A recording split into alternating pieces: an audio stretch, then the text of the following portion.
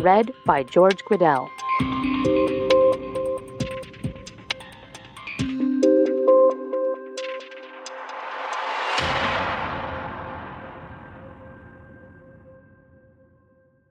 Prelude. Central Siberia. Grisha Azarov steered clear of the main street, taking a random path as he walked through what had once been one of Russia's many oil boomtowns.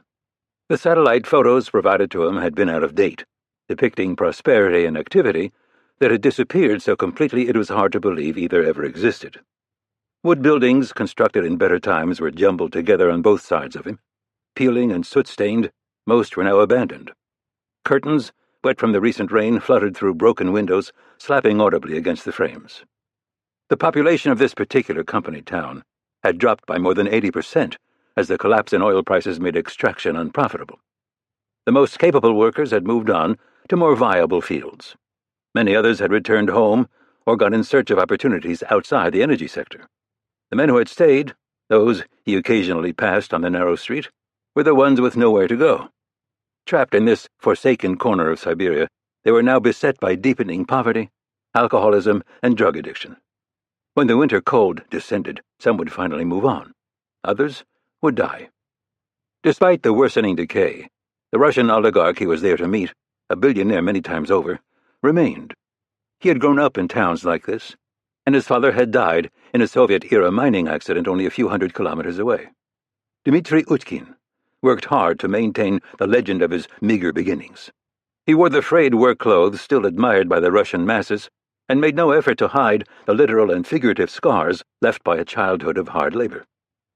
Into this working-class persona, he skillfully weaved a beautiful wife, Italian sports cars, and watches worth more than some of his countrymen would make over their lifetimes. And they loved him for it. He provided the illusion that Russia's path to greatness was still accepting travelers, that they too could rise from squalor to become one of the country's great men. Azarov turned down a muddy alleyway and slowed his pace as he approached the edge of town. Overhead photographs had depicted a disorienting change from gray and black to green and white. He'd expected the reality on the ground to be less stark, but if anything, it was even more so. The opulent mansion had been completed almost 10 years ago, and now jutted up behind massive trees flown in beneath cargo helicopters borrowed from the military. Rumors were that the structure consisted of nearly 100 rooms. According to the architectural plans Azarov had been provided, the actual number was higher, 106. Photos of the facade were surprisingly hard to come by, so Azarov stopped to examine it through the swaying leaves of imported landscaping. It was a typically grand and tasteless attempt to resurrect the past, to emulate the long-dead royalty with whom men like Utkin felt such kinship. Security men began to appear as he closed in. Not surprisingly, they seemed confused. While he was precisely on time, they would have been told to watch for a man in an expensive European suit, driving an even more expensive European car. Instead, Azarov was on foot, wearing old jeans, work boots, and the thick wool coat favored by people in this region. "What do you want?" a man in a crisp uniform said, clutching the AK-103 strapped across his chest. "You know this area is off-limits to workers." Apparently there was a limit to how closely Utkin wanted to mix with the people whose history he professed to share. "I have an appointment." The man's expression turned from irritation to caution. He gripped his weapon a little tighter. "You're Grisha?" Azarov nodded, and was immediately surrounded by 5 guards culled from Russia's special forces. One ran a metal detector over him and, when satisfied that no weapons were present, motioned for Azarov to follow. They moved away from the mansion, back toward the town, with 2 armed men falling in behind. It wasn't particularly surprising that the meeting wouldn't be held in Utkin's home. The billionaire would suspect that Azarov had familiarized himself with the venue and would want to keep his visitor off balance. An intelligent precaution taken by an intelligent man. In the end, though, his machinations would be of little importance. They walked back along one of the muddy streets as derelict men scurried into alleys and unoccupied buildings in an effort to stay out of their way. The journey ended at a rusted door etched with the name of what had once been a prominent Russian oil company. They stepped inside, and Azarov was pointed to a chair, the only thing that remained in the entry hall. The walls had been stripped bare, and the luxurious carpet was now stained and matted. One of the guards went through a door at the back, while the other two kept their eyes locked on Azaroff. Of course, the man he was there to meet would make him wait, a reminder to Azaroff of his subordinate position. It was always so. Based on the information he'd been provided, Dmitry Utkin had little formal education. He had been nothing more than a petty criminal at the end of the Soviet era, though one with exceptional cunning and foresight. He'd moved quickly to take advantage of the opportunities presented by the fall of the Berlin Wall, and had been one of Boris Yeltsin's early supporters. When Yeltsin rose to power, and he began parceling out Russia's riches to men who had been loyal to him, Dmitry Utkin was one of the first in line. The assets, tax breaks, and government contracts he'd received were worth hundreds of millions of US dollars, and Utkin had transformed that initial fortune into an energy-based empire that spanned the globe. His growing power and influence inside Russia was what had brought Azaroff there. A thin man with graying hair and tinted glasses appeared in the doorway and hurried toward him. Mikhail Zhestakov was the CEO of Utkin's primary holding company, a man in his early 40s with no ties to Soviet corruption or organized crime. By all reports, he was a highly competent and reasonably honest businessman, at least when viewed through the lens of Russian commerce. "I'm so sorry to have kept you waiting," he said, extending a hand. "Dmitry is ready for you now." Azaroff stood and followed him through a dimly lit hallway, with the two former special ops men following close behind. It finally opened into what had once been an opulent outer office, but now smelled like the den of some unidentified animal. The entire back wall was frosted glass, with a single door of the same opaque material. They passed through, and he found himself in an expansive office that seemed to have been renovated just for this meeting. The dust and grime were gone, and the overhead lights cast a fluorescent glare across the room. Furniture was still sparse, but centered along the back wall was a large desk. Azaroff initially ignored the man at it, instead taking in the details of his new environment. There were no windows, and the soldiers he'd entered with went immediately for the corners of the room behind him. The third had taken a position to his 11 o'clock. Zhestakov retreated to the remaining available corner, looking increasingly nervous. It was clear from Zhestakov's background and demeanor that he was not a threat, so Azaroff deleted his existence from his mind and glanced back over his shoulder. The frosted glass wall had a horizontal crack about a meter from the floor that crossed almost its entire length. The door appeared to have been left unlocked, but was too large and heavy to open quickly. "It was my understanding that this was to be a private meeting," Azaroff said, finally turning to face Utkin. "These are my most loyal men. I trust them with my life. More than I would say for you, Private Filippov." It was a name Azaroff hadn't heard in many years, and he didn't bother to hide his bemusement. "Of course I know who you are," Utkin said. "A poverty-stricken nobody from a place no one has ever heard of. A failed athlete, and a soldier whose service was so brief as to be completely inconsequential. An errand boy a long way from home. You do well to remember who paid for your training, boy. Remember who made it possible for you to become what you are." His words were an overstatement, but not without a kernel of truth. While Azaroff worked for Russia's president, it was impossible to separate the government from the oligarchs who acted as the country's nobility. Russia existed as a complex web of political bureaucracy, organized crime, and unrestrained capitalism. The enormous sums of money generated by men like Utkin was made possible by the favoritism of the government, and that favoritism was paid for through an elaborate system of bribes and patronage controlled by President Maxim Vladimirovich Krupin. "Why has Krupin sent one of his representatives here?" Utkin said, glancing at his security men for reassurance. "And why you, Grisha? Am I supposed to be frightened?" It was an excellent question. Though he could be quite persuasive, Azaroff wasn't a negotiator. He was a problem solver. "You've spoken out publicly against the president, and you've met with exiled men in London, sir. Understandably, this has caused the president concern." "Exiled," Utkin repeated. "That's a pleasant characterization." Azaroff nodded noncommittally. The men in question had made the mistake of displeasing Krupin. In retaliation, the FSB had accused them of corruption and tax violations, forcing them to flee with little more than the clothes on their backs. Once they were gone, their holdings had been split up and doled out as patronage to more loyal men. It was an arrangement that took advantage of the greed of the remaining oligarchs and had worked for decades. Those simpler times were now coming to an end, though. Russia's economy was collapsing, and that was emboldening its power elite. Utkin most of all. He, more than the others, had a predator's ability to smell weakness and exploit it. "Are you here to make me one of them, Grisha? To chase me off to the west? To take all that I've worked for?" He shook his head. "The world has changed, my friend. I have interests that range far outside Krupin's shrinking sphere of influence." "I think you misunderstand my purpose." Utkin ignored him, warming to his subject. "Russia is drowning in its own filth, Grisha. It's a closed system based entirely on corruption, threats, and the rape of its natural resources. No other country will respect Krupin's wishes with regard to me. I'll be a billionaire living in Monaco, not a pauper. He may believe he still has that kind of power, but if so, he's delusional. Might I remind you that the corruption and rape of natural resources are what generated your great wealth? You didn't buy your mineral and energy rights. They were given to you. But not by Krupin, by one of his long-dead predecessors." Utkin waved a hand around the office. "And now I'm being slowly bled of what I have. Mother Russia can no longer provide." Azarov thought of the garish mansion at the edge of town. "And yet you seem to be living well. For how much longer, Grisha? Tell me that.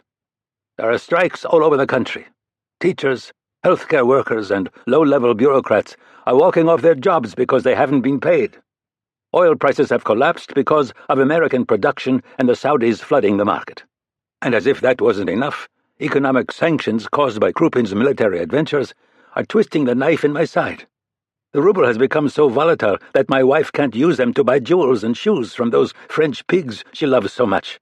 I might as well relocate my business to Nigeria." "I understand the weather this time of year is quite beautiful." Utkin smiled, but otherwise didn't respond.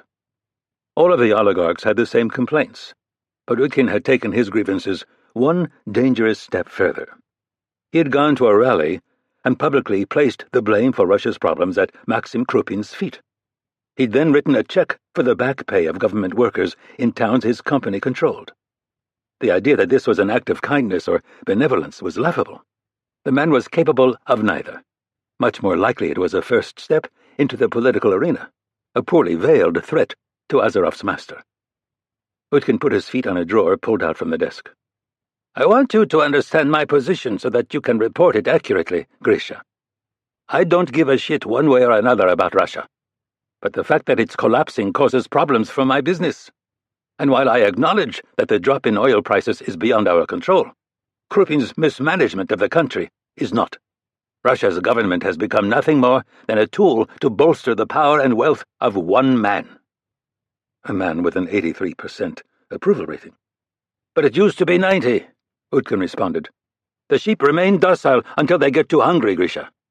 If the disparities between the ruling class and the peasants gets too large, there will be a backlash. Look at our own history. The Bolsheviks butchered the aristocracy, and we ended up with more than a half-century of communism. Now we have this. I'm here to assure you that the president is regaining control." Utkin didn't bother to hide his skepticism. "All these strikes that are happening would have never gotten off the ground 5 years ago, Grisha. No one would have dared. And the murder of Krupin's leftist opponent last month shows desperation. I assume that was your handiwork?" In fact, it wasn't. The assassination had been a simple matter, nothing that demanded his talents. "The world is watching, Grisha, and we're starting to look like some sub-Saharan backwater." Azarov didn't disagree, but it wasn't his place to make judgments on Krupin's governance, only to follow his orders. "There have been some issues, but they'll soon be resolved, sir. The president is quite confident." Utkin actually laughed. "That's why you were sent here? To repeat the same bland assurances? Wonderful. Please tell me how Krupin plans to protect my interests. I'm rapt with attention." "I don't know the details," Azarov admitted. In fact, he didn't know anything at all about Krupin's plan, or even if there really was one. "Ever the unquestioning servant, eh, Grisha?" The skepticism on Utkin's face gave way to a benevolent smile. "Maybe you should come work for me. It would have to be better than this." "The president is convinced that you'll be pleased with the results of his program." Utkin's smile faded. "And yet he sends you. Why?" If he's so confident in his economic policy, why not just call me to discuss it? Why the clumsy attempt to intimidate me? Again, that's not my purpose. Not surprisingly, Utkin was unconvinced. Krupin's quietly amassing men and materiel on the Latvian border, Grisha. Can we expect another military excursion that will do nothing but drain our resources and court a confrontation with the Americans? Is that his plan? Azarov wondered the same thing. Many Russians felt that the breakaway states had been stolen from them during the Soviet collapse. Flexing this kind of military muscle, the only kind of muscle Russia still had, spoke deeply to their nationalism. People are starting to look clear-eyed at the condition of their lives, Grisha. Flag-waving and military spectacles aren't going to keep them compliant for much longer. Is this how Russia is to end? With one man's desperation to maintain power at all costs? The hypocrisy of the oligarchs became tiresome quickly. Like Krupin, all Utkin cared about was his own power. In the same position, he would act no differently. It was time to put an end to this meeting and go home. Azarov liked being in Russia less and less as the years wore on. There was a darkness in his country that penetrated deeper into him each time he crossed its border. Can I tell the President that he can count on your support, sir? Utkin didn't answer, and Azarov kept his eyes locked on the man, though he was really focused on his peripheral vision. The former soldier to his left had an open jacket and his arms crossed against his chest, keeping a hand close to his shoulder holster.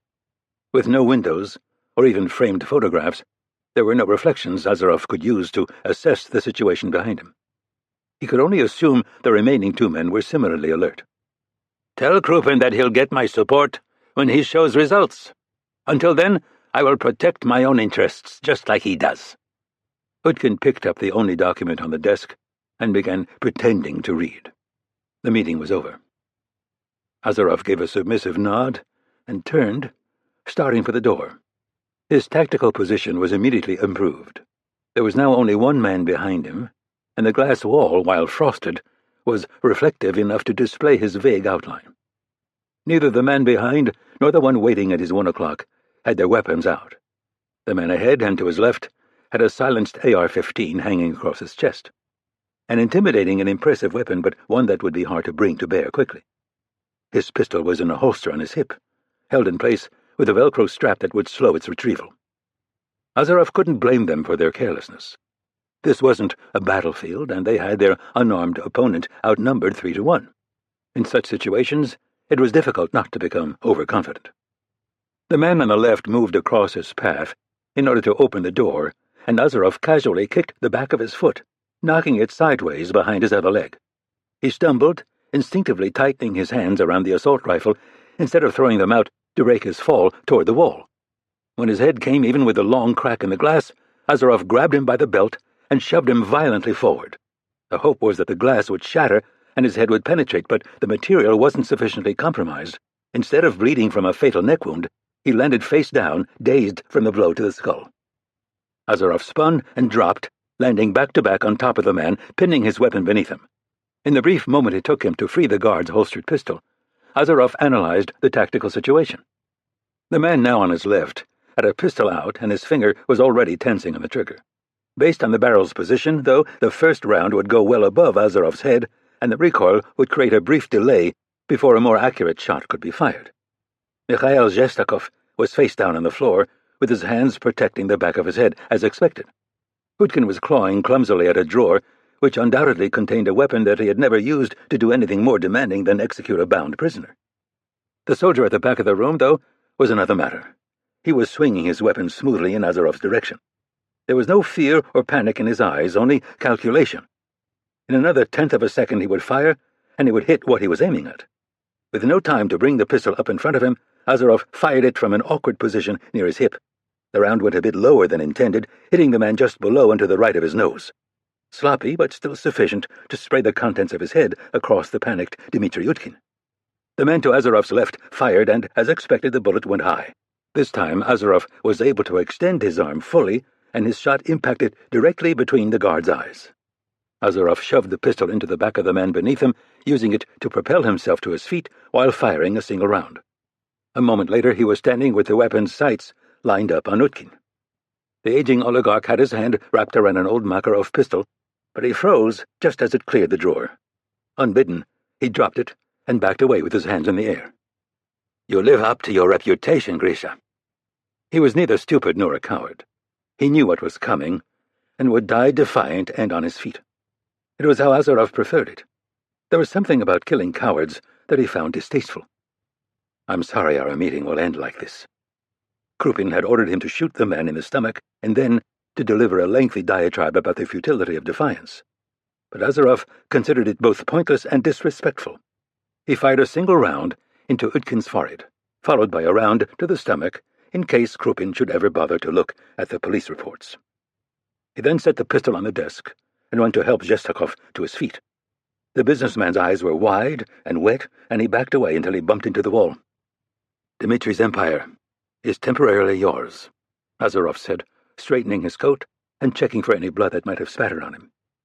"You'll manage its breakup and distribution to the other oligarchs, and then you'll take a position of responsibility in one of their organizations. Is that acceptable?" He nodded silently. "The President wants you to understand that he doesn't blame you for Utkin's behavior and admires your business acumen." Azarov didn't bother to wait for a second hesitant nod, instead turning and stepping over one of the bodies on his way to the door.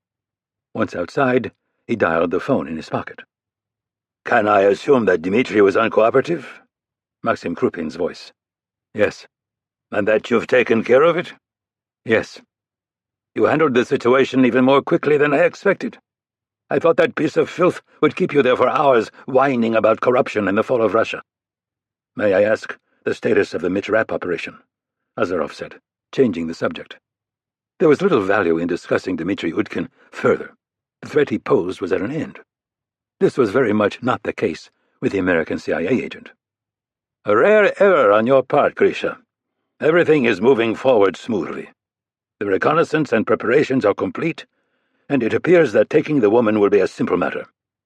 "I'm pleased to have been wrong," he said without conviction. He could still feel the slight queasiness he always suffered when Rapp's name came up. Azarov had no involvement in Krupin's Pakistan operation or in his plans to keep Rapp from interfering. It was the way he preferred it, at least for now. "Tell me," Krupin said, obviously not willing to allow his subordinate to direct the conversation. "Did Dmitri beg?" "Yes," Azarov lied. "The man was a pig," he said, sounding predictably pleased. "He cared nothing about Mother Russia." And yet he was a powerful man who the oligarchs looked to for leadership. "Your point?" "You didn't exile him, sir. You killed him. Are you certain that distributing his assets to the others is going to be enough to appease them? There's a difference between intimidation and fear. The latter can make men unpredictable." "He was gunned down like the animal he was. They could expect no different outcome." "Yes, sir." Krupin had always been mistrustful, but the Arab Spring had amplified that to a dangerous degree. Watching dictators much more entrenched than himself being ousted and killed had caused the man to become paranoid. No slight was too trivial or player too insignificant to escape his notice. All were dealt with in the same ruthless manner. With Utkin, though, Azarov wondered if Krupin had finally gone too far, if this time he had lit a fire that could not be extinguished. Chapter 1. Near Franschhoek, South Africa. Mitch Rapp eased his rental car onto a quiet rural road and began winding his way through vineyards. The sun had just hit the horizon, turning the craggy mountains orange against the clear sky. The scene couldn't have been more different from the smoggy, traffic-choked Pakistani cities he'd spent the last 2 months in. Swapping the stench of diesel and sweat for the idyllic setting of South Africa's wine country should have been a pleasant change. If anything, though, it had tightened the knot in his gut. When he'd killed the fundamentalist director of Pakistan's intelligence apparatus a few weeks ago, blowback had been inevitable. But now it had grown beyond even his and Irene Kennedy's worst-case scenario. There was still no question that Ahmed Taj's elimination had been necessary in order to keep Pakistan's nuclear arsenal out of the hands of Islamic hardliners. Unfortunately, his death had left a power vacuum that was pushing the already unstable country to the brink. Umar Shirani, the head of the army, was using the growing chaos to continue Taj's effort to oust the country's relatively moderate president. One of the keys to his plan was to gain control of Pakistan's nuclear arsenal, confident that the world would be forced to back anyone with the means and will to incinerate a large swath of the region, or, if not back, at least not oppose. To that end, General Shirani had taken the country's nukes from their secure locations and was moving them around Pakistan in order to keep the civilian government from extending its authority over them. Of course, he said that his actions were to keep the weapons safe in the increasingly unstable environment, but no one actually believed him. He was forcing a showdown, making Pakistan's politicians and power elite choose sides. Rapp and his teams had been charged with trying to track the weapons' movements and to make sure that none of Pakistan's terrorist groups got hold of one. It was a virtually impossible task. They were being asked to follow the constantly moving individual components of the world's seventh-largest nuclear arsenal while being actively opposed by its sixth-largest army. It was a little like the old cup-and-ball magic trick, but with 100 balls, each one of which had the potential to explode and take out a major city.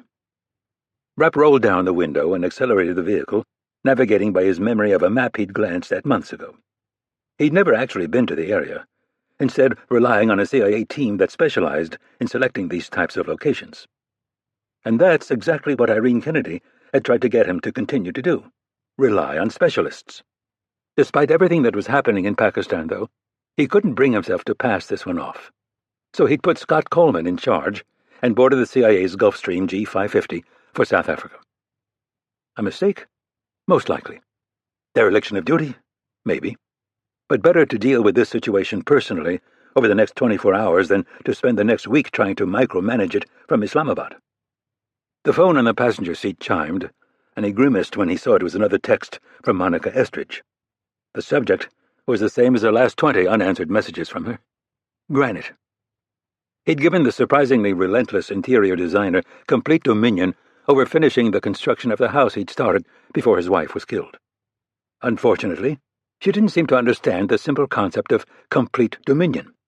He had no idea how many swatches, paint colors, and wood finishes there were on the planet, but he was pretty sure she wasn't going to rest until he'd looked at every one. The dirt road began to climb toward a mountain striped with cliff bands, and Rapp made sure he kept the vehicle's speed at a level that wouldn't attract attention. When he reached the top of the first rise, he spotted the gray roof of the home he was looking for.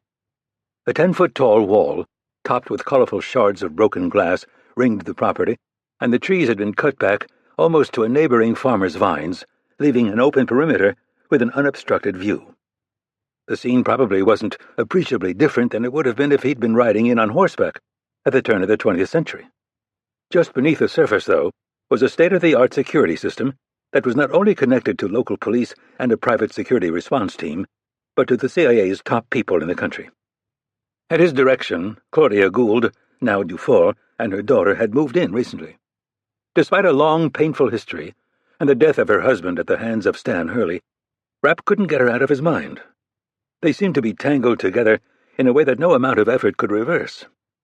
It was hard to reflect on his relationships with women without using the words disaster and catastrophe. On particularly bad days, cataclysm also sprang to mind. His first love had died in the terrorist attack on Pan Am 103 when he was still young. Years later, his wife and unborn child had been murdered by Louis Gould, the late husband of the woman living in the spotless Cape Dutch house he was passing.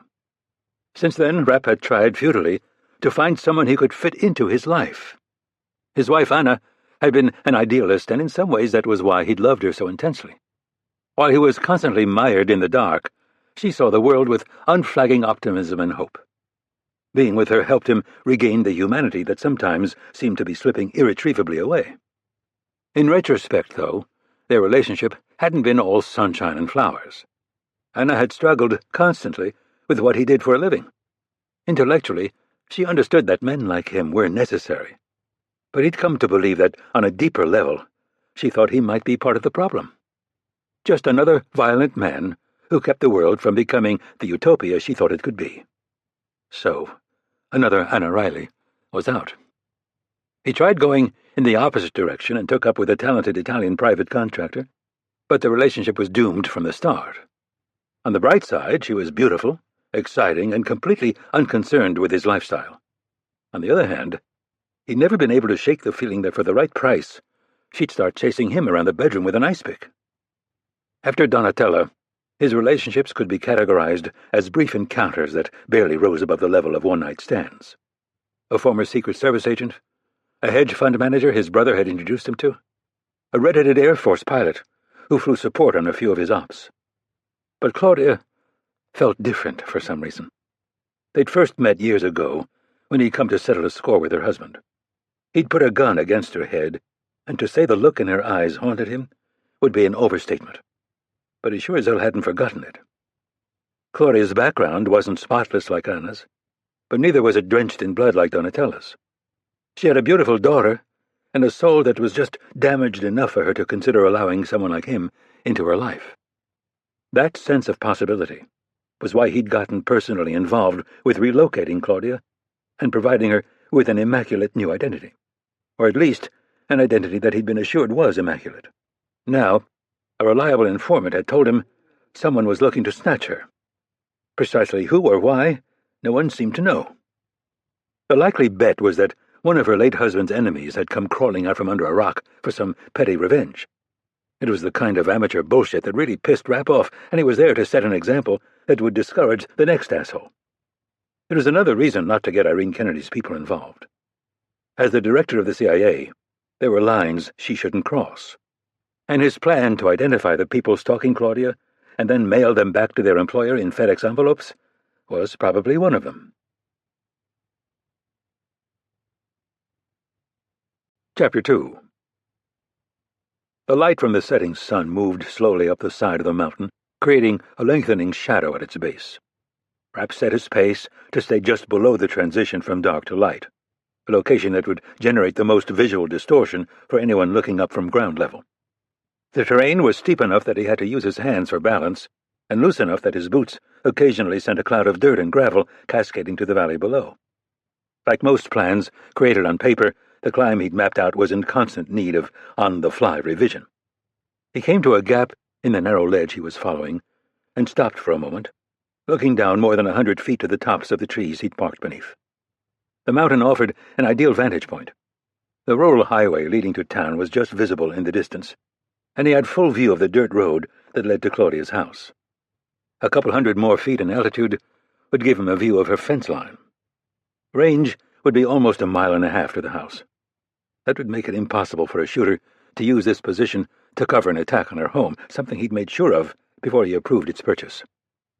Unfortunately, the curving road came within a quarter mile of the base of the cliff, a reasonable distance for a gifted sniper with the right equipment. In truth, the property had never been ideal. Rapp would have preferred to put Claudia and her daughter in one of the heavily secured condo buildings in Cape Town's business district. The complexities of getting to her in the crowded city center were far more daunting than they were in this quiet rural area. There were factors to consider beyond security, though. What kind of childhood would Anna have in the city? While his views on children had gone out of style over the past few decades, he'd always thought they needed room to run. What would he and his brother have done if they'd been stuck in a concrete and glass box as kids? Most likely gotten into even more trouble.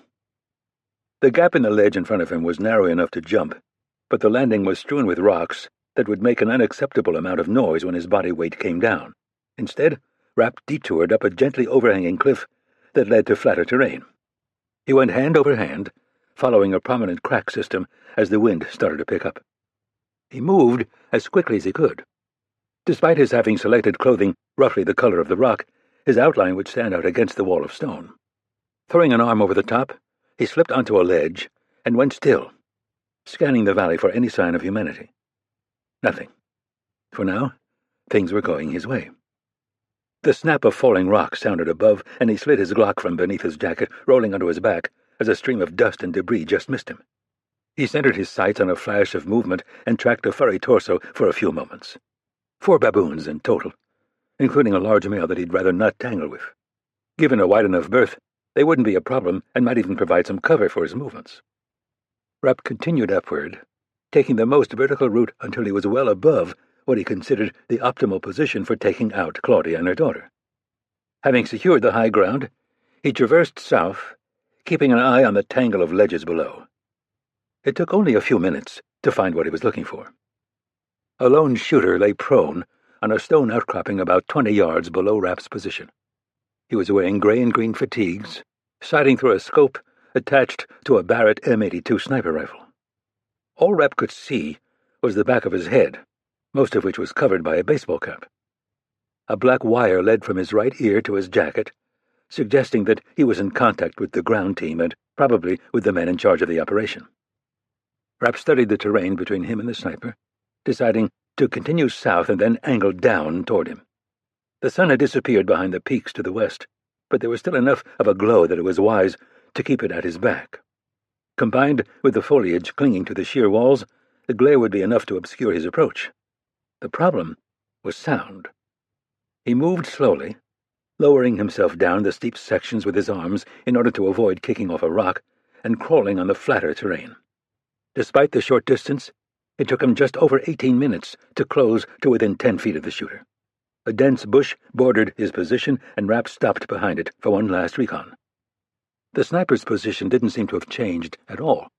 He was statue still, confirming his experience and discipline. Rapp slid the Glock from his jacket and inched forward. The man stayed focused on his scope, unaware that he was being hunted until the barrel of Rapp's gun pressed against his ear. He jerked a bit and then went completely still again. "Get up. And unless you want to take the fast route down to the valley, be careful how you do it." Chapter 3. Ilya Gusev lit another cigarette and stubbed the old one out in an overflowing ashtray. The shades were drawn, leaving the room in darkness, broken only by the glow of the computer monitor he'd paid cash for earlier that week. He scanned an image transmitted from a camera mounted to the back of a truck, but little had changed. The same empty dirt road cast into shadow by the setting sun. Most of the other video feeds set up in a grid across the screen were still blank. They were reserved for the men carrying out the operation and wouldn't be turned on until it started in earnest.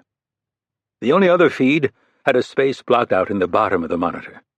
He expanded it and studied the view of the operation's entire theater being transmitted through the rifle scope of a man perched high on a cliff face.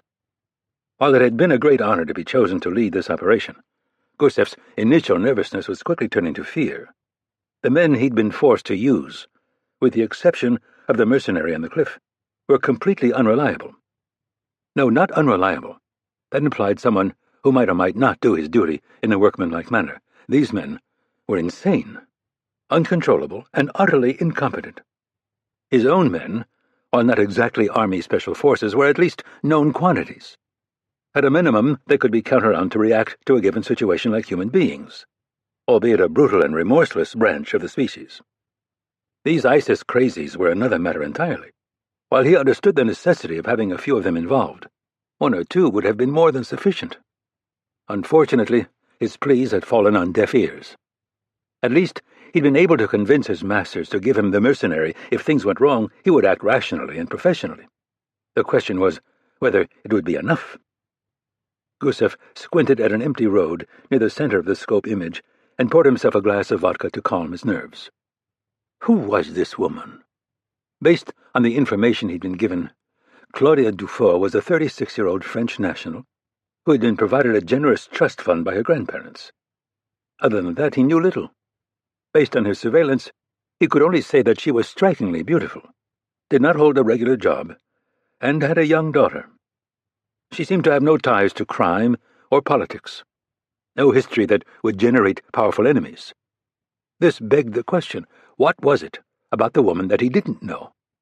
It seemed certain that she was not the simple, wealthy single mother she presented. Who was she, really? Who had she harmed? Gusev took an unusually small sip of his vodka, cognizant that he needed to keep his wits about him. In the end, the woman's identity was irrelevant, and he was undoubtedly better off not knowing. All he needed to do was succeed at the task given to him. If everything went as planned, the rewards would be limitless. Unfortunately, failure would be punished just as lavishly. The scope image shook, and the Russian focused on it again. The mercenary behind it, a young American, was one of a new generation of assassins. Not terribly experienced, but well-trained and possessing the technological skills necessary to operate in a world that transformed itself almost hourly. What had drawn Gusev's attention was less the image itself and more the sudden violent shake of it. Kent Black was nothing if not disciplined. His uncanny ability to lie completely motionless for hours on end was one of the reasons he'd been selected for this mission. The dark feed from the body cam the American was lying on began to move as he slowly rolled over. Gusev felt a surge of adrenaline when a pair of boots came into focus. Black wasn't alone on the ledge. Someone had managed to climb to his position unnoticed and come up behind him. The camera swept upward, displaying the shadowed outline of a Glock and then a face that was lit just well enough to be recognizable. Mitch Rapp. Gusev stumbled backward, nearly pitching over his chair. He knew the face from years ago. It had been burned into his mind from a hazy black-and-white photo taken just after Rapp had executed 7 Russians involved in selling arms to Hamas. What the fuck was the CIA man doing here? What connection could he possibly have to a young French woman living in South Africa? Gusev tried to calm himself but found it impossible. What should he do?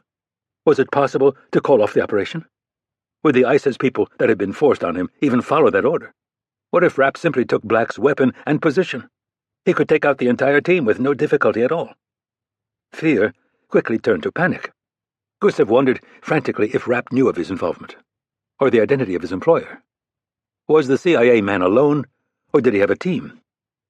The Russian spun toward the door, his instinct for self-preservation overwhelming him. After a few jerky steps, though, he stopped. It was impossible. Where would he go? It wouldn't matter. He would be a hunted man.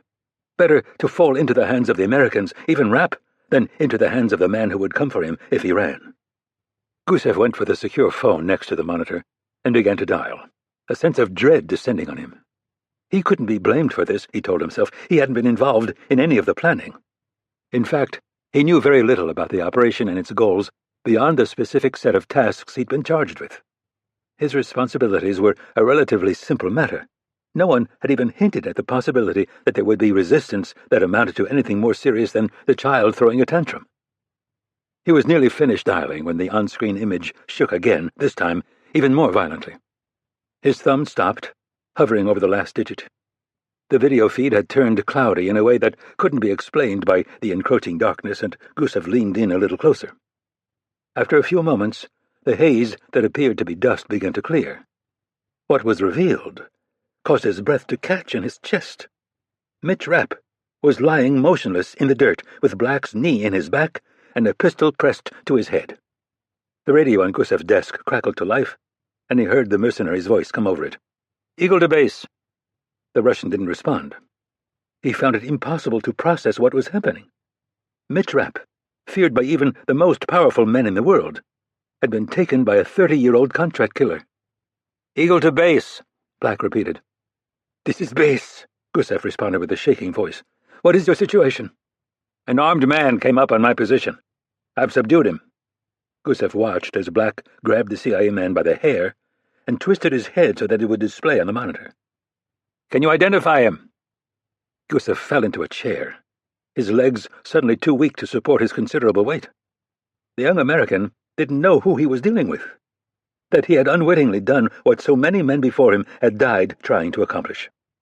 "What happened?" Gusev asked numbly. "Whoever he is, he's quiet as hell, and can obviously climb. The cliff face behind my position is loose, and I put a remote charge in it for just this kind of situation. He was standing right in front of it when I triggered it." "Is he—" Gusev's mouth went dry for a moment, and he wet it with a quick swig of vodka. "Is he dead?" "Nah, just unconscious. You want me to finish him?" The Russian considered the question for a moment. "Would it be possible to get him down alive?"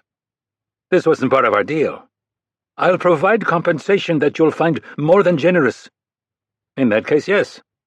If he wakes up and can walk. There's no way to carry him, though. Are we continuing with the op? Seems like we've been compromised." "We're moving forward," Gusev said, trying to contain his excitement. Rapp dead would be an enormous prize, but alive? The man's knowledge of CIA operations was second only to that of Irene Kennedy. There was no way to overestimate his value to Gusev's employer. What rewards would he reap for succeeding beyond anyone's wildest imagination? for capturing the man that everyone considered invincible. "He is extraordinarily dangerous," Yusef said into the radio. "If you can get him down without taking any risks, do so. If there is any sign of a problem, kill him immediately." "Understood. Dufour and her daughter should be only a few minutes out. Can you subdue him and still carry out your part of the mission?" "Not a problem," Black said with confidence that would undoubtedly disappear if he knew who was lying at his feet. "I'm out." Chapter 4. Claudia repeated her new last name to herself, trying to get it to sink in. She spoke quietly, keeping the volume of her voice lower than that of the breeze blowing through the vehicle's open windows. Dufour. Dufour. Dufour. It wasn't as though this was her first alias. She'd had plenty of occasions to use them in the years she'd handled logistics for the professional assassin she'd been married to. This felt very different, though. Those had been nothing more than a stack of IDs and credit cards to be used for a few days and then carefully destroyed. Claudia Dufour wasn't a convenient fiction to be used while Louis completed a contract. It was who she was now. Claudia Gould was gone forever. She spoke a little louder, glancing over at her daughter in the passenger seat to make sure she didn't wake her. On the other hand, maybe she should. Anna had taken to sleeping too much in recent weeks. At 7 years old, she was struggling to fully grasp the ramifications of her father's death, the permanence of it. And then there was the new home, the new school, and the new friends.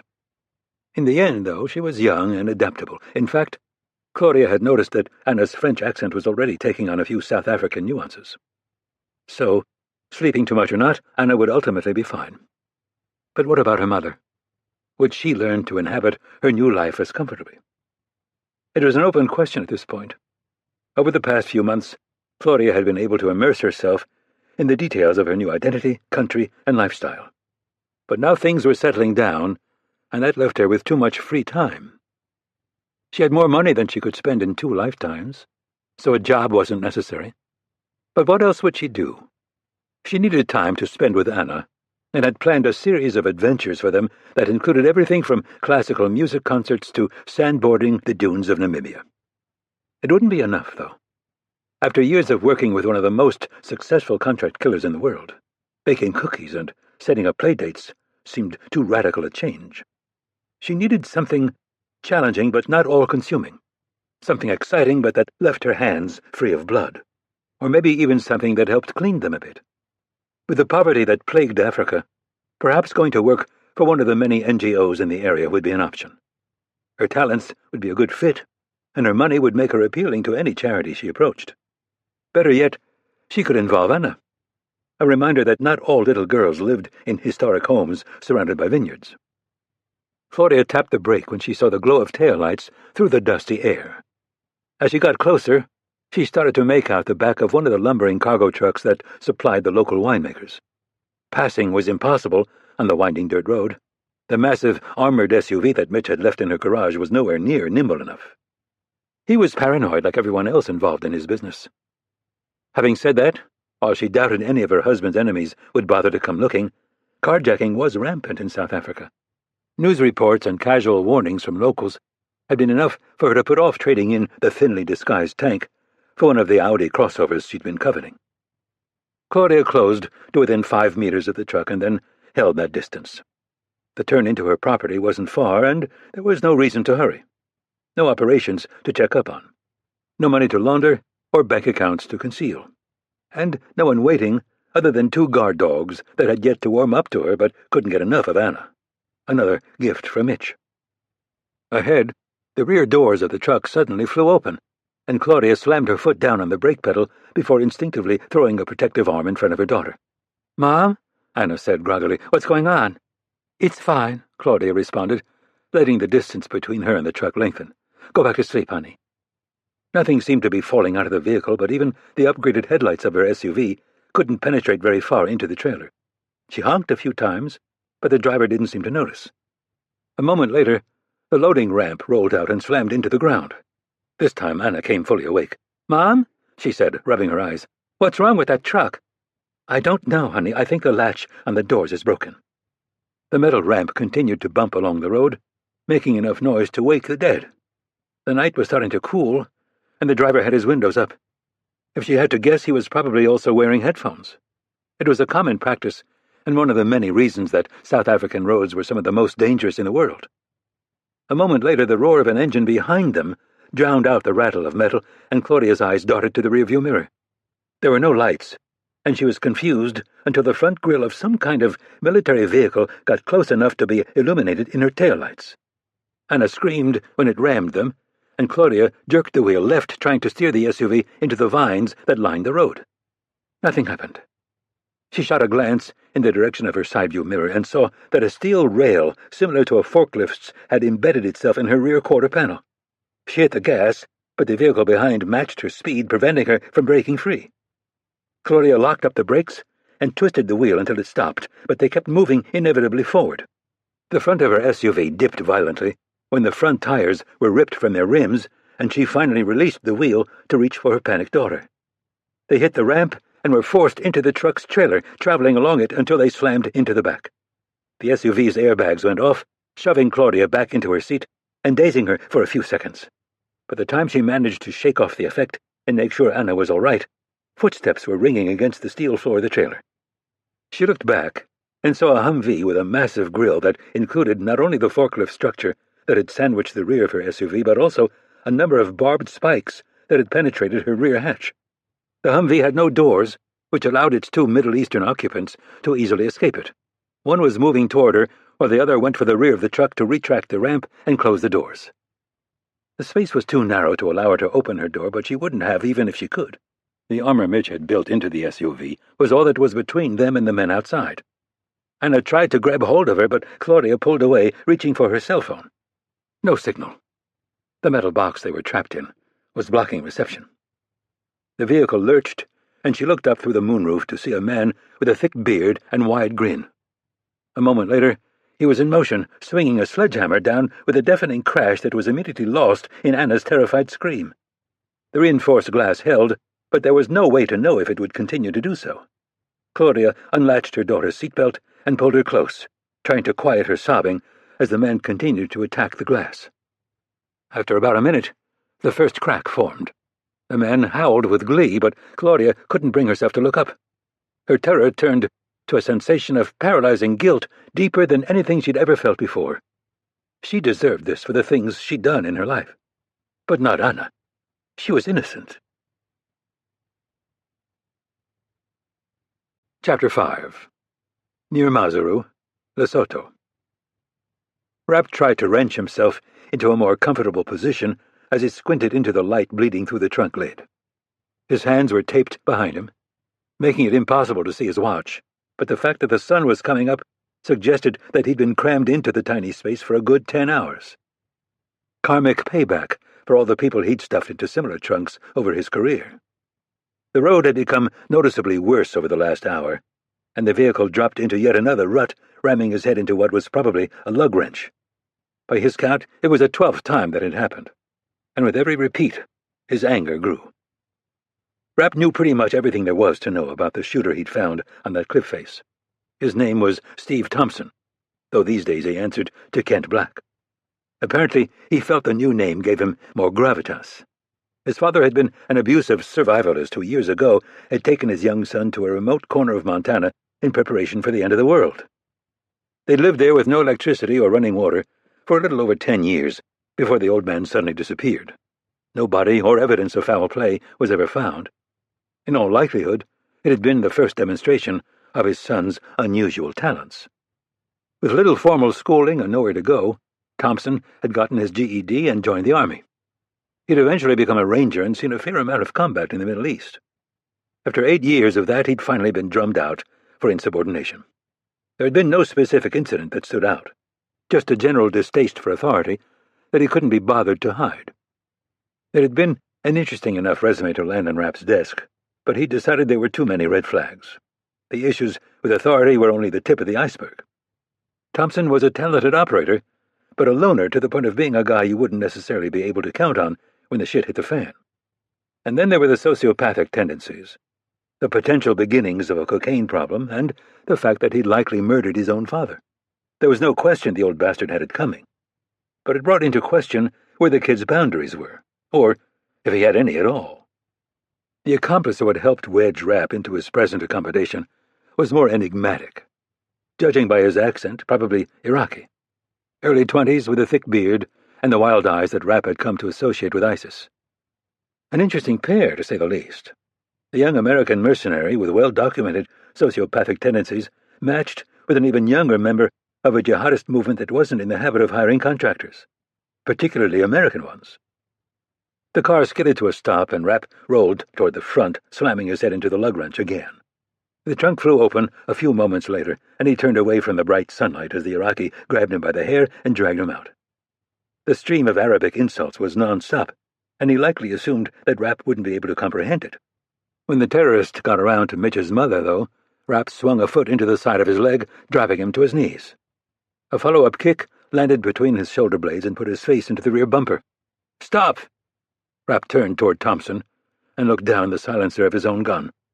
One of his least favorite things to do. Blood was gushing from the Arab's nose as he leapt to his feet and prepared to charge, but Thompson shifted the weapon toward him. "I said stop! Both of you!" Rapp just turned and started walking toward the only building in sight. "Wait!" He ignored the man, using the time to take in his surroundings. The mountains were less rocky than those around Franschhoek, and everything was green. Despite the clear sky and sun angling in from the east, the air didn't hold much heat, suggesting a significant increase in altitude. More interesting was the building itself. Windowless and constructed entirely of cinder block, its purpose was painted on it in faded red letters. Mortuary. Thompson and the bleeding Arab fell in behind as Rapp pushed through a heavy wooden door. The room was probably 25 feet square, with the woman and the girl he'd come to Africa to help sitting on a collapsing sofa at the far end. Claudia looked understandably distraught, while Anna was nearly catatonic. They were guarded by an armed Arab who looked just as crazy as the one dripping onto the floor by the entrance. Finally, there was a coffin in the center of the room containing the emaciated corpse of a man who looked to have been about 30 when he died. Whether the condition of the body was from the illness that killed him or the fact that he'd just gotten a little dried out was hard to tell. At least, he didn't smell. Claudia stood and started toward Rapp, but the man guarding her swung his rifle butt into her chest, hard enough to knock her to the floor. Anna came to life, darting for her mother and landing beside her, crying loudly. Rapp felt his anger flare, but there wasn't a lot he could do with his hands secured behind his back. Claudia looked more scared than hurt, and she pulled her daughter back to the sofa, keeping a watchful eye on the man screaming about crushing her skull and raping her dead body before doing the same to Anna. Fortunately, French and English were her only languages, and she had no idea what was being said. "Move," Thompson said, indicating a door to the left. With few other options, Rapp entered what appeared to be an embalming room. "Sit." He did as he was told, and Thompson used more tape to secure him to the chair. When he was satisfied with his handiwork, he dumped Rapp's gun and other personal effects on a metal gurney next to a body in the process of being prepared for burial. "He's secure?" Rapp looked toward the door and examined the man who had appeared in it. The accent was unquestionably Russian, and his appearance confirmed that. About 6 feet, weighing in at a soft 250. A few tattoos with Cyrillic writing were visible beneath the thick black hair on his arms. "Yeah, he's not going anywhere." "Then get the fuck out." Thompson closed the door behind him as the Russian walked to the gurney and started going through items on it. He admired the Glock for a few seconds before starting to paw through Rapp's wallet. "Mitch Cruz?" "That's me." The man let out a short laugh and picked up Rapp's phone, staring down at the screen for a moment. "What is this?" "It says granite." That woman just wouldn't give up. "It's a type of rock." The Russian rushed forward and slammed a fist into the side of Rapp's face. "I speak English. What does it mean? Is it a code word?" Rapp worked his jaws around. No serious damage, but the guy had a punch. "It means I need kitchen counters, Ivan. Do me a favor and pick one." He swung again, but this time Rapp managed to duck his head enough to get the blow to glance off. "You will give me the truth!" the man screamed. He paused, letting an arrogant smile spread across his face. "Mr. Rapp." "Pretty pleased with yourself, aren't you, Ivan?" "My name is not Ivan." "Sorry. What is it?" "I am asking the questions," he shouted, this time swinging a fist into Rapp's stomach. How did you get here so quickly?" "I swam." The man glanced suggestively at the door that led to Claudia and Anna. "Are you sure you want that to be your answer?" Normally, Rapp would just clam up during an interrogation. It was the best way to hold out. But he needed to get this more on talking. "You got me, Ivan. Gulfstream G550. "Stop calling me that," the man said angrily. "Then introduce yourself." The Russian grabbed a scalpel from next to the body and held it so it flashed in the overhead lights. "I suggest you start taking my questions seriously." Rapp decided to mix it up and feigned a hint of fear. Okay. I have a personal relationship with the woman and got a tip someone was coming to kill her." Of course, the intel was actually that kidnapping was the play, but the intentional error would goad this idiot. "From who?" "An informant in St. Petersburg. You should have covered your tracks better." "Your informant knows nothing," the man said, clearly anxious to prove that he was the smartest guy in the room. "The people who hired you had dealings with her husband," Rapp offered. "This is just some piece of dumbass revenge." "You rely too heavily on bad intelligence, Mr. Rapp. I was just to take the woman and the child to Afghanistan, to lead you on a chase around the world for the next 2 weeks before killing them." This guy was way too easy. Certainly not Russian intelligence. If he were, Rapp would already be on a plane to Moscow, where he'd either get traded back to the U.S. or spend the next 5 years being wrung for everything he knew about America's intelligence capability. Now, this dipshit had the look of one of the many organized criminals that ran roughshod over the former Soviet Union. Not the stupidest-looking one Rapp had ever met, but then the bar wasn't all that high.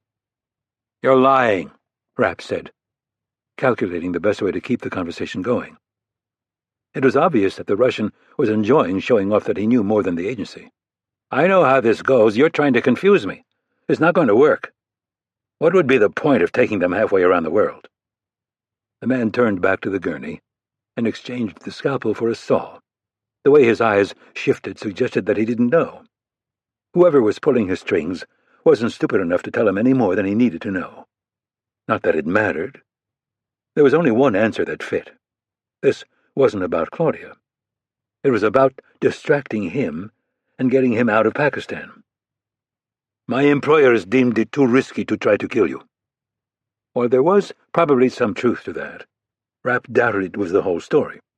More likely, his employers recognized that killing him went only so far toward damaging the CIA's Pakistan operation.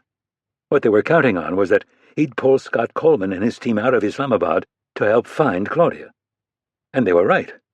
If he hadn't gotten the tip, and instead showed up to find that Claudia had been snatched by a couple ISIS pricks, he would have wanted his top people in on the hunt.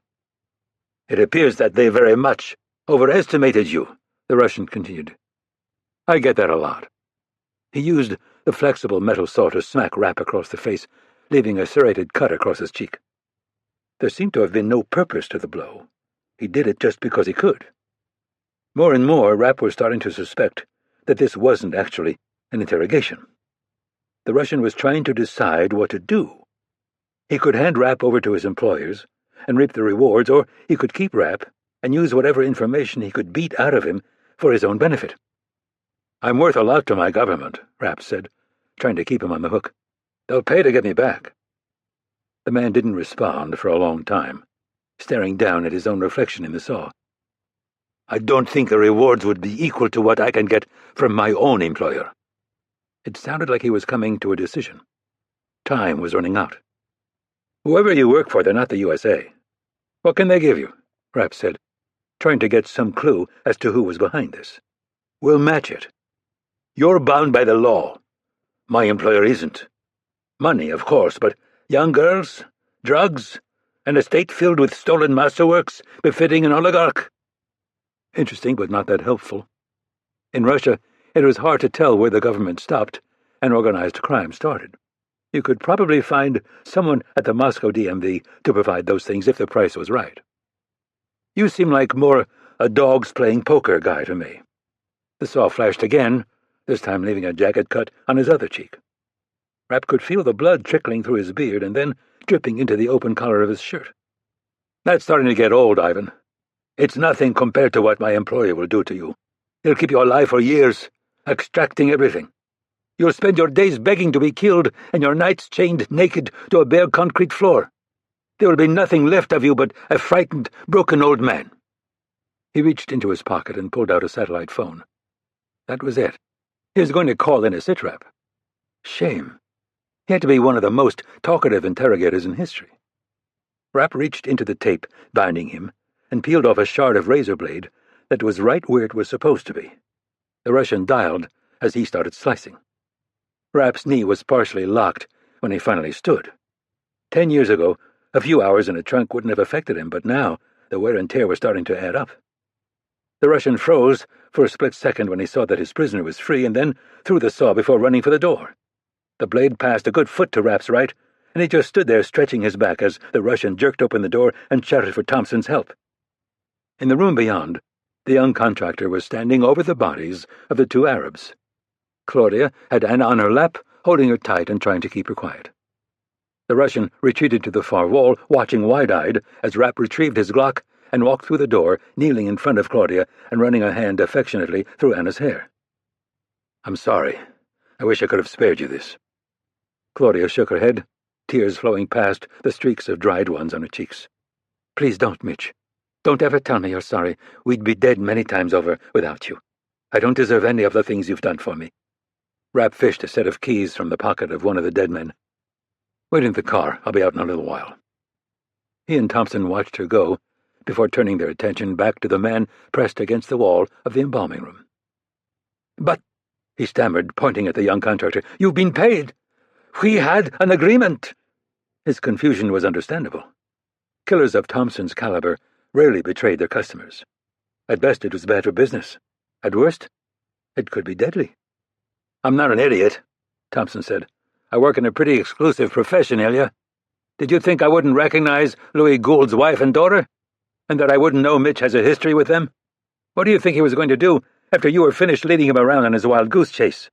He was going to hunt me down and put a bullet in my head." "Gould?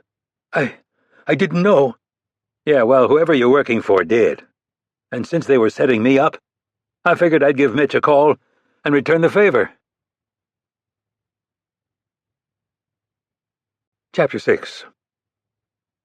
The Russian crouched and let loose a right hook when Rapp got in range. It wasn't a bad effort. Clearly, the man had some training. Based on the speed, though, that training had been a lot of vodka and cigarettes ago. Rapp ducked and shot an open palm up into the man's chin. He'd retreated against the cinder-block wall, and, as planned, his head snapped back into it. Not with sufficient force to knock him unconscious, but hard enough to make his knees buckle. Rapp grabbed him by the hair and dragged him to the gurney centered in the room. He shoved the corpse occupying it onto the floor and replaced it with the Russian. He struggled weakly, but was too dazed to prevent Rapp from using a roll of duct tape to secure him to the blood-stained metal surface. "Ilya, right? What's your last name?" Rapp said, grabbing his phone off the tray and starting to dial. I wasn't going to harm you," the man begged uselessly. "I don't know anything. I was just hired." Rapp slapped a piece of tape over his mouth, silencing him as the phone on the other end of the line began to ring. Irene Kennedy picked up a moment later.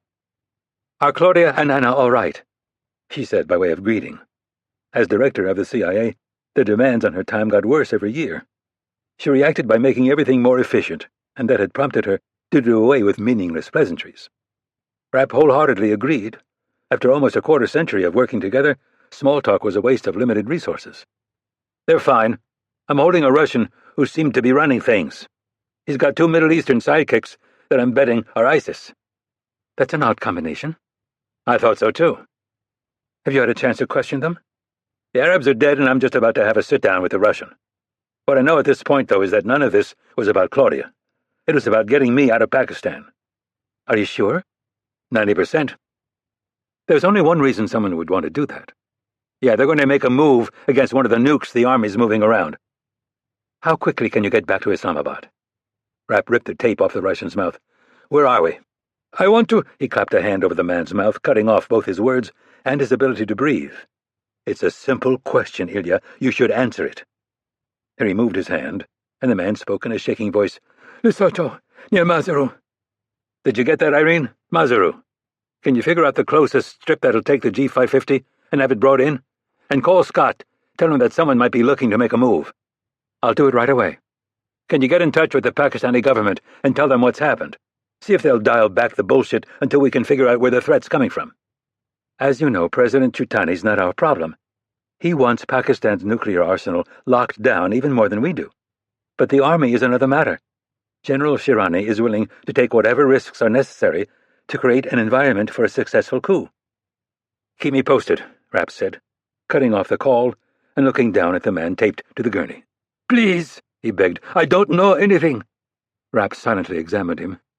The expensive slacks and shoes, the gaudy gold chain nested in a carpet of chest hair, the nose that looked like it had been broken a few times. The guy stank of Russian mafia. By the looks of you, I believe that you don't know much. But nothing at all? I'm not buying it. Rapp picked up an embalming needle injector. This looks like it would do some damage, doesn't it? Please, I wasn't told you were involved, and I didn't know who the woman was. I did it for the money, nothing more. Okay, then tell me who's writing the check. He stammered, trying to buy enough time to come up with a plausible lie. I don't know. I'm just a criminal. Drugs, women, gambling. My name is Ilya Gusev. Rapp recognized it. Despite his appearance, Gusev wasn't just a piece of mindless muscle. He was a high-level criminal with his own outfit. Rapp had become familiar with him when the CIA had incorrectly suspected him of dealing arms in the Middle East. Sure, Rapp said. I've heard of you. Then you know I'm telling the truth. What I know is that you're not some small-time hustler who takes jobs from anyone with a few rubles to wave around, so either you're lying about not knowing who you're working for, or you came up with this on your own. No, I've told you everything. Look, Ilya, I don't give a rat's ass about you. I don't care if you walk out of here without a scratch, or if my people have to scrape what's left of you off the floor. But I can tell you that if you keep lying to me, it's going to be the second one. Now, let's start again. Who's writing the check for this job? I don't know, he said, sounding like he was on the verge of breaking into tears. Rapp looked back at the door, making sure it was closed, and trying to assess its thickness. Normally this would be a simple situation. He'd ask his questions in a way that they would be answered quickly and truthfully. Now, though, he found himself worrying that the sound might carry out to Claudia and Anna. And then there was the matter of blood. He couldn't walk out of here looking like he'd spent the day working in a slaughterhouse. Rapp had promised himself that he was going to get a life outside of all of this, but he'd forgotten the drawbacks, the constraints that he hadn't worked under since his wife died. You've caught me on a good day, Rapp said, pressing his silencer to the bottom of the man's left foot. But now my patience is wearing thin. The Russian thrashed wildly, trying to break free of the tape, but he still didn't offer any employment details. Time for a change in strategy. Rapp moved the weapon from the leather sole of Gusev's shoe to his thigh, pressing the tip into his soft flesh. It would further dampen the sound. Are you partnering with ISIS, Ilya? They've knocked over a lot of banks and sold a lot of oil. I'll bet they have enough money to tempt even a high roller like you. No, I was going to shoot them and leave them for you to find, to give you a trail to follow to the Middle East. Why? Maybe someone there wants to kill you? Everybody there wants to kill me, Ilya. But why go through all this effort? A month doesn't go by that I don't show my face in the Middle East at least once. No one has to lure me. More likely someone wanted me out of Pakistan. You just have to tell me who and why. ISIS was coming under the control of Saddam Hussein's former generals, making their command and control structure increasingly sophisticated. Was it possible they'd gotten to the point that they were capable of embarking on something this complicated? The Ba'athist sons of bitches that the American politicians had prohibited him from killing would like nothing more than to get their hands on a nuke. His phone chimed, and he reached into his pocket, hoping that it was Kennedy with an ETA on his ride, and not his decorator with a selection of bathroom tiles. For once he got his wish. The G550 would be at a nearby strip in 30 minutes. Time's up, Ilya. No, Rapp squeezed the trigger and felt the Glock kick as the bullet tore through the Russian's leg. He started screaming, and Rapp shoved a blood-stained rag in his mouth to muffle the sound. Gusev managed to spit out the rag just as Rapp was finishing an acknowledgement text to Kennedy. "You're a dead man!" the Russian screamed. "Do you hear me? A dead man! You have no idea what you're dealing with. Grisha is going to come for you and everything you love." Rapp set down the gun. Finally, they were getting somewhere. "Who's Grisha?" "You're going to find out," Gusev said between clenched teeth. "Is that who you work for?" Not ISIS? A Russian? Why don't you give me a last name? We can give him a call. Put him on speakerphone while I bandage up that leg." Gusev started shouting obscenities at him in Russian, and Rapp grabbed hold of his wounded thigh. "Listen to me, you Russian piece of shit. I've given you more chances than I've given anybody in 10 years, but that's over now. There's a set of pliers on that tray over there, and if you don't tell me what I want to know, I'm going to start pulling your teeth." The rage in Gusev's eyes was replaced by panic when Rapp clamped a hand around his throat. He had been around too many men in Gusev's position to be fooled. Hell, he'd been in Gusev's position a couple times. The Russian still had some fight in him, but he was running out fast. Gusev's eyes started to lose focus just as the door leading into the room was thrown open. Rapp spun and saw one of the Arabs Thompson had shot sagging against the jamb. There was an AK-47 in his hands, and he pulled the trigger, using what little strength he had left to sweep it across the room. Rapp dove to the floor, rolling to the table where he'd left his Glock. A barrage of bullets went over his head, and a spray of pulverized cinderblock hit him in the face, partially blinding him. All he could see was the Arab's outline, and he aimed for the middle of it, firing 3 rapid shots that hit center of mass. The force of the rounds spun the man around and toppled him over a cart stacked with rusting embalming equipment. Rapp got to his feet, wiping at his eyes as he approached the men. This time there was no question that he was dead. 2 hits in the chest and 1 in the stomach. A 4th wound could be seen on the right side of his head beneath blood-matted hair. Thompson's shot. Rapp turned back toward Gusev and swore under his breath. The man was staring sightlessly at the ceiling, with a gaping bullet wound in his side. The sound of running footsteps became audible in the next room, and Rapp lined up on Steve Thompson as he came skidding to a stop in the doorway. "Whoa, easy, Mitch!" He raised his hands, one of which held a Beretta 92 FS. "What the hell happened?" "I was going to ask you the same thing." Thompson spotted the dead Arab, and his eyes widened. "I popped that guy, man. I swear I did, right in the head." "You didn't check to see if he was dead?" "It was point-blank range. His fucking hair caught fire." Rapp's finger tightened on the trigger, but it was out of anger at the kid's stupidity, not because he thought Thompson had tried to set him up. Part of the Arab's head was noticeably concave, and the trail of blood he left on his walk to the door was obvious. It was the downside of headshots. While they got around the problems posed by body armor, they could be unpredictable. "Come on, Mitch, I'm sorry. I don't normally do this kind of close-up work." "Get out." "So we're good?" "As long as I don't ever see you again." "Not a problem, man. I'm a ghost. But hey, could you give me a lift to—" Rapp adjusted his aim slightly and put a bullet in the wall about a quarter of an inch from Thompson's ear. "Fuck!" the young assassin shouted, ducking and throwing an arm protectively in front of his face. A few seconds later, he was out the front door and running up the road. Chapter 7. Moscow, Russia. As was always the case when he arrived, the outer office was empty. Grisha Azarov crossed it quickly, glancing at an ornate clock on the wall to confirm that he was precisely on time. The door at the back was open, and he passed through, closing it quietly behind him. The office was a stark contrast to the one he'd just visited in Siberia.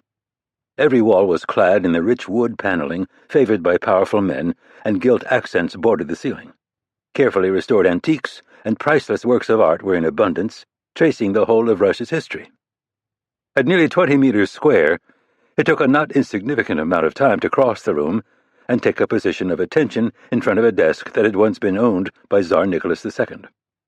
According to legend, he had used it only once before the people rose up and killed him for his sins and the sins of his forebears. Azarov had always thought it ironic that Russia's president would choose a desk with such a history. Maxim Krupin finished signing the document in front of him and set it aside, leaning back in his chair to finally acknowledge Azarov's presence. The politician was relatively young at 52, stocky and solid.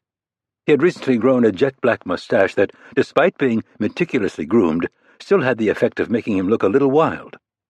Undoubtedly, the change was a calculated effort to further intimidate the West and to ingratiate himself with a constituency desperate to have the world tremble once again in Russia's shadow. By contrast, Azarov was clean-shaven, with a thin, muscular physique beneath a suit tailored to obscure it. The man who oversaw his training never allowed his client's body fat level to rise above that favored by professional athletes. In a world flooded with modern weapons, strength was desirable, but speed and agility were the difference between survival and death. You look well despite the recent unpleasantness, Grisha. It's kind of you to say, sir. Certainly better than when I found you. Their rare face-to-face meetings always began with Krupin subtly reminding Azarov that everything he had was the result of their association. While Dmitri Utkin's similar comment had been an exaggeration, Krupin's was fundamentally accurate. Azarov had been pulled from his Special Forces post without explanation just before his 24th birthday. Having distinguished himself on a number of difficult clandestine operations, as well as on the Army's intelligence tests, he had come to the attention of the country's new president. Krupin had ridden a populist wave into office and was then in the process of consolidating his power. In order to facilitate that consolidation, he needed a man with a specific skill set and unwavering loyalty. The Russian army had provided the former, while Krupin bought the latter. Almost overnight, Azarov had gone from living in a barracks and making a few rubles a month to a life of mansions, private jets, and runway models. It had been more than the son of a poor farmer from the rural north could ever have dreamed of. Now, though, he recognized it as the Faustian bargain it was. Our friends were beginning to forget their place, Krupin continued. Now they're reminded that they're only flesh and blood. He was, of course, referring to Utkin and Russia's other powerful oligarchs. A weakness we share, Mr. President. Do I hear fear in your voice, Grisha? It doesn't suit you. Krupin was a brutal man who had risen through the ranks at great cost, a cost that was beginning to come due. The precipitous drop in oil prices had combined with Western economic sanctions to loosen the iron-fisted control he'd gained over the country, the control that kept both him and Azarov alive. They're dangerous men with extensive resources, sir. They have no patriotism, Grisha, no love for Mother Russia. The Americans are trying to strangle us, and all they care about are insignificant shifts in their stock prices. They have no vision for this country's return to its former glory. Azarov wondered what exactly that former glory was. The dysfunctional aristocracy represented by the handcrafted desk in front of him? The genocidal mania of Joseph Stalin? The disastrous communist experiment? In truth, his country was utterly dependent on the extraction of natural resources. Russia invented nothing, made nothing, contributed nothing. Its people had never had a chance to learn how. In many ways, this is why Krupin had enjoyed such success in politics. He understood his people's thirst for relevance and had a gift for slaking that thirst in ways that were ultimately meaningless but satisfying in the short term. Before he died, Utkin demanded details of your plan for the economy and proof that those plans would be effective, sir. I suspect the others will do the same. Krupin's eyes narrowed, and he leaned forward across his desk. I will cut the Americans off at the knees, Grisha. Russia will be respected and feared throughout the world. We will exceed even the power we had at the height of the Soviet era. Will that be sufficient for these little men? What you describe would indeed be glorious, Azarov said, trying to conjure the expected sense of enthusiasm. It appeared that he was successful, because Krupin nodded and sank back into his chair. Unfortunately, I find myself in a position that I once again need to ask your help, Grisha. I was committed to keeping you out of the Pakistan operation, but circumstances conspire to make that impossible. What's changed, sir? Krupin waved a hand in a dismissive gesture that seemed a bit strained. We've lost touch with the men sent to deal with Mitch Rapp. Azarov didn't allow himself to visibly react. Only 2 days ago, Krupin had boasted that the operation was going perfectly, that Rapp was falling headlong into the trap created for him. Lost touch?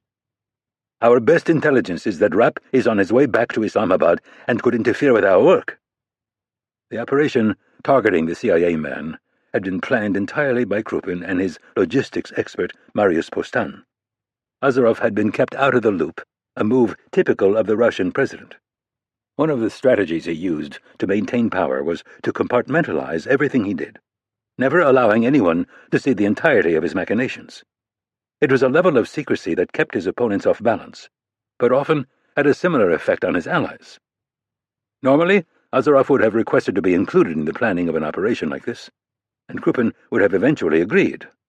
In this case, though, Azarov had decided to keep his distance. He had studied everything Russian intelligence had on Mitch Rapp, and it was hard to ignore the fact that even well-planned, well-executed moves against him tended to fail, often catastrophically. Did Rapp have time to question any of the men involved? We don't know for certain. The CIA is sending people, but they appear to be a cleanup crew. Our best information is that Gusev was killed in short order along with the 2 ISIS men with him. The American that Gusev insisted on bringing in seems to have escaped. So, yes, Azarov thought. Anyone would eventually talk with Mitch Rapp doing the questioning. But Gusev could be counted on to give up what he knew more quickly than most. He was a soft, self-interested criminal faced with a man who had spent his life dealing with fanatics who welcomed, even courted, suffering and death.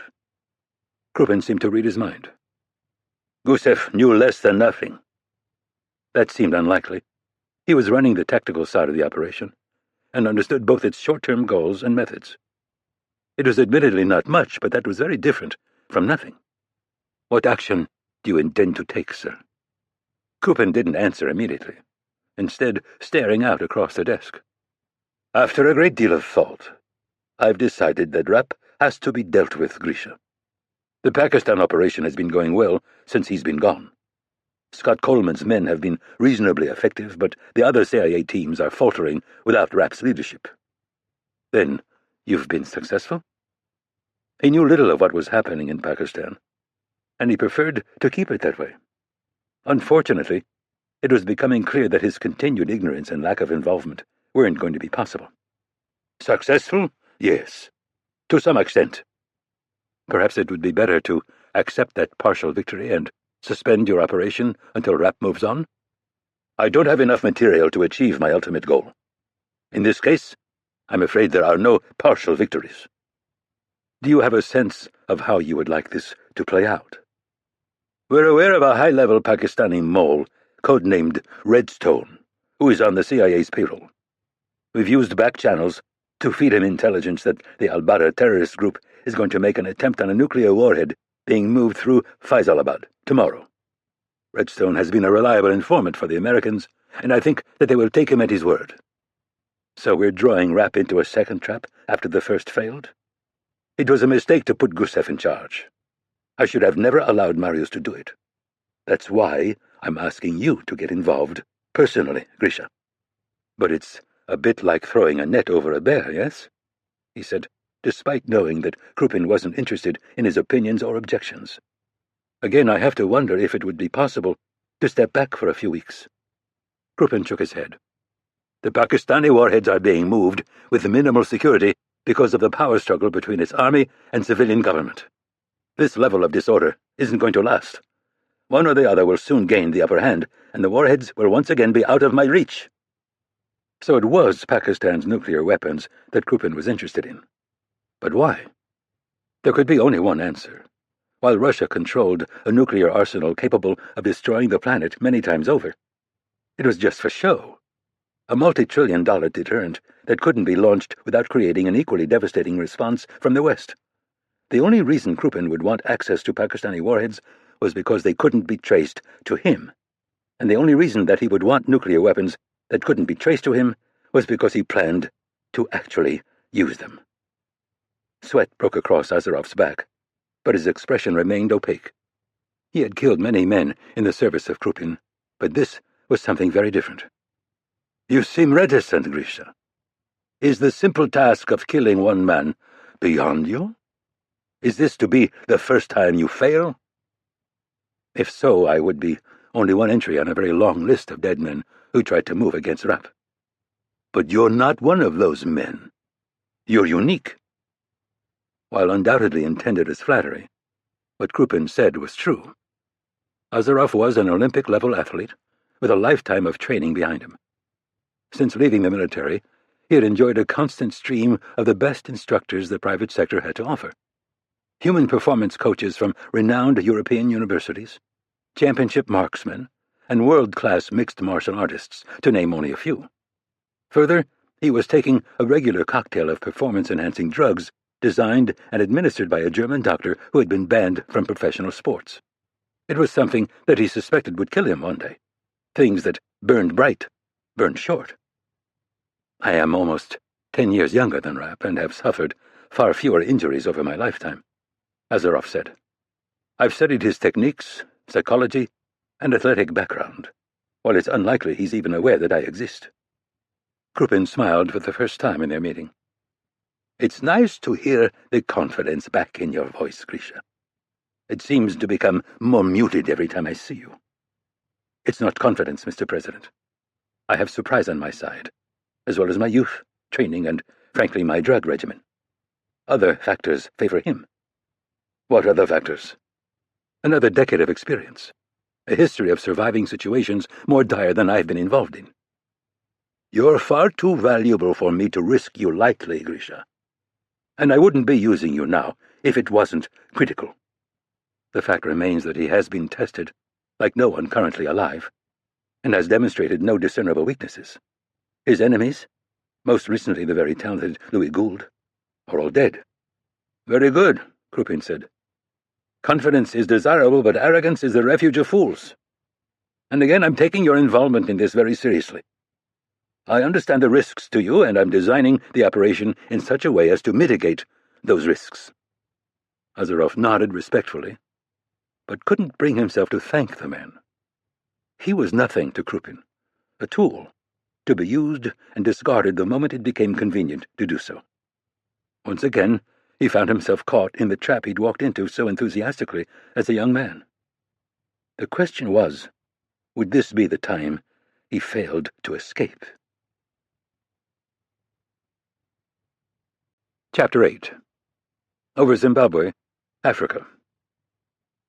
Can I get you a soda, Anna? The young girl just shook her head and clung to her mother, staring at Rapp with a mix of fear and shock that was powerful enough to make him look away. They'd been in the air for just over an hour, most of which he'd spent in the cockpit coordinating his teams in Pakistan. Dangerous moves were being made, and the window to stop them was going to close fast. Preliminary intel was already coming in about a possible attempt on a nuke by al-Badr in Faisalabad. Kennedy and Scott Coleman were trying to get details and corroborate them through their contacts on the ground. "How about a cookie?" Rapp said, deciding to try again. "I think we have some in the galley." Another nervous shake of the head. The girl was terrified of him. And why wouldn't she be? Thank God Thompson had been the one to pop the Arabs. If Rapp had been forced to stand in front of her and pull the trigger on those psychopaths, she'd probably be hiding under one of the plane's seats.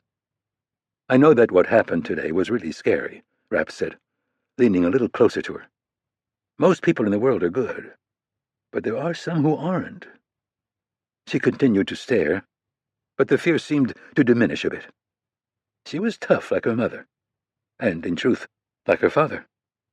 "How do you know which ones are bad?" she said finally. Rapp suppressed a smile that would be inappropriate given the gravity of the subject. At least she was talking to him. That was a serious victory after what he'd just put her through. "The bad ones want to cheat you, or steal from you, and a few, like the men back there, might even want to hurt you. The good ones try to help." "What about that American man, Kent? Is he good?" Rapp rubbed his beard for a few seconds, but couldn't come up with an answer. He considered lying, but couldn't bring himself to do it.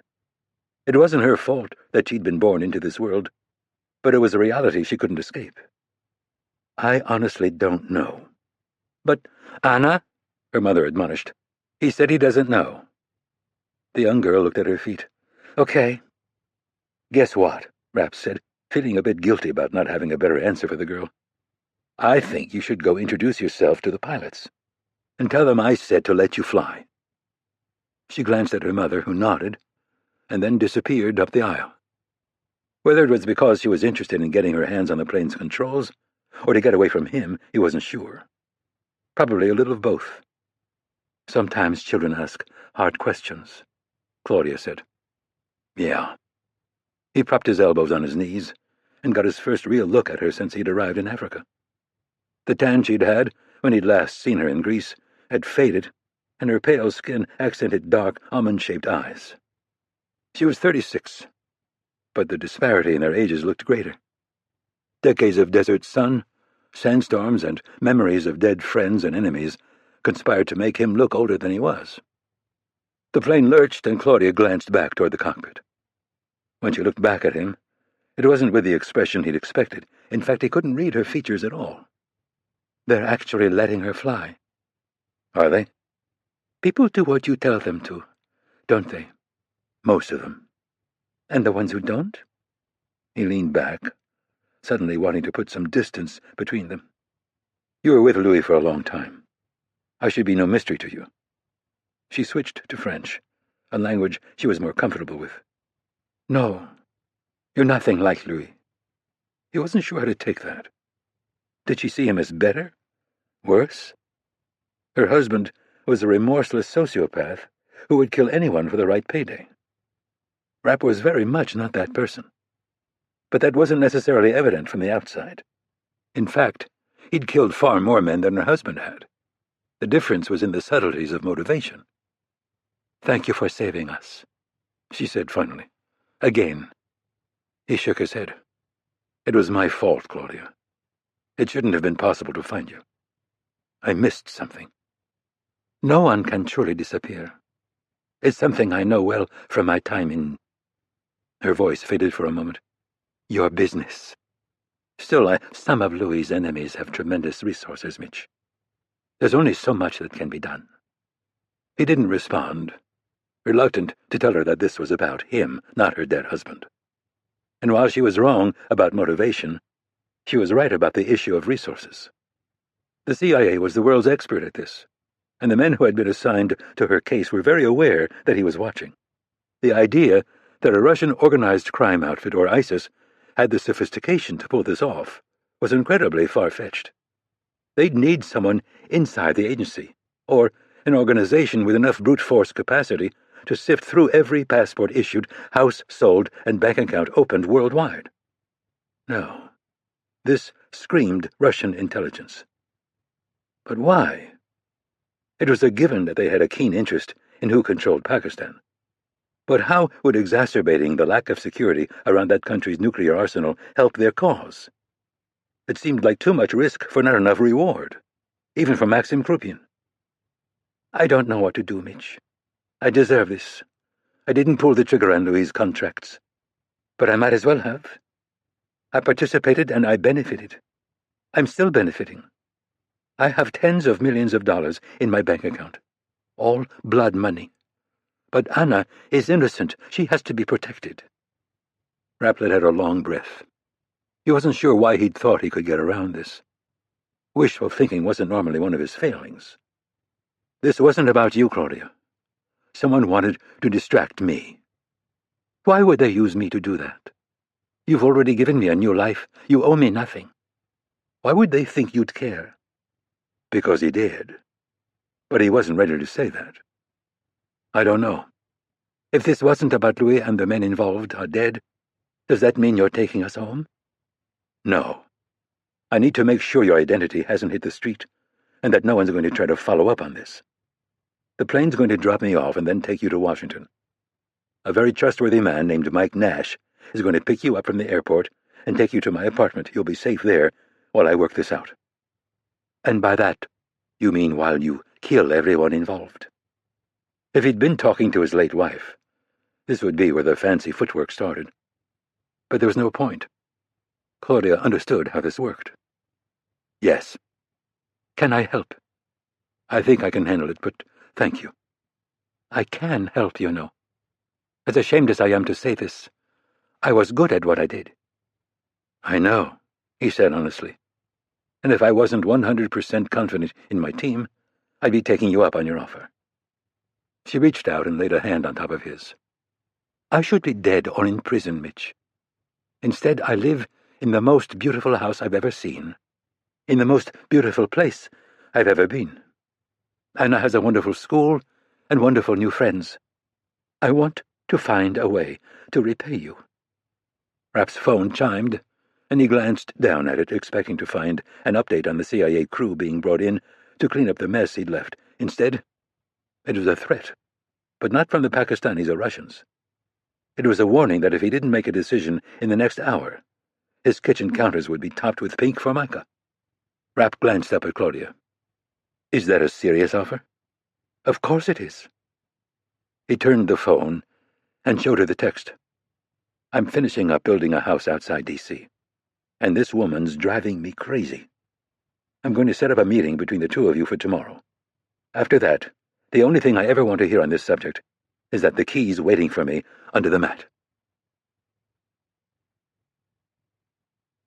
Chapter 9. Islamabad, Pakistan. Grisha Azaroff strode purposefully across the lobby of the Islamabad Marriott. It was after midnight, so it was virtually empty.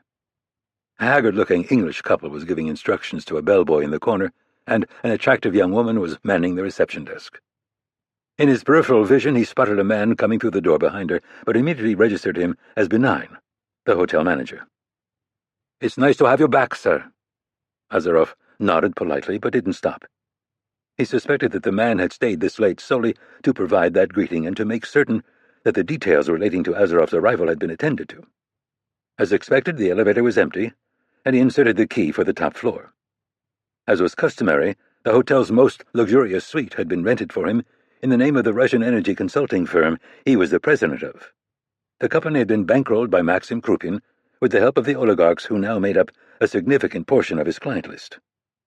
It was a cover that allowed him to take in enormous amounts of money with little scrutiny, travel to dangerous parts of the world without raising suspicion, and meet with wealthy, powerful men unnoticed.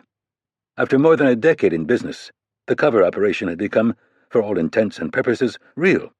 He had hired top talent in the areas of economics and geology, expanded his clientele to include such corporations as Exxon, BP, and Aramco, and gained enough expertise in the field to hold his own in a roomful of petroleum engineers. Azaroff exited the elevator and opened the door to his suite with the card key he'd been sent. The main room didn't feel much different than the lobby, an ornate mix of figured marble, rich wood, and expensive rugs. The floor at the center was sunken and contained a conversation pit consisting of chairs and sofas surrounding a glass coffee table. A lone man rose from the chair farthest from the door, bowing slightly in greeting. Marius Postan was 51, balding, and wearing an expensive but ill-fitting suit that hinted at constant fluctuations in weight. He was another of Krupin's extra-governmental advisors and had been in the employ of the Russian president even longer than Azaroff himself had. His sphere of influence was more the technical side. "It's my understanding that you have information for me," Azaroff said, walking to the bar. A bottle of Blanton's Gold Edition was waiting for him, along with an elaborate arrangement of fresh flowers and a personal note from the manager. "I think you'll want a clear head for our conversation," Postan said. "On the contrary, Marius. I find our time together much more palatable with a bourbon in my hand." While Azaroff had been warned that the man would be waiting for him, he hadn't been told what they were to discuss. Not that it was difficult to guess. When Postan showed up in person, it meant that there was news too sensitive to transmit even over heavily encrypted lines. "Can I assume that you're here to discuss the upcoming Rapp operation?" Postan nodded, and Azaroff decided to exercise a bit of curiosity. "Before we start, Marius, why don't you tell me what happened in South Africa?" The man's eyes flitted nervously around the expansive room. He had been responsible for planning the operation, under the watchful eye of Maxim Krupin. The problem was that while Krupin tended to take full credit for success, he was just as quick to distance himself from failure. Ilya Gusev was killed, along with the 2 Iraqi men he'd been assigned. An independent contractor, who goes by the name Kent Black, has disappeared. I've not yet been able to determine what happened in any detail. "I see," Azaroff said, taking a seat on one of the sofas and spreading his arms across the back. "Would you like to know?" Postan remained standing, staring down at him. "I don't understand." "It's a simple question. Would you like to know what happened?" "I don't see what—" Azaroff held up a hand, silencing the man. "Kent Black's real name is Steve Thompson. Early in his career as an independent, he worked on an operation in Nicaragua. Louis Gould was representing a competing interest. Thompson would have researched him enough to recognize his former wife and to know that Mitch Rapp has at least a peripheral relationship with her. Thompson is neither stupid nor suicidal, so I think we can assume that he contacted Rapp to make sure the move against Claudia Gould wouldn't be something that would bring about CIA retaliation." Postan's eyes widened. Have you spoken to Krupin of this? Azaroff shook his head. This is the first I've heard of Thompson's involvement. Then what you're saying is nothing more than speculation. Azaroff didn't answer, instead sipping his drink and appraising the man. As much as he disliked Postan, he couldn't help feeling a hint of sympathy. These kinds of operations were outside his area of expertise. Azaroff himself should have been consulted, but the President's damnable obsession with secrecy had prevented it, and now they found themselves in a very dangerous and entirely self-inflicted situation. Yes, Azaroff said, uninterested in arguing. Just speculation. He held out a hand. You have something for me? Postan fished a flash drive from his pocket and handed it over. The plans for taking Rapp in Faisalabad are all on here? Yes, he'll be arriving in Pakistan soon. Our operations have been going much more smoothly since he's been gone, and there's a possibility that we'll have to suspend them if you don't— Azaroff held up a hand, once again silencing the man. If everything is on here, as you say, there's no need for explanation. Postan's nervousness suddenly turned to anger. He was wealthy, powerful, and unaccustomed to being spoken to with anything but deference. Moreover, he was a vindictive, control-obsessed man prone to flying into sudden rages. By all reports, both his staff and family were terrified of him. You think you're above all this, don't you, Grisha? That Krupin thinks of you as some kind of son. I assure you that he does not. Do you believe you can do for him what I can? The shell corporations, the money laundering, the constant adjustments that have to be made to keep up with technology and international law? You're just a killer, Grisha. The most common of men. Postan continued his diatribe, but Azaroff had stopped listening. He rose from the sofa and walked behind the wet bar at the back of the room. Crouching, as though looking for ice, he pulled a custom-built pistol from the shoulder holster beneath his left arm. Are you hearing me, Grisha? Are you even capable of understanding what I'm saying? Azaroff stood and smiled politely. I'm doing my best. Please continue. He turned on the faucet and used it to fill the gun's integrated silencer with water. Despite the opulence of the room, the walls were a bit thin. The first shot from a suppressed weapon tended to be somewhat loud, and wetting it would reduce the effect. Azaroff hadn't been paying attention to Postan's words, but the sudden silence when he raised the weapon was still welcome. The man froze for a moment, and then bolted for the door. Azaroff tracked him over elevated sights, waiting until he was off the rug and over the easier-to-clean marble before firing. The subsonic round struck the base of his skull, and he pitched forward, landing face-first on the floor. Azaroff laid the weapon on the bar and grabbed a trash bag from the can at his feet. He put it over Postan's head and tied it tightly around his neck, partially to keep the mess to a minimum, but also to make sure he was dead. The .22 he'd used was extremely quiet, but lacked impact. A little scrubbing with a bar towel wetted with ice finished the job. He retreated back to the sofa and had barely managed to skim through the contents of the flash drive before his phone rang. Yes. Can I assume that you have had your meeting and that it ended as I requested? Maxim Krupin's voice. You can. And you've reviewed the information I sent? Only in a very cursory way, sir. I, on the other hand, have gone through it in great detail. That was undoubtedly meant to be more confidence-inspiring than it actually was. Krupin was a genius at political backstabbing, but had no real operational experience. He'd embellished the handful of years he'd spent with the KGB into something straight out of an American adventure film, but the reality was quite different. He'd been responsible for spying on political dissidents, and very occasionally ordering the assassination of a young idealist or aging political agitator. His understanding of men like Mitch Rapp was non-existent. I think you'll be quite satisfied with the plan, Grisha. Azaroff took a slow sip of his bourbon, savoring the flavor while he calculated how much to say. I'm concerned about working with Pakistani Taliban while Rapp will be supported by Scott Coleman and his men. The Taliban have strong local knowledge and are willing to give their lives to ensure that you accomplish your goal. I think we can be certain that Coleman's people will be reasonably knowledgeable about their operating environment as well. And I suspect that there isn't one of them who wouldn't lay down his life for a teammate. Further, they're extraordinarily well-trained, speak the same language as Rapp, and have a lengthy history of carrying out successful operations with him. "I selected these men personally," Krupin said, the anger starting to creep into his voice. "Not only for their skill, but for their commitment to the mission." It was, of course, a complete lie. Krupin had selected these men because they couldn't be traced back to him. Their skill or lack thereof was a secondary consideration at best. "Thank you for involving yourself personally," Azaroff said, knowing that there was nothing to be gained from further discussion. "I understand the demands on your time." "Not at all, Grisha. I have no priorities more important than your well-being, other than perhaps your happiness. You continue to demonstrate your value. How can I express my appreciation?" It was a question that had been asked many times during their relationship, but one that was becoming increasingly difficult to answer. Another car? He had a Bugatti Veyron sitting in storage in Canada, and a Bentley Continental in a garage outside Geneva, to name only a few. Another house? He had 4, 3 of which he hadn't visited in years. The only thing he wanted was the one thing he would never be granted: freedom. "That's very generous of you, sir. Please give me time to consider the offer." "Of course." The line went dead, and Azaroff set his phone down, staring at the body lying near the door. In a way, he envied Krupin and men like him.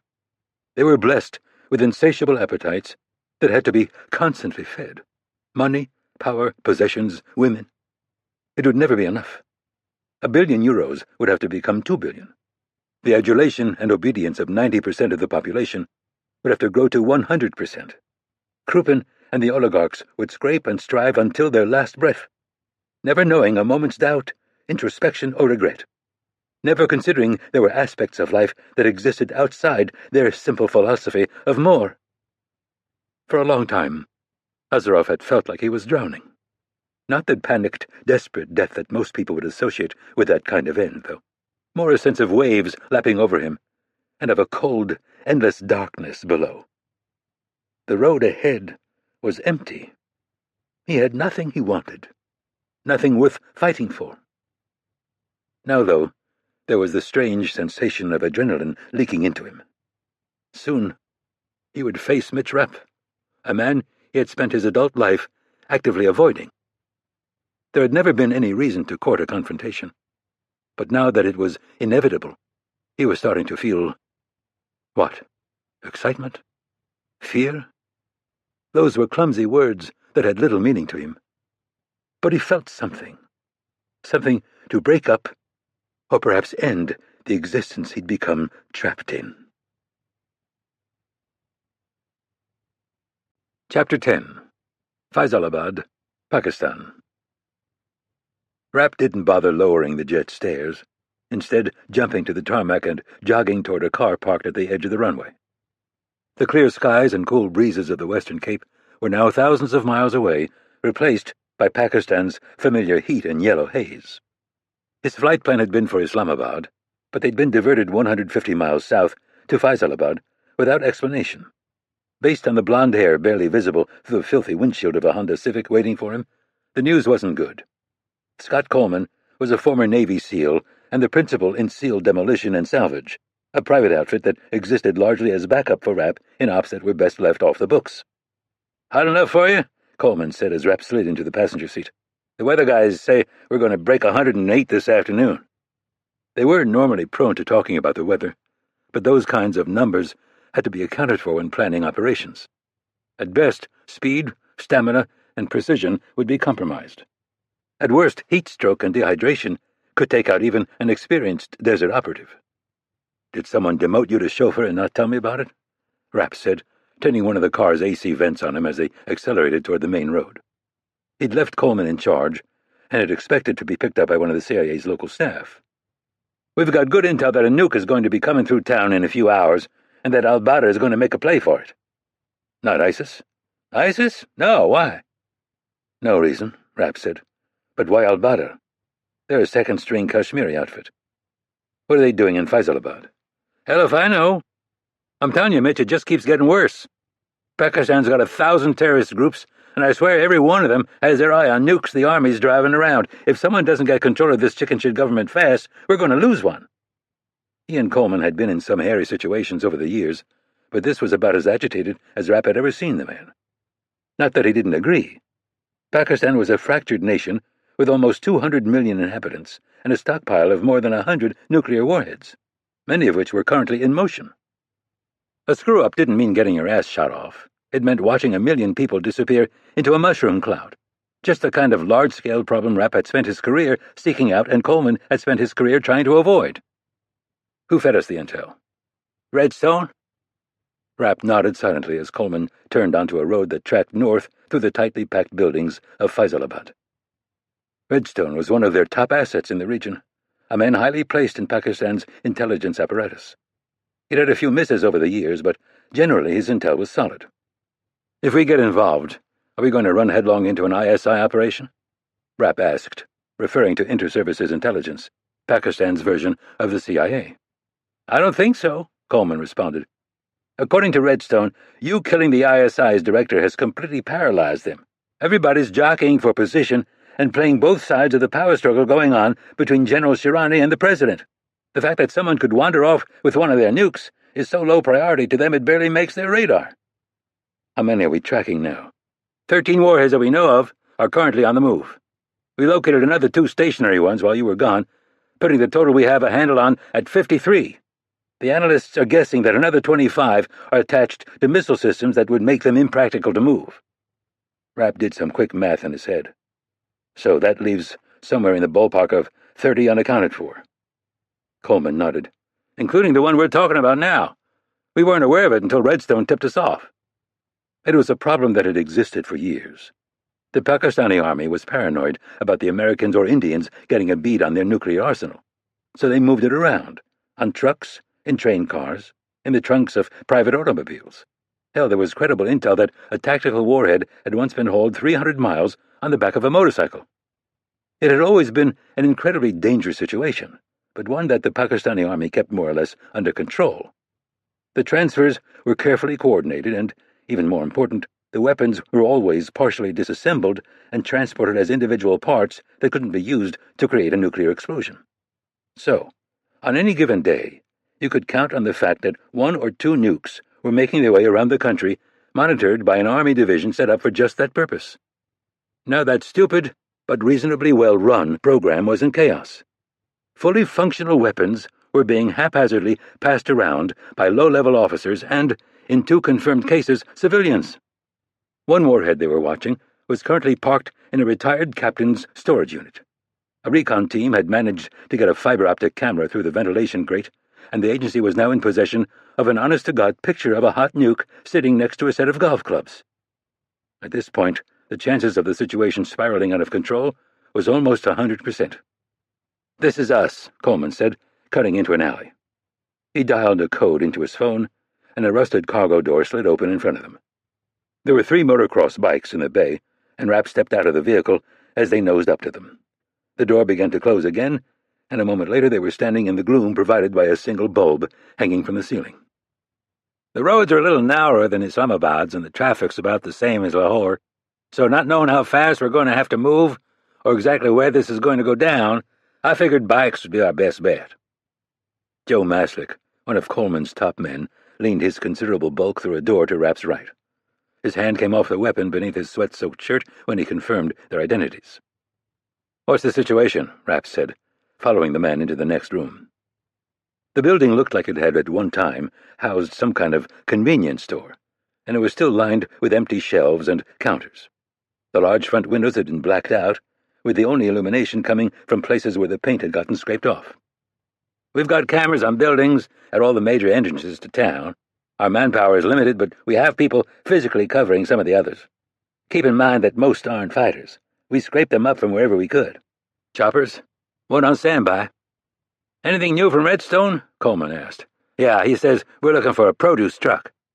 "Do we have a description?" Rapp said. "Better, we've got a plate number. I've texted it to all our people." "Any intel on where al-Badr is going to make its move?" "No, but we have a few educated guesses." He motioned Rapp over to a large satellite photo spread out on the floor. The light was just good enough to make out detail. "The fact that it's a truck helps us. A lot of the streets are too narrow for it to fit through, so we can rule them out." He used a car antenna he'd found on the floor as a pointer. "We've got guys on roofs here," here, and here. Obviously, they're spread out, but because the buildings are packed in so tight, they're actually pretty mobile. The concentric circles around their positions represent 1 minute of travel time each. What about Pakistani soldiers? Rapp said. Police and military are stationed on most of the larger plazas and major intersections, Coleman responded. All this political turmoil is causing a fair amount of civil unrest. The presence isn't heavy, though, just a show of force to keep people in line. Do they know we're here? The army and the cops? No, and that's the way we want it in this town. Both the general in charge and the chief of police are playing for their own accounts. We considered paying them off, but neither is reliable or competent enough to bother with. They're just covering their asses and waiting to see whether the army or the government comes out of this on top. So we can't count on them to help us? Definitely not. More likely they're going to get in our way. A walkie-talkie lying on the floor suddenly crackled to life. Spotter 8 to base. Come in, base. Meslick snatched it up and pointed to the number 8 scrawled on the map in red. This is base. What have you got? I have eyes on the target. Heading northeast on Okara, near where it changes names. Traffic is heavy. I think I can keep up on foot. Meslick glanced at Rapp, who gave a short nod. Do it, and let us know if he turns off that road. Coleman was already going for the bikes, dragging a box of gear out from behind them. Rapp followed while Meslick notified their chopper pilot that he needed to be warming up his bird. The flak jackets were a non-starter, as were the leather pants and jackets. It was just too hot, and there was a good chance this could devolve into a running fight. Rapp slipped a tan-colored climbing harness over his khaki cargo pants and untucked his shirt to obscure it. A shoulder holster would be too visible, so he ended up going with the setup he jogged with at home, a compact Glock 30 in a fanny pack. Coleman was going with a larger weapon in a camelback and was forced to wear a full helmet to cover his blond hair and fair skin. Rapp had been threatening for years to pay one of Coleman's contracts with a tanning bed and a shipping crate full of hair dye, but the former SEAL refused to take the hint. "Com check," Rapp said, putting on a throat mic and inserting the earpiece. "I've got you," Coleman responded through the radio built into his helmet. 5 by 5, Meslick said a moment later. "I'm going to try to get behind them. Scott, you come down on them from the north." "Roger that. I'll see you in a few minutes." Rapp threw a leg over the closest bike and kicked it to life. The door began to open, and when it got about 4 feet off the ground, he ducked and twisted the throttle, shooting out into the alley. Chapter 11. The American scout has seen the truck and is following on foot. Grisha Azarov didn't acknowledge the voice coming over his earpiece, instead continuing to pace steadily across the abandoned manufacturing plant. 23 meters. He calculated how long it would take him to run that section from a standing start, and then moved on to a massive industrial machine that dominated one side of the shop floor. "I repeat, the American scout has seen the truck and is following on foot." Azarov activated his mic as he paced off another portion of the building. "Understood. Authorize the driver to divert." He stopped and took in the space around him. The disused machines rusting at its edges, the remains of the glass-walled office at its center, the piles of refuse left over from the plant's operations. He didn't know what had been made there, or when production stopped. He didn't know if the driver of the truck now headed inevitably his way was a Muslim fanatic, a trained operative, or an innocent transporter of fruits and vegetables. He was largely unfamiliar with the surrounding neighborhood, the flow of traffic at that time of day, and the strength of local law enforcement. He was forced to assume that these details had been sufficiently studied and to trust Krupin's spotters to keep him apprised of the status of the man he would soon engage in a fight to the death. Azarov walked to the base of a crane that rose to the ceiling, scanning along it before lowering his gaze to a group of Middle Eastern men huddled at the back of the building. Their precise purpose had not been shared with him beyond the fact that they were not there to back him up. Based on their number and equipment, it seemed obvious that they had been charged with unloading something from the truck that would soon arrive. And while it had never been specifically discussed, there was little question that the item in question was one of the nuclear warheads being moved haphazardly around Pakistan. Azarov could feel his heart pounding in his chest, and the blood rushing in his ears. Normally his heart rate barely rose during operations, the result of years of physical and psychological training. This was hardly a normal operation, though. The ISIS-supplied terrorists and lack of information introduced an intolerable lack of predictability.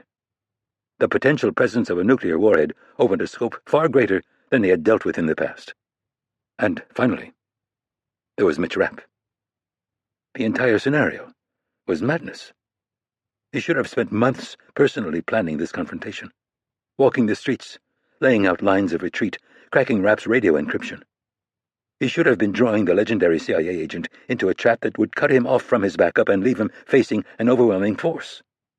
Instead, he was standing alone in an unfamiliar building, armed with nothing but a pistol and a single spare magazine. Undoubtedly, Maxim Krupin would say that it would be impossible to create a more elaborate plan without tipping off the Americans. That Azarov was being unnecessarily timid. Those objections rang hollow, though. In truth, Maxim Krupin was embarking on something so dark that he couldn't risk even the remotest possibility of being discovered. And this left further troubling questions. Of course, the Muslims would be summarily executed after they had served their purpose. But what about him? Azarov presumed that he continued to have the Russian president's confidence. But it would be foolish to cling too desperately to that belief. Marius Postan had been one of Krupin's most indispensable men, and he now resided at the bottom of the Arabian Sea. The radio came to life again, this time with a distinctly British voice, one of the insane men who had abandoned their world to fight a barbaric war that didn't concern them. 3 men on motorcycles are leaving the store on Jaranwala. One is going for Canal and another for Jang. Best estimate is that they will intercept the truck in 5 minutes. The third American is heading northwest. Azarov nodded silently. The men converging on the truck would be Mitch Rapp and Scott Coleman. They would be forced to improvise when they discovered it had changed course. The other man would be Joe Maslick, formerly of Army Delta. He was still only about 90% recovered from a recent shoulder injury, so the logical course would be to send him to the helicopter the CIA was holding at the edge of town. Azarov pulled his weapon from its holster and checked it for the last time. Rapp would be there soon. Chapter 12. Rapp accelerated the motorcycle up 20 feet of open street before being forced to veer around a van. He barely avoided having to jump onto a sidewalk packed with pedestrians, instead taking the side mirror off a Suzuki wagon when he threaded between it and a light post. The situation was an ungodly mix of everything he'd come to associate with Pakistan: heat, car exhaust, and chaos. Even in what passed for politically stable times, the country was one of the greatest threats faced by the modern world. A hopelessly corrupt hornet's nest of factionalized terrorist groups, divisive government officials, and poorly monitored nukes. Turning right on Canal, Scott Coleman's voice in his ear. Copy that. Rapp's long hair had become completely saturated with sweat, and it hung in front of his eyes, making visibility a struggle. An armed soldier posted on a street corner started paying too much attention, and Rapp took a left into an alleyway. It was too narrow for cars, and that allowed him to increase his speed as pedestrians pressed their backs against the wall to let him by. The downside was that his handlebar-mounted GPS had lost satellite signal. I've turned off Jang. Should be connecting to Okara in about a minute. Copy, Coleman came back. Mass, what's your status? I'll be boarding the chopper in less than 6 minutes. Over your position in about 10. 10 minutes, copy. Rapp came out on a broad avenue and weaved around a motor scooter piled with bales of cotton. Coleman was about 20 blocks north, heading southwest on the same road as the truck containing the nuke. They'd converge on it from opposite directions, and then they'd have to improvise. The key would be speed. Take out the tangos and get control of the vehicle. Then figure out how to deal with the backlash from the cops and military. Not exactly an airtight plan, but the best they'd been able to come up with on the fly. The truck has turned off Canal, their spotter said. It's now moving southwest on the Karen interchange. Traffic is moving too fast. I'm losing him. I'm going to cut left on Satayana and parallel him, Coleman said. See if we can figure out where he's going. I'll be coming out south of the interchange, and I'll try to get on his... A delivery truck parked on the sidewalk suddenly pulled back onto the road right in front of Rapp. He swerved right, cutting across traffic and narrowly avoiding getting taken out by a passenger bus. With nowhere else to go and too much momentum to stop, he jumped onto the sidewalk and locked up the rear wheel. Pedestrians dove in every direction as he was funneled toward a set of stairs heading down into an open plaza. There was no way to stop in time, so he took the opposite course of action, twisting the accelerator and standing on the foot pegs as he approached. Frightened and angry shouts erupted around him as he launched off the landing. The staircase was only about 15 steps in length, and he cleared the last one by a few feet, bottoming out his shocks on the concrete slab below. There was a loud snap, followed by a loss of power, and the sound of the bike's motor revving out of control. He ran through the gears, but it was no use. The transmission was done. Rapp left off, letting the motorcycle roll into a mailbox before flipping on its side. A crowd immediately started to gather, and he could see the gray and tan shape of a cop running in his direction. Rapp's first instinct was to go for the crowd. In his experience, the first few rows of people would offer token resistance, but the ones behind would just be following the herd. They would have no idea what was happening or who was involved. As he got closer, though, it became clear that the cop was a good 30 pounds overweight, jogging awkwardly with an assault rifle clutched in front of his ample stomach. It would be a miracle if he could run a 15-minute mile without dropping dead, while Rapp could cover that distance in a third of the time. Satisfied that there would be no serious pursuit, Rapp turned away from the expanding mob and began sprinting toward their target's last reported position. "I'm on foot," he said into his throat mic. "Coming up on Okara." "Are you all right?" Coleman asked. "What happened?" "Yes, and don't ask. Mas, where are you? My GPS is still on the bike. I'm running blind." "On my way. We're pushing it as hard as we can, Mitch." Rapp glanced behind him and confirmed that the cop was standing motionless on the sidewalk, bent at the waist and trying to catch his breath. "I'm still on Satiana," Coleman said. "Try not to be too late for the party, huh, Mitch?" Chapter 13. "I've reacquired the target," a voice said over Scott Coleman's earpiece. "It's entering a warehouse on the corner of Holly and Kime, using bay doors on the southwest side." "Copy that," Coleman said, glancing down at the GPS on his bars. It was being updated remotely, and a few seconds later he had routing. "I'm about 2 minutes out. Can you keep eyes on?" "That's a negative," the spotter responded. "They're closing the doors. I'll watch this entrance, but I'm guessing there's another one on the other side of the building." In fact, it was almost certain there was, Coleman knew. The likely scenario was that the driver had been paid to divert to the warehouse, and that Al-Badr would have men there to unload the nuke. If Coleman had been running their operation, he'd have at least 5 cars parked inside, and he'd roll them all out at the same time. 1 transport and 4 decoys. On the other hand, it was possible that the warehouse itself was a decoy, that they were just routing through it in an effort to shake anyone who might be tailing. "Roger that. Hold your position," Coleman said. "I'm less than a minute now. Can we bring in more surveillance?" "We have 3 people inbound, but ETAs are unknown." It was impossible to estimate transit times if you were much more than a mile out. Traffic followed no discernible pattern. Delivery vehicles regularly shut down entire roads during unloading, and accidents were more the rule than the exception. Not that his lack of backup mattered all that much. None of these people were shooters. Coleman cut down an alley, slowing to not much more than 5 miles an hour as he weaved through the annoyed pedestrians. When he came out on the other side, the warehouse was straight ahead. It looked like it took up the entire block, with huge, mostly broken windows that started about 15 feet up and terminated near the roof. He was coming in from the opposite direction of the spotter. A set of bay doors was visible, so at minimum, the north and south sides had egress points large enough for the truck. "I'm on location," Coleman said, pulling the bike between 2 parked cars and shutting it down. "Copy that," he heard Rapp say breathlessly. "Mas, where the fuck are you?" "Should be coming over your position in a few seconds." "Copy." "Keep me apprised," Coleman said. "I'm going to take a look." He kept his helmet on as he crossed the busy street, moving as quickly as he could without attracting attention. The headgear was hot as hell, but this wasn't exactly a tourist area, and his blonde hair would stand out like a sore thumb. Undoubtedly, he'd take shit from Rapp over that in the post-op debriefing. The bay doors were secured with a massive padlock that was hanging about 8 feet above the sidewalk. There was no way it could be opened from inside, and based on the rust, it was questionable whether it could be opened at all. He decided to slip into the alley running between the east side of the warehouse and the windowless building next to it. Less than 6 feet wide, it was piled high with garbage from a recent sanitation workers' strike.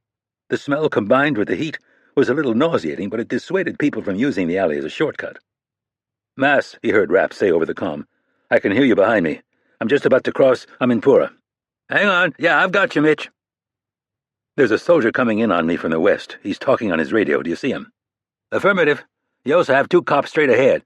You're going to run right into them. Advise that you get off that street. The building's on your right, back up to an alley." "Roger that." Coleman started climbing a pile of garbage bags, struggling as some burst and others rolled beneath his boots. It took the better part of a minute, but he managed to get even with an intact upper window. The glass was surprisingly clean, thanks to a recent rainstorm, and he cupped his hands against it, trying to block out the glare. "We're getting some preliminary reports on the building," he heard their spotter say over his earpiece. "It was used to manufacture industrial air conditioners until the company went bankrupt 3 years ago. It appears to be laid out as one open space with some of the machinery still on site." "I can confirm that," Coleman said. "There's also a small central office and a fair amount of debris." He spotted movement at the back and adjusted his position to see better. Because he was in direct sunlight, the shadows seemed particularly deep. Not so much that he couldn't make out basic outlines, though. "I have eyes on the truck and at least 2 tangos. They seem to be unloading." "Roger that," Rapp said. "Mass, I'm still a long way out on foot, and those 2 cops have spotted me. Can you give me a lift?" "No problem." Coleman's eyes were starting to adjust to the light level in the warehouse, and he managed to pick out 2 more tangos, for a total of at least 4. They were pulling crates out of the truck, but none of the boxes were large enough to contain the package he was looking for. Most likely, the warhead was buried deep behind the legit cargo. "Orders?" Coleman said into the mic installed in his helmet. "You're there, not me," Rapp responded. "It's your call." There seemed to be some excitement flaring in the warehouse, and he watched as 3 of the men rushed toward the back of the truck. A moment later they reappeared, carrying something that looked a little like a simple pine coffin. Decision made. "I'm going in." "Roger that. Watch your ass, and I'll be there as soon as I can." Coleman half scrambled, half rolled down the trash heap, and ran to a small door in the side of the warehouse. It was secured with a padlock smaller than the one on the front bays, but every bit as rusted. He retrieved his silenced Sig Sauer P-226 and fired a single round into the lock. As expected, it gave way. The flash of light was going to be a problem as he entered, so he yanked the door open only far enough to slip through sideways, immediately closing it and dropping to the floor. The men at the back of the building were too lost in their effort to open the crate to notice. Coleman propped his elbow on the floor and aimed carefully at a man hammering a crowbar beneath the lid.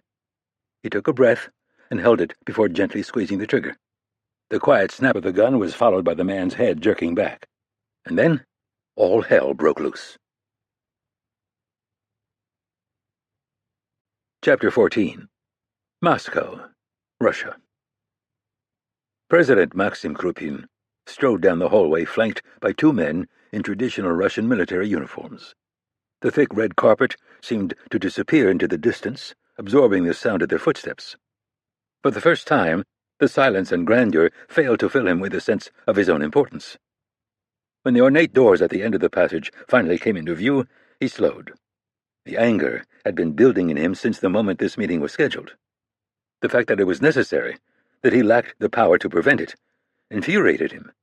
In the end, though, this was the way of the world. No dictator's grip was absolute. History was littered with the corpses of men who forgot that simple fact. 2 additional guards snapped to attention next to a pair of marble pillars and then moved to open the doors. Krupin passed through without acknowledging them. The conference room he'd chosen was the least grand available. It was long and narrow, with the utilitarian table that extended too close to unadorned green walls. The men seated around it were somewhat more impressive. A sea of tailored suits, extravagant jewelry, and elegant haircuts. 12 in all, they were members of Russia's new ruling class. Each had a net worth in excess of $10 billion, with holdings throughout the country and the world. Oil, gas, real estate, and arms were the primary sources of income. But their portfolios diversified more every year. Commercial fishing, media, construction, and agriculture played an ever-growing part. It was a complex web that was becoming difficult for him to control, and as the importance of his role diminished, so grew their arrogance. "Gentlemen, thank you for coming," Krupin said as they all stood. He singled out a few of the most influential men for a brief nod, and then took a place at the head of the table. "Please sit." All did as he asked, but none returned his greeting or spoke. They were fully aware of what had happened to Dmitri Utkin, and now knew that they weren't as untouchable as they had once imagined. Good. Let them speak in whispers about it among themselves. Let them lie awake at night, wondering if Grisha was just outside their door, if it was their turn to face him. Without exception, the men in the room owed everything they had to the government. If it weren't for the gifts, payments, tax breaks, and nepotism lavished on them after the fall of the Soviet Union, they would be scraping out an existence far from the halls of power. As time passed, though, that history became easier to deny. They began to forget what had made them what they were and to believe they should have a say in how the country was run. The arrogance of that position was laughable, but to ignore it would be unwise. While they didn't have the FSB or Grisha Azarov at their disposal, they were still dangerous. Each commanded enormous resources and great political power both within Russia and outside it. Further, most had significant ties to organized crime, along with the mercenaries, assassins, and traitors who made up those syndicates. As distasteful as it was for Krupin to admit, a war between him and the oligarchs would destroy everything he had built while producing no clear winner. Academics have many names for government structures, Krupin started. Monarchy, democracy, communism, socialism. But there's really only one. The world has always been ruled by a small group of men with the cunning, strength, and drive to take the reins of power. You are those men. The rest, the people outside these walls, are sheep. Krupin's gaze moved around the table as he spoke, making eye contact with everyone seated at it. Even the Americans who believe their democracy to be so unique are no different from us. Their politicians are members of family dynasties and owned by wealthy patrons. Information is controlled by a media flogging false narratives for profit. They call us corrupt, but we're all members of the same hypocrisy. It can be no other way. He paused, and, predictably, all eyes flickered toward Tarban Chkalov. He was in his mid-80s, and nowhere near the wealthiest of them, but there was little question that he commanded the most respect. His holdings were the most diverse internationally, and he'd moved most aggressively to distance himself from Russia's system of patronage. It was this careful maneuvering that had made him the de facto leader of the oligarchs, and the second most powerful man in Russia, next to Krupin himself. As was his custom, Chkalov stood and silently acknowledged everyone at the table before he spoke. We all agree with much of what you say, Mr. President, and we are fully aware of our debt to the Russian government for its past favors, and to you personally for your political skill. You've given the people enemies, the Americans, the breakaway states, the homosexuals. You've given them a sense of outrage and persecution. You've inflamed their nationalism. All these things have been extraordinarily effective at keeping attention diverted from our activities as well as your own. Chkalov fell silent, looking down and concentrating on the empty table before him. Anyone else might have seen the pause as an indication that his mind was weakening, but Krupin knew better. The useless old woman was simply choosing his next words carefully. While what you say is true about the corruption of the West, there is still a great chasm between their system and ours. Another lengthy pause, this one longer than Krupin had ever personally experienced. Maybe the insufferable old bastard was finally losing his mind. May I speak plainly, Mr. President? Krupin tensed, but not in a way that would be visible to the others. He'd occasionally been asked this question early in his presidency, but quickly demonstrated how he dealt with anyone too frank in their opposition. Chkalov, though, was in a very different category than the bureaucrats and minor elected officials that infested the Kremlin. There was only one answer Krupin could give. Of course, Tarban, we've been friends for many years, and I value your opinion. The situation in Russia is getting bad enough that the people are beginning to see through the fog you've created. I sense that you're aware of this, and I believe that the growing danger has made you act rashly. Another infuriating lull. Ukraine offered a brief populist boost to you personally, but the Western sanctions are slowly bleeding us, and your ban on the importation of Western food products was the result of anger, not calculation. Putting images of the government burning millions of rubles worth of perfectly good food in a country where people are going hungry has had disastrous results. Krupin's anger grew with every word. He managed to keep his face impassive, but the skin on his cheeks started to burn. I believe that the low energy prices punishing Russia's economy will persist. The Americans are producing increasing amounts of oil and gas, and the Saudis are committed to keeping prices low in order to hamper the development of renewables and to bankrupt American producers. Both battles they are losing. Technology moves inevitably forward, and no one in this room or in similar rooms around the world can stop that progress. Crouppen found it impossible to remain silent any longer. Are you finished?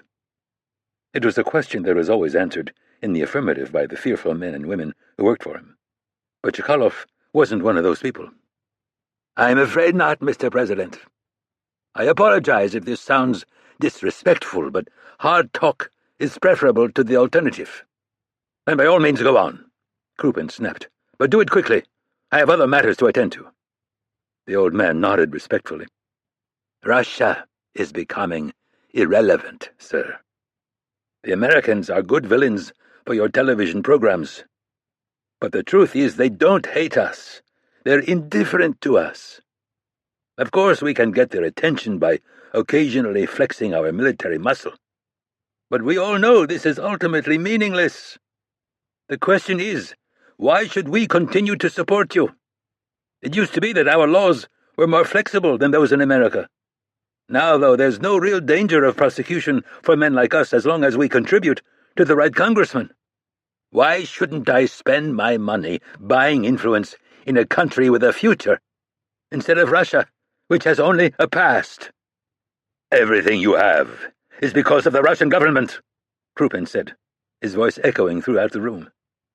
And you continue to possess it only because I allow you to. What you say is true of my Russian assets, Mr. President. But they're worth less every day. I wonder if soon I won't be hoping for you to nationalize them or distribute them to the other men in this room. Crouppen swallowed his anger. There was no profit in escalating this confrontation. He had to acknowledge the limits of his power. For now. You're too much of a pessimist, Tarbin. All these things you speak of are easily fixed. A man near the far end of the table leaned forward and spoke uninvited. And if we ask how, will you send Grisha for us too? Pyotr Druganin was the youngest and most reckless of the men in the room. He'd bet heavily on energy, and his empire was teetering on the verge of collapse. While the danger Chekhalov posed flowed from his status and the respect he commanded, this man's flowed from his desperation. Your government is bankrupt, Mr. President. Too cash-strapped to even make payments to the corrupt local officials that keep your house of cards from collapsing. They're pursuing their own interests now, squeezing my businesses, creating red tape that I pay you to cut through. And I'm not so easily blinded by glorious reports of your military exploits. Chekhalov motioned for him to be silent, but he refused. You're too polite, Tarbin. Too diplomatic. We talk about our demands amongst ourselves like a bunch of frightened children. Now here we are. What better time to present them? I don't think, Chekhalov started, but Crouppen spoke over him. Demands? I'm intrigued. Please, go on. He expected the other men around the table to become uncomfortable, but they displayed surprising resolve. Perhaps this had been the plan all along. Let Chekhalov play the respectful general while the pup took on the suicide mission. Western sanctions must be removed, Druganin said. And how do you suggest I achieve that? Frankly, we don't care, but most likely it will involve ceding some of your military gains. Crouppen actually laughed at that. You're not serious. I am, Mr. President. And that's not all. The lifting of sanctions alone won't be enough to stop Russia's slide. We need significant free market reforms and a crackdown on corruption. You'll also have to begin to decentralize your power. Russia is the largest country in the world, and this isn't the 17th century. It can't be run for the benefit of only one man. Crouppen stared at Druganin, but the man refused to look away. You can't send Grisha for us all, Mr. President.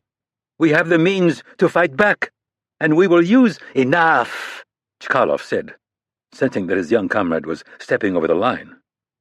He focused his hooded eyes on Crouppen. We're all aware that you ordered the death of Dmitry Utkin for his opposition. And we find this understandable. Are you giving me your approval, Tarbin? Do you believe that because I agreed to meet with you, that I now serve at your pleasure? Chekhalov refused to be drawn into a fight. Dmitry was incautious, and his actions were counterproductive. I spoke with him about this on a number of occasions. We aren't happy about what has happened, but we acknowledge that it was inevitable. I care very little about what you do or do not acknowledge, Tarbin. Again the old man seemed not to hear. Make no mistake, Mr. President. If this was the first shot in a war against us, it's a war we are capable of fighting. The threat was completely unveiled, and Krupin's jaw clenched as he looked at the stoic faces around him. He seriously considered calling in his guards and having these men executed on the spot. The government would reabsorb their companies and throw their families into the streets. But it was impossible. They wouldn't have come here without taking precautions. Krupin was certain they had men inside the Kremlin, perhaps even among his most trusted advisers. He couldn't afford to underestimate them. A drop of poison? A disgruntled guard? A hidden explosive? It was almost certain that plans for his assassination were laid and that these traitors were already squabbling about who would replace him. Silence descended on the room as Krupin considered his next move. For now there was only one course. The oligarchs had to be put at ease. Then, when his power was fully restored, they could be dealt with. Can I assume that all of you are familiar with the Ghawar oil field in Saudi Arabia? Unsurprisingly, all nodded. It was the largest in the world and, along with the others around it, responsible for the vast majority of Saudi Arabia's output. As Tarbin mentioned, the Saudis are increasingly committed to keeping oil prices artificially low. It harms them very little, as it still provides plenty of income for the royal family. It is, however, extremely damaging to countries that aren't governed by backward tribal monarchies. Venezuela and Iran, for instance. And, of course, Russia. We're aware of all this, Turganin interrupted. Krupin nodded impassively. This man would die first. Grisha would carve the flesh from his bones while his family watched. If I may continue, I intend to end all meaningful production in Ghawar and the surrounding fields permanently. That will significantly reduce worldwide supplies as well as removing Saudi Arabia as the world's swing producer.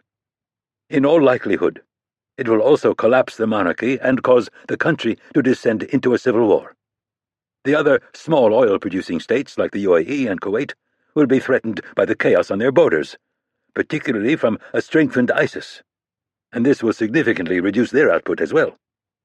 My economists expect oil prices to increase to as much as $250 per barrel, which would translate to a tripling of gasoline prices. The U.S. will be forced to use its military to secure critical production areas at great expense to them, something that will further drag on an economy damaged by the sudden rise in energy prices. Russia's budget deficit will turn into surplus almost overnight, which I will use for economic stimulus and the expansion of our military in order to reassert Russia's influence in the region. Krupin rose from his seat and looked down at the men. While he had hoped that it wouldn't be necessary to reveal this much of his plan, he enjoyed their stunned expressions and mute stares. Can I assume that this will be satisfactory? Chapter 15. Faisalabad, Pakistan. The soldier was angling in from the right, running across an empty lot piled with garbage. His weapon was still holstered, but he was young and respectably fast. Avoiding a confrontation was going to be impossible if Rapp wanted to get into position for the chopper closing from behind. They continued on their collision course, with Rapp at a full sprint, dodging through the alarmed pedestrians sharing the sidewalk. Predictably, the soldier slowed when he got within 10 yards, shouting for Rapp to stop and reaching awkwardly for the pistol on his hip. The problem with military men in this part of the world was that they expected people to do what they were told. A good bet 90% of the time, but today he was going to get an education in the other 10. Despite the stifling heat in his aching lungs, Rapp managed a brief burst of additional speed, aiming directly at the young soldier. The gun snagged before clearing its holster, and Rapp stuck an arm out, clotheslining the man. He landed hard, the back of his head hitting the concrete with a dull crack. The maneuver had multiple benefits. First, the kid was done with his chase, but still breathing, and second, the pedestrians crowding the area started to panic. Instead of his having to dodge them, now they were getting out of his way. No plan was perfect, though. The two cops coming at him from the north saw the soldier go down and pulled their weapons. Neither looked like he could hit the broadside of a barn, but that actually made the situation worse. If they decided to open up, the most likely outcome would be that they'd take out a bunch of innocent bystanders. The buildings that Maslick had told him about appeared on his right, and Rapp abruptly slowed to a walk, stepping through a set of doors as he wiped at the sweat pouring down his face. He had no idea what the people working in the building did, and there were no clues in the modest lobby. A receptionist sitting at a desk to his left looked at him with a friendly but inquisitive expression.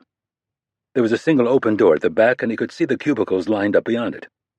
"Hi, I have an appointment to see Mr. Gajani," Rapp said, trying to control his breathing. It was the most common Pakistani name he could think of on the spur of the moment, and he got lucky. The woman still looked a little perplexed, but there was apparently someone working there by that name, and the idea that an American might visit him was within the realm of possibility. She reached for the phone, but Rapp waved a hand and gave her as friendly a smile as he could muster. "Don't bother, I'll just go on back." He picked up his pace as he passed through the door. The receptionist didn't protest, instead just nodding submissively. In terms of her cultural situation, she was the exact opposite of the soldier he'd left lying on the sidewalk. In male-dominated Pakistan, he would expect deference while she would expect to be dismissed. His luck held as he weaved through the cubes. A few people glanced up at the sweat-drenched man in their midst, but most remained focused on what they were doing. By the time the sound of the front doors being thrown open reached him, he was already approaching the back of the building. Demanding shouts reverberated through the building, but a moment later they were drowned out by the dull thud of chopper blades. The people around him began to stand and wander out of their cubicles when the vibration started to shake the structure. "Stop!" Rapp ignored the shout, continuing to walk casually toward a door in the back wall. More yelling and the sound of running feet didn't prompt him to look back. The combination of the cops and the fact that the chopper was close enough to start knocking pictures off the walls was creating a panic that would be enough to cover him for the next few seconds. Yanking the door open created a blast of air that felt like a convection oven. He used a hand on the jamb to pull himself forward into the hurricane of rotor wash. There was a red climbing rope whipping around the narrow alley, and Rapp went for it, catching the carabiner dangling from the end and attaching it to the harness beneath his shirt. A quick wave, and the helicopter started to rise, lifting him off the ground. Rapp reached for his fanny pack and retrieved his weapon, pumping a couple rounds into the wall next to the door when one of the cops poked his head through. He disappeared back inside and stuck a hand out, firing blindly around the jam. The rounds ricocheted through the alley, but by then Rapp was well clear. The chopper continued to rise until it was out of practical range of anyone on the ground, and then dipped its nose and started in the direction of the warehouse Coleman had infiltrated. A voice crackled to life in his earpiece, but he couldn't understand what was being said over the roar of the air around him. He grabbed the rope to steady himself and looked up, spotting Joe Maslick hanging out of the helicopter's open door. He pointed, and Rapp followed his finger to a large building to the north. It took up the entire block and had a ring of windows around the top. Despite the sun glare, intermittent flashes of gunfire were visible through them. With no idea of Coleman's position, the floor plan, or the strength of the opposing force, entering through one of the broken skylights was a no-go. Instead, Rapp motioned toward the roof of an adjacent building. "Scott," Rapp said, activating his mic. "I'm going for the high ground on the northeast side of the building. I should be in position in 2. There was no response as the aircraft started to descend. Rapp hit hard, rolling across a melting asphalt roof and coming to his knees near the low concrete wall that encircled it. The rope dropped on top of him, and he looked up, pointing at the HK-416 assault rifle in Maslick's hand. The former Delta operator nodded and let it drop.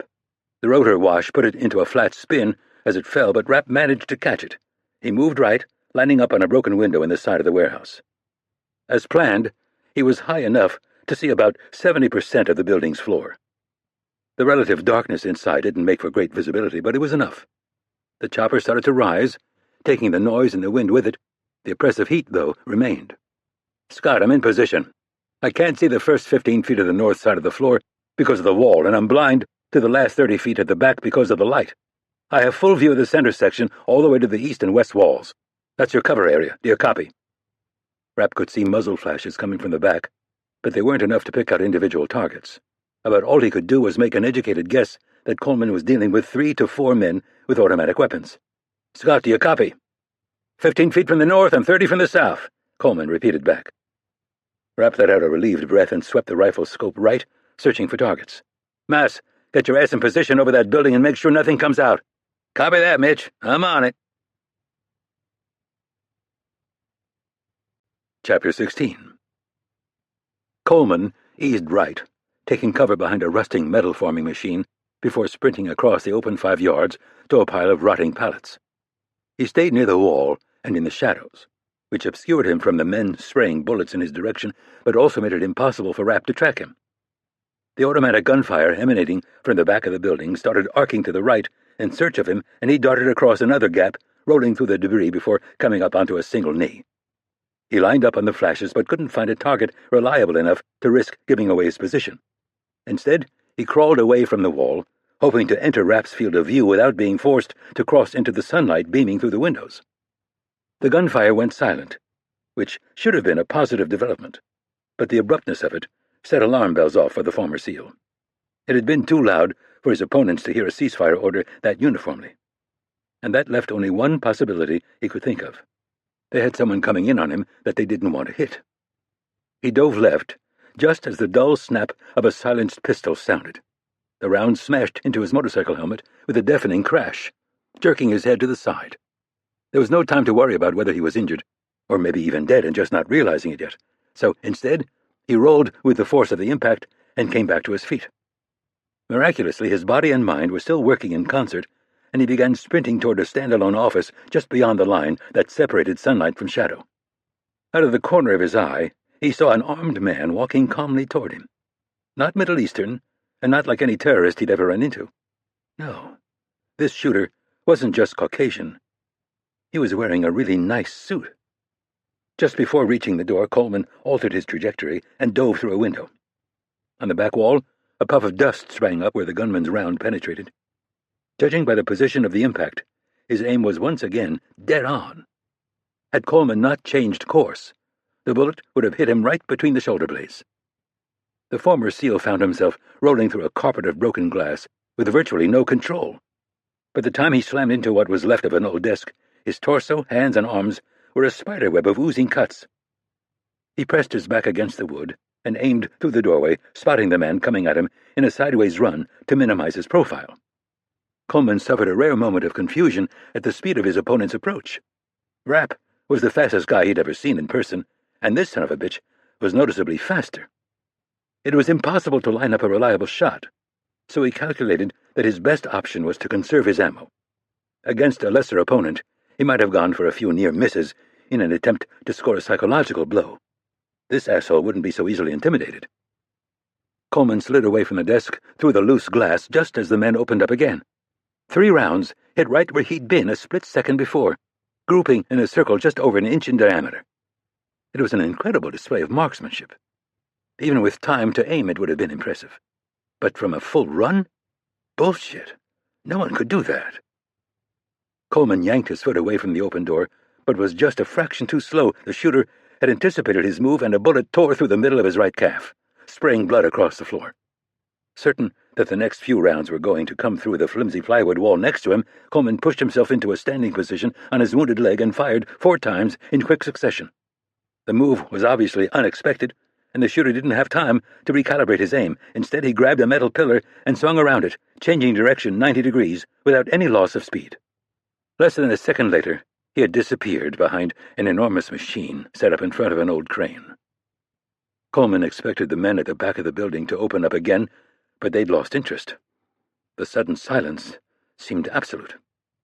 "You have eyes on me, Mitch," Coleman said, in hopes that his radio was still operational. "The office. 1 Tango to the east. The others are still working on the crate. Do you copy?" No response. He grabbed a chunk of 2x4 off the desk and threw it through the window in front of him. The glass shattered, leaving him a clearer view as he sighted over his SIG. There was no movement near the machine the shooter had disappeared behind.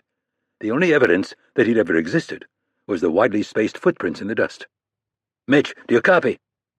Again, nothing. He could feel a slight shaking in his hands, and knew it wasn't just the sprint to his current position or the leg injury. It was fear. There was something about this opponent that was different from those he'd faced in the past. Combat was the one activity no human ever did half-assed. Situations like this were full gas until you either won or died. But Coleman had a gnawing suspicion that this guy wasn't really trying. He reached up with his free hand and ripped off his motorcycle helmet, further improving his vision. The side was caved in, and he could see what was left of his radio dangling from it. That explained the silence from Rapp.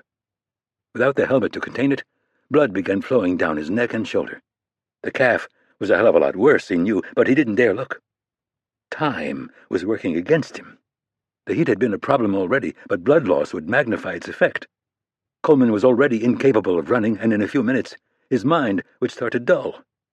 For the first time in his career, he could see no path that didn't end with him dead. Chapter 17. Rapp swept his rifle left, sighting through the scope and finally settling on the image of Scott Coleman. His helmet was off, and he was bleeding badly from the side of his head.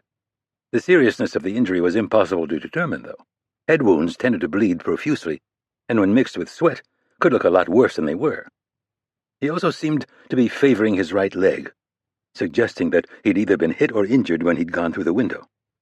What concerned Rapp most, though, was that he looked scared. It was an emotion that Coleman had never openly displayed in their years working together. The former SEAL was pinned down in an erect office near the center of the building.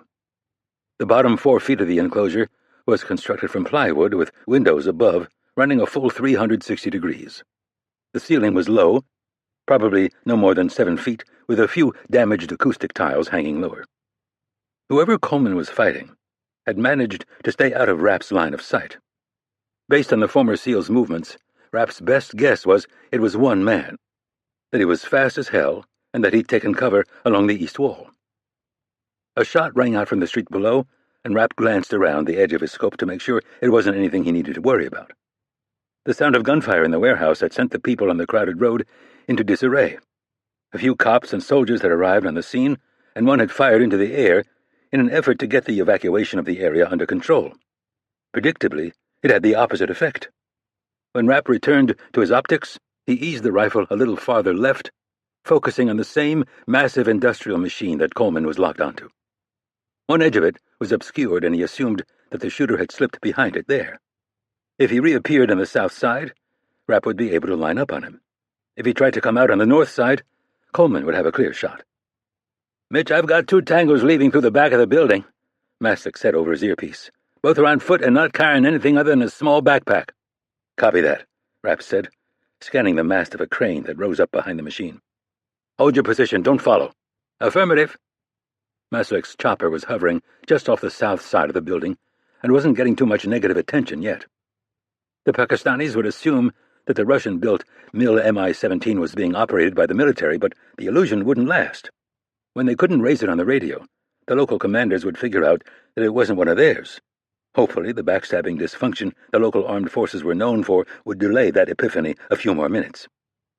Rapp kept exploring the crane mast through his scope, finally coming to its junction with a steel track that ran the length of the ceiling from north to south. He felt a dull surge of adrenaline when he saw that it passed directly over the office at a height of about 20 feet. "Scott," Rapp said into his throat mic. It was possible that Coleman had been forced to remove the helmet to improve his field of view, and that the radio was still functional. If that was the case, he might still be able to hear a transmission. "Scott, do you copy?" No reaction. Coleman was one of the best soldiers he'd ever worked with, but he had a tendency toward two-dimensional thinking. In a way, it was the result of his training. Even in Spec Ops, the U.S. military was a little too focused on there being a right way and a wrong way for a battle to develop. Rapp's mentor, Stan Hurley, had been a hell of a lot looser. He'd stressed creativity and improvisation over learned knowledge. One of his many mantras fit this situation perfectly. If everyone else is thinking right and left, you fucking well better be thinking up and down. Hurley's premonition became a reality a moment later when Rapp saw a flash of dark gray near the top of the machine.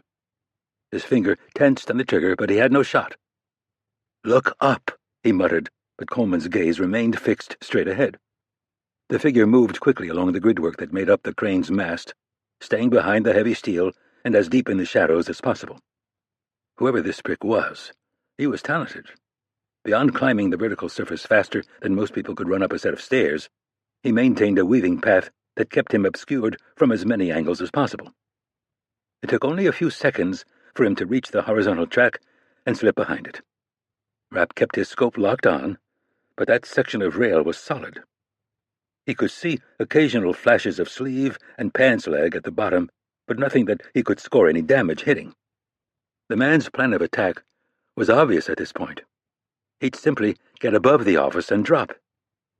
It was around 20 feet to the ground, but hitting and breaking through the ceiling would absorb some of the impact. As strategies went, this one was incredibly risky. He could hit the edge of the desk, the roof could hold, or he could get hung up on his way through. Despite those unknowns, it was the best option and likely the one Rapp himself would have chosen. The element of surprise was everything against an opponent as formidable as Scott Coleman. Rapp resisted the overwhelming urge to go over the side of the building and run for the warehouse. His gut was screaming at him to get into this fight, but his head told him that it was impossible. By the time he pushed his way across the street and into that building, it would be all over. Rapp reluctantly adjusted his scope to focus on the area above the office. This tango wasn't going to give him a shot while he was climbing, but there was no way he could avoid exposing himself forever. He'd have to make the drop, and in that split second, he'd be vulnerable. Rapp controlled his breathing, willing his heart to beat slower and relaxing his shoulders. He'd have only one chance at this. Movement at the edge of his scope surprised him, and he tried to adjust his aim as the man swung from beneath the crane well to the left of the office below. He let go and came in at an angle instead of dropping straight down. Again, Rapp's finger tensed on the rifle's trigger, but the unexpected move reduced his chance of a hit to near zero. In all likelihood, all he would do is give his presence away to both the tango and the soldiers gathering on the street. The figure arced through the air, firing a rapid series of shots into the roof below. He came down hard, and the addition of sideways momentum made the impact even more dangerous. Despite the complexity of the landing, he handled it with what could almost be called grace, disappearing through the roof in a dense cloud of dust and debris that made it impossible for Rapp to pick out a target. The haze was immediately lit up by the flash of shots being fired, but there was no way to know who was doing the shooting or if they were hitting anything. "Come on, Scott," Rapp muttered, feeling the rage building over his inability to help his friend. Get him up where I can see him." Scott Coleman's initial instinct was to drop at the sound of the shots, but then he registered that they were coming from above. Instead, he threw an arm protectively over his head and crouched, firing upward in a wide pattern. He felt an impact to his right shoulder, and a moment later the entire ceiling collapsed, raining shards of rotted 2x4s and shattered plywood down on him. The unmistakable thud of a body hitting the ground sounded behind him, but he didn't bother to spin. His gun arm was now useless, and he had to assume that his adversary was already lining up a shot. Instead, he dove over the desk, feeling another bullet impact in his right side just before he slammed headfirst into the floor. It felt like a graze, and he ignored it, kicking back against the desk and sending it sliding toward his attacker. He switched his gun to his left hand and aimed beneath the desk at a flash of movement. Blood loss and the awkward firing position combined to make the shot go wide. And then his opponent was on him. A hand clamped around Coleman's left wrist and immediately gained control of it. The former SEAL's wounds hadn't left him with much strength to fight with, but it wasn't just that. His wrist felt like it was in a vice. The dust was clearing, and they were face to face on their knees. Coleman would have liked to die on his feet, but there was nothing he could do. The man was too strong, too fast. The butt of his gun was arcing inevitably toward Coleman's head. There would be a flare of pain, a loss of focus, and then it would be over. The dark eyes locked on him were the last thing he would ever see. But then the man hesitated. A split second of confusion flashed across his features, as though he wasn't sure what he was looking at, as though he'd been expecting someone else. It was all Coleman needed. He used his injured arm to grab a chunk of wood and slam it into his opponent's gun hand. The blow dislodged the weapon, but the man was in motion again. He grabbed a knife from his waistband, and Coleman tried to dodge right, but his body would no longer obey. The blade penetrated his side, and he felt the dull ache of the steel sliding into him. When it stopped on bone, the man released the hilt and grabbed Coleman's right elbow, yanking it upward in an effort to flip him on his back. Knowing that if he went down, he was never getting back up, Coleman threw his weight forward, ignoring the sensation of his already injured shoulder being torn from its socket. He used his good arm to wrap the man in a bear hug and, with one last desperate burst of strength, lifted him. Chapter 18. Rapp kept his scope trained on the warehouse's empty window frame, focusing on the small office at its center. Every few seconds, a body part would come into view above the plywood wall, but it always disappeared too quickly to discern who it belonged to. The only thing that was crystal clear was that Scott Coleman was overmatched. His attacker was moving with incredible speed and power, while the injured SEAL was on the ragged edge, barely able to defend himself. A knife appeared and then plunged down, causing Rapp's breath to catch. He gripped the rifle a little tighter, but didn't attempt a shot. While there was no doubt he could hit one of them, which one was no better than a coin toss. "Get off your ass," Rapp said quietly. "Get him up." The decision to go for the high ground had initially been a no-brainer. In the anticipated scenario of Coleman coming up against a number of moderately well-trained jihadists, the danger was that they would split up and go for position. A sniper with a wide field of view was the ideal tool to deal with that situation. This, though, was something very different. It should have been him down there, not Coleman. A shot rang out from below, and a chunk of concrete shattered about 2 feet to Rapp's right. The cops had finally noticed the lone gunman on the rooftop. He ignored them, keeping his rifle trained on the battle taking place inside the warehouse. "Come on, Scott," he repeated under his breath. "Get him up." As though his friend had heard, the tops of 2 heads suddenly rose from behind the wall. It occurred to Rapp that he'd been wrong about Coleman's conspicuously blond hair. At that moment, it was the most beautiful thing in the world. He immediately adjusted his aim to the darker of the 2 heads, but was a fraction too slow. Coleman's attacker shifted his weight and swung the SEAL left, using him as a shield against anyone looking down on them. The scene seemed to slow down, and every detail came into razor-sharp focus. Coleman's right arm was useless, hanging at a grotesque angle in its socket. Beyond that, and the knife sticking from his side, it was impossible to assess the number or seriousness of his wounds. There was just too much blood. His attacker, by contrast, appeared to be uninjured from the fall and in complete control. He had Coleman by the shirt and was lifting him up while simultaneously ducking down, further reducing Rapp's line of sight to him. His actions made it likely that he'd been tipped off that there was a sniper on the roof north of him. In the same situation, Rapp would twist a little farther and drop onto his back, pulling Coleman down on top of him. Done correctly, it would drive the knife the rest of the way in and provide cover from a shooter controlling the high ground. Clearly, the man had come to exactly the same conclusion. He continued to turn, beginning to disappear behind the plywood wall with Coleman in tow. Rapp knew that if he lost sight of them without acting, his friend was a dead man. He adjusted his aim slightly and squeezed the trigger. Maslik's meticulously dialed-in rifle bucked against his shoulder, and the crack of one of the most critical shots he'd ever fired assaulted his eardrums. As planned, the round missed both men, instead shattering what was left of the office window they were standing in front of. Shards slammed into the back of Coleman's head and stuck there. The ones that didn't, though, sprayed into the face of his opponent. The man shoved Coleman back, slamming him into the window frame and dropping out of sight. Rapp watched his friend slowly slide down and fired a pattern around him. The tango would be trying to get behind the desk and kick through what was left of the flimsy rear wall. From there he'd have enough cover to reach the rear exit. "Mass, you've got a man heading for the back door. Bloody face, nice suit. Kill the motherfucker." "There are a lot of civilians back here, and I gave you my rifle," came the response. "I have the door gun. How big a mess do you want me to make?" Rapp swore under his breath. There was no way they could open up on a crowded street with a weapon like that. In one of the most anti-American countries in the world, it would be seen as an act of war. "Belay my last order," Rapp said through clenched teeth. "Let him go." "You want our people to try to follow him?" Hell yes, he did. More than anything. He wanted them to track him to his safe house, and then he wanted to kick down the door and look into his eyes before splattering his brains all over the wall. But one of his people was already down. That was enough. "Negative.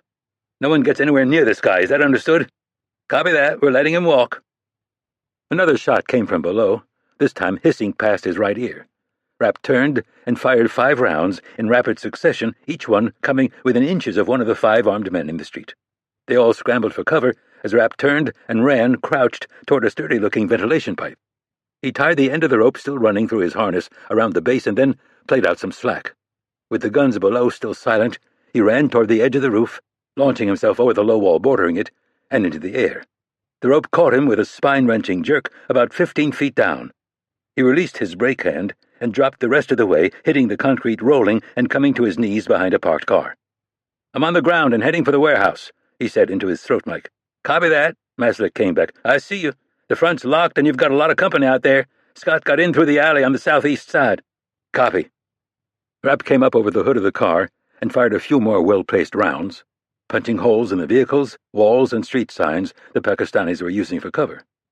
Nothing close enough to cause injuries, but plenty close to get everyone thinking about just how important their job was to them. Despite the hundreds of garbage bags rotting in the heat, the entrance wasn't hard to find. The lock had already been shattered by Coleman's SIG, so Rapp pushed the door open and slipped through. Predictably, the shooting started almost immediately. Automatic fire stitched a line of holes in the wall above, forcing him to stay low in the shadows. He moved right and dropped to the floor, landing exactly where Coleman had, based on the marks in the dust. The HK rifle rounds impacted a hell of a lot harder than his Glock, so he didn't bother going for his normal headshot. The first tango took a round to the chest, flipping backward over the crate he was standing in front of and disappearing behind it. The second was hit in the ribs and dropped like a bag of rocks when both lungs and his heart were punctured. Rapp sprinted for the demolished office at the heart of the building. Coleman was lying on his back in the debris from the collapsed roof and shattered windows. His eyes were open, but he didn't so much as twitch when Rapp dropped the rifle next to him. "Mitch," Maslik said over his earpiece, "give me a sit rep." I took out 2 tangos. They look like the last ones. Scott's down. Stand by. "Down? Is he all right?" "I said to fucking stand by." He pulled his Glock 30 from the fanny pack strapped around his waist and moved away from the office, crossing the shop floor while watching for movement. Once at the back, he stepped over the body of one of the men he'd shot and looked inside the open crate lying on the floor. "I have the warhead, Mas. Drop me a cable and a box of ammo for your HK." "Copy that." Outside, the roar of the chopper intensified. Rapp threw open one of the bays and squinted against the dust being kicked up by the rotors. The civilians Maslik had been concerned about seemed to have fled, and Rapp went for the line descending from a reel in the helicopter's open door. Weighted down with a metal ammunition box, it was easy to get hold of, and he pulled it inside. When he reached the crate, he found there was nowhere to connect the hook, only smooth steel and a garish depiction of the Pakistani flag. With no other option, he just wrapped the cable around the tail fins. "All right," he said into his throat mic, "reel it in." The line went taut, and he winced as the weapon started bouncing across the concrete floor. The CIA's experts had told him these things were hard to set off, and now he was going to find out if they were right. It hung up on the bay door for a moment, and then went through, taking some of the frame with it. "We've got it," Maslik said. "And you've got a group of Pakistani cops and soldiers coming at you from the north. They've blown the lock on the front doors and are getting into position to open them." "Copy that. Now get that thing out of here." "What about you and Scott?" "Go," Rapp said, scooping up the ammo box and running back to Coleman. It turned out that he was still breathing, but in a shallow, labored way that Rapp had seen too many times before. The sound of grinding metal rose up from the front of the building, but he didn't bother to look at what was causing it. Instead, he lifted Coleman into a fireman's carry and grabbed the rifle and spare ammunition with his free hand. The main door was nearly fully open, but none of the Pakistanis were visible as he ran across the shop floor and took cover behind the same machine Coleman's attacker had. He laid his friend on the concrete and pulled the magazine from Maslik's rifle, quickly slapping in a fresh one as he watched the shadows of the men moving around in front. They didn't seem all that anxious to enter, and he used the time to dial Irene Kennedy on his satellite phone, patching it through his earpiece. "Mitch," she said upon picking up, "I'm getting reports of a firefight in downtown Faisalabad." "That's me. Most of the terrorists are dead, and Maslik's in the air with a nuke." "Where are you?" "Pinned down in a warehouse. You need to get onto the government and tell them to pull their men back. So far I've been shooting wide, but if they move in on me, I'm going to start dropping them." "I'll do it right away. Where's Scott? Is he with Joe?" A small metal canister came sailing through the open door and bounced a few times before starting to spew tear gas. "He's with me. He couldn't make it to the chopper." "Why? Is he injured?" "Sooner would be better than later on that call, Irene." He disconnected the line and used Maslik's rifle to shoot out some of the still intact windows near the ceiling, more to put the fear of God into the men considering charging him than out of concern about the gas. The building was too large and well ventilated for it to have much effect. A weak hand gripped Rapp's leg, and he looked down to see Scott Coleman's eyes fix on him. The injured man managed to speak, but when he did, a thick mix of blood and spit drooled from his mouth. "I'm done, man. Get out of here." Rapp shook off memories of Stan Hurley, who had looked up at him in a similar condition a few weeks ago. The difference was that he'd been an old man dying on his own terms. Coleman wasn't. Rapp knew that any hint of concern or sympathy would just weaken his friend further. He was a soldier, one of the best in the world, and that's the way he deserved to be treated. Rapp pulled the pistol from his waistband and slapped it into Coleman's limp hand. Quit whining and make yourself useful. Chapter 19. Joe Maslick was lying on the metal floor of the chopper with his head hanging out the open door. He'd been raised by dirt-poor parents in a trailer park tucked into the mountains of South Carolina. When he graduated from high school, he'd never been out of the state, never eaten Chinese food, never seen the ocean except on his family's static-written TV. Thinking back on that made him wonder how the hell he'd ended up in Pakistan staring down at an atomic bomb. That cashier's job at the local gas station was looking better and better. "This thing's swinging really bad," he said into the mic attached to his headset. "You want to come up here and fly, asshole?" was the predictable response. The man at the controls was Fred Mason, a retired Navy pilot who now flew search and rescue missions out of California. Coleman brought him in when second best wasn't an option. "It'd just be good if it didn't go into the tail rotor, you know. I didn't remember you being the nervous type, Mass." They climbed out of range of the cops and soldiers below, but Maslick could still make out detail around the warehouse. The front entrance was open, and there were at least 10 cops and soldiers lined up next to it. Smoke was curling from the bay doors, but none of the men appeared to have masks on. The general impression was that no one was in charge. That should play in Rapp's and Coleman's favor. The nuke settled down, and he started to use the winch to reel it up. When it got close, the co-pilot came back to help him wrestle it inside. Even with the two of them, it was a Herculean task. In addition to the weight, there wasn't anywhere to get a good grip. They got it partway in the door a couple of times, but it always hung up and fell back onto the cable. The pilot heard all the swearing and glanced back for a moment. "Watch your asses, boys." The left side of the chopper suddenly dipped, slamming Maslick into the back of the door gun and rolling the nuke up onto the skid. Then the floor dipped right, tossing him into the other wall. When the aircraft leveled out again, the weapon was inside and rolling lazily toward a cargo net hanging from a set of eye bolts. "Asshole!" Maslick said, rubbing the back of his head as the co-pilot trapped the nuke in the net and began securing it. An urgent beeping indicating an incoming satellite call echoed through Maslick's headphones, and he cut out the two pilots before picking up. "Go ahead." "Give me a sit rep," Irene Kennedy said in a worried tone. "We have the nuke on board and we're heading home, ma'am." There was a pause that suggested she wasn't as happy about that as she should have been. "I've lost contact with Mitch." "I wouldn't worry about that, ma'am. We just left him and the situation didn't look like anything he wouldn't be able to handle." Another long pause. "Scott's injured and I can't get through to General Shirani or the local police commander to get them to issue a stand-down order. I need you to go back for them." Maslick wasn't sure how to respond. Rapp had made it clear that he was to get their cargo to safety, and while Kennedy was technically in charge, he was only mildly afraid of her. Rapp, on the other hand. "That's a negative, ma'am. I have my orders." "You take orders from me, and those orders have changed." He was a little startled by the force of her response. In all the years he'd known her, he'd never heard Irene Kennedy raise her voice. Maslick suffered a rare moment of hesitation. If she was right, and she almost always was, then his team was in trouble. Rapp would never leave Coleman, and the Pakistanis would eventually get organized enough to surround that building. The thought of abandoning them was 1,000 times worse than the thought of dying with them. On the other hand, he had no idea what Rapp would do if his orders weren't followed to the letter. It never really happened. Finally, he pressed a button and linked in the pilots again. "Turn us around, Fred. We're going back." "What? Could you repeat that?" "You heard me. You realize you're literally sitting on a nuclear bomb, right?" Maslick looked down. He actually was sitting on it. "Do it, Fred." The chopper banked hard, and Maslick used his free hand to switch to the frequency monitored by Rapp. "We are inbound to your position. Do you copy?" The response was barely intelligible due to interference. "That's a negative. Continue on your previous heading." Maslick couldn't shake the feeling that he was a dead man. The only question was whether it was a lucky shot from a Pakistani or a perfectly placed one from Rapp.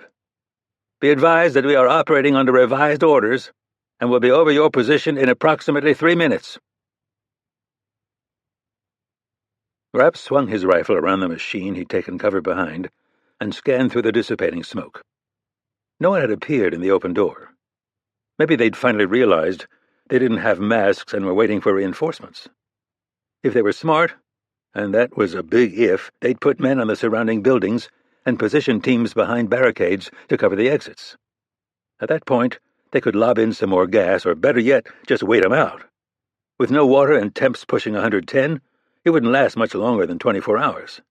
and Coleman probably wouldn't make it another 24 minutes. "We're in our descent," came Maslick's voice over his earpiece. Rapp's jaw clenched, and he looked down at Coleman. The pistol had slipped from his fingers, and he wasn't moving. His head wound probably looked worse than it was, but the knife sticking out of his side was likely exactly as bad as it looked. Then there was the blood flowing from his shoulder and leg. "Scott!" No reaction to his voice at all. It was possible that he was dead, but it didn't matter at this point anyway. They were going out together or not at all. He switched Maslick's rifle to full auto and emptied the magazine into a steel pillar near the door. The metal made an impressive racket and would be enough to delay anyone who might have built up the courage to launch an offensive. He tossed the rifle and pulled Coleman onto his shoulder again.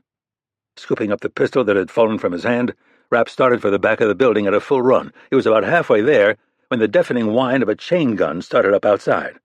Hopefully it was Maslick shooting and not an incoming Pakistani aircraft. He came out into the bright sunlight just as Maslick let loose another burst. He was firing into the air over the top of the surrounding buildings, but it was enough. If there had been any soldiers in the alley before his arrival, they'd taken the hint and run like hell. Despite Coleman's dead weight, Rapp managed to grab the rope dangling from the chopper and attached it to his harness. He slid Coleman off his shoulder and wrapped his arms around the injured man. Maslick was leaning out the open door, and when he saw that Rapp was ready, he motioned for the pilot to start climbing. They were only about 10 feet off the ground when someone started shooting from an alley to the north. Rapp's pistol was in his waistband, and there was no way to get to it. Coleman was slippery with blood, and his weight was being multiplied by the chopper's climb.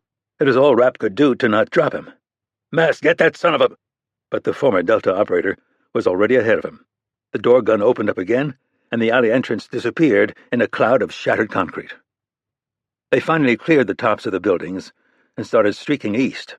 Above, Maslick was rigging the winch to pull them up, and Rapp tightened his grip on Coleman, despite the fact that the muscles in his forearms felt like they were on fire. The seal slipped, and Rapp barely managed to loop a leg around him in time to keep him from dropping 400 feet to the street below. By the time they made it to the chopper door, Rapp had been forced to grab Coleman's shirt in his teeth to make up for the fatigue in his arms. The metallic taste of blood was yet another reminder of his friend's condition. "I've got him!" Maslick's powerful arms appeared and dragged Coleman's limp body upward. When he was safe, Rapp grabbed the skids and pulled himself inside, rolling across the floor as the aircraft's nose tilted forward and Fred Mason pushed the chopper to its limit. Chapter 20. CIA Airfield, Central Pakistan. Rapp leaned over the chopper pilot's shoulder and pointed at a C-17 Globemaster transport plane below. It was parked at the end of a line of buildings containing the Reaper drones the CIA used against terrorist cells operating in the region. "Put us down there." The skids touched down about 20 yards from the Globemaster's open rear cargo door. The sun had dipped below the horizon, and the lights inside the plane silhouetted a group of soldiers pushing a gurney in their direction. Inside the plane, Rapp could see rows of bunks and walls lined with state-of-the-art medical equipment. For all intents and purposes, the plane was a flying hospital, manned by multiple medical teams and equipped to handle everything from basic triage to severe burns. With so many unknowns relating to the Pakistan operation, Kennedy had kept the Globemaster close in case things went south.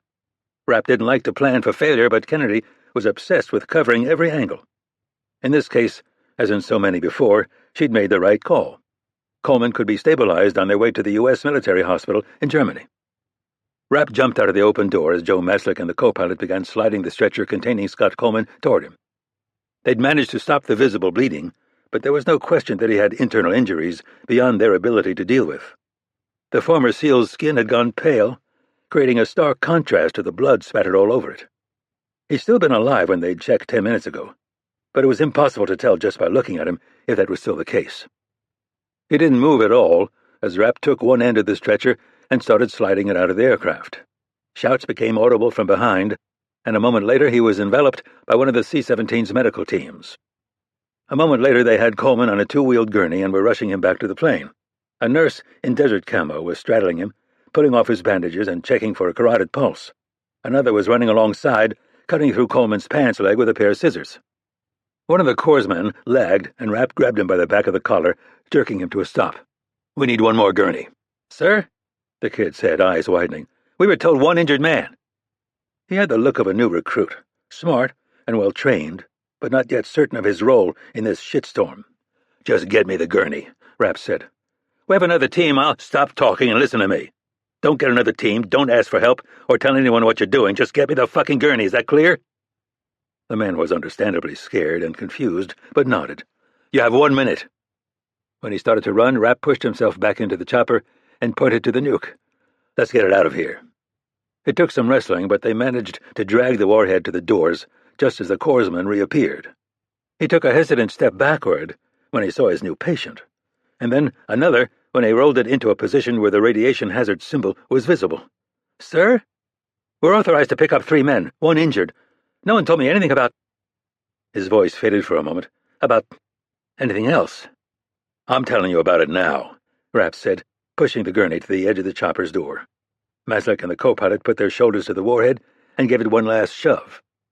The gurney's tires bulged when the weapon landed, but everything held together.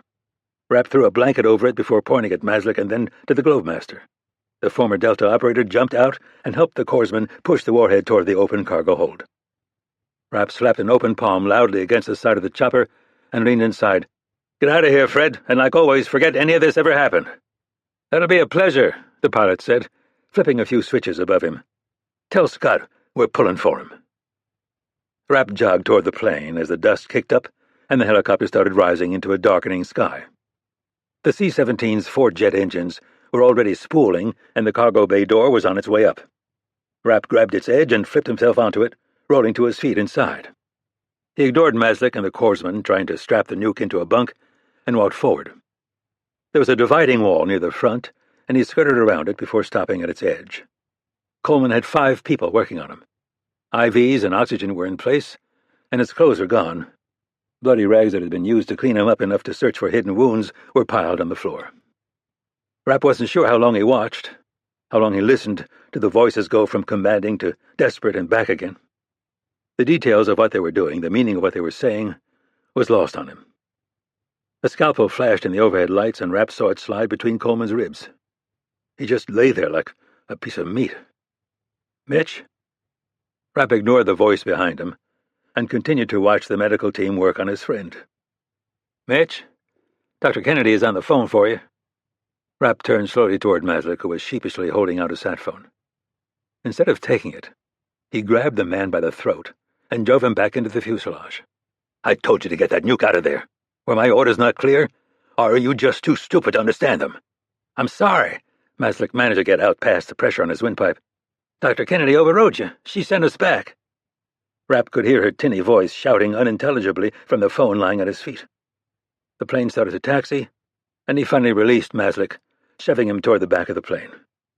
The former soldier retreated unsteadily as Rapp scooped up the handset. "Mitch," Kennedy said. "Are you there, Mitch?" "I'm here." "Joe went back on my express orders. He tried to talk me out of it." "Not smart, Irene. The cops were moving in and we had no idea what their capabilities were. They could have taken down Fred's bird." "There was no other option. I contacted President Chutani, but he said there was nothing he could do to pull them back. General Shirani wouldn't even take my call." "Then you should have left us." "I guarantee you that Shirani was going to force a fight. Video of you gunning down a bunch of soldiers before getting taken out by an RPG is just what he needs to stoke Pakistan's anti-American elements. It might have been enough to turn the tide against the civilian government." She was probably right, Rapp knew. Her grasp of the intricate power struggles from Washington to Beijing to Islamabad was second to none. The nuke was safe, he was alive, and Coleman was in the hands of the best combat trauma people in the world. It didn't help, though. His anger just kept building. "So this was about Pakistan, not about me and Scott." "Of course," she said, not bothering even to try to be convincing. "I consider both of you completely expendable." The plane's wheels touched down, and the engines roared as the massive aircraft came to a stop. Rapp didn't move from his position on a cot bolted to the fuselage. He watched silently as Coleman, utterly still and surrounded by his medical team, was wheeled out the back. It wasn't their planned stop in Europe. The docs had told him that Coleman wasn't going to survive long enough to get there. This U.S. air base in Afghanistan was the closest thing that had the surgical capabilities they needed. He continued to sit, staring at the wall in front of him, until an Air Force colonel came stalking up the open loading bay. "Who's in charge here?" When Rapp didn't react, Mazlik subtly pointed. "Who the hell are you?" the man said, putting his hands on his hips and positioning himself in front of Rapp.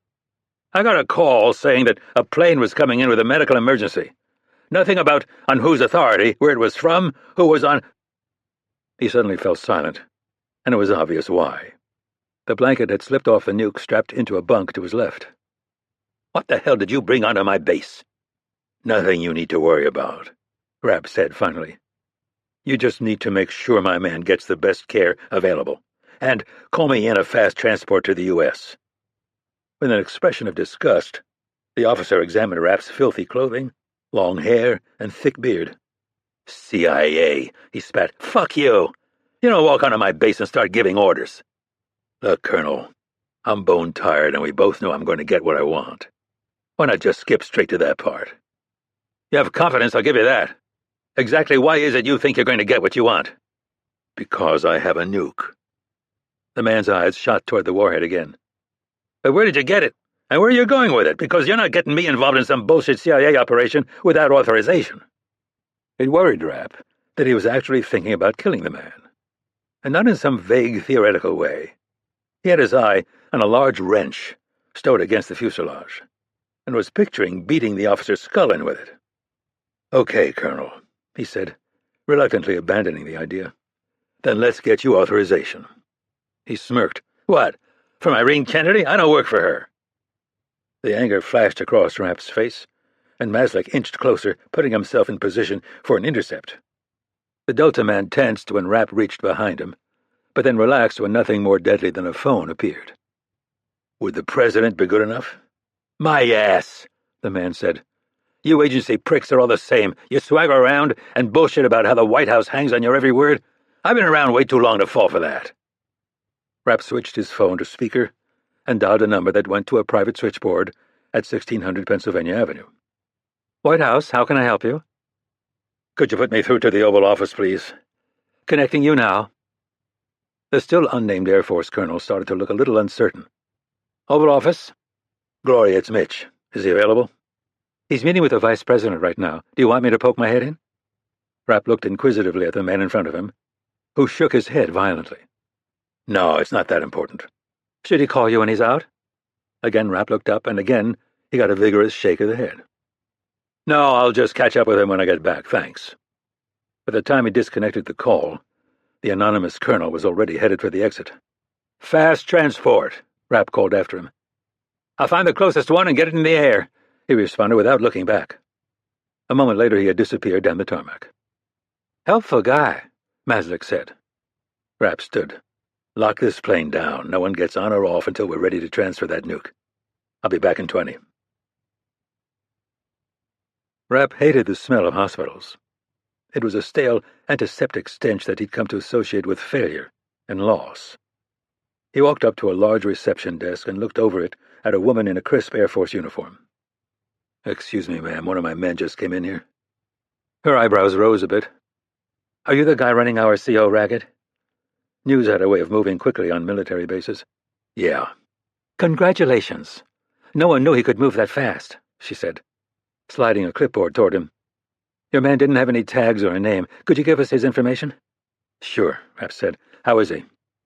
"They've taken him into surgery." "With respect, ma'am, that's not what I asked." "I know." Rapp nodded his understanding and picked up the clipboard. "Is there somewhere I can fill this out? Somewhere private?" "We've got a little chapel down the hall on the right. Nothing fancy, but I don't think anyone's in there." He followed her directions, pushing through a set of double doors before dropping the clipboard in a trash can and dialing Irene Kennedy. He thought about the deaths of his wife and unborn child, about his brother, whom he hadn't seen in more than a year, about his old friend Stan Hurley, bleeding out in his arms only a few weeks ago, and now Scott. The line began to ring, and Kennedy picked up almost immediately. "How is he?" "Not good. He's in surgery." "And the warhead?" "Joe's watching it. I've ordered up a transport." "You're still planning on bringing it here?" "We've been wanting to get a look at Pakistani nuclear technology for a long time. This might be our only chance." She didn't respond. "You disagree?" "No, but I'm getting a lot of pushback from the Pakistanis. They know we have it, and they want it back." "Call Chitani." He's one of the ones pushing back. Bullshit. He'd be dead if it weren't for me, and that nuke would be in the back of a van with a bunch of terrorists. Still, he's the president of Pakistan, and he's trying to hold on to power. Shirani can use this against him. Then stall. It's not like we need it for a month. I'll deliver it to Craig and tell him his tech guys have 24 hours to learn everything he can. This isn't like snatching some mid-level ISI operative or hacking into one of their computers, Mitch. This is a nuclear weapon. What do I tell them? That it's a holiday weekend. That my plane ran out of gas, or maybe that if they don't want us to take them, they shouldn't drive them around in fucking fruit trucks. I've briefed President Alexander, and he's given his authorization, but he asked some questions that I had a hard time answering. We know they have nukes. We know they work. How much are the details worth to us? Rapp let out a long breath. There's something not right here, Irene. Something we don't understand. What makes you say that? A Russian mobster? Working with ISIS, for one? Why? To get you out of the way so they could get their hands on a nuke. With Saddam Hussein's former generals starting to take charge, ISIS tactics are getting more sophisticated. They have money, and it's not hard to believe that they'd use it to hire outside contractors. But our information was that the people looking to snatch this nuke weren't ISIS. They were al-Badr. The two groups aren't really connected. Agreed. And then there's what happened to Scott. What did happen? Was he ambushed? Not in the way you're thinking. It was one guy. One man? Are you sure? Rapp dropped onto a bench. I'm sure. And this guy went through Scott like he wasn't there. That doesn't seem possible. I'd say the same thing if I hadn't seen it with my own eyes. Did you get a good look at him? Marginal. And? White guy around my size? Dark hair? Mid-30s, medium complexion? You didn't recognize him? Nope. She fell silent for a moment, considering what she was being told. The number of people who could hope to even survive a confrontation with Scott Coleman was incredibly small, but to do it easily? If there was someone like that out there, how could Mitch Rapp have never run across him? Look, Irene, a guy like this doesn't work for the mob, and he doesn't take contracts from a bunch of half-assed terrorists. In fact, he doesn't contract himself out at all, or I'd have heard of him. But you think he's important. My gut says that if we can find him, we'll have the key to this thing. The key? Or a target for revenge? Rapp ignored her question. I figure there's a 75% chance that he came up through a solid Spec Ops program. So, probably European. And since the Russians seem to have their fingerprints all over this thing, I'd start there. What about the other 25%? He could have been trained by the ops side of one of the intelligence agencies like I was. That's not a lot to go on, Mitch. Elite white soldiers in their 30s casts a pretty wide net. One more thing to add to his profile, Irene. This guy's an athlete. Maybe he stopped competing when he was young, but at some point people noticed him. So, gifted white male teens, playing some sport in some country. Not that helpful. Yeah, but again, we know that the Russians are involved. So I'd start with the former Soviet athletics program. Records still exist and people who worked in it are still alive. Maybe we'll get lucky.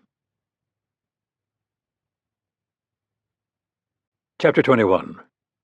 Above southwestern Virginia, USA.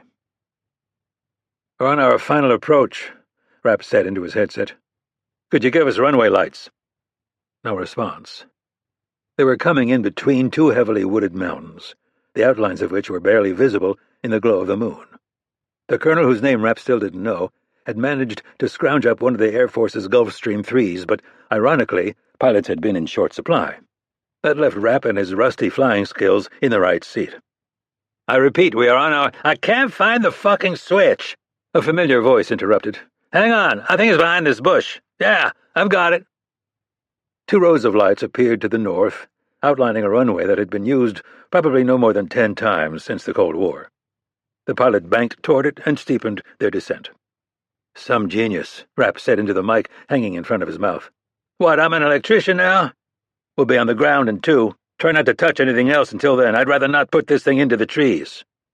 No problemo, man. Rapp glanced back into the cabin. The luxurious seats he was used to in the CIA's G550 were conspicuously absent, replaced with a few frame and canvas benches bolted to the rear bulkhead. Joe Maslick had piled some blankets and cushions next to the warhead and was sound asleep with his head propped against the nose cone. "Mas, get your ass up, we're landing." The former Delta operator jerked awake. "Is that thing secure? We don't need it chasing us around in here when we touch down." "We're good," he grumbled, "but there are better things to wake up next to." Rapp faced forward again and watched the approaching lights. Surprisingly, Maslick's comment made him think of Claudia Gould.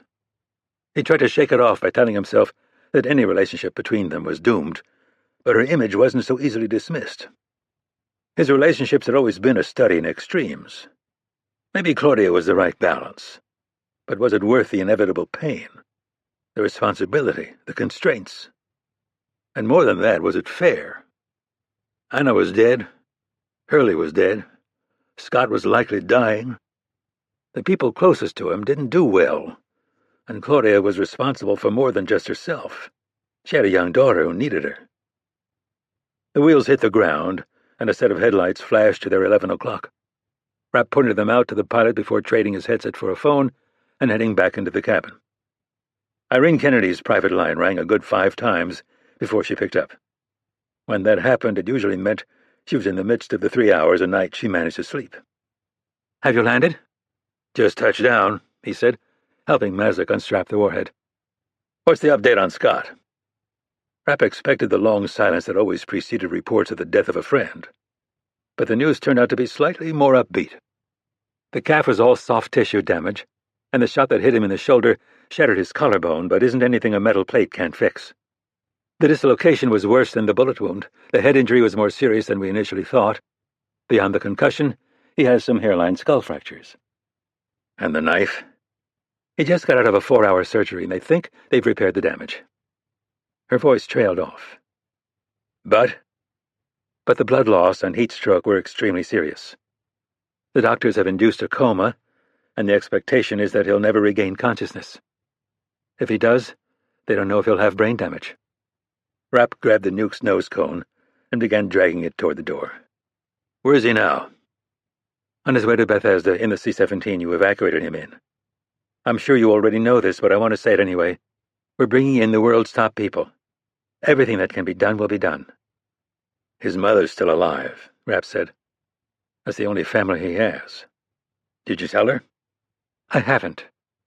She's in the early stages of dementia, and I think it would be better if we didn't contact her until we know more. Certainly not until he's in an American hospital bed." "Or an American grave." "I don't think there's any point in considering that possibility right now." "What about the guy who's responsible?" "We have some shaky cell phone footage. He had facial wounds that obscured his features somewhat, but our people were able to clean it up and get some solid stills. We have them out to intelligence agencies worldwide, but so far no hits." Rapp jumped out of the plane and moved away. The night had turned cool, but the humidity still hung in the air. He crossed the runway as the lights blinked off and walked into the damp brush at its edge. There was no wind. The only sound was an engine starting up a few hundred yards to the west. "Tell your people to find him, Irene. Not tomorrow, not next week. Now." "I understand what you're feeling, Mitch. Believe me, I do. But we're doing the best we can." She paused for a moment. "In the meantime, I need you back in Pakistan. After what happened, the Pakistani army is tightening its procedures for moving the country's arsenal, but there's the danger that this wasn't the only warhead targeted. In fact, the army pulling back could make the problem worse." "Terrorist groups trying to make a move before the window closes," Rapp said. "Exactly. I'll fly back as soon as I can." "Thank you. With both you and Scott gone, our operation there is starting to unravel. And on top of that, we need to return their device. The political pressure is getting heavy, and we're seeing action by the army that we don't like. This could be the first sign of a coup by General Shirani." Rapp let out a long breath. Pakistan run by Shirani would be a disaster. The current president was a scumbag, but at least he was a secular, westward-leaning scumbag. Shirani was a wannabe fundamentalist dictator with an insatiable thirst for power and a deep hatred for the United States. "We'll work fast," he said, as an old pickup rolled to a stop next to the jet. "I'll contact you if we find anything interesting." Rapp disconnected the call and walked back onto the tarmac in order to greet the man stepping out of the truck. Craig Baylor was a full 3 inches taller than Rapp, with thick, tattoo-covered arms extending from a T-shirt extolling the virtues of Pabst Blue Ribbon. His gaunt face was shadowed by 3 days of stubble and a baseball cap equally enthusiastic about PBR. "How's it going, Mitch? Been a while."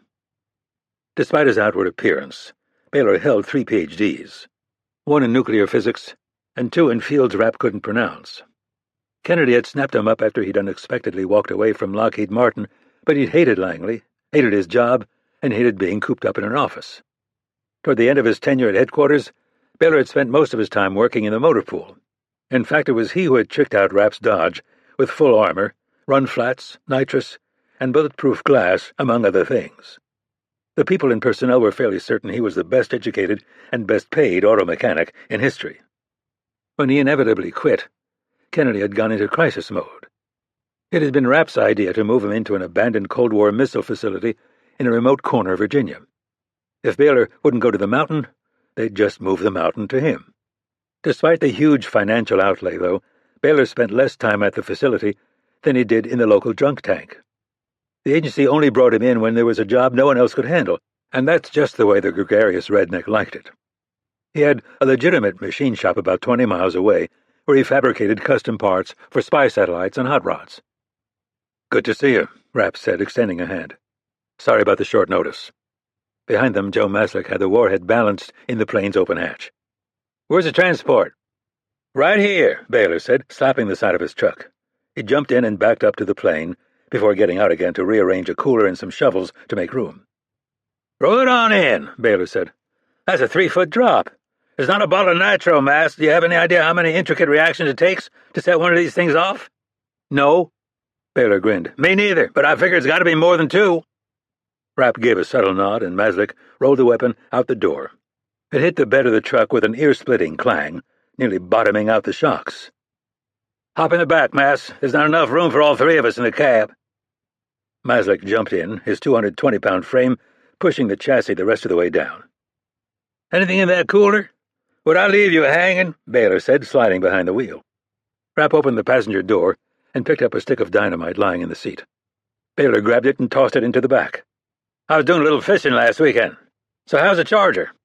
"Stereo sounds like shit," Rapp said, as they accelerated up the tarmac. "Yeah, I had to take out the main speakers to make room for the Kevlar. They've got some thinner stuff now, and I've got a great sound guy I work with. You should bring it by." Maslick banged on the top of the cab with a beer can, and Baylor held a hand through his open window to take it. "You want one, Mitch?" "No." He popped it open and took a healthy slug as the vehicle bounced across a grassy field. With the shocks already at their limit, the nuke was making quite a racket bouncing off the sides of the truck's bed, but Rapp didn't worry about it. If Craig Baylor said it wasn't a problem, it wasn't a problem. They finally skidded to a stop in an unremarkable part of the field, and Baylor pointed to the visor above the passenger seat. "Could you hit that garage door opener, Mitch?" He did, and a moment later they were descending on a massive elevator platform once used to move intercontinental ballistic missiles. "So are you looking for anything special, man, or do you just want to know if the Pakistanis can detonate the thing without blowing their dicks off?" "Irene wants a rundown of the technology and power," Rapp said. "What about you?" "Someone tried to steal it. I want to know who." "No problem. I'll bring in some of the forensics guys I work with. Anything else?" "No," Rapp said, watching the gray concrete walls slip slowly by. "You all right, man?" "Yeah." "You sure?" "Because it's a beautiful night, and we have a cooler full of beer and a stolen A-bomb. It don't get any better than that." Chapter 22. North of Islamabad, Pakistan. Grisha Azaroff pulled his hat down his forehead and tilted his face into the upturned collar on his jacket. The sun was gone, but the heat was still hovering at 38 degrees Celsius, making his choice of clothing both uncomfortable and likely to attract attention. Fortunately, the private airstrip was all but abandoned at this time of night. He jogged up the steps of his company's Bombardier Challenger 650, heading for the back as the pilot closed the door. The interior had been redesigned to his specifications, reducing the number of seats and adding a sofa long enough to sleep on without causing stiffness. He entered the expanded bathroom and closed the door, leaning over the sink and staring into the mirror. His face was dotted with bandages that a few hours ago had matched his skin tone but were now dark with blood. He began peeling them off, pulling glass from the wounds he hadn't had time to clean during his escape. None were serious enough to need stitches, though the half-moon slice on the bridge of his nose was deeper than he'd realized. That one had been too close, less than a centimeter from his right eye. He couldn't help but be reminded of the severe acne he'd suffered as a teenager, the damage from which had been repaired during the plastic surgeries he'd undergone before going to work for Maxim Krupin. The phone lying on the counter next to him came to life with a number that belonged to the president's secure cell.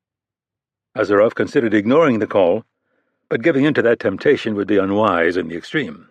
Instead, he inserted a Bluetooth headset and picked up. "Good evening, sir." "What the hell happened, Grisha? My people in Pakistan report that Mitch Rapp is still alive and that he has the weapon." "I can't confirm those reports with certainty, sir, but they seem credible." Krupin let out a lengthy string of expletives in Russian. "I should have seen through your false bravado and known you'd fail me." It was an entirely predictable revision of their last meeting. Azarov had done nothing to hide his concerns regarding a confrontation with Rapp, and had gone so far as to recommend against it. Krupin, though, would never admit to an error, and was already shifting the blame. It was always odd to watch these deflections because of the strange honesty to them. Azarov had come to believe that they were less a deliberate reaction to failure than an unconscious one. Krupin saw himself as infallible, and lapses in his own judgment tended to cause unbearable cognitive dissonance. Typically, that dissonance was resolved at the expense of one of his underlings. "My bravado or lack thereof was of no importance," Azarov said, cleaning his wounds with alcohol. "I never saw Mitch Rapp, though it seems likely that he fired the shot that injured me. He sent his man Scott Coleman into the warehouse, and I dealt with the situation." Krupin ignored him. "The Pakistanis are demanding the weapon back, but the Americans are delaying. We have to assume they're examining it."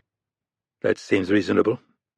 "I'm not interested in your opinions on this or any other matter, Grisha. I'm interested in your actions. The Americans won't just be looking at the Pakistani technology, they'll be looking for clues as to who was behind the attempt to steal it. And unless the Pakistanis can exert sufficient pressure to get it back immediately, it's almost certain that our alterations will be discovered." Azarov had a growing understanding of Krupin's activities in Pakistan, but he was still in the dark as to the man's ultimate goal. What alterations was he referring to? When he spoke again, Krupin seemed to have recovered the icy facade that he liked to wear. "For the first time in our relationship, you've disappointed me, Grisha." Azarov pulled the pistol from the holster beneath his left arm and placed it on the counter. It seemed unlikely that Krupin would act rashly where his young enforcer was involved. In the current unpredictable environment, it would be more advantageous to send Azarov to his death in a way that furthered his plans than to summarily execute him. Having said that, it would be a mistake to count on his indispensability, as Marius Postan had. "At this point I can only offer my apologies, sir. My hope is that, despite the setback, your Pakistani operations were successful and that now you have what you want." "I do. But with Rapp alive and in possession of the Faisalabad warhead, it's possible that Irene Kennedy will get a glimpse into my plans." "She's a political appointee," Azarov said. "Certainly she's controllable." "Not as much as one would expect. We've contacted people sympathetic to us in their Congress, and found many of them to be afraid of her. Even more so of Mitch Rapp. That's one of many reasons he needed to be dealt with. The problem is that your incompetence has tipped him off. He'll become cautious and retreat." Azarov actually laughed out loud at that. "Mr. President, in all likelihood, I've killed his primary lieutenant and closest friend. I can tell you with great certainty that a confrontation between myself and Mr. Rapp is now inevitable." Maxim Krupin cut off the speakerphone and looked across his desk at Tarban Chkalov. The powerful oligarch said nothing, instead staring at the speaker with aging eyes. Krupin found it difficult to hide his anger at having the old bag of bones there, at being forced to consult with this man in affairs of state, the affairs of a country that he had sacrificed everything to control. But even great dictators such as France's Louis XIV had been forced to cater to nobles and religious leaders. While Russia's people could be drugged with the illusion of power, its oligarchs demanded more tangible rewards. Like stray dogs, they occasionally had to be thrown scraps from his table. "Irene Kennedy will discover your tampering," Chkalov said. "She's many things, but stupid is not one of them." Krupin had anticipated the criticism, and managed a respectful nod. "The men involved were from a Pakistani terrorist group. I don't see how this—" "But Ilya Gusev in South Africa was not. Nor is Grisha. Certainly there were witnesses in Faisalabad. And in the modern society we live in, someone always has a phone with a camera. Even if Grisha can't be specifically identified, it will be obvious to anyone with eyes that he isn't Middle Eastern. And are we even certain that Scott Coleman is dead? Rapp went to a great deal of trouble to get him out. The Americans have a sentimental bias against leaving their fallen behind. Perhaps. But if he has survived, I suspect that Grisha's face is indelibly burned into his mind. What are you suggesting, Tarben?" Chkalov forced an unconvincingly subservient smile. "I wouldn't presume to suggest anything, Mr. President. I was merely pointing out that your attempt to divert blame to ISIS and other similar groups may be at risk. The Americans are terrified of the Muslims, and blinded to all other risks by that fear. They'll believe that their mainland is under a nuclear threat, and will pull back to defend themselves. By the time they realize the truth, it'll be too late. They would say, circling the wagons," the old man said. He was fond of flaunting his mastery of English. "I agree with regard to the American politicians. They both fear the Muslim threat, and need it to keep their electorate motivated. Kennedy and Rapp, though, are different. They're not afraid, and they don't have to worry about elections. Further, they're as knowledgeable as anyone alive about the groups you are trying to use to blind them. More knowledgeable than even you, perhaps. You overestimate them, Tarben. Kennedy is hemmed in by the increasing dysfunction of the American government, and Rapp is nothing more than an assassin. Gifted in that realm, admittedly, but hardly sophisticated enough to understand the forces at work here." Chkalov just nodded. Chapter 23. Southwestern Virginia, USA. The dull ring of a knock on the steel door echoed off the walls. Rapp sat up on his cot, looking through the semi-darkness at the rusting pipes and crumbling ceiling. During the height of the Cold War, this is where the ICBM missile crews bunked. Now the room was little more than a relic of a largely forgotten conflict. The only illumination was coming from a single battery-powered light on the floor. There was no functioning power in the room, and the lack of electric heat gave it the feel of a meat locker. Despite that, Masek was snoring loudly in the top bunk, the fog of his breath rising rhythmically into the still air. For now, his role in this was over. He'd focus on recovery until he was needed again. The knock came again, this time followed by the sound of the door scraping open. "Mitch?" Craig Baylor's voice, but more subdued than normal. "Are you awake?" "Yeah," Rapp said, sliding off the edge of his bunk. "What time is it?" 4 a.m, Baylor said, motioning Rapp down a corridor fashioned from a concrete pipe 20 feet in diameter. "Have you found anything?" "After we made sure it was safe, we gave the forensics guys priority. They wanted prints, DNA, fibers, and God knows what else before my people contaminated it any more than it already has been. When they were done, we started with X-rays, MRI, and metallurgy." It was hard not to notice that Baylor was avoiding his question. "And?" "Well, it's definitely safe," he said, in an enigmatic tone. "We're most of the way through the teardown, getting pictures and working on a virtual 3D model." They came out of the pipe and arrived at a set of titanium blast doors that were part of the $50 million in modifications the CIA had made. He pressed his palm against a pad set into the wall, and the doors slid open to reveal a world of bright fluorescent light, stainless steel and glass. No fewer than 20 people were milling around what had once been one of Pakistan's most advanced nuclear weapons. Now it was nothing more than endless rows of individual parts laid out on a stark white floor.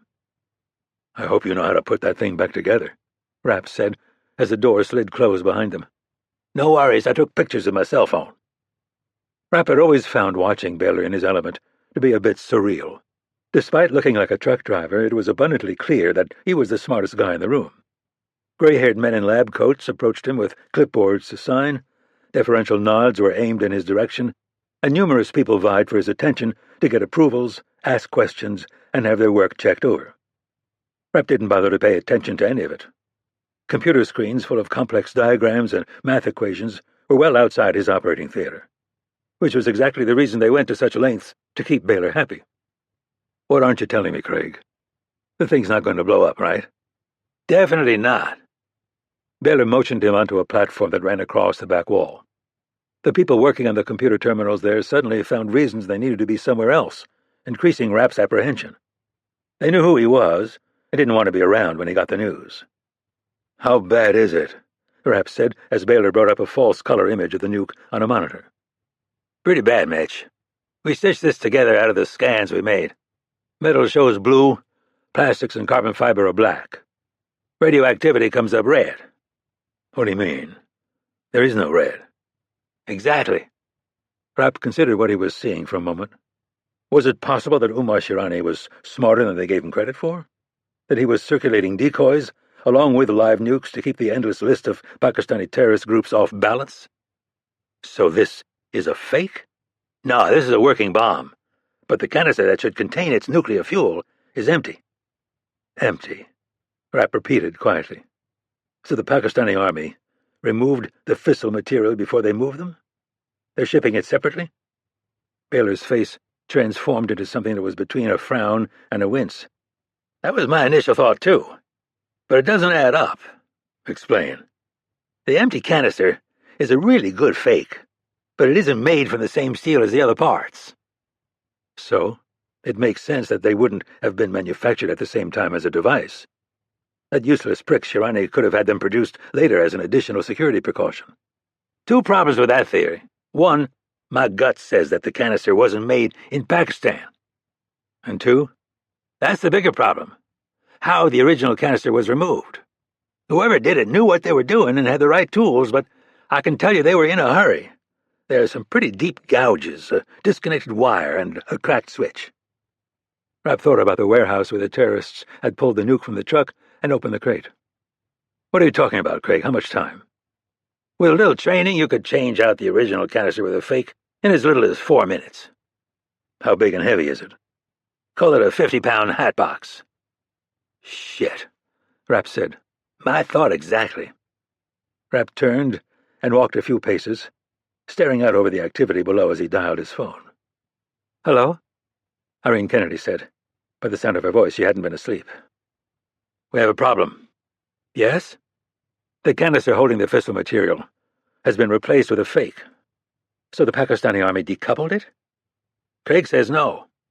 My guess is that the people in that warehouse got out with it. We were watching for them to move the entire unit, and we didn't have the manpower to track them all. There was a long silence over the phone. It doesn't make sense to me, Mitch.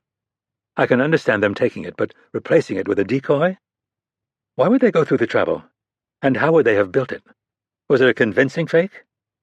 Yeah, but Craig's betting that it wasn't made in Pakistan. That's even less believable, then. I'd be skeptical if this was Al-Qaeda or ISIS, but al-Badr is the minor leagues, Rapp said, finishing her thought. Exactly. The fact that they were even going after a nuke was surprising. Now you're telling me they figured out how to not only remove the fissile material container, but manufacture a convincing replacement? That strains credulity to the breaking point. Al-Badr or not, someone's got the critical piece for building a nuke, and I'm guessing it's not one of our friends. Agreed. Have Craig reassemble the weapon so we can get it back to Pakistan. The situation's heating up and we can't afford to keep it any longer. Shirani's going to blame us, Rapp pointed out. He'll say we took the fuel and used the accusation to pump up the religious fanatics. It could be enough for him to take over. No question. But I'm not sure what we can do about it at this point. We need to focus on making sure no more fissile material is removed from the Pakistani arsenal. Mas and I can jump a plane back to Pakistan, but this makes our job a hell of a lot harder. We've been looking for people moving against entire nukes.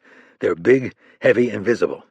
If all they need is a wrench and a few minutes alone, we've got an entirely different game. Now it's just a matter of slipping some low-level army officer a few grand or sneaking into the back of a train or truck while it's on the move. She didn't respond. Irene? I need you to come to Maryland before you leave, Mitch. He tensed. Why? The surgeons in Afghanistan missed some perforations in Scott's small intestine. Our people have repaired them, but Scott has a serious infection. Bottom line?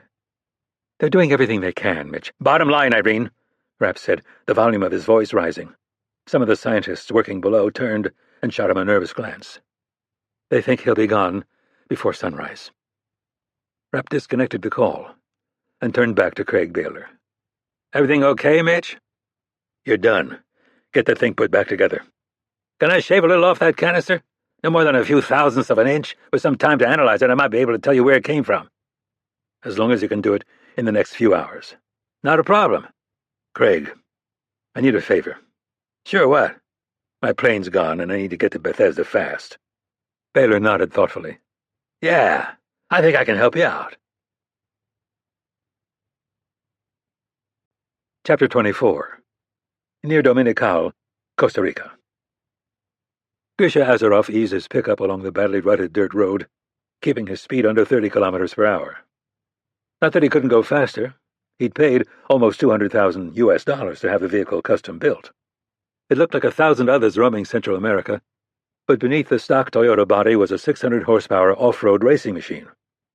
Based on his tests, he could maintain almost 200 kilometers an hour on roads that most people crawled along at the pace of a horse-drawn cart. He was relieved to be out of Pakistan, away from the CIA men operating there and outside Maxim Krupin's intelligence network. It was a beautiful day in Costa Rica, humid, but unseasonably cool. Skies were clear, and the sound of the jungle around him calmed his mind. In many ways, this was home, or at least the closest thing to a home he would likely ever have. Azaroff turned onto an even rougher road and began climbing, scanning the dense trees on either side but keeping his window open and his left arm hanging out. The glass wasn't bulletproof, and even if it had been, anyone Krupin sent to punish him for his failure would use a weapon sufficient to defeat any armoring. Azaroff had given his situation a great deal of thought on the flight to Panama and the long overland drive that followed. He was reasonably confident that Krupin wouldn't attempt to have him killed in the near term. Not certain enough that he didn't have a loaded pistol resting in his lap, though. At 35, he was probably at the peak of his abilities and on the verge of his inevitable decline. He assumed that Krupin recognized this and would be looking for a replacement. Perhaps he'd even found one and was now in the lengthy training and grooming process that Azaroff himself had endured. Would this new recruit one day be sent for him? Would that be the boy's test to prove his worth? Perhaps. But for now, he suspected the benefits of his continued existence outweighed the drawbacks. Still, he had never known Krupin to completely ignore a failure by one of his people. The Russian president felt it set a bad example. Azaroff came to the top of a rise and reached for his cell phone, knowing that he would have a signal until he started dropping down the other side. He dialed and tossed the phone on the dash. "Hola, Grisha." "Hola, Juan, are you well?" "My back went out again last week," the man responded in Spanish. Azaroff smiled. Juan Fernandez had been running a fruit stand outside the small town of Dominical since he was a child. He knew everyone in the area and was the clearinghouse for local gossip. If anyone suspicious was hanging around the area or asking questions, Juan would know. For the very reasonable price of 3 million colones per year, they had an ongoing agreement that Azaroff would call him when he was approaching the area. If Juan's answer to the inquiry about his health was bueno, then there was a problem. Conversely, if it was an honest recitation of the Costa Rican's many real and imagined infirmities, he had noticed nothing unusual. "Sorry to hear it. Have you gone to see the doctor?" "Doctors," he spat. "What do they know? They tell me I'm healthy. But I'm 80 years old. I ask you, how can I be healthy at my age?" "Clean living," Azaroff suggested. "Does Olga need me to pick anything up?" "No, she was in town shopping just yesterday. But I hear a rumor that there's a problem with your refrigerator." Azaroff was feeling better and better about his situation. If only Russian intelligence had people as thorough as Juan Fernandez. "Thank you, my friend. I'll see you tomorrow. We'll have a drink." He disconnected the call and dialed Olga, the woman he lived with. She didn't pick up, but that wasn't unusual. She wasn't terribly reliable and had been angry at him when he last left. If Olga had any gift beyond her startling beauty, it was her ability to hold a grudge. He accelerated to 50 kilometers per hour and passed by a partially hidden right turn. After a few hundred meters he saw another, but decided at the last moment to pass it by too. Finally, he drifted onto the third. The locals had thought he was crazy when he'd had 5 separate roads built to his mountaintop home. The land itself had cost less than $500,000. Another million had built the house. The kilometers-long driveways, though, had cost more than the land and buildings combined. They were yet another insurance policy. Anyone hired to come after him would be hesitant to try to take him at his house. The home field advantage was difficult to overcome. Much better to do it during his approach. The 5 different routes created a situation where one would need a fairly large team to cover every possibility, just the kind of team that Juan Fernandez would be likely to notice. The quality of road was bad enough to make it impassable for cars available from standard rental agencies. Again, this was accomplished with significant forethought. As obvious as Russian assassins would be in this quiet surf haven, ones piloting unusual 4-wheel drives might as well simply announce their presence personally to Juan.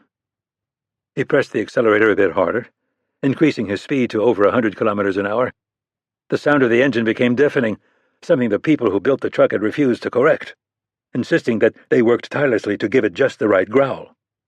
When he approached a small bridge, he slammed on the oversized brakes and diverted right, plummeting down the bank and hitting the stream below hard enough to send water arcing over the roof. The massive shock absorbers barely cycled through half their travel, and the snorkel kept the motor running smoothly during the crossing.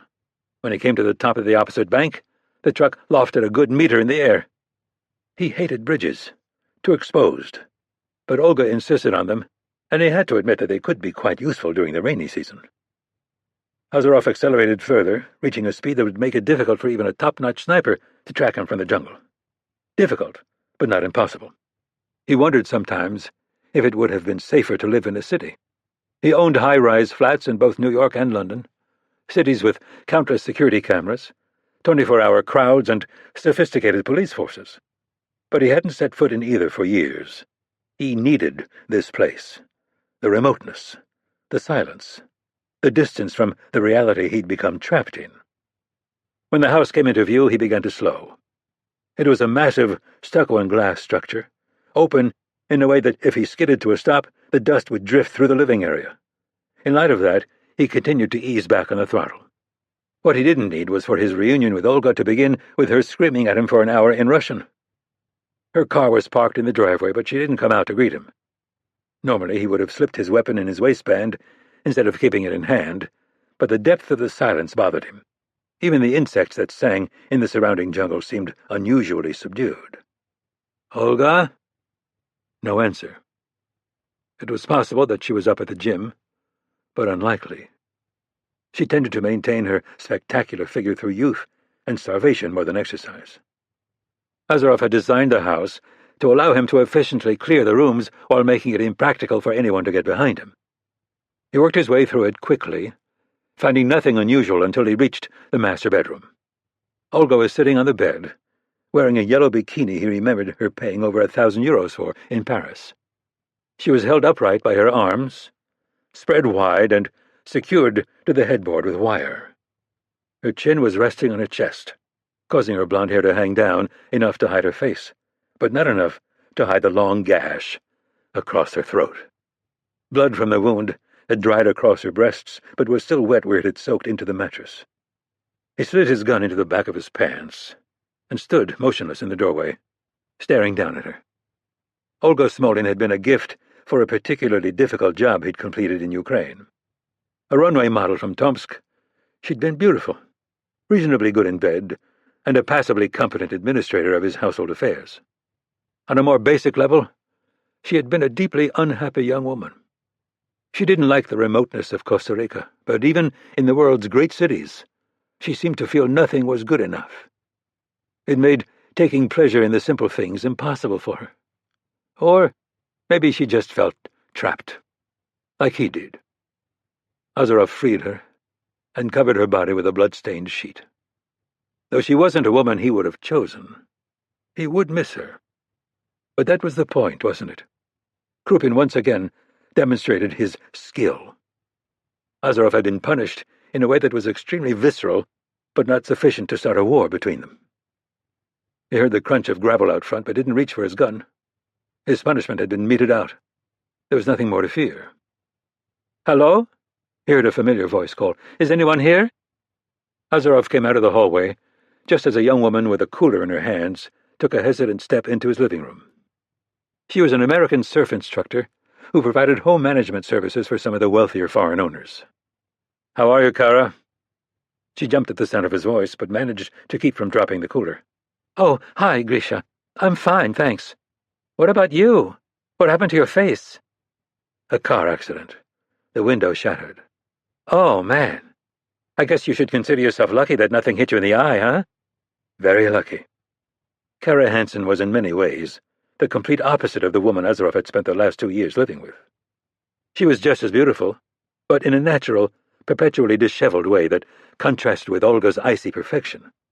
She always had a smile on her face, and seemed to think neither of the past nor the future. While Olga had everything and appreciated nothing, Kara had very little and loved all of it. Azaroff had known her in a peripheral way for years, but paid no attention to her.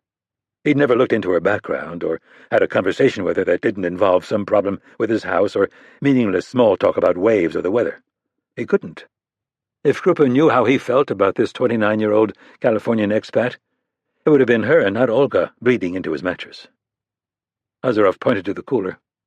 "To what do I owe the pleasure of your visit?" "Oh, yeah, sorry. They told me you needed a bunch of ice. Party or a broken fridge?" "The latter." "I could take a look at it." "That's not necessary." "It's not a problem," she said, pushing past him into the kitchen. She put the cooler on the island and opened the refrigerator, crouching down to get a closer look. He watched with calculated indifference as she poked her head inside. "Seems fine. The light's on and it feels cold." "It comes and goes." "Well, I wouldn't eat any of this stuff then," she said, standing and turning toward him. He made sure not to look at the way her shirt clung to her, or the tantalizing strip of skin between the bottom of it and the top of his shorts. "That's good advice, Kara. Thank you." "Where's Olga?" "Russia." "Cool trip. When's she coming back?" "Probably never." "Oh," she said, suddenly looking a bit uneasy. "I'm sorry." "Me too." She thumbed toward the door. "You want the rest of the ice I brought? I feel like they told me way too much." "Sure, just in case." He followed her out, and she brushed a hand along his truck. "This thing must be faster than it looks. I could see you kicking up dust all the way from town." "Really? Interesting. It's something I've never given thought to." Kara cocked her head inquisitively, but then just grabbed another cooler from the back of her Suzuki. He pulled out the last one and followed her back to the house. She put the cooler down on the floor next to the dishwasher, but didn't make a move to leave. "Thank you," he said, not sure why she was just standing there. Did she know something? That Olga hadn't left?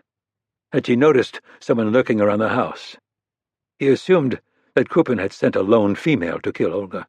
One couldn't be blamed for overlooking the presence of an unaccompanied Eastern European woman on the local beaches. "Hey, since your food's probably bad, I'm getting together with some friends tonight at Petron's. You should come down and get a bite to eat. Maybe have a drink. You seem like you could use a few." "Thank you for the invitation, Kara. But I've been traveling for the last 30 hours, and I think I'm just going to go to bed." "Yeah, I understand. Maybe some other time." "Maybe." She finally turned to leave, and he watched her go, waiting until the sound of her car faded before he carried one of the coolers to the bathroom and emptied it into the tub. Krupin thought of everything. Another 10 minutes' work, and Olga was on ice. She'd keep until he figured out how to dispose of the body and mattress without running the risk of piquing anyone's interest. After cleaning the bedroom, he wanted nothing more than to lie in his hammock and drain a good bottle of bourbon. Instead, he stripped off his bloody clothes and put on a pair of running shorts. There were only 2 hours of daylight left, so he grabbed a headlamp from the shelf next to his running shoes. Mitch Rapp was coming. Not today, and probably not tomorrow, but soon. Chapter 25. Highway 81, Virginia. There were 2 more hours until sunrise, and the dead straight road was empty of taillights. Rapp was pushing Craig Baylor's modified Corvette hard, but it seemed to be handling the stress with ease. The stereo had been replaced with controls for a fire suppression system mounted to the roll cage, so the only thing audible was the roar of the V8 and the slight whistle of aftermarket turbochargers. Joe Maslick's bulky frame was crammed into a passenger seat that Baylor had jury-rigged specifically for this trip. Typically, he hadn't said a word since they'd left. The radar detector sounded, prompting Rapp to glance down at the vehicle's speedometer, 160 miles per hour. In the rearview mirror, he saw a police cruiser's lights go on, already distant enough to be just a pinpoint. A moment later, they went dark again. He'd called in a number of favors and cleared the path to Walter Reed, where Scott Coleman was on life support. The vet's plate number had been given to Maryland and Virginia police with instructions that under no circumstances was it to be pulled over. Rapp tried to concentrate on the missing fissile material and how it tied back to Pakistan, but found it impossible. Scott Coleman had been at his side for almost his entire career. The former SEAL was patriotic, unwaveringly loyal, and courageous. But he was more than that. He was a man who somehow had never allowed himself to be sucked into the darkness that constantly swirled around him. The death of Rapp's mentor, Stan Hurley, was still a fresh wound, but in many ways a different one. Hurley had been, first and foremost, a killer, a man filled with rage at the injustices of the world and consumed with visiting misery on the people who caused them. He died the way he wanted to, the way he had to, full of bullet holes, with his enemy bleeding from a fatal wound that he'd inflicted. For some reason, it wasn't the future Rapp had seen for Coleman. More than any of them, he deserved something better. He considered calling Kennedy for an update, but immediately abandoned the idea. If Coleman was dead, Rapp wasn't ready to hear the news. The thought of spending the next 2 hours crawling along at 70 miles an hour was for some reason unacceptable. At least now there was urgency, a goal to push for, even if it turned out to be an illusion. He felt a tap on his shoulder and glanced over to see Maslick pointing to the fuel gauge. Even at normal speeds, Baylor's vet wasn't exactly economical. Being driven like this, it was going through gas like there was a hole in the tank. 5 more miles on the right, Maslick shouted over the roar of the engine. The GPS has shown the station less than a quarter mile off the highway. We should be able to get in and out in under 4 minutes. The end of the whitewashed hallway had been cordoned off and was empty, except for a lone man in a dark suit, one of Irene Kennedy's security detail. "Is he still alive?" Rapp said, skirting the barriers that had been set up. "Last I heard, Mitch." Rapp wasn't sure how to feel about that, whether he wanted to see his friend struggling to cling to the last few moments of life, or if he'd just rather see him gone. He told himself that it didn't matter. Everyone ended up the same way eventually. Kennedy appeared from a door to his right, wearing a meticulously pressed gray suit jacket and skirt, but looking tired. Her dark hair was pulled back, making the sadness on her face even more stark. "I'm glad you made it." "Where is he?" She led Rapp down the corridor to a transparent wall that looked in on one of the hospital's intensive care units. With the bandages on his head and a respirator covering much of his face, Coleman was almost unrecognizable. A small patch of blonde hair and an exposed arm full of needles were the only things left to identify one of America's greatest and most loyal warriors. Maslick stared through the glass for a few seconds, and then just walked away, his broad shoulders sagging in a way that actually made the man look small. He'd lost his best friend, Mick Reavers, in a firefight only a few months ago. The price of America's war on terrorism had begun to weigh heavily on him. Rapp saw motion in his peripheral vision and glanced right to see a figure approaching with 2 cups of coffee. For one of the few times in his life, he wasn't able to hide his surprise. Claudia Gould put down the cups and rushed forward, throwing her arms around him. "I'm so sorry about your friend, Mitch." He just stood there, unsure how to react. Kennedy watched carefully from a few feet away. There was no question that she was the one who had called Claudia. The two women had a long and complicated relationship that had only gotten stronger after Hurley had killed Claudia's husband. But why bring her here now? "I know how close you and Scott are," she said, pulling away but keeping her gaze on him. "Thanks," he said, taking a hesitant step back. "When we met again, I thought I would be telling you all about your house and the horrible amount of your money I'm spending. It seems stupid now." The strange thing was that he wanted to hear about the house. He wanted to go with her to see it, and to listen to the endless details of how she'd chosen things he had no interest in at all. "How's Anna?" "She misses her new home and her new friends. But Irene's son has been spending time with her, and she's quite taken with him." "I'll get the two of you back to the Cape, Claudia. I promise." "I know."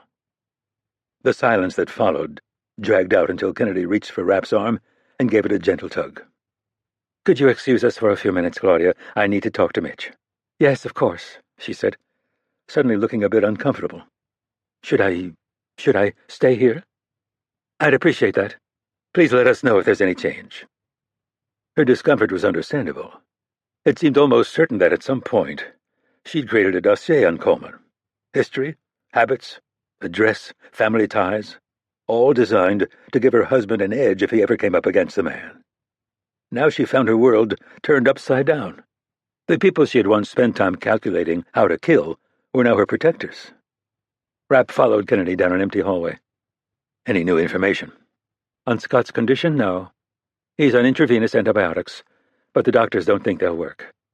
They keep telling me he won't make it another hour, but he keeps proving them wrong. They entered a break room, and she took a seat in a plastic chair at its center. Rapp pushed the door closed, not speaking again until the latch clicked. What's Claudia doing here? I thought you could use a friendly face. Are you trying to handle me, Irene? We just lost Stan, and now this. I'm not trying to handle you, Mitch. I'm trying to help you keep perspective. Have you talked to his mother yet? Kennedy shook her head. Her dementia is worse than Scott let on. That's the other reason Claudia's here. He has no family other than his mother, and his close friends are all in Pakistan working for you. I can provide him with security, but I can't stay here for much longer. Claudia can. What have you got on the guy who did this? Rapp said, changing the subject. We're still working on it. I don't want to hear that you're working on it, Irene. I want to hear that you know who he is and where I can find him.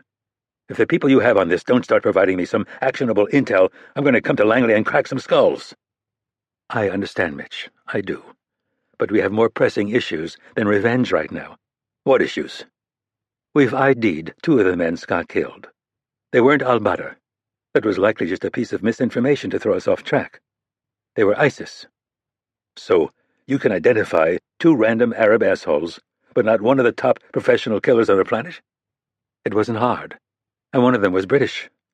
Both of them had Facebook pages identifying themselves as members of ISIS and putting their area of operation as Iraq. I think we can be confident that the man who attacked Scott is less active on social media. Rapp walked to a soda machine in the corner. The change slot had been taped up, so he slammed a hand into one of the buttons and was rewarded with a cold Coke. He would have preferred something stronger, but had sworn off alcohol until he pulled his life together. Something that, at this rate, might take a while. Look, Mitch, we have to consider a few things. What things? He said, opening the can. First, the possibility that the fissile material in that weapon wasn't the primary target, that it was just an ancillary benefit. What was the target, then? You. Think about it. We get information from one of our most trusted informants, leading us to an abandoned manufacturing plant where a highly trained assassin is waiting. The reasonable assumption would have been that you, not Scott, would be the one to enter the building. And that assumption would have been right if your motorcycle hadn't broken down. Yeah, the same thing occurred to me. Whoever's behind this wasn't able to distract you in South Africa, so they decided to get rid of you. That seems obvious. And unfortunately, the why of it also seems obvious. Because their move against that warhead wasn't a one-time thing. They want me out of the way so they can get more. She nodded. Either warheads or fissile material. And if it's the latter, they may already have it. How much of Pakistan's arsenal might already be compromised? How many of their warheads now have empty fuel canisters? ISIS could be creating dirty bombs for deployment in U.S. cities. Worse, they could be developing their own nuclear weapons. ISIS? Look, I know they're getting more sophisticated now that Saddam's old generals are taking command positions. But building a nuke? That seems far-fetched. Yesterday I would have agreed. But according to Craig, whoever manufactured that decoy canister is extremely knowledgeable and well-equipped. It doesn't take much anymore, Mitch. You know that. It won't be long before nuclear weapons technology is a century old. In an age of computer-aided design, CNC machines, and 3D printers, how hard is it really to put a weapon together? It's the fuel that's difficult. Weapons-grade fissile material takes an enormous amount of infrastructure to create. And then there's the Russian involvement, Rapp said. She nodded. Beyond Ilya Gusev in Africa, we've got the pictures of the man who attacked Scott. Based on his features, I'd say there's greater than a 50% chance that he's of Eastern European descent. But what's in it for the Russians? Why would they get involved in something like this? Those are 2 pieces of the puzzle that I haven't been able to put together. What I can tell you, though, is that Maxim Krupin is one of the most dangerous men in the world. From the outside, he seems to have iron-fisted control of Russia. But it's not true. His supporters are loyal only to the point that he's making them money, and he has countless enemies who will attack the moment they see an opportunity. And the cracks are starting to show. She nodded. We're predicting that the Russian economy will shrink another 4% this year, and that government revenue could be down as much as 30%. Krupin's power, and the country itself, just isn't sustainable in the current environment. It's an example of the dark side of low oil prices. On the surface, it seems that weakening regimes like Russia and Venezuela would be a good thing. But weakness can turn to chaos in the blink of an eye. You wouldn't believe how much time I spend trying to get politicians to focus on Russia. It's a country with 1,600 nuclear warheads controlled by a single man.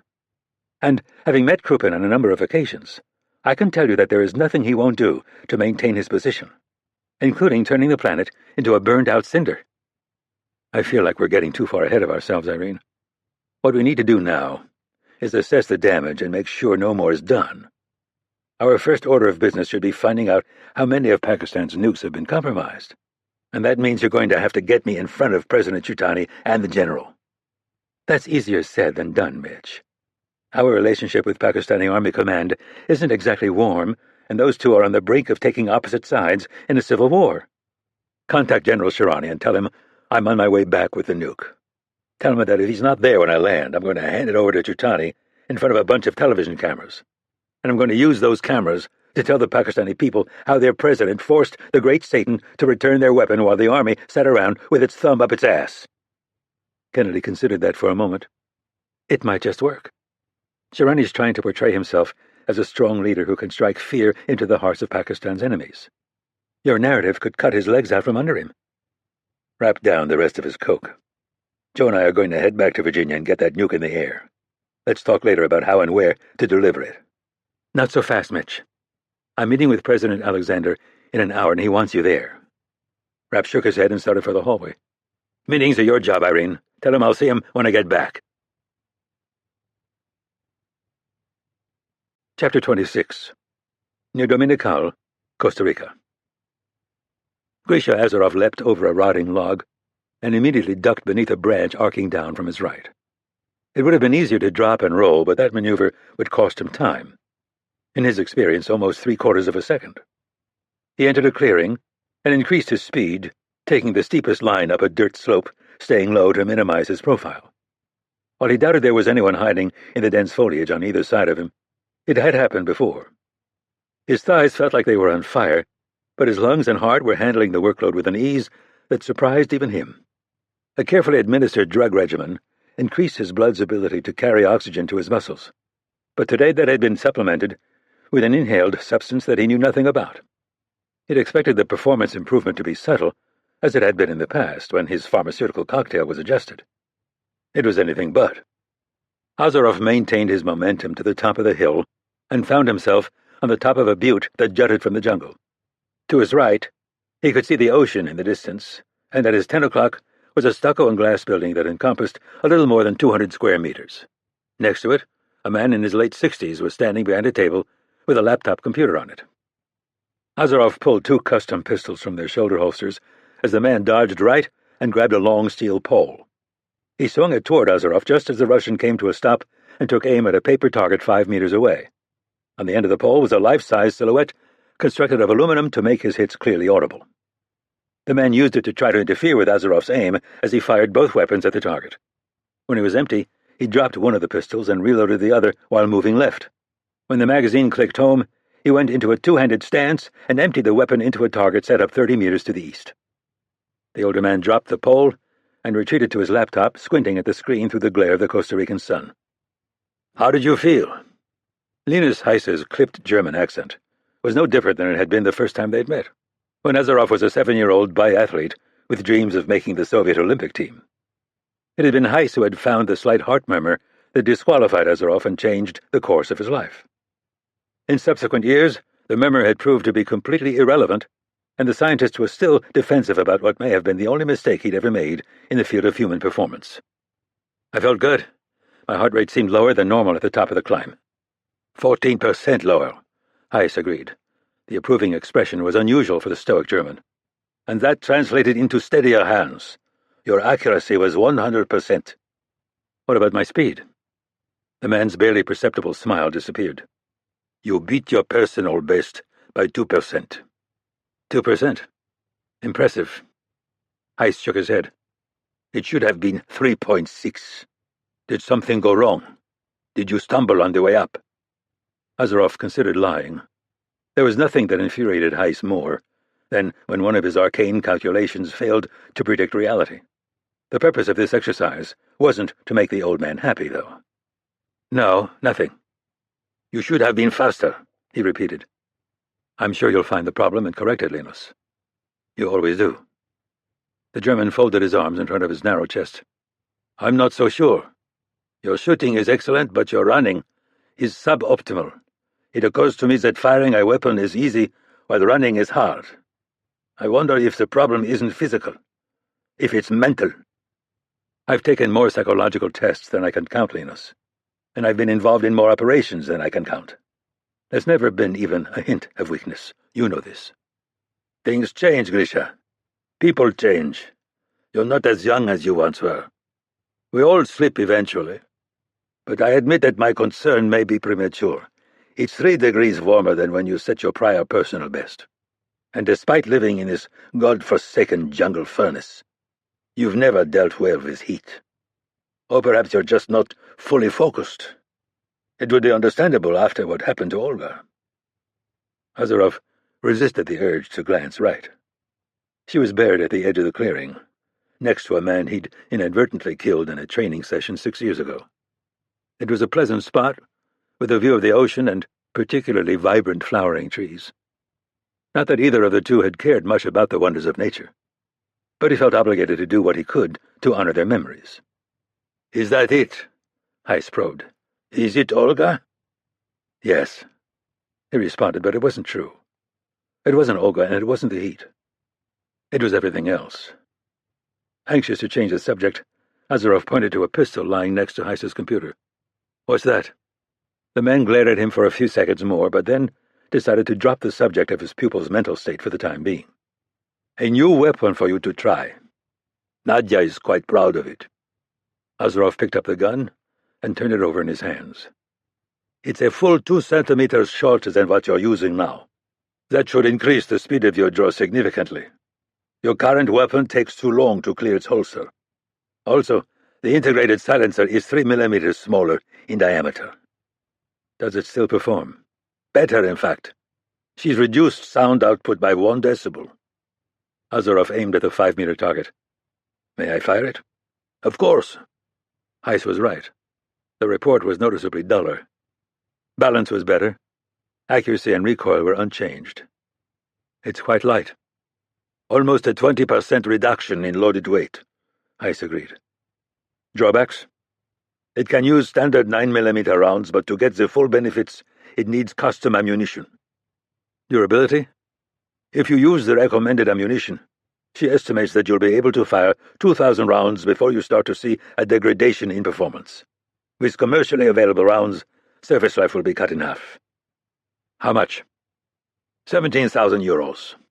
Rounds are another 8 euros each. Azaroff stared down at the weapon. Mitch Rapp still used a Glock 19, with an AAC Tyrant 9S suppressor. A reasonably accurate and reliable weapon. A bit loud and long, but it had the benefit of being extremely common. I'll take 3, and 1,000 rounds. I'll pass that on. Now let's get into the gym. I have you scheduled for a brief strength workout before you swim.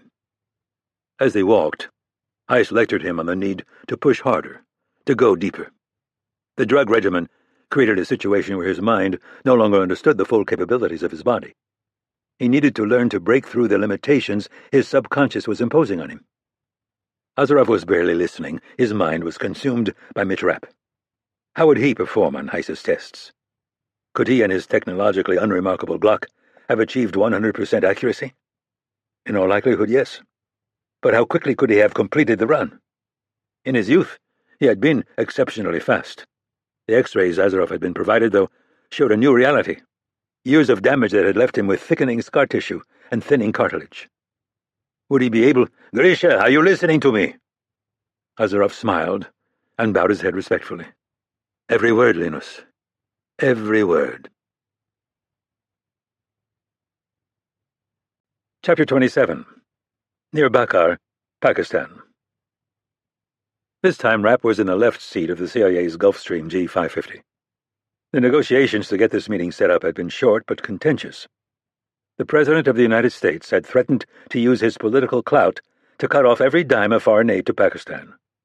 Irene Kennedy, for her part, had made a number of more subtle threats that included General Shirani's home address and a new class of stealth drone. No negotiation was completely one-sided, though, and the U.S. had been forced to compromise on a few points. Unfortunately, the first thing to be sacrificed was Rapp's team. Shirani had made it clear that he would walk if Rapp didn't come alone.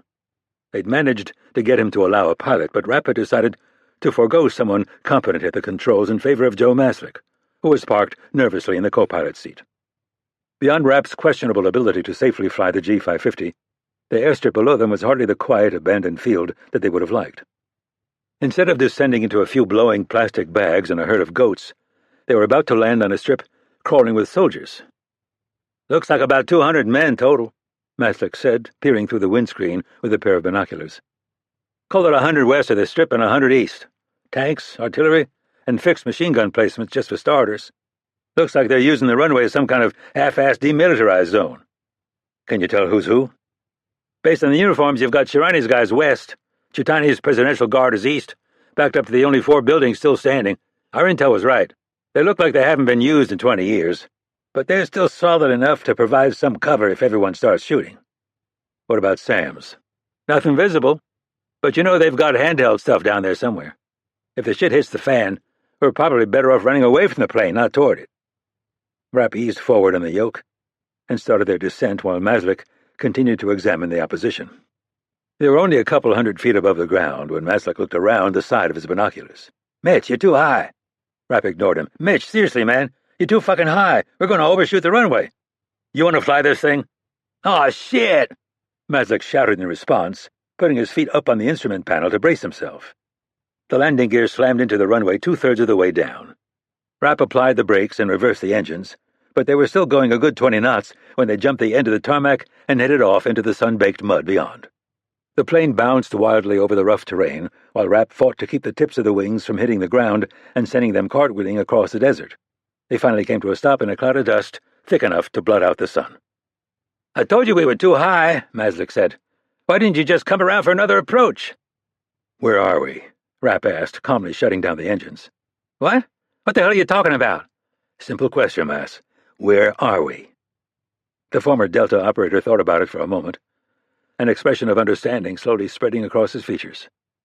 "Not parked right in the middle of 200 guys with itchy trigger fingers?" Rapp thumbed toward the back. "Start unstrapping that thing and let's get this over with." When Rapp jumped down to the desert floor, the dust haze had cleared just enough to see a black SUV speeding toward them with a single armored vehicle right on its tail. Both skidded to a stop 15 feet away, and one man got out of each. The first was a captain from the Black Storks, a spec ops group controlled by General Shirani. The other was a member of President Chitani's elite guard.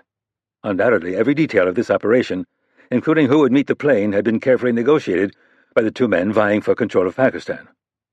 "Do you have the warhead you stole from us?" the soldier demanded, while Chitani's man struck a more respectful pose. "Right here," Maslick said, rolling it to the plane's door. "Enjoy." He gave it a hard kick, and it dropped the 4 feet to the ground with an ominous clang that made both men jerk back in fear.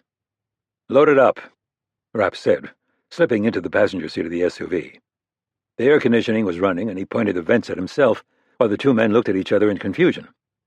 Finally, they were forced to work together to drag the warhead to the Army transport.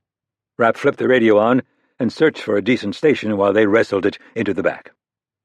It was a solid 10 minutes before Chitani's sweat-drenched man finally climbed into the driver's seat.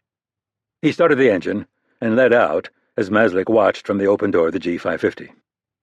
"We weren't informed that you were going to land like that," the man said nervously. "Wind," Rapp lied. He'd saved Saad Chitani's life and taken out the man's main rival at the ISI, but Rapp still didn't trust him.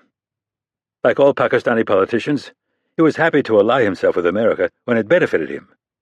The moment it no longer did, though, he'd turn on his Western benefactor faster than the idiots in Washington could ever imagine. "Is everything ready?" Rapp said. "Yes, it's just as we discussed." They rolled down the middle of the 2 forces, finally pulling up to a low stone building with a roof that looked like it was on the verge of collapse. Rapp stepped out of the vehicle, making sure not to make any moves sudden enough to startle one of the 100 or so soldiers aiming guns at him. 2 men came out of the building's only door, and an army major indicated for Rapp to put his arms up. He complied, allowing himself to be thoroughly frisked. When the soldier was satisfied, one of Chutani's men went through the motions of repeating the process.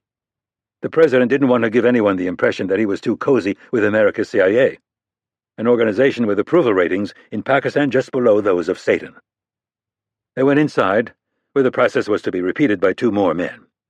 The first was recognizable as one of Shirani's most trusted advisors, a squared-away soldier with an impressive physique despite being north of 60 years old. He did an even more thorough job, sliding his fingers along the inside of Rapp's waistband and insisting that he remove his shoes so that they too could be inspected. Chutani's man was cut from very different cloth. He was in his early 20s and thin in a way that suggested mild malnutrition. His skin was blackened and marred by a lifetime under the Pakistani sun, but freshly cut hair and an impeccable uniform made him look respectable enough to pass as a young officer. In fact, Raza Khan was an extremely gifted pickpocket that Chutani's people had pulled from prison less than 15 hours ago. He'd been given the choice of performing a small service in return for his freedom or having his sentence changed from 5 years to death. Apparently he hadn't found the decision difficult. Khan began to frisk Rapp, starting at the top and moving down as Shirani's man looked on attentively. The young criminal lived up to his reputation and more. If Rapp hadn't been expecting it, he wasn't sure even he would have noticed the tiny Glock 39 slip beneath his shirt and into the waistband Shirani's man had searched only moments before. "Are we done?" Rapp said as Khan stepped away. The pickpocket gave a short nod and opened a door at the back, motioning him through. The room was windowless and completely empty, except for the 2 men standing silently at opposite ends. President Saad Chutani was a tall, imposing figure with sharp eyes and a suit that was miraculously free of the dust that covered so much of his country. General Umar Shirani was shorter and had a gut held back by the straining fabric of his uniform. He wore the grand mustache favored by Pakistan's military elite, and a prominent scar ran down one cheek, a souvenir from Pakistan's 1971 war with India. Neither of the men moved, clearly not willing to get any closer to one another than was necessary. Shirani was the first to speak. "You have returned my country's property?" "Yes," Rapp responded, "for what it's worth." The soldier's eyes narrowed as he tried to understand the meaning of Rapp's words. "Is that another threat? Because if you don't believe we can get—" "General," Chutani cautioned, "before we jump to conclusions, maybe we should let Mr. Rapp explain." "I'd be happy to. That bomb's a dud. There's no fuel." "What are you talking about?" Shirani said. The canister that was supposed to contain the warhead's fissile material is a fake," Rapp said, cutting him off. "This is your doing," Shirani shouted, pointing an accusatory finger. "You stole our weapon and sabotaged it. Now you're trying to blame the army. You want to discredit me, to discredit my leadership." "Who do you think you're talking to, General? Don't accuse me of things we both know I didn't do." "My people saw no terrorists in Faisalabad. Just your people and your helicopter. You wonder why we move our arsenal on a regular schedule? Because of this.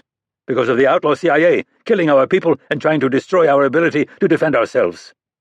The aging soldier turned to Chutani. "You made a grave mistake allying yourself with this man. The people of Pakistan don't want our country to be run from Washington. We are a proud—" Rapp rushed him, ramming a forearm into Shirani's throat and driving him into the wall. The general had been a formidable warrior once, but had spent his last 20 years sitting on his ass, a luxurious lifestyle that reduced him to slapping ineffectually in Rapp's general direction. Rapp used his free hand to take hold of the soldier's hair and drag him to the floor. A moment later, he had the Glock pressed against Shirani's forehead. "You," the general stammered, "my forces are just outside. You can't kill me. Are you willing to bet your life on that? You'll die minutes after me. You won't do it. Americans are cowards." Rapp grabbed the general's sleeve and ripped it from his uniform. The man resisted but couldn't prevent Rapp from stuffing the starched fabric in his mouth. "Mitch," Chutani cautioned from behind. He sounded scared. "Perhaps you should—" "Shut up," Rapp said, without looking back. "You signed on for this." Fucking politicians. They were all the same. Tough as nails when they were barking orders from a distance. But if there was any danger of blood splashing on their $5,000 suits, they shrank away. "How many?" Rapp said, pulling the sleeve from the man's mouth. What? I don't know what you... The sleeve went back in, and Rapp reached for the man's ring finger, snapping it at the middle joint. The sound of shattering bone was surprisingly loud in the concrete cube of a room. Shirani screamed through his gag, but Rapp didn't immediately remove it. Better to let the pain work on him for a while. Kennedy was increasingly convinced that fissile material had been taken from more than just the warhead Craig Baylor had examined. And Rapp found it hard to swallow that Shirani would be completely in the dark about terrorist groups tinkering with his nukes. The man was a scumbag and a thug, but not a complete idiot. If he'd gotten even an inkling that his arsenal might be compromised, he'd order a comprehensive assessment. "How many of your warheads are missing their fissile material?" Rapp repeated, pulling the sleeve out again. "I don't—" He replaced the gag and this time targeted Shirani's index finger. He needed to get this moving. The Pakistani had more fingers than Rapp did time. "Mitch," Chutani said, "he may not know. I said shut up." Rapp pulled the gag out again, and the man coughed violently, apparently on the verge of vomiting. He'd undoubtedly done much worse to people who had opposed him over the years. Based on the look in his eyes, though, he didn't much like being on the receiving end. "You can make this stop, General. How many?" "6," he managed to get out. "There are 6, including the one you have." "Who's responsible?" "We don't know. I didn't bring in the ISI, so we're doing the investigation internally, not Taliban. We know that. My people suspect ISIS. We don't have much penetration into their network." "Where are they? Where are the nukes that have been compromised?" "We moved them to a nearby missile facility in order to examine them." Rapp pressed the barrel of the gun harder against Shirani's forehead. "No, I told you what you wanted to know. If you kill me, you and Chutani will never get past my men alive." "You should have never agreed to let Chutani's people take the east side of the runway, General. I've got 5 drones circling overhead, and they're going to rain hell down on your forces while the President's men take cover behind the buildings. Then it'll just be a matter of cleaning up the mess." The story was only partially true. The drones were there, but Rapp had no idea if the wrecked buildings would hold up to the firestorm they were capable of unleashing. "There is an alternative," Rapp said. "What?" "You take me to those nukes and resign." "I won't." "Don't be stupid, General. You have what? $120 million squirreled away in accounts all over the world? Take your family and your mistresses to London. Buy a mansion and live the good life, or die here, now, in this shithole." Shirani looked at the President. "Are you sure about this? Are you sure that your position is strong enough to survive the retaliation of the army?" Chutani shook his head. "I'm not sure, Umar. But you've lost control of our nuclear arsenal and put weapons-grade plutonium in the hands of fanatics. One way or another, this must end. Our country and our arsenal must come under responsible civilian control. If we both die here in an effort to achieve that, so be it." Chapter 28. President Chutani had returned to Islamabad, leaving Rapp with a contingent of his top men. The string of armored vehicles containing them stretched out in front of and behind the one he was sharing with General Shirani. The road was well maintained, but the sand from the empty plain had blown across it in places, occasionally bogging down the convoy. Now, though, their destination was finally in view. A half-mile away, Rapp saw a massive building shimmering in the heat. It was unremarkable in every way, a squat rectangle built from local materials and ringed by a generic chain-link fence. According to Irene Kennedy, the American intelligence community had no knowledge of the facility's clandestine purpose and identified it as a legitimate textile manufacturing plant. The motorcade eased to a stop, and Rapp watched through the windshield as Shirani's chief of staff leaned out of the lead car to bark orders at a guard in civilian clothing. A moment later, the convoy was progressing into the courtyard. Shirani was sweating profusely next to him, causing stains to spread down the sides of his uniform. Rapp had straightened the soldier's broken fingers, but he was still in a fair amount of pain. Or was it more than that? The motorcade consisted of 30 of Saad Chutani's elite guard, but Shirani would have at least that many loyal army regulars inside. Was he thinking about abandoning his promise to quietly resign in favor of taking his chances in an all-out firefight? They pulled up in front of a peeling door and stepped out into the heat. Along the line of vehicles, Chutani's men did the same, keeping their weapons out of sight. Rapp followed Shirani into a tiny office that stank of the chemicals used on the factory floor.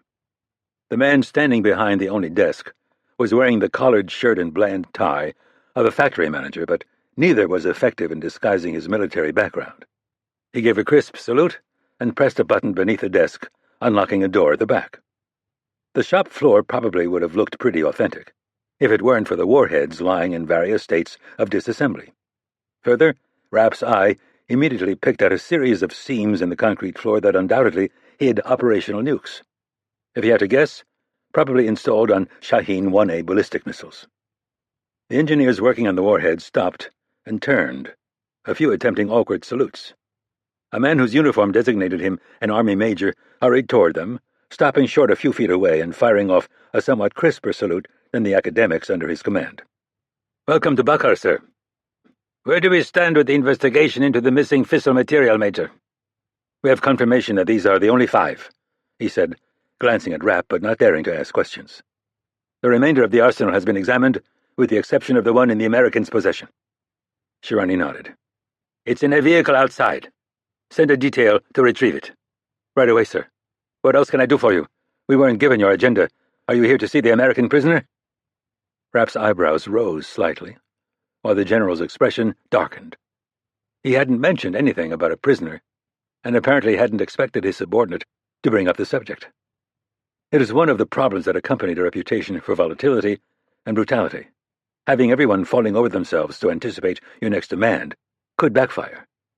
"Of course we're here to see the prisoner, you idiot," Shirani said, trying to cover. "Now where is he?" The major hurried toward the back of the building with Rapp and the general following. They stopped in front of a steel door, and Rapp stood quietly as the increasingly anxious soldier tried to get the latch unstuck. "We're in the process of interrogating him," he said, finally freeing the rusted handle. "But so far he's said very little. We know he's American from his accent, and he's identified himself as a member of ISIS." "That will be all, Major." "Yes, sir. Let me know if I or any of my men can be of assistance." Rapp watched him go before turning his gaze on Shirani. "I forgot to mention him," the general blurted, anxious to avert further wrath from the CIA man. "Under the circumstances, I think—" "Shut up," Rapp said. "All I want to hear from you is where you captured this man." "An ISIS group tried to hijack a truck containing one of our warheads on the road between Nal and Kuzdar. We had an army unit training nearby, and they managed to capture this man as he was trying to escape." "The others got away?" "2 were killed, but otherwise, yes." Out of the corner of his eye, Rapp saw Joe Maslick come around the corner and head their way. "Get back to your engineers and tell them we're going to be expecting a full report on their findings, and this time I suggest you don't leave anything out." "It was a mistake," Shirani insisted. "Get out of my sight." Maslick skirted the wall as the general hurried past him. "Give me a sit rep," Rapp said when his man was within earshot. "We're solid. Everyone working in this place is regular Army, but their security procedures are shit. They've got 4 armed guys patrolling the fence line, but everyone else is working under their cover as factory workers. Their weapons are all secured in an armory under the building. I've spread Shutani's men around the facility and on the perimeter. Sidearms only, but that'll be plenty to take the place. If it has to go down, it'll probably take less than 2 minutes, and we could conceivably get out of it with no casualties." "Good," Rapp said, and then pointed through the partially open door. "Now there's someone I think we need to meet." They went inside, and Maslick shut the door behind them before taking a position behind a lone man shackled to a chair. "Looks like you've had better days," Rapp said. The man raised his head, revealing a pulverized face partially hidden by a beard similar to the one Rapp wore. You're American?" he said, saliva and blood rolling from his swollen lips as he spoke. "Yeah." "Are you from the embassy?" "Not exactly." "You're here to take me home?" "I don't know. Who are you?" He didn't answer, but Rapp had a pretty good idea. The accent was Middle America, but he had black hair and a dark complexion. A second-generation immigrant from somewhere in the Middle East. Rapp would never understand how foreign parents, largely grateful for everything America had given them, could raise children like the man sitting in front of him. How someone brought up in a good neighborhood by moderate Muslims turned to radicalism. What was it about living in a free, prosperous, safe society that chapped their asses so bad? "Look, you sound like you want to go home, but I don't know where that is. American accents are easy to fake. I'm not sure you're really my problem." He stared at Rapp through blackened eyes for a good 30 seconds, but finally spoke. "I'm from Durango, in Colorado." "You got a name?" "Eric Jessam. You can look it up. Now take me home." "Home? You joined ISIS. This is your home." "I'm an American citizen," he shouted, but the effort caused him to cough uncontrollably. His evident agony suggested he had a few broken ribs to go with the bruises on his face. I have rights." "What about the rights of the women and children you and your friends have raped and killed?" "They live in the new caliphate under God's law." But you don't, Rapp said. Is that what you're telling me? They live under God's law, but you get yours from Thomas Jefferson? Take me back to the States. I know my rights. I get my day in court. Why don't we try it this way? You tell me everything you know. And if it's useful, we'll get you to an American hospital. Bullshit! I don't have to talk to you. I don't have to incriminate myself. It's in our fucking Christian Constitution. Look around you, Eric. Where do you think you are? Does this look like a Colorado police station? I serve the one true God. Rapp switched to Arabic. You butcher your way through civilian populations. Jessom just stared blankly at him. Are you kidding me? Rapp said, switching back to English. You're sitting there lecturing me about Islam, and your parents didn't even teach you to speak its language? You have to take me home. I'm an American citizen. Sure. I'll just run you back to Denver so you can get some great medical care and do a little skiing before you get back to your genocide.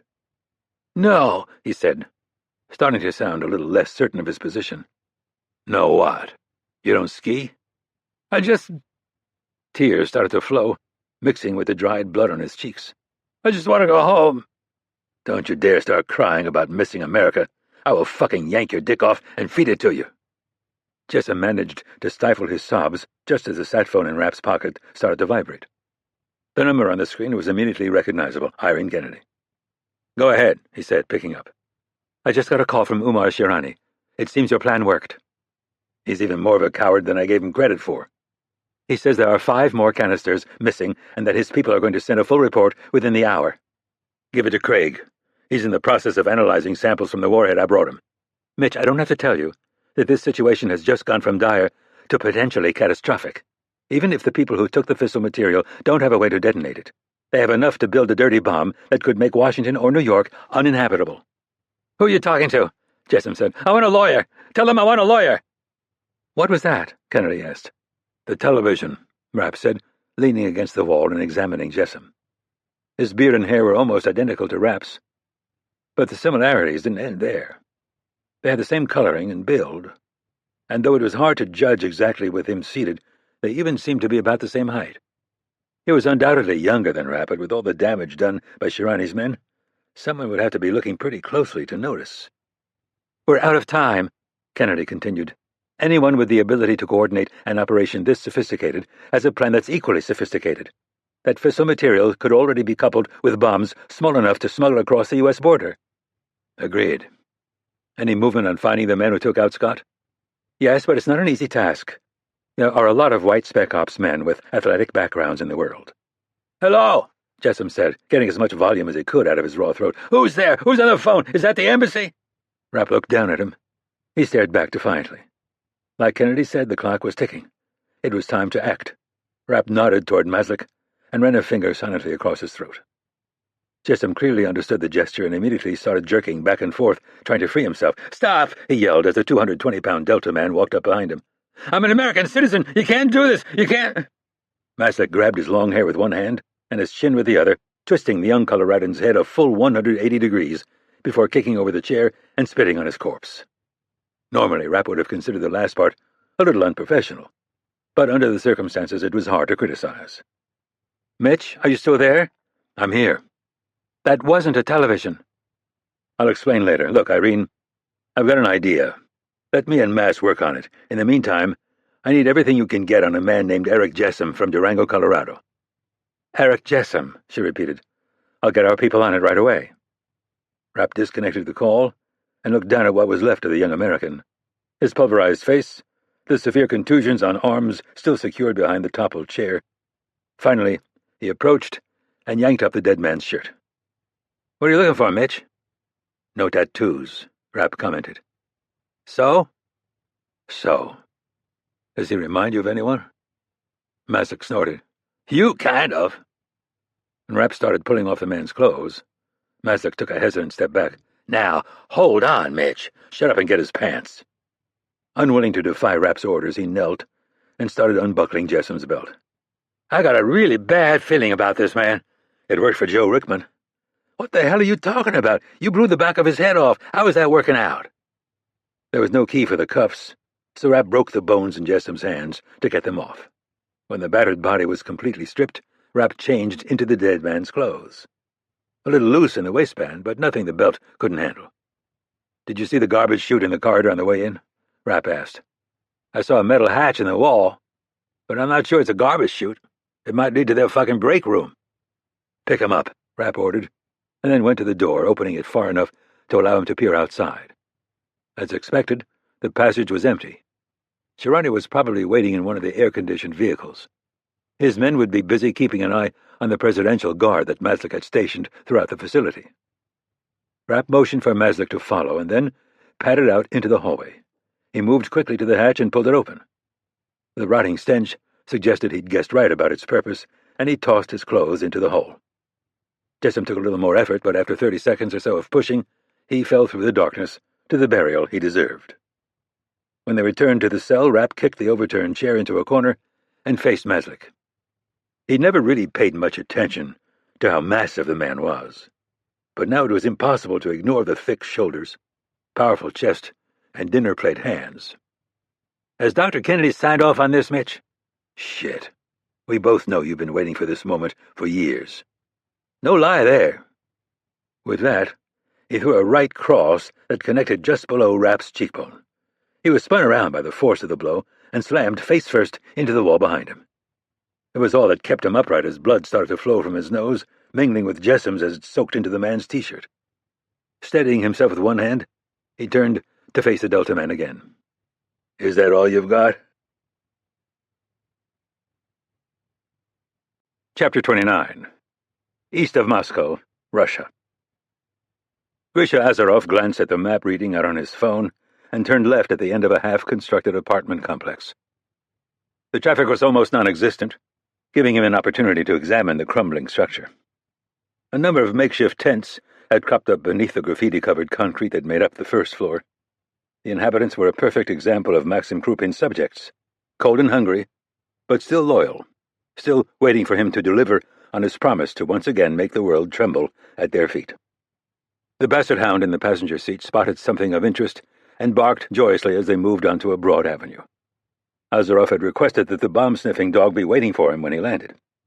Fortunately, it had turned out to be an unnecessary precaution. The animal's well-trained nose had turned up nothing in its examination of the car Krupin had provided. Another 4 kilometers brought him to a nondescript glass and steel building on an even more nondescript side street. He passed by the entrance leading into the parking garage, driving another block before parallel parking next to the sidewalk. The hound's tail wagged excitedly when Azarov opened the door, but then went still when he frowned and shook his head. "You have to stay here. I won't be long." It seemed to understand his words and curled up on the seat, closing its eyes.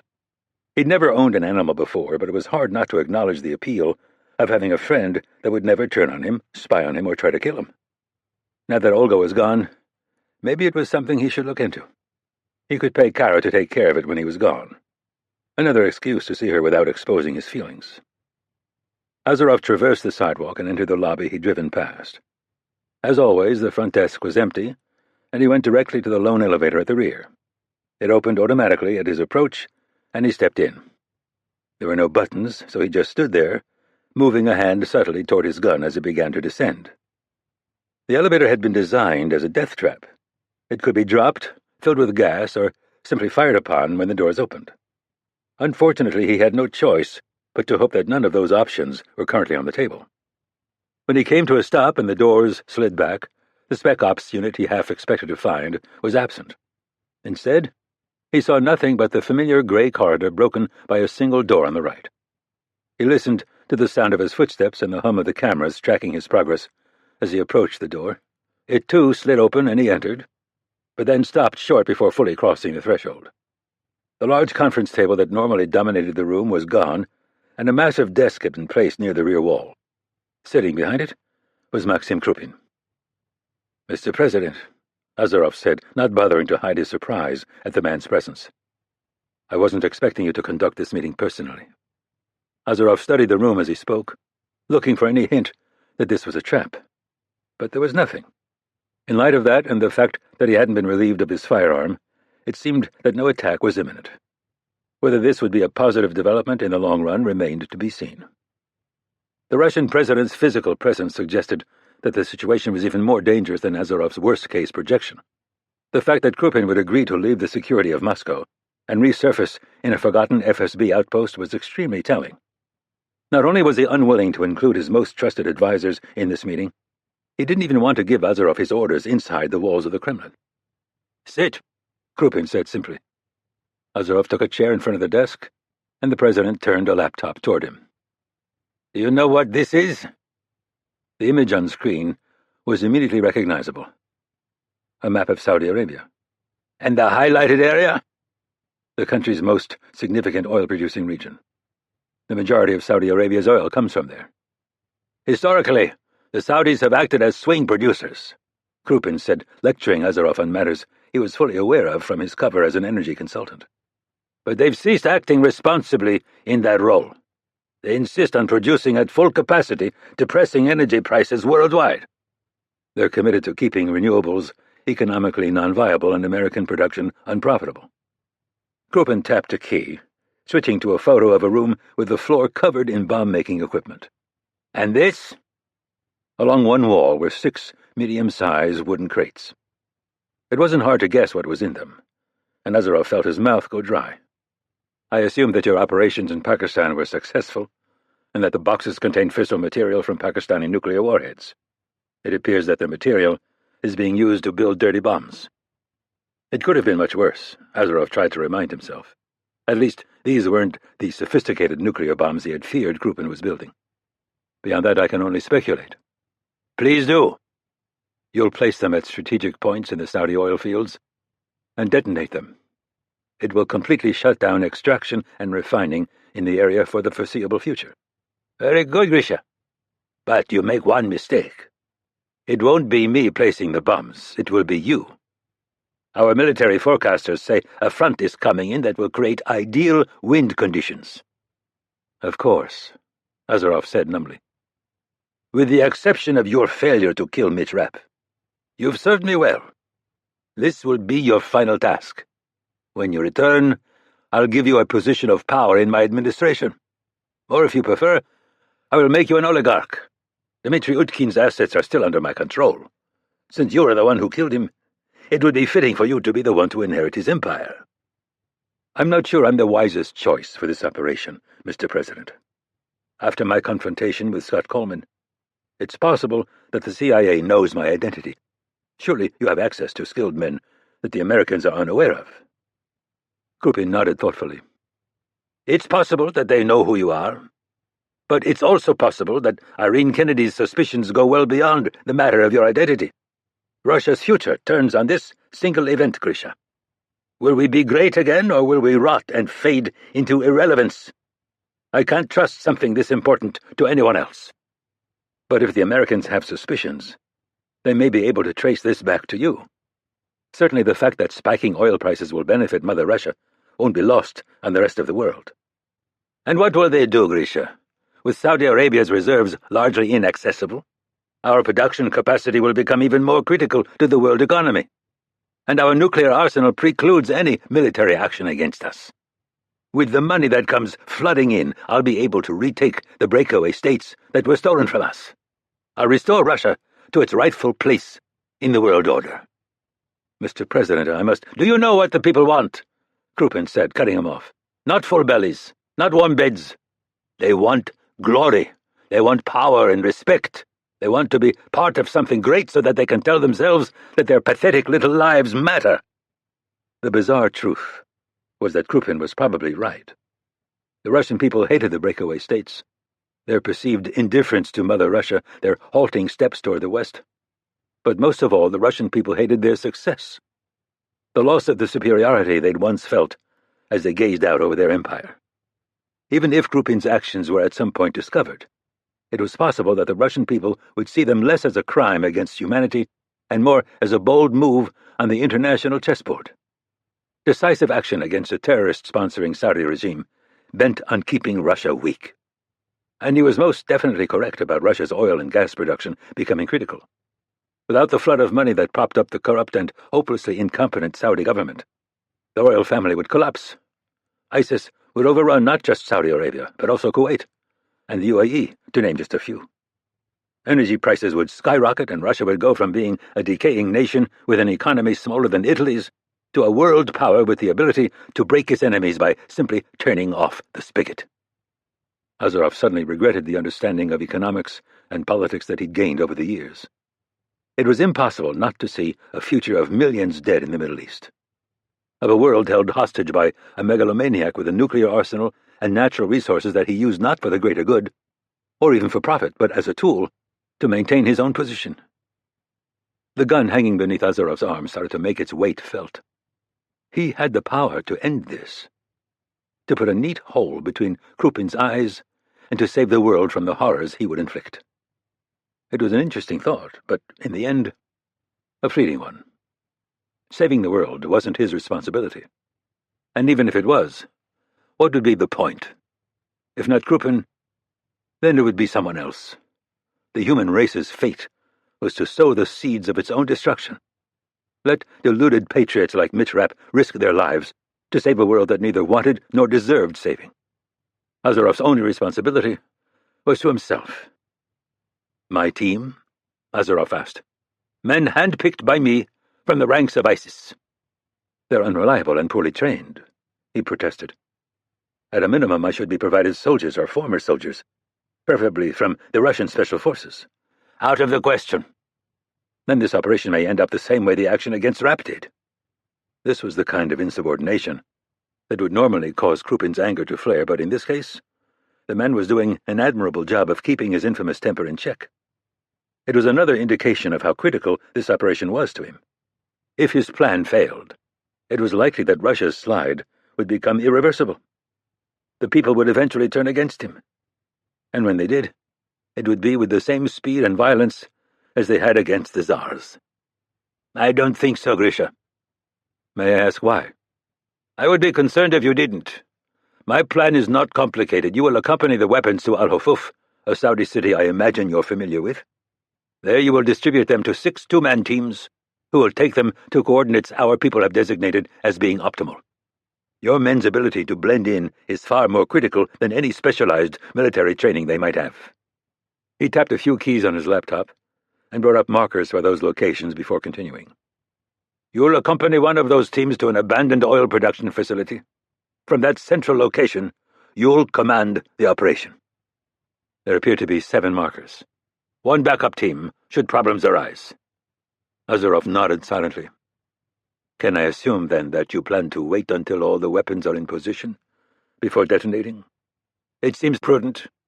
The location farthest from Al-Hufuf will take an estimated 14 hours to reach, while the closest will be a journey of only about 3.5 hours. The teams will be staggered so they all reach their destinations at the same time. We don't want the Saudis and Americans to know what's happening until it's done." "Then why not detonate the bombs remotely when you see that everyone is in position? What is the point of having me on location?" "2 reasons. First, with the storms we're predicting, satellite communications are likely going to be unreliable. And second, while we've trained the ISIS teams as thoroughly as possible, they can't be relied on to handle any significant problems. For that, only you can be trusted." "So, I will have the ability to remote detonate the weapons?" "No. We couldn't create a foolproof system for that. Each man will have his own detonation code. When they're cleared to do so, they will enter them in within 30 seconds of each other." "And be vaporized?" "Of course." "What about the bomb that I'm being asked to detonate?"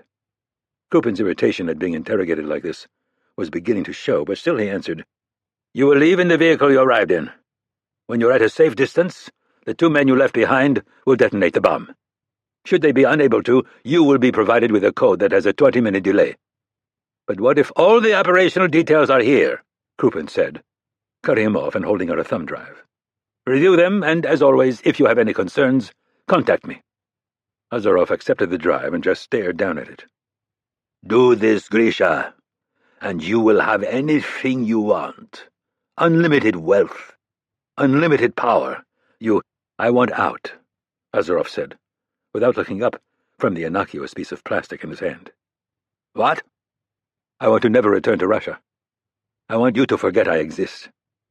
Krupin leaned back, his narrow lips spreading into a smile. "Are you going to retreat to Costa Rica? Return to the farming of your youth?" "That's my affair." Azarov's tone registered in Krupin's eyes but nowhere else. And if I refuse? Then I'm sure the ISIS team you're so confident in can handle the operation without me. You may not be as indispensable as you believe, Grisha. Again, the gun beneath Azarov's arm made its presence felt. This time there must have been some hint of it in his body language because, for the first time in their relationship, the Russian president became visibly nervous. If you want to turn your back on everything I'm offering you, to live a life with no value, Grisha, then so be it. As you say, that's your affair. Chapter 30. Near Bakar, Pakistan. Joe Maslik adjusted his grip under Rapp's arm, dragging him down the hallway with the help of one of Saad Chutani's men. Rapp wasn't moving at all. His bare feet just dragged lifelessly across the concrete floor. Maslik was actually a little relieved when he started to cough, despite the fact that every successive convulsion sprayed blood from his grotesquely swollen lips. When a pink tooth dislodged and skittered across the floor, though, the sweat running down the former Delta operator's back turned cold. Had he gone too far? The goal was to mimic the damage Jessim had suffered and obscure any differences between his and Rapp's features. It had been no small task. The Pakistanis had gone to town on Jessim, and his nose had been significantly different from Rapp's in both size and shape. Trying to make the switch convincing without doing damage severe enough to hinder Rapp's operational ability had been impossible. Rapp had survived his years in this business because he was just plain faster, stronger, smarter, and more accurate than everyone else. There was no way that was true any longer. If he never came back from this mission, Maslik would spend the rest of his life wondering if it had been the result of one too many uppercuts to the chin for him to see straight. A kick to the ribs that was a little too hard to allow him to move effectively.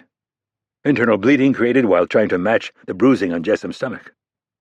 General Shirani appeared at the end of the hallway with two of his men effectively blocking it, just like Rapp had said he would. "What are you doing with my prisoner?" Maslik took in a breath and let it out slowly. This was going to be the hard part.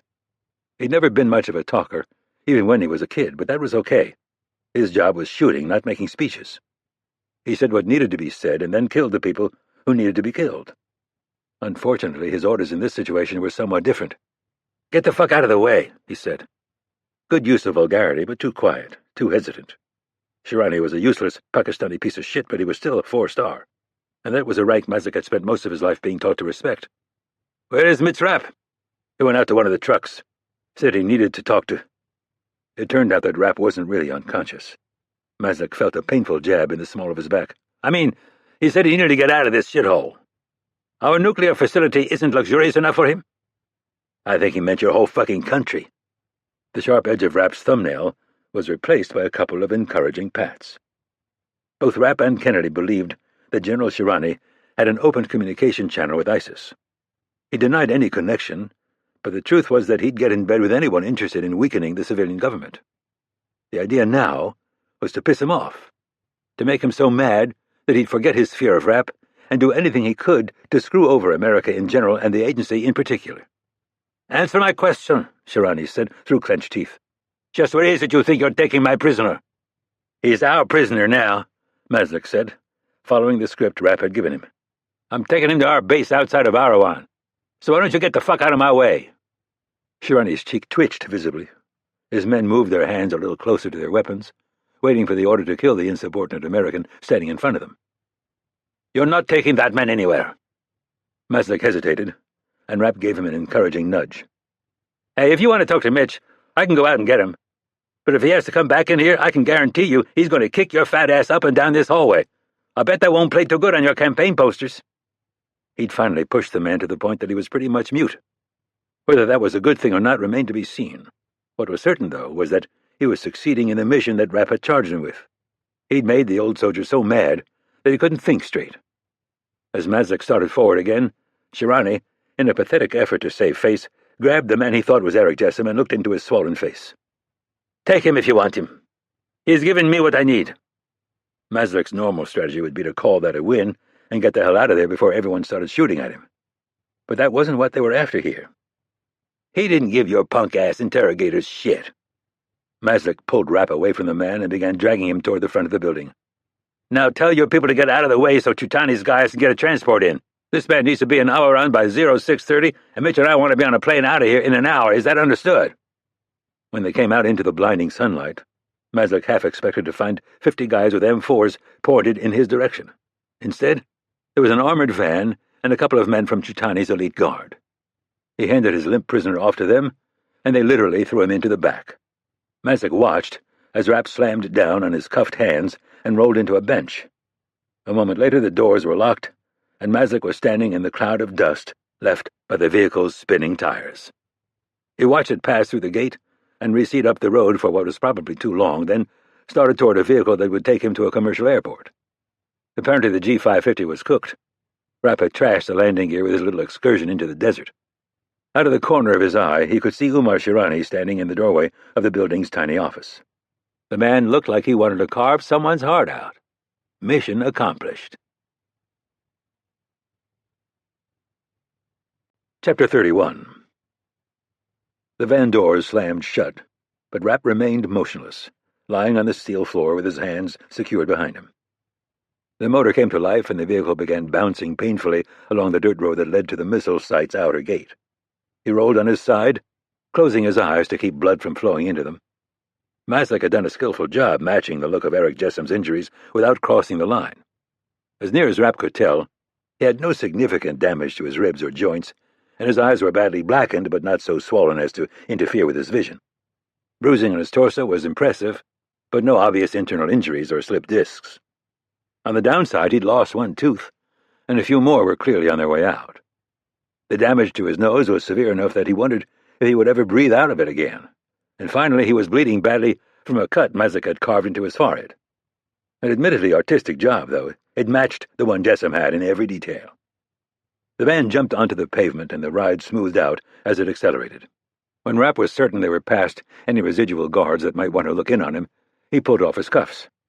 Maslik had used the tips of Jessom's shoelaces to jam the locking mechanisms while Rapp recovered from a slightly overzealous kick to the stomach. Low-tech, but effective. The back of the van was brutally hot, probably close to 120 Fahrenheit, with ventilation limited to a few holes drilled through the sides. Soon, though, the sun would go down, and the unbearable heat would turn to bitter cold. A good 12 hours of it if they made it to the CIA black site that was ostensibly their goal. If everything went to plan, though, his trip would last nowhere near that long. Maslik had done a solid job of winding up Umar Shirani, better than Rapp had imagined the former soldier capable of. The general would be blind with rage at being castrated like that in front of his men, which was exactly the reaction Rapp was looking for. It was unlikely that the old soldier would let that kind of humiliation go unanswered. At this point, though, his power to retaliate was limited. The best he could do without exposing his role was to get in touch with his contacts at ISIS and give them the route of the van carrying their American compatriot. Shirani would deny the CIA their prisoner and any information he might have. Rapp closed his eyes and did his best to drift off despite the pain radiating from virtually every part of his body. The heat and lack of water were going to do a job on him, and it was critical to conserve as much strength as he could. If he was right about what would come next, he had to maintain as much of his physical and mental capacity as possible. Rapp awoke just as the van's driver slammed on the brakes, a split second too late to keep from sliding forward and smashing his head. Automatic gunfire erupted a moment later, and he flattened himself against the steel floor as a few errant rounds rang off the vehicle's exterior. The barrage grew in intensity, turning deafening when the men in the cab started to return fire. Rapp's head was still foggy as he crawled toward the doors and retrieved the discarded handcuffs. Opening one of the shackles so that it could be used as a claw, he slithered the rest of the way toward the rear. Shouts became audible outside, and he threw his arms protectively over his head as rounds stitched themselves across the vehicle's door. They were clearly intentional. Chutani's men would do what they could to make sure Eric Jessom didn't live long enough to be rescued by his ISIS companions. Rapp heard the handle rattle, and he pushed himself to his knees. A moment later the doors were yanked open, and one of Chutani's men was there, holding a Beretta in his hand. With nothing but 2 feet of air separating them this time, he'd get the job done. The pistol rose, and Rapp lunged, swinging the open handcuff toward the guard's neck. By the time they collided, though, the man was already dead, hit by a bullet that entered his right side and exited the left in a cloud of blood and bone.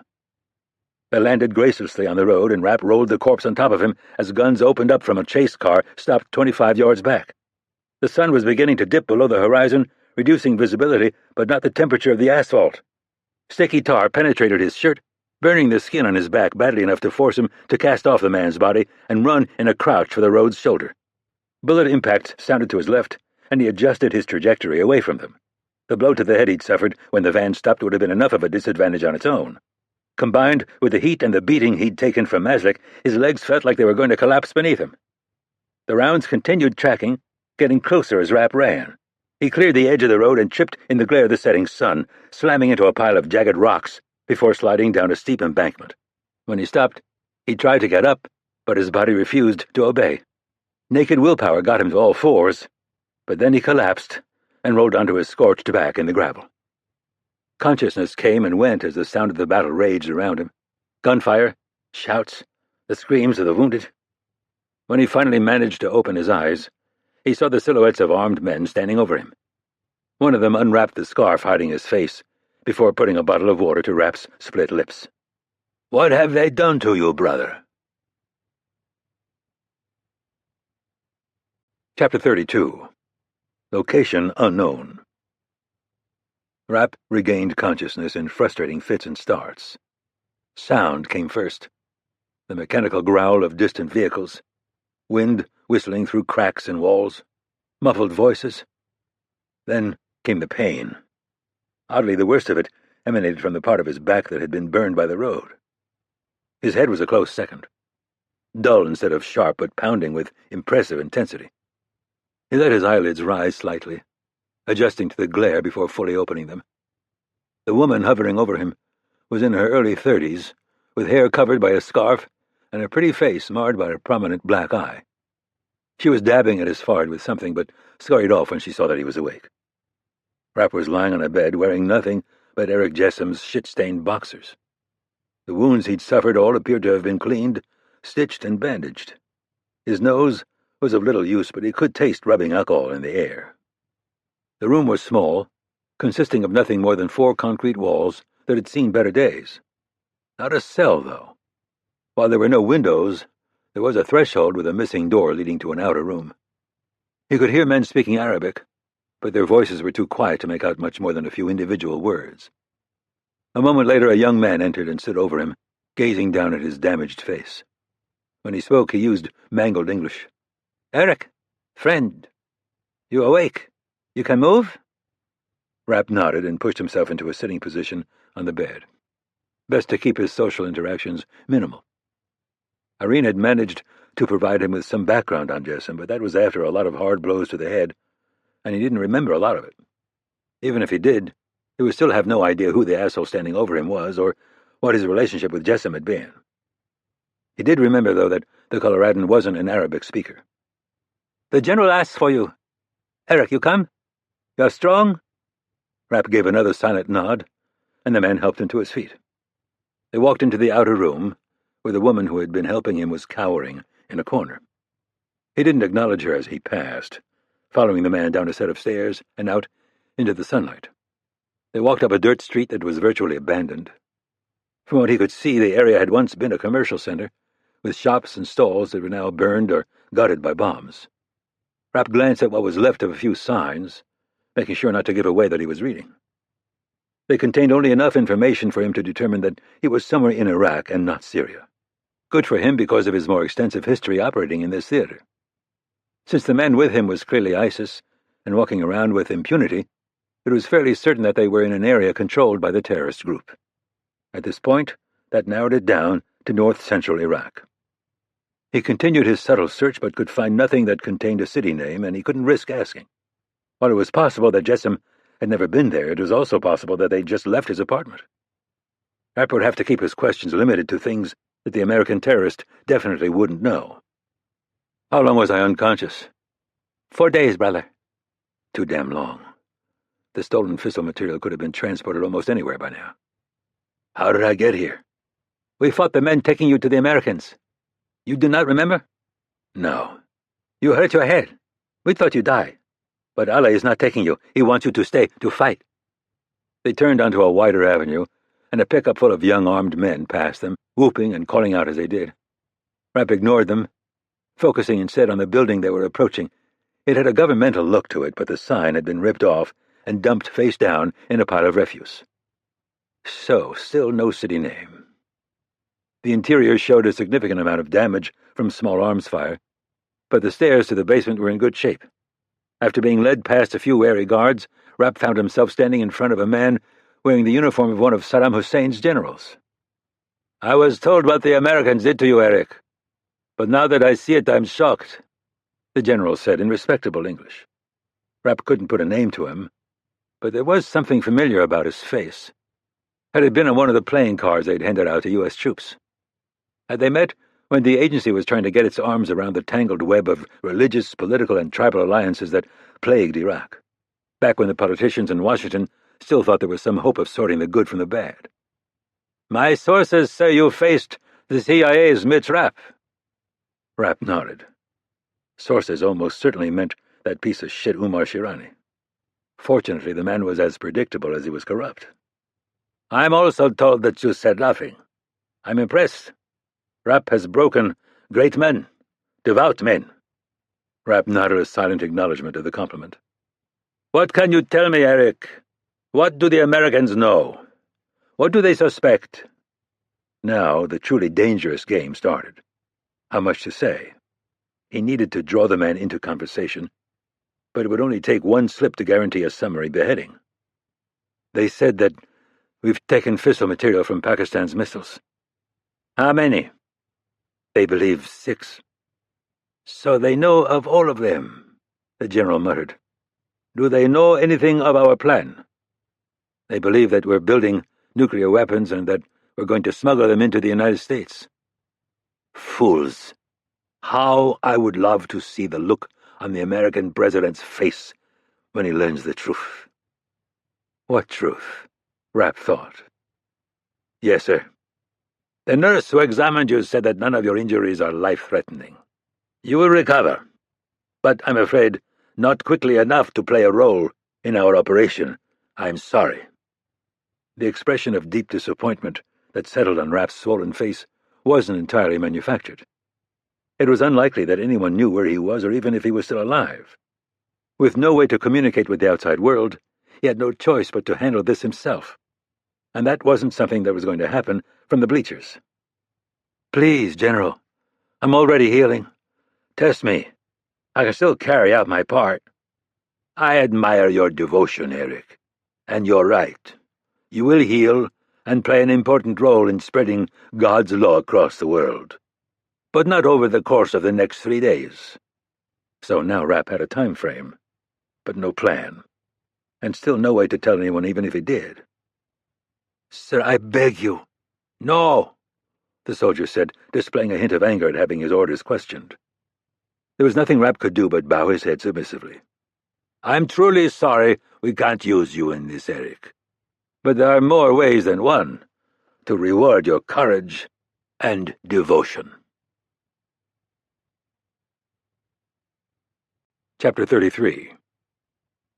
Rapp stayed a pace behind the unnamed general as they started up a street occupied by only a few armed men posted on corners. The Iraqi glanced up at the hazy sky, and Rapp emulated the familiar tic.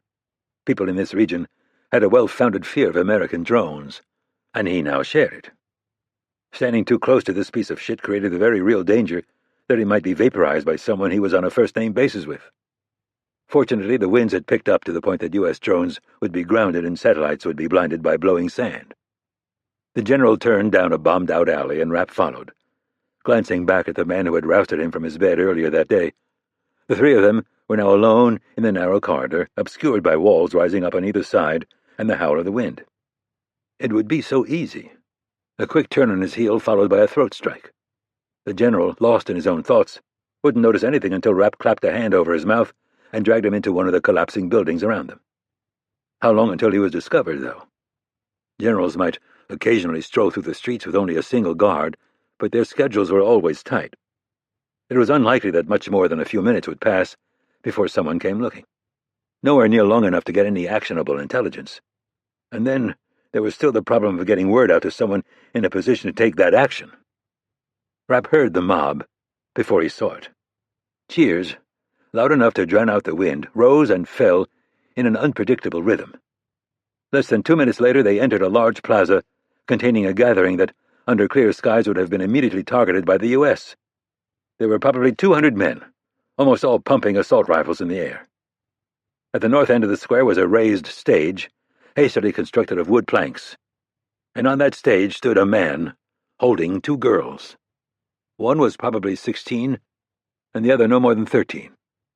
Both had been stripped naked and looked nearly catatonic. They'd spent their lives covered from head to toe and under the watchful eye of their families. Now, everyone they knew was dead, and they found themselves exposed and alone. Livestock in a sex slave auction. "If one of these pleases you, you're welcome to her," the general said. "But I'll warn you, neither is a virgin." That explained the bruises that were becoming increasingly evident as they approached through the parting crowd. The girls were being sold for the second or third time by masters who had become bored with them. A winner in the bidding emerged and leapt on stage. After a careful accounting of his payment, he dragged off the younger of the 2 girls while the auctioneer tried to drum up enthusiasm for the older one. Rapp had seen a great deal in his time, but this was something new. As twisted as Al-Qaeda was, it had a goal, a rationalization for that goal, and a strategy to achieve it. The same could be said for Hamas and Hezbollah. ISIS wasn't playing to win. Their only goal was to leave nothing but scorched earth when they were finally destroyed. He felt his rage building as he looked at the faces of the men around him. Their bodies pressed against his, and his anger quickly grew to the very edge of his control. He turned toward a terrorist dressed entirely in black and fixed his gaze on the AK-47 slung over his shoulder. It looked well-maintained, and there were spare magazines affixed to the man's belt. How many of these pricks could he kill before he himself went down? 20? 50? 100? The general stopped and threw an arm around Rapp's shoulders. The sudden weight of it pulled him from his violent fantasy, forcing him back into the present. The older girl was finally carried off stage, as another was forced up the stairs. Unlike the 2 before her, she was wearing a chador, a little mystery to whip up the crowd. In an impressive piece of showmanship, the auctioneer grabbed her and tore off the chador in one deft motion. The mob erupted, but then settled down when they discovered she was wearing jeans and a T-shirt underneath. "She's a bit old," the general commented. "Her family allowed her to go to university instead of marrying. But it's been confirmed that she's a virgin, and I think you'll agree that she's quite beautiful." They were now standing only about 10 feet from the base of the stage, and there was no denying it. She had long black hair and flawless skin, with eyes that held less terror than Rapp would have expected under the circumstances. "Do you want to see more?" the auctioneer shouted. The cheers that rose up were powerful enough that they reverberated in Rapp's chest. The man grabbed the front of the young woman's shirt and was going to rip it off when she jammed a thumb in his eye. And not just a little bit, she drove it in nearly to her knuckle. The crowd fell into a stunned silence, and Rapp fought back a smile as the auctioneer let out a high-pitched scream. 2 men charged up the steps and grabbed the woman, whose thrashing was accompanied by an impressive string of obscenities in at least 5 distinct languages. The auctioneer managed to get hold of himself and shouted something unintelligible to a man near the base of the stage. A moment later he was scurrying up the stairs with a gas can clutched to his chest. The partially blinded man grabbed it and took the cap off. When he started lurching toward the captive woman, Rapp pointed and shouted over the noise, "I'll take her!" The general looked over at him and grinned. "Spirited women, I agree." He pulled his sidearm and fired into the air, stopping the advancing man in his tracks. All attention was now on them.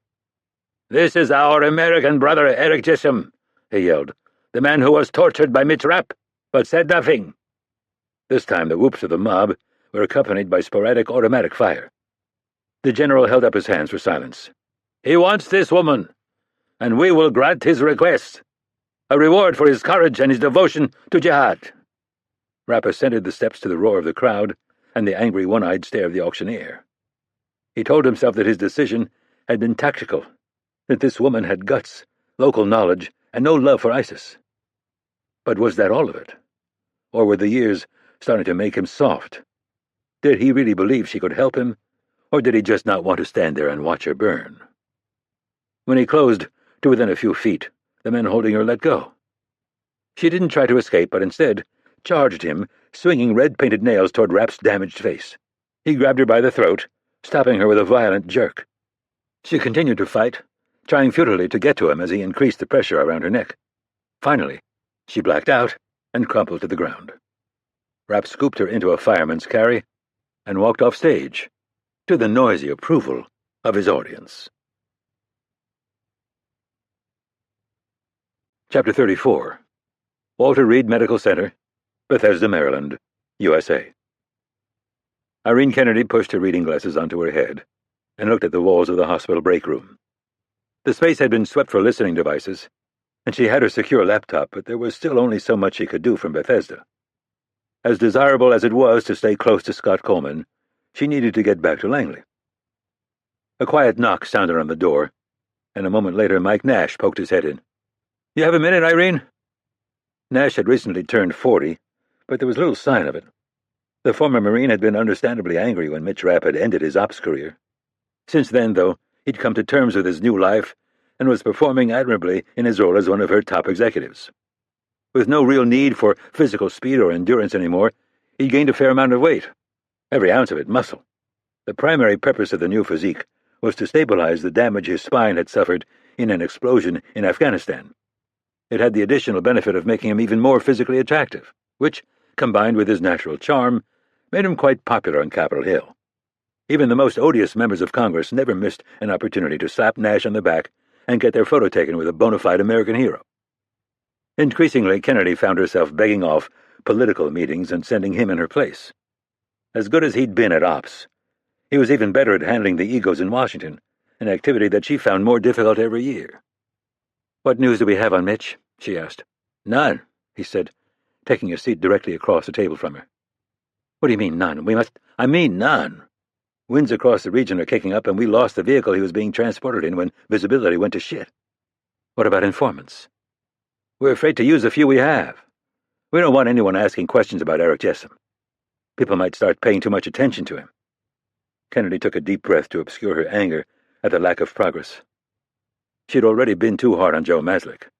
He'd contacted the agency in time for them to get surveillance in the air, but there had been nothing else he could do.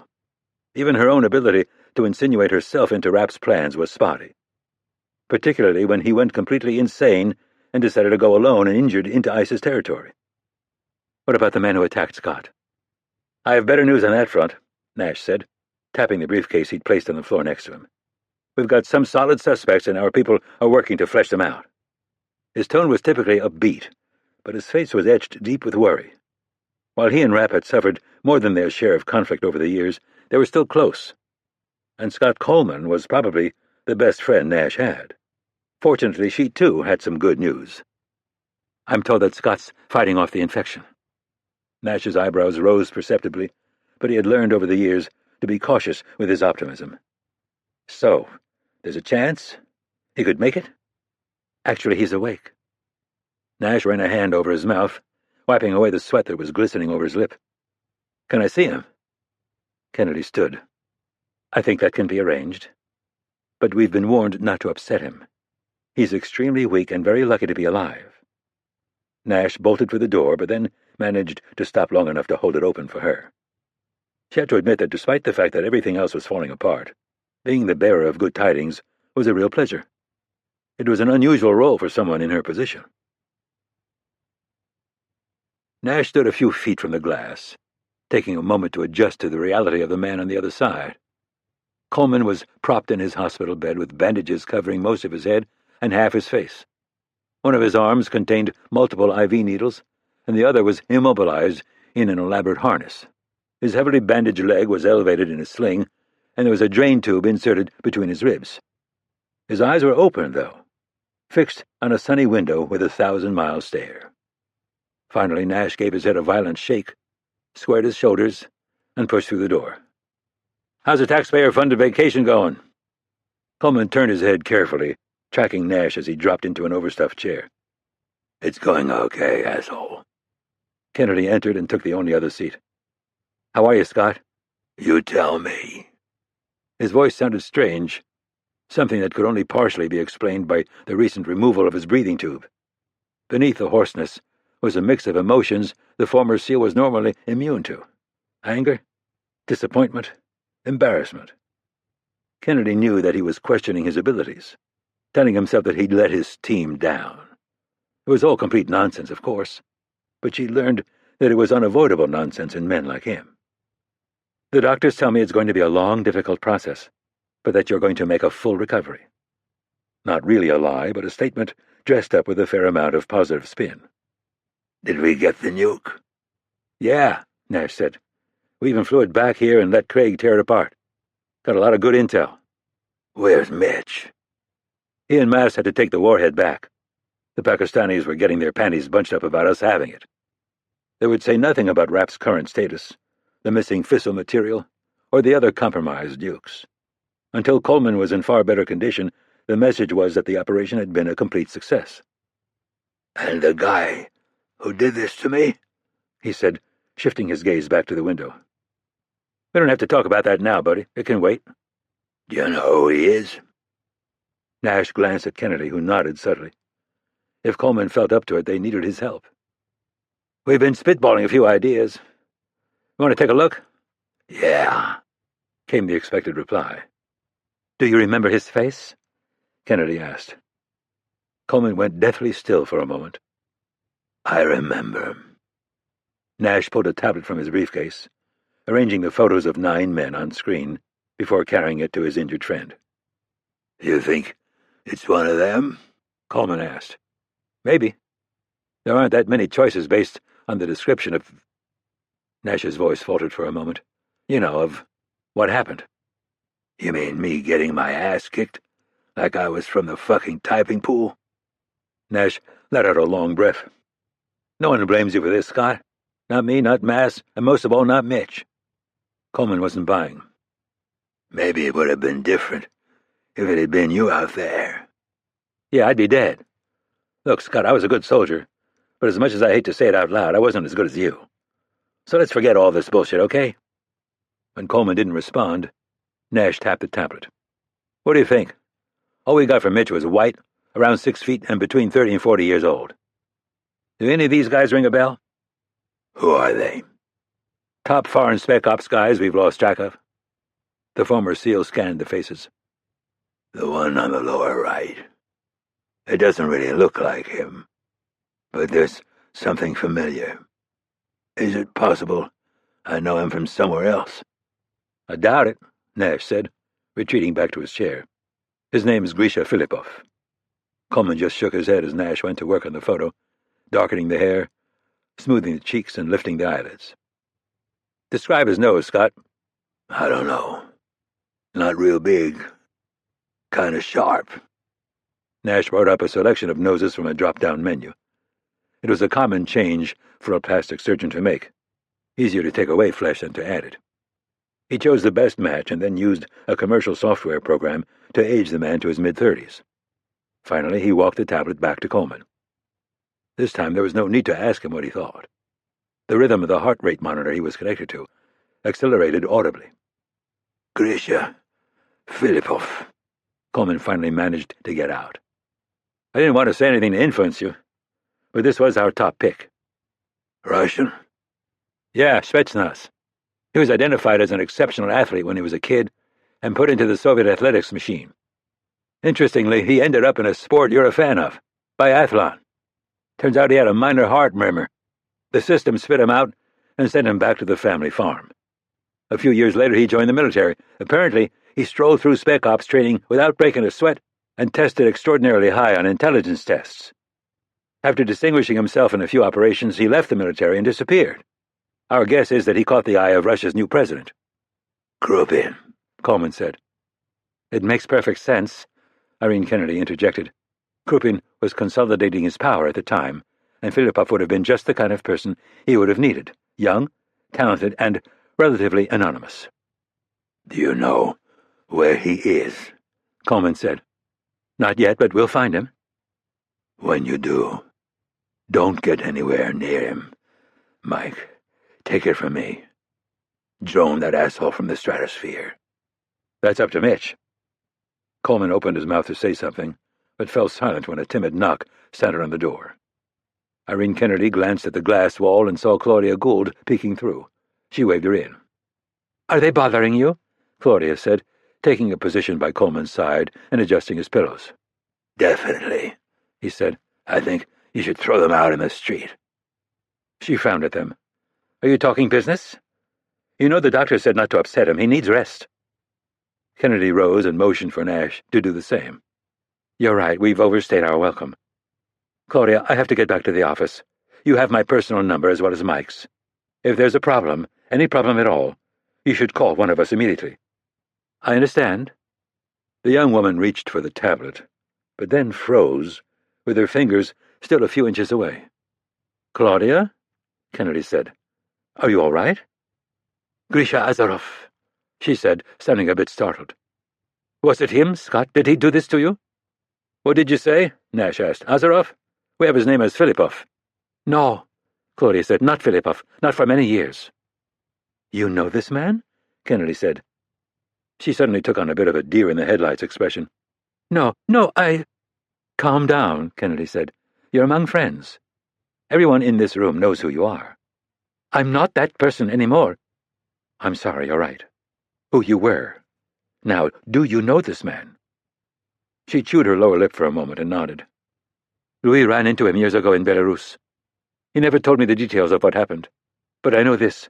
There are only 2 men in the world my husband was afraid of, Mitch and Grisha Azarov. Did you create a file on him? Of course. Louis wanted to know everything in case they ever met again. And can you still access that file? Yes, from my computer. It's in Mitch's apartment. Nash grabbed the tablet off the bed and put a hand on Claudia's back. Why don't we head on over to Mitch's place, then? You probably need to pick up a few things anyway. But what about Scott? Claudia protested as Nash pushed her toward the door. No need to worry, Kennedy called after her. I won't leave until you get back. Chapter 35. Location unknown. Rapp shifted the limp woman to a more stable position on his shoulder and pushed through the door to Eric Jessom's apartment.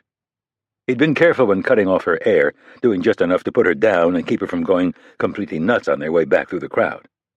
At this point, he was almost certain that she was faking unconsciousness, patiently waiting for an opportunity to take his head off. Hello? He called. No answer.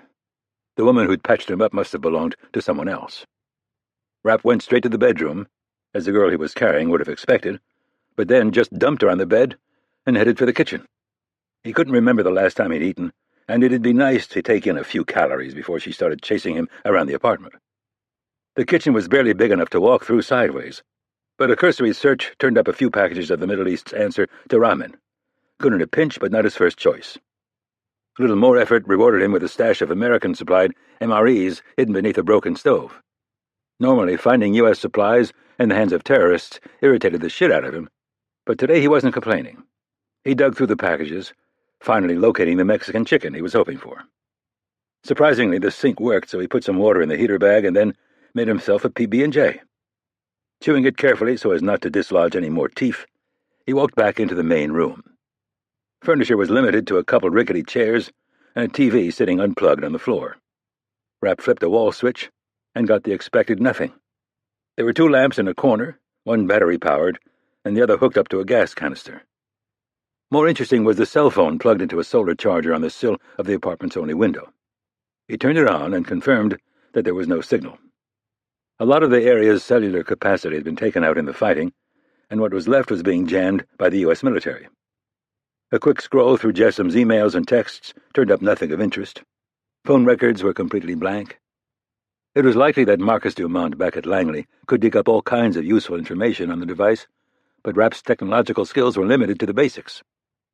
There was a box under one of the chairs, and he went through it, finding Jessom's U.S. passport, a few personal effects, and some porn.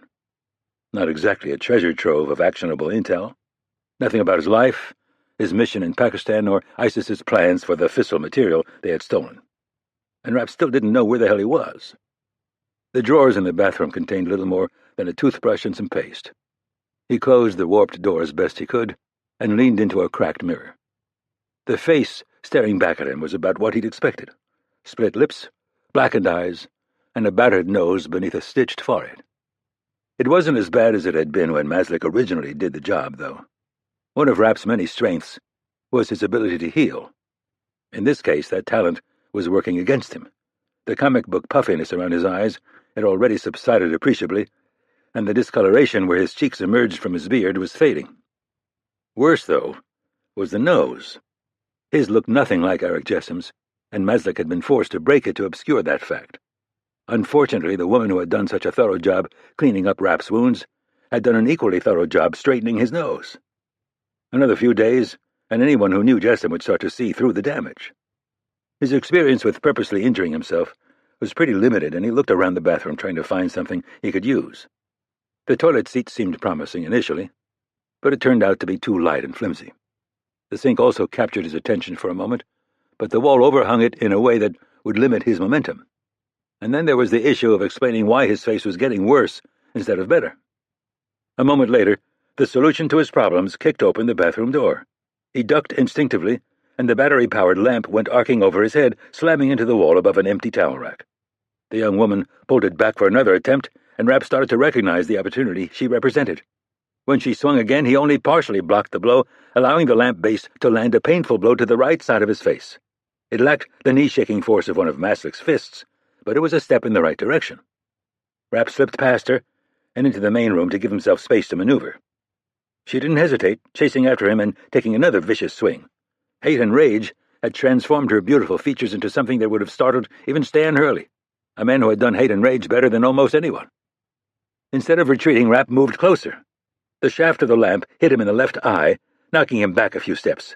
He blinked a few times to confirm that he could still see out of it as she came at him with an ear-splitting scream.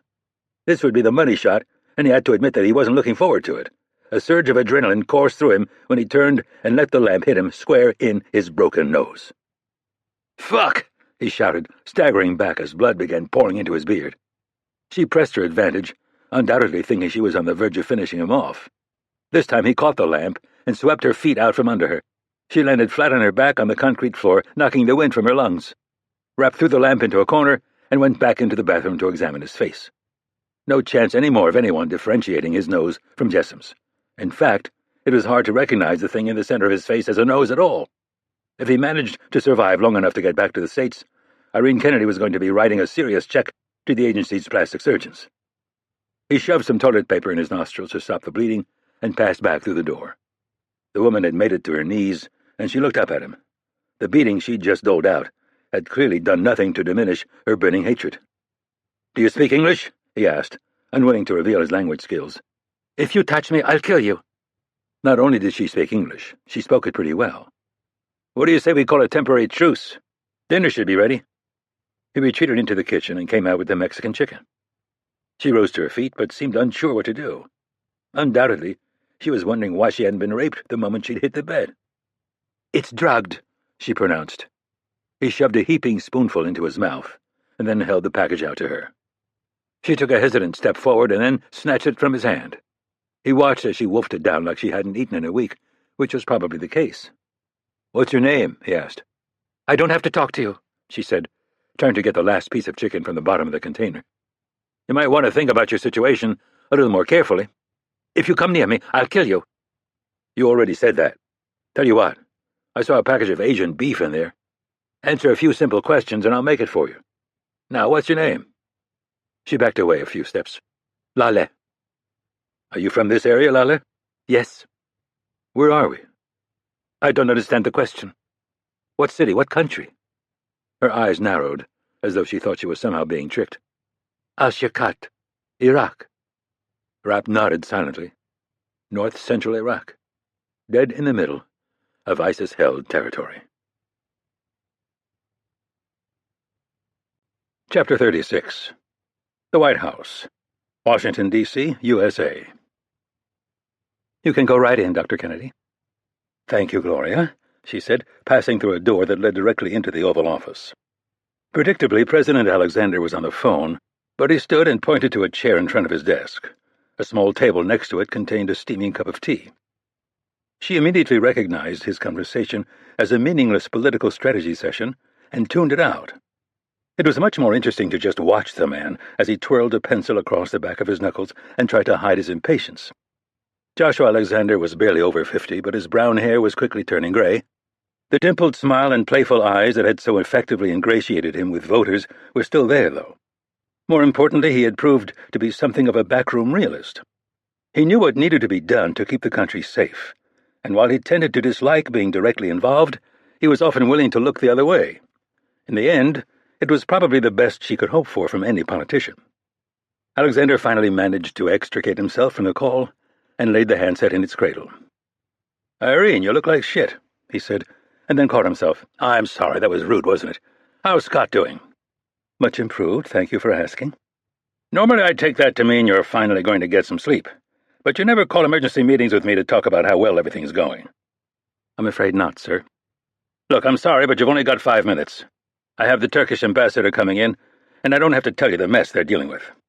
"I understand, sir. I'll get directly to the point. We've learned that the fissile material missing from the Pakistani warhead we examined isn't an isolated incident." "What do you mean, not an isolated incident?" "We have confirmation that a total of 6 warheads have been compromised." Alexander just sat there for a moment, staring at her. "Do you know who has it?" "We think ISIS, but it may be more complicated than that." "ISIS? Now hold on, Irene. You're telling me that the most violent bunch of psychopaths to walk the earth in the last 500 years have the fuel to build 6 nuclear weapons?" "I'm afraid so, sir." "Can they do it? Do they have the resources?" "On their own, it's doubtful. Building a weapon would take sophisticated materials, expertise, and machining capability, most of which has been destroyed in the area they control."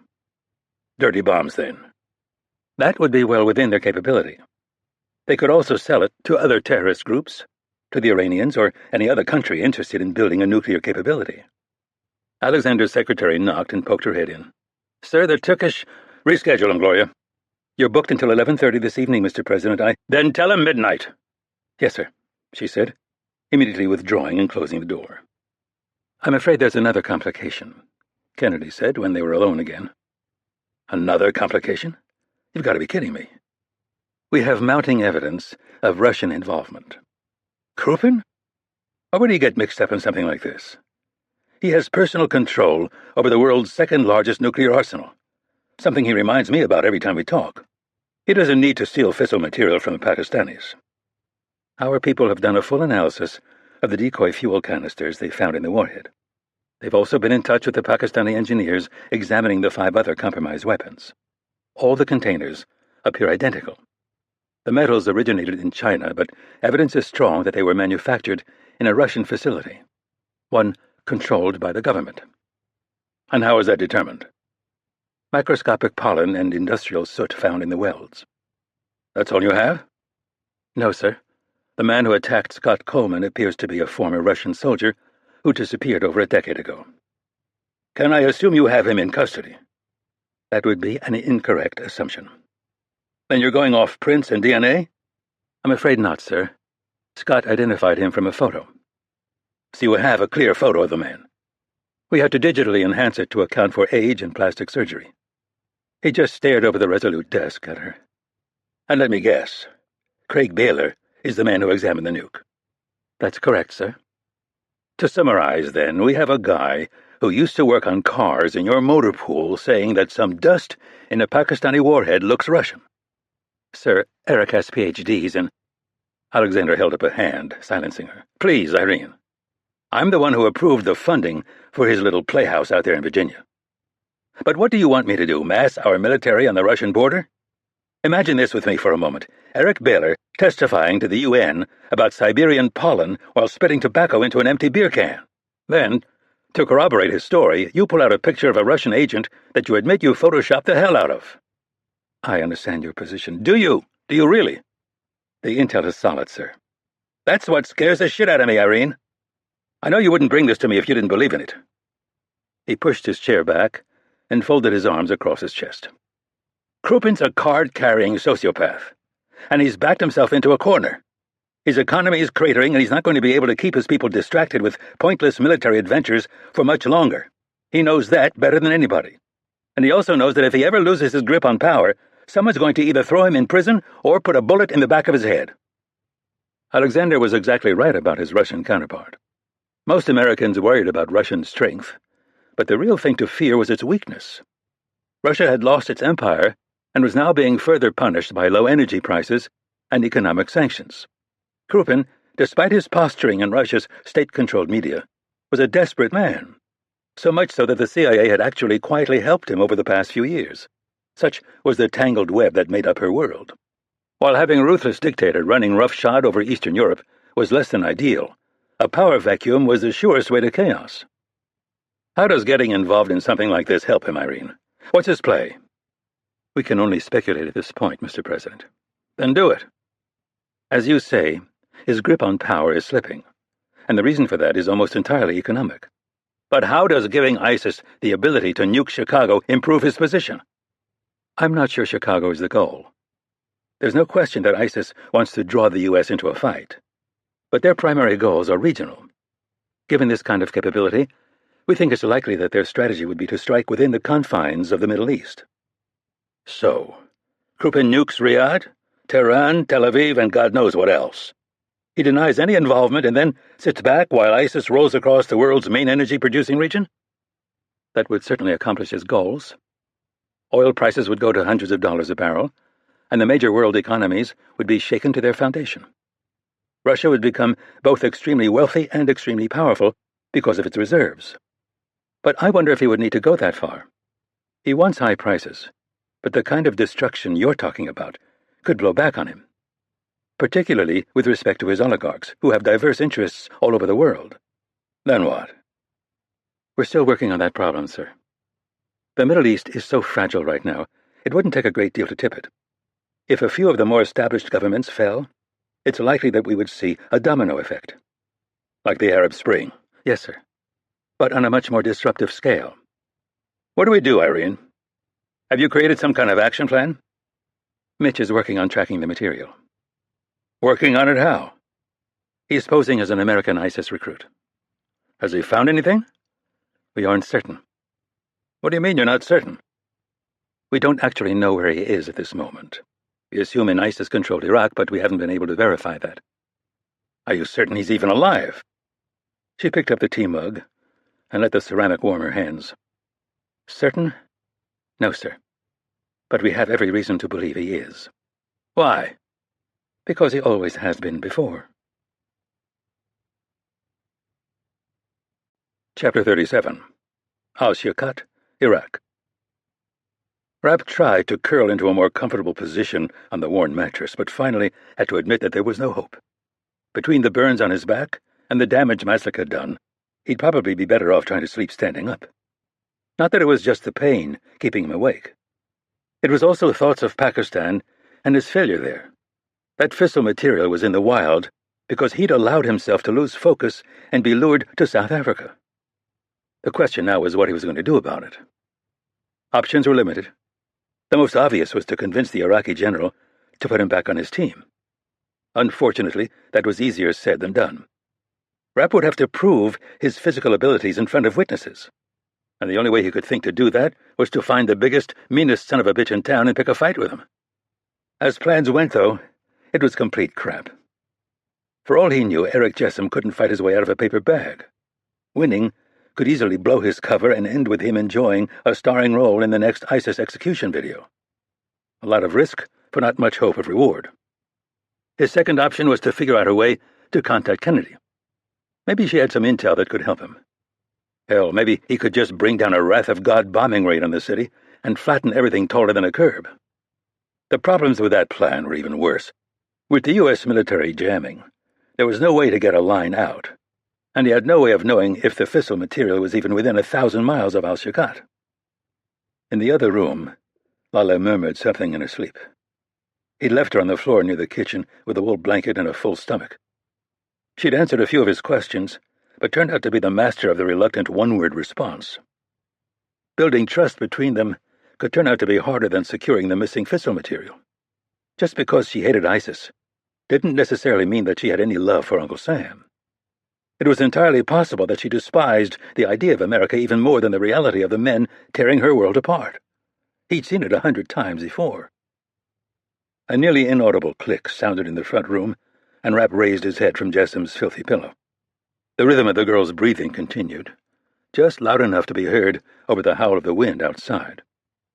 He was starting to settle back in when the creak of ancient wood reached him. Rapp rolled out of bed and padded silently to the bedroom's empty doorway. A sliver of desert moonlight gleamed around the old towel hanging over the window, making it possible to see the hazy outline of Lala on the floor, but not much else. The next sound was hard to mistake.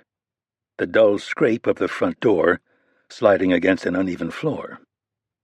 He moved quickly across the room, keeping to the edges where the floorboards had the most support, finally halting next to the apartment's only entrance. The door moved slowly inward, finally stopping when the gap was large enough for a person to squeeze through. Rapp remained motionless as a man with an AK-47 entered. A moment later, a second man appeared and carefully pushed the door closed. Now that they were inside, Rapp expected them to spread out, one going for the bedroom, while the other cleared the kitchen and bathroom. That didn't happen. He watched with momentary confusion as the two men just stood there, crouched and frozen. After a couple seconds, he figured it out. They'd used too much light getting up the stairs and were now waiting for their vision to adjust. That brought Rapp to an obvious question. What were a couple of amateurs doing, creeping around Eric Jessom's living room at 3 a.m? He stepped forward and slammed his fist into the back of the trailing man's head, dropping him like a sack of potatoes. The other turned toward the sound, but Rapp twisted the assault rifle from his grip and arced the butt toward his head. He only needed one of them alive for interrogation. 2 would just double the chances of a problem. "No!" Lala's shout was accompanied by her throwing herself in front of the man. Rapp barely avoided caving in the back of her head, redirecting the weapon's trajectory at the last second. He flipped it around and slid a finger through the trigger guard before lighting the kerosene lamp. "Do you know them?" When she didn't answer, he raised the rifle butt to his shoulder, taking aim at the head of the man behind her. "Stop," Lala said immediately. "They're my brothers." She moved to the unconscious one, rolling him on his back and cradling his head in her lap. Rapp kept the AK trained on the other. "What are they doing here?" The man in his sights answered in Arabic. "Coming to save our sister and kill a godless ISIS pig." "What did he say?" Rapp said, deciding to keep playing dumb on the language front. "That they weren't going to harm you. That they just came to take me home." In a lifetime of being lied to, that may have been the least credible one he'd ever heard. Setting aside for a moment the unvarnished hate in the man's voice, he was rocking from side to side, apparently trying to decide whether running straight into automatic fire was worth the possibility of getting his hands around Rapp's neck. "Are they part of the resistance to ISIS?" "What resistance?" she responded. "They are devout Muslims who welcome the coming caliphate. They were just protecting our family's honor."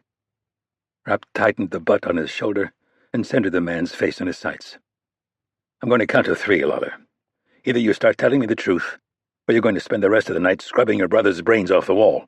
"Please," she said, the panic rising in her voice. "They fought when ISIS first came, but they're doing nothing now. They're in hiding. We've lost. You've taken everything from us."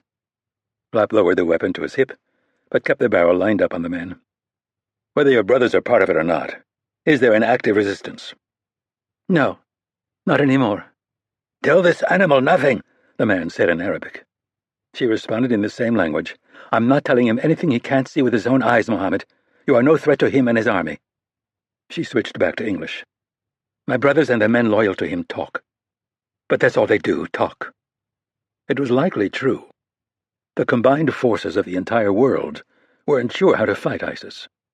A small group of untrained men, huddled in a basement, weren't going to be able to do much more than get themselves killed.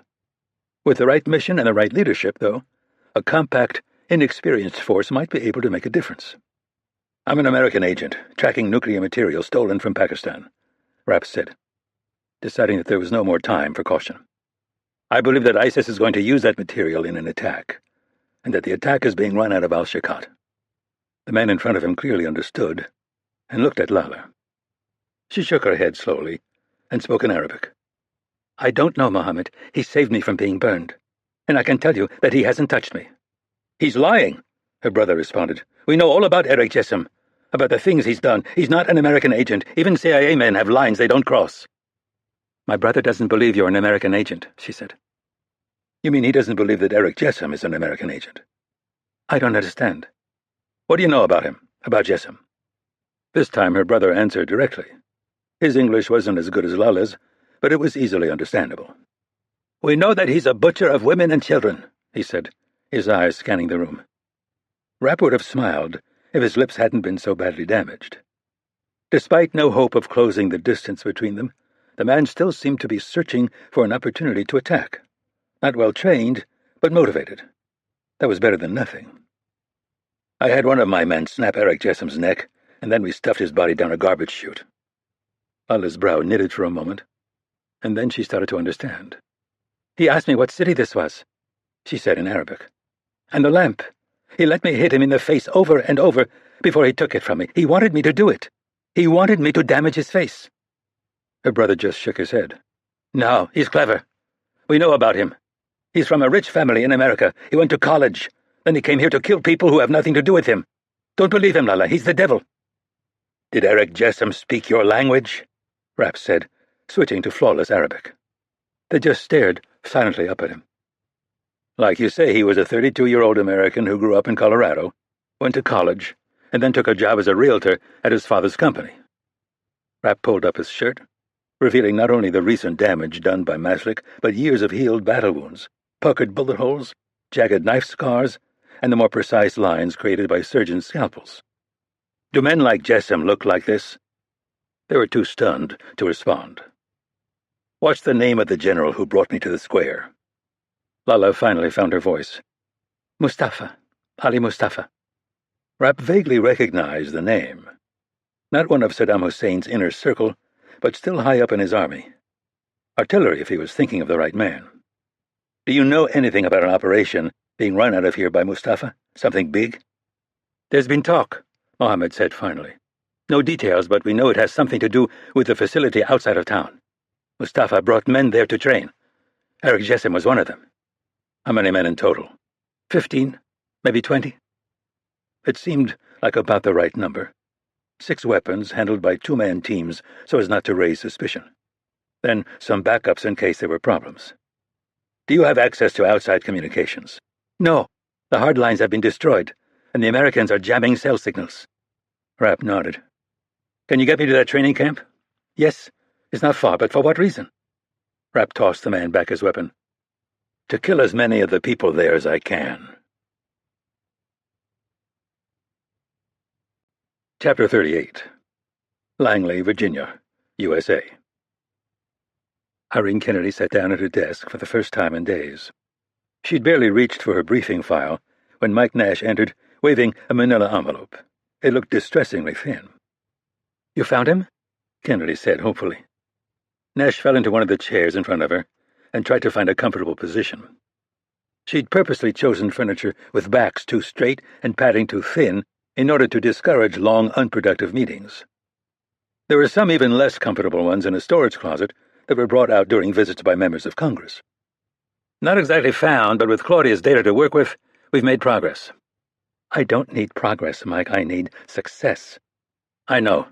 The machine is running, but this guy isn't exactly an amateur. He pulled an 8x10 photo from the envelope and placed it on her desk. Grisha Azaroff apparently didn't share Rapp's uncanny ability to avoid being caught on camera. He was staring straight into the lens as he strode across a stage with a microphone in his hand. The dark hair and sculpted nose were close matches to the composite Nash had created. His skin was more tanned, though, and his eyes leaned a bit more toward Asian. The pinstripe suit he was wearing seemed a bit too large, as though it had been tailored to obscure the physique beneath. That's Azaroff, or Filipov, if you prefer, speaking to almost 1,000 people at a conference last year in Abu Dhabi. What kind of conference? Extraction industry. This guy is taking the concept of hiding in plain sight to a whole other level. He's the head of a well-known oil and gas consulting firm that operates all over the globe. His clients include Exxon, BP, and Aramco, just for starters. Hell, they're so good, even we've used them a few times. That would allow him to move around Russia and the Middle East without attracting attention. And he takes advantage of that ability, a lot. Our information on his travels is still spotty, but we have entry and exit dates putting him in Pakistan when Scott was attacked. He flew in on his company jet and was staying in the nicest suite the Islamabad Marriott offers. He has condos in London and New York, but doesn't seem to have been to either for years. We're able to infiltrate the management companies, caretaking them, and get people inside, but they didn't find anything. He must live somewhere. Agreed. His permanent address is listed as the offices of his company in Moscow. But I think we can do better than that. He pulled a colorful map of the world from the envelope and unfolded it on her desk. This is a graphical representation of his private jet trips? She asked, examining the hundreds of arcing lines between countries and continents. Not exactly. We suspect that his plane is putting in a lot of hours empty. He's trying to throw off anyone who might be watching. Like I said, this guy's no amateur. But we know he doesn't fly commercial. So what you're seeing here is a representation of charter flights coming and going from locations where we could place him, and with passengers whose identities we couldn't verify. 312 in all, over the course of 5 years. Notice anything unusual? There seem to be an unlikely number of flights going to Central America. Nicaragua, Costa Rica, and Panama, to be precise. Our statistics guys say that there's less than a 10% chance that the pattern is a random occurrence. Home, she said. Nash nodded. We're assuming Costa Rica, since it's in the middle. Matching flights in with flights out is time-consuming, but a picture's starting to emerge. Someone's coming in and staying for anywhere between 1 week and 2 months. During those times, Grisha Azaroff makes no public appearances. If he returns to Costa Rica, can we track him? I think so. We figure he lands at one of about 10 available airstrips, and then drives a private car to wherever he lives. He has no visa for any of those countries and no car registered. So we figure he's got an alias. We've got teams watching all the strips, and since he seems to like his first name, we're going after that. Not the fastest process in Central America, though. A lot of their records are on paper. But right now, you have no idea where he is? None. He dropped off the radar after Pakistan. We've tried to contact him through one of our companies that's worked with him in the past, but all we get is that he's unavailable. Kennedy pushed the map away and leaned back in her chair. I'm not sure this helps us, Mike. Whatever move he's making, my sense is that it's imminent, that he won't go home before his mission is completed. Have you figured out what that mission is? Our analysts have given me a number of scenarios, too many, in fact. They spanned from dirty bomb attacks on U.S. cities to multiple nuclear blasts in Israel. Anything catching your eye? The confirmation of Azaroff's identity convinces me that Krupin is behind this. And that honestly makes an attack on the U.S. mainland unlikely. It's hard to see how he would benefit, and it could invite a devastating retaliation. No, what Krupin needs is simpler. To shore up his position at home, Nash offered. Exactly. His power over the Russian people is slipping. He has to give them some economic relief, and he has to do it quickly. Well, nuking someone isn't going to do much to get his country out of the toilet. No, but creating chaos in the Middle East would. Oil prices, Nash said, placing his hands on top of his head and trying again to find a comfortable position in the chair. I can see that crazy Russian bastard pulling something like that. At this point he has very little to lose. How, though? He's already given us part of the answer, ISIS. They've proven their effectiveness against failed nations, but places like Saudi Arabia, Egypt, and the UAE are different. They're protected by either their stability, their military capability, or both. So nuke Dubai, Cairo, Riyadh, Tehran, and Jeddah. Throw in Tel Aviv just to get the shitstorm really rolling. Then ISIS moves in, and oil prices spike to record levels. Krupin would have the money to pay off every corrupt bureaucrat from Moscow to Siberia and to drown the average citizen in new entitlements. Kennedy didn't respond, instead pulling off her reading glasses and setting them on the desk. You don't agree, Irene? I don't disagree. Anything is possible at this point. But Krupin is a sociopath, not a madman. He's not motivated by God or illusions of world domination. He just wants to maintain power. Your scenario has so much potential for blowback. Retaliation from the West, unforeseen economic consequences, even an increase in terrorist attacks inside Russia. It seems to me that he'd do as little as possible to get the effect he needs. So, Saudi Arabia. That's where you get the biggest bang for your buck. She nodded noncommittally.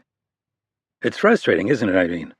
I have this nagging feeling that Mitch knows the answer to all our questions, but he has no way of getting us the information. She had the same feeling, though her confidence was beginning to falter. Earlier that day, she'd had a conversation with Joe Maslick in which he admitted to downplaying the beating he'd given Rapp. Further, analysis of satellite images depicting Rapp's rescue from the transport van suggested that he'd fallen down a fairly steep incline. Whether that fall had been caused by a bullet to the back was a question of significant debate. The bottom line was that there was a very real possibility that Mitch Rapp was dead or incapacitated. The phone on Kennedy's desk buzzed, and the voice of one of her assistants came over the speaker. I have General Templeton returning your call on a secure line. Nesh's eyebrows rose at the name of the chairman of the Joint Chiefs. "Put him through." She pushed a button and put him on speaker. "Thank you for getting back to me so quickly, James." "Not a problem, Irene. What can I do for you?" "It's my understanding that you've been briefed on the items that recently went missing from Pakistan?" "Yes." "We have an operative who we believe has infiltrated ISIS and is now somewhere in territory held by them. It's possible that he has information on those items and how they're going to be used." "I see. And how does that involve me?" "I want to recommend to the President that we shut down our electronic jamming operations in the area, and I'd like your support." There was a stunned silence over the line. "Let me get this straight, Irene. You want me to let the most technologically sophisticated terrorist group in history plug back into the grid because you think one of your guys might have infiltrated ISIS and could have useful information? Look, you know I have nothing but respect for you, but are you out of your mind?" "The operative I'm talking about is Mitch, James." This time the silence went on for quite a bit longer. Finally, the general spoke again. "I'll get behind 8 hours, Irene. Not a minute more." Chapter 39. Al-Shirkat, Iraq. The wind had continued to strengthen and now seemed to be steady at 15 knots, with gusts coming in above 30. The darkness and the hiss of dust blasting the surrounding structures created a disorienting environment of sensory deprivation. It was all Rapp could do not to wander off the street and run into one of the buildings lining either side. Lala's directions had been impressively detailed, but following them in the prevailing conditions was challenging. A set of headlights appeared at the far end of the street and approached. He shaded his eyes, memorizing every detail of the newly illuminated terrain, the bullet-ridden stone facades, the narrow alleys, the blackening corpses hanging from a disused power line. When the vehicle got close, he turned toward it, raising a hand in greeting. The armed men in the back looked on suspiciously, but then quickly recognized him as the American who had gained General Mustafa's favor. The man who had defied not only the CIA, but the infamous Mitch Rapp. They shouted unintelligibly as they passed, saluting him with their assault rifles. Rapp continued along the street, navigating by mental map as his eyes readjusted to the darkness. He ran a hand along the front of a building to his right, using his fingers to locate the alley he had seen moments before. It was the one Lala had told him about, but it was less than 5 feet wide, creating an even deeper darkness. It took almost a minute, but Rapp found the door handle he'd been assured was there and used it to enter a building that smelled of charred wood. He ascended the stairs, aiming for a dim sliver of light bleeding around a door at the top. Knocking turned out to be unnecessary. The door was pulled open and he was yanked inside. The man closing it behind him was immediately recognizable as Lala's brother Mohammed. The other 4 men in the room were armed and standing against the far wall. Weapons ranged from AKs to a Smith & Wesson SD-40 pistol, and all were aimed at him. "These are your men?" Rapp asked in Arabic. "Yes," Mohammed said, moving to take a position with him. Rapp let out a long breath and squinted his swollen eyes against the glare of a single overhead bulb. Lala's other brother was there, still looking a bit shaken by the blow Rapp had delivered. The 2 men to his right were both thin and wearing glasses that looked fairly thick. Rapp had met hundreds like them in his time operating in the Middle East, secular intellectuals prone to endless political philosophizing, but good for little else. The last man was a beast, nearly Maslik's size, with a thick beard and eyes full of hate. "All of them?" Rapp said. Mohammed nodded. So, 2 guys who looked like they used inhalers, one he'd obviously hit a little too hard, and one who was staring at him like he wanted to carve his heart out with a sharp rock. Outstanding. "How did you learn to speak Arabic so well?" the big one said. "My mother emigrated from Iraq in the 50s. She taught me." It was a reasonable cover story that explained both his dark complexion and his accent. "You're a liar. You're one of the CIA men who has been killing our people for decades." Rapp shrugged and waved a hand in the general direction of the blacked-out windows. "What has the CIA ever done to you that can compare with this?" The other men had lowered their weapons, but the big one talking kept his aimed at Rapp's chest. "Why should we help him?" "We've already discussed this," Mohammed said. "The Americans are the only people with the power to defeat ISIS and free our country, but they hesitate. Why, Ghaffar? Because they see us squabbling endlessly among ourselves. They see no hope." Mohammed grabbed a rolled-up poster-sized piece of paper and spread it out on the floor. Rapp knelt next to him and immediately recognized it as a map of Al-Shirkat. "We are here," Mohammed said, pointing to the northern part of the city, while the others gathered around. He ran his finger toward the western edge. "The building housing the training facility you're looking for is here. Outside of town. Barely. Perhaps half a kilometer. The Americans built it as a school, but the instructors have all been executed. Now the building is used to hold girls being sold and used by ISIS. 3 months ago, a group of new men came to live and train there. Eric Jessam was one of them." "How many men in total?" Mohammed glanced at one of his bespectacled comrades, who answered in a voice quiet enough that it was difficult to hear. "At first, maybe 50. Most, including Jessam, left about a month ago. Some returned, but most haven't. Now our best estimate is 23 men." That made sense. Mustafa had sent teams, including the one Jessam had served in, to get the fissile material in Pakistan. A number of them had been killed. Others had likely been posted to other positions within ISIS. The men who remained were the ones who had been chosen to carry out the next phase of the operation. "Describe the building," Rapp said. "It's primarily built of concrete, with 2 stories, Mohammed said. A fence surrounds it, but the gate was knocked down when ISIS took over and has never been repaired. 1 guard at the entrance. The children are kept on the upper floor at night. It's accessed by a staircase at the back of the building. The men sleep in various locations throughout the ground floor." "Are all of your people familiar with the layout?" He nodded. "Electricity? They have generators. Some usage at night, but limited." It was more or less what Rapp expected. They'd put the training facility in a building full of kids to give it cover from U.S. bombing raids, but running full lights at night would be pushing it. "Weapons? All are armed with AK-47s and a single sidearm. The models of those vary." "What about you?" "We have what you see here. A few spare magazines each." "Any access to more men or arms?" "No." "Okay," Rapp said, standing. "Then let's go." They all just stared at him. Mohammed's brother was the first to speak. "What do you mean, go where?" "To attack that facility." "We can't just attack them. We would need to discuss it, to plan. We would—" "What is there to talk about?" "Mohammed said you're all familiar with the facility's layout. We know the strength of the opposition force, and we know where the students are." "No, this is—" "Silence," Ghaffar said, rising to what Rapp estimated to be a full 6'4". "We will not attack that facility." "Why?" Rapp said. "Are you afraid?" In response, he raised the barrel of his SD-40, leveling it a few inches from Rapp's ruined nose. "Because I won't follow you. Look at your face, and what you let someone do to you. No, you speak as though you're a great warrior, but you smell like a bureaucrat, like a man who will have piss running down his leg at the first sight of blood." Rapp considered trying to talk the man down, but he was clearly not the type to be swayed by conversation. And frankly, that made him uniquely useful in this group. Instead, Rapp dodged left, grabbing Gaffar's wrist and yanking his arm straight.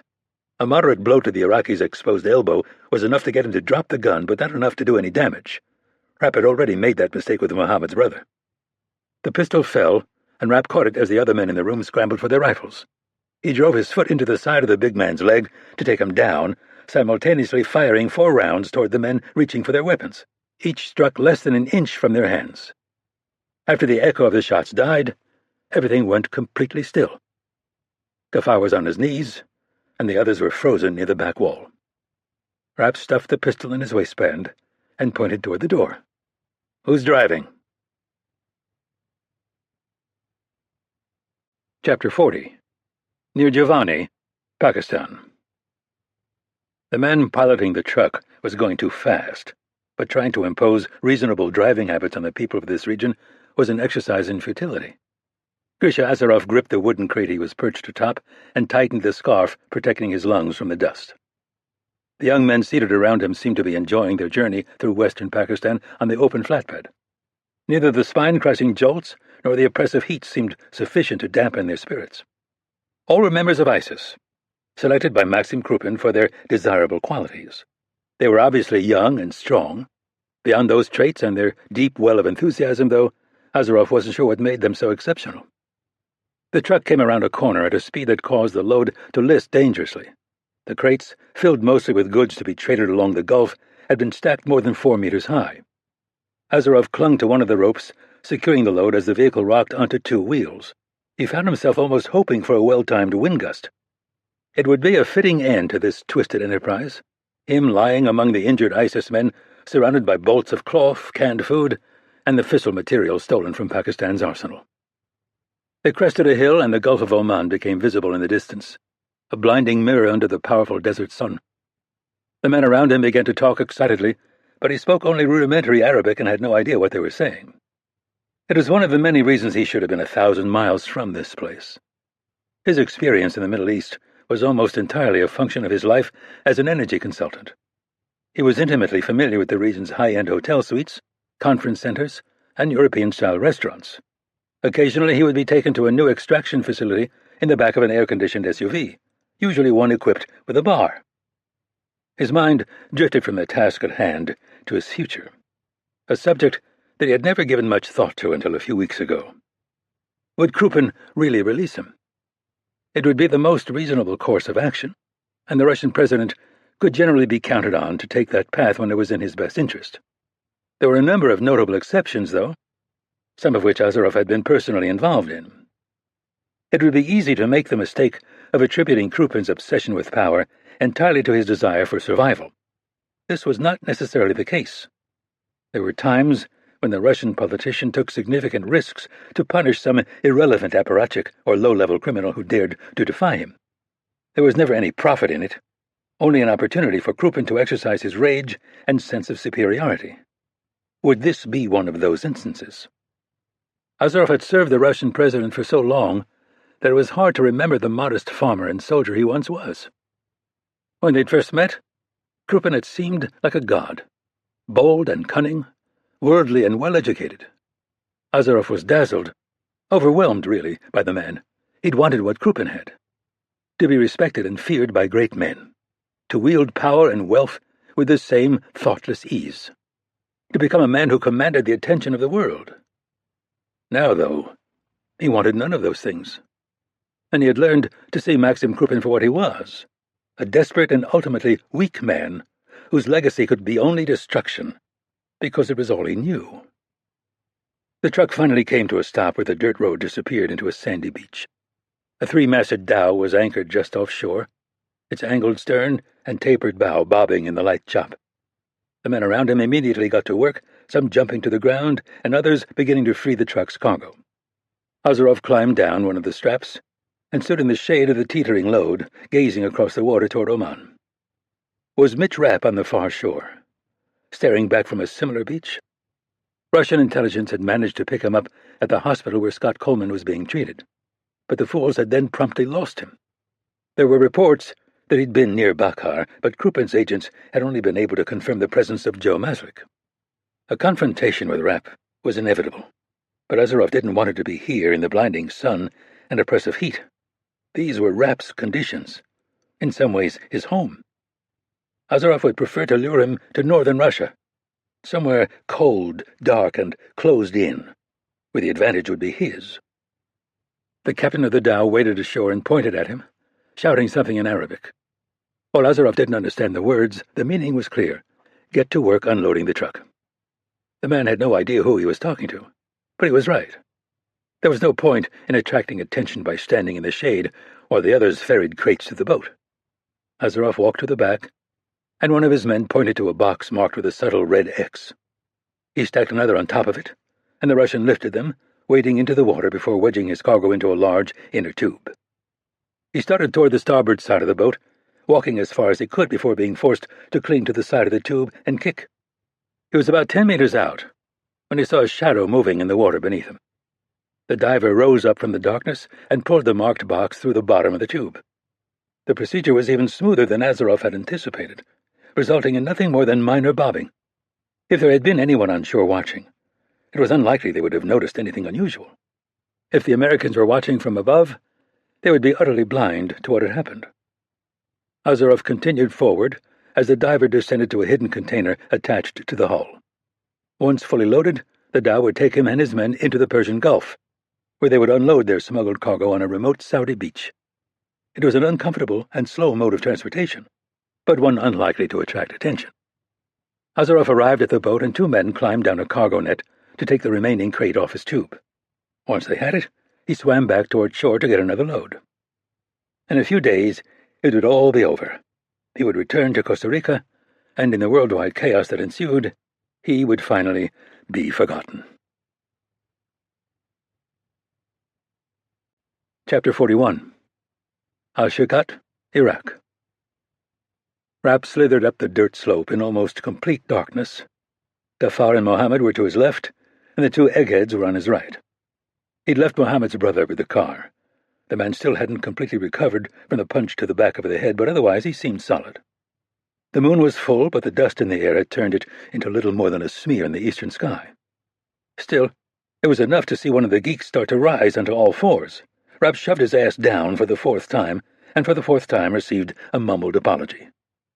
Not exactly the team he was used to working with. He'd give a couple fingers in exchange for a few of Coleman's boys, but that wasn't going to happen. What was it Rummy liked to say? You go to war with the armor you have, not the armor you might want. And in this case, the armor he had consisted of 2 computer nerds, a man with no combat experience, and a former Iraqi soldier who might put a bullet in Rapp's back the second he turned it. They crested the slope and went still, looking down on the building 100 yards away. Detail was hard to see, but Rapp could make out that it consisted of 2 stories, as reported. Most of the construction did indeed look to be concrete, and there was a discernible glint from a chain-link fence. It was probably only 7 feet high and had no razor wire, probably built more to keep kids corralled during recess than to fend off an armed assault. A little light was filtering around a poorly arranged blackout shade on the first floor, but that was it. No sign of activity from either the children or the men barracked there. It was 2 a.m., and most everyone would be asleep. A brief flash near the open gate caught his eye, and he searched using his peripheral vision to maximize light sensitivity. A dim outline became visible through the dust and darkness, a lone guard leaning casually against a sandbag barrier. He would have been invisible if it hadn't been for the reddish glow of his cigarette. "So you're saying 23 men inside? Give or take," Rapp said. "Do we have any idea how many kids are upstairs?" "Perhaps 40, Mohammed responded. "It's difficult to know. Mustafa's men constantly bring new ones in and auction off others. Most aren't even from this area anymore." "Ages?" "As young as 6, maybe a few in their late teens." That was going to create a complete clusterfuck. The better part of 50 children, panicking and all moving at different speeds, with some of the teens trying to help the younger ones while others just stampeded over them. Not something he wanted to deal with. "What's our plan?" Mohammed asked. Rapp scooted back, bringing them all in close so they could hear. "Mo and I will go in." "No," Ghaffar said immediately. "I will go with you." Clearly the big man still didn't trust him. "I have to have you here," Rapp said. "It's likely we're going to need cover fire when we come out, and you're our only experienced shooter." Ghaffar grumbled a bit, but seemed to understand that it was the most effective use of their limited manpower. "What about us?" one of the geeks asked. "Your job is to protect Ghaffar and his position. If anyone comes behind or to the sides of him, they're your responsibility. I want to be perfectly clear, though. Under no circumstances are you to fire a gun in my direction." Ghaffar let out a quiet laugh. "What about the 2 of us?" Mohammed said. "What are we going to do?" "Just follow my lead. Once we get in, we're going to go straight to the back of the building as quietly as possible. Priority 1 is keeping those kids contained upstairs. That's your only responsibility. And you? Once you make sure no kids are going to get in my way, I'm going to start killing people." "Alone?" Ghaffar said. "With only my pistol?" "Yes. And if everyone stays calm and does their job, we should be in and out in just a few minutes." Rapp slapped Ghaffar in the back. "When Mustafa's men start coming out of the building, let them. Kill shots at this distance are going to be hard, and if you start shooting too soon, you'll just drive them back under cover. Oh, and if the kids manage to get out of the building, remember, they're the short ones." With that, he pulled Mohammed to his feet, and they started strolling casually toward the gate. The guard turned out to be dangerously inattentive. Rapp and Mohammed approached to within 30 feet, and he still hadn't noticed them. Startling the man wasn't ideal, but seemed inevitable in the open terrain. The best they could hope for was to be close when it happened. 20 feet came and went, then 15. The man remained focused on getting every last bit of smoke out of his cigarette. Maybe they were going to get lucky. Maybe this would go quiet and easy. Then again, maybe not. At 10 feet, the man picked him up in his peripheral vision and spun, clawing for the weapon on his shoulder. "Brother!" Rapp called, continuing to approach with empty hands spread wide. Mohammed was a pace back, wearing desert garb and a headdress that revealed only his eyes. Rapp was similarly outfitted, but had left his face uncovered so as not to obscure his battered face. He seemed to be at the height of his 15 minutes of fame. Why not use it? "Jessam?" the guard said before he could line up the rifle. The pronunciation was completely Arabic, suggesting that he spoke no English. Rapp waved Mohammed forward and put an arm warmly around his shoulders. "Translate for me, brother." "Of course. General Mustafa has given me back my place on the team. I should have waited until morning to come, but I was anxious to rejoin my comrades." Mohammed translated his words and then the man's response. "Welcome back, brother." Rapp reached into his pocket to retrieve a pack of cigarettes, something he'd learned never to be without when traveling in Muslim nations. At the same time, he slid a knife from his waistband and held the blade flat against his forearm. It was probably more stealth than necessary in light of the fact that the guard was completely hypnotized by the pristine pack of Marlboros. As he leaned in to reach for one, Rapp flicked the knife out and ran it across his throat. The motion was so subtle and the blade so sharp that the man didn't immediately seem to notice. Rapp guided him to the ground, face down. A foot between his shoulder blades kept him from splattering them as he bled out. "Are you all right?" Rapp asked Mohammed. "Yes, of course." There was no question that Rapp's companion had seen a great deal in his life. But there was a difference between seeing and participating. He hadn't panicked or run, though, and that was worth something. "Then let's go." As they started toward the entrance to the building, Rapp instinctively raised a hand to activate his throat mic, but then remembered it wasn't there. Just like his body armor, night vision gear, and most critically his silencer. It wasn't quite as bad as going up against a group of well-armed jihadists with a stick and a rock, but it was close. At least, sticks and rocks were quiet. They stopped outside the door, and Rapp leaned into Mohammed's ear. "Remember, we belong here. Until we're sure those kids are locked away upstairs, anyone we run into is our best friend. All you have to do is translate for me just like you did with the guard. If you stay calm, all this will be over in a few minutes." After a nervous nod, they entered a lobby decorated with a bullet-ridden plaque commemorating the school's opening. Dim, widely spaced bulbs, strung together with extension cords, provided enough illumination to navigate, but not much more. Rapp led, bloody knife still held against his forearm. They stayed in the center of the hallway, walking casually through a litter of crayon drawings that recalled better times. "Left just ahead," Mohammed said. Rapp strode into the narrower corridor, slowing when he noticed that the doors along the right side contained windows. Some had intact glass, and others shattered, but all the rooms they looked onto were dark. He moved quickly to the first, peering inside at a classroom full of overturned desks. The next one looked similar, but with one critical difference visible near the center, a lone cot with a man asleep on it. Rapp was about to continue on when he spotted a shadow moving among the desks piled against the far wall. His hand moved subtly toward the gun in his waistband, but then his mind identified the vague shape. A girl, probably not much older than Anna, naked and shivering. Rapp felt his anger building again, but he pushed it aside. There would be time to let it out soon enough. Footsteps became audible approaching from the west, and Rapp turned away from the window, motioning for Mohammed to remain calm. The armed man who appeared around the corner looked a hell of a lot more serious than the guard at the gate. Rapp computed the distance between them and tried to figure the odds that he could hit him with an underhand knife throw. Before he could finish his calculation, though, the man shouted at him in thickly accented English. "Eric, I saw you in the square, but I could not reach you in the crowd." Rapp was starting to enjoy his newfound fame. Maybe they'd throw him a party, and he could pop every one of these pieces of shit while they were cutting the cake. "Brother," Rapp said, throwing his arms around the man, despite the AK between them. It was tempting to use the knife, but their joyful reunion was generating too much noise. Someone was bound to hear the commotion and come to see what it was about. "Why are you here, Eric?" "General Mustafa has returned me to the team," Rapp said excitedly, and then pointed to Mohammed. "This is my new friend. He translates for me when it's necessary." "God be with you." "And you," Mohammed replied. "You really must learn our language, Eric. This is your home now. We are your people." "I know," Rapp said. "You're right." The door that he had peeked into earlier was suddenly thrown open, and the man who had been sleeping on the cot appeared. Rapp raised a hand in greeting, but Mohammed was startled by the sound and spun, firing an automatic burst into the man's chest. Rapp's new buddy, despite having an assault rifle hanging across his chest, hesitated. With no other option, Rapp used that delay to drive his blade into the back of the man's head.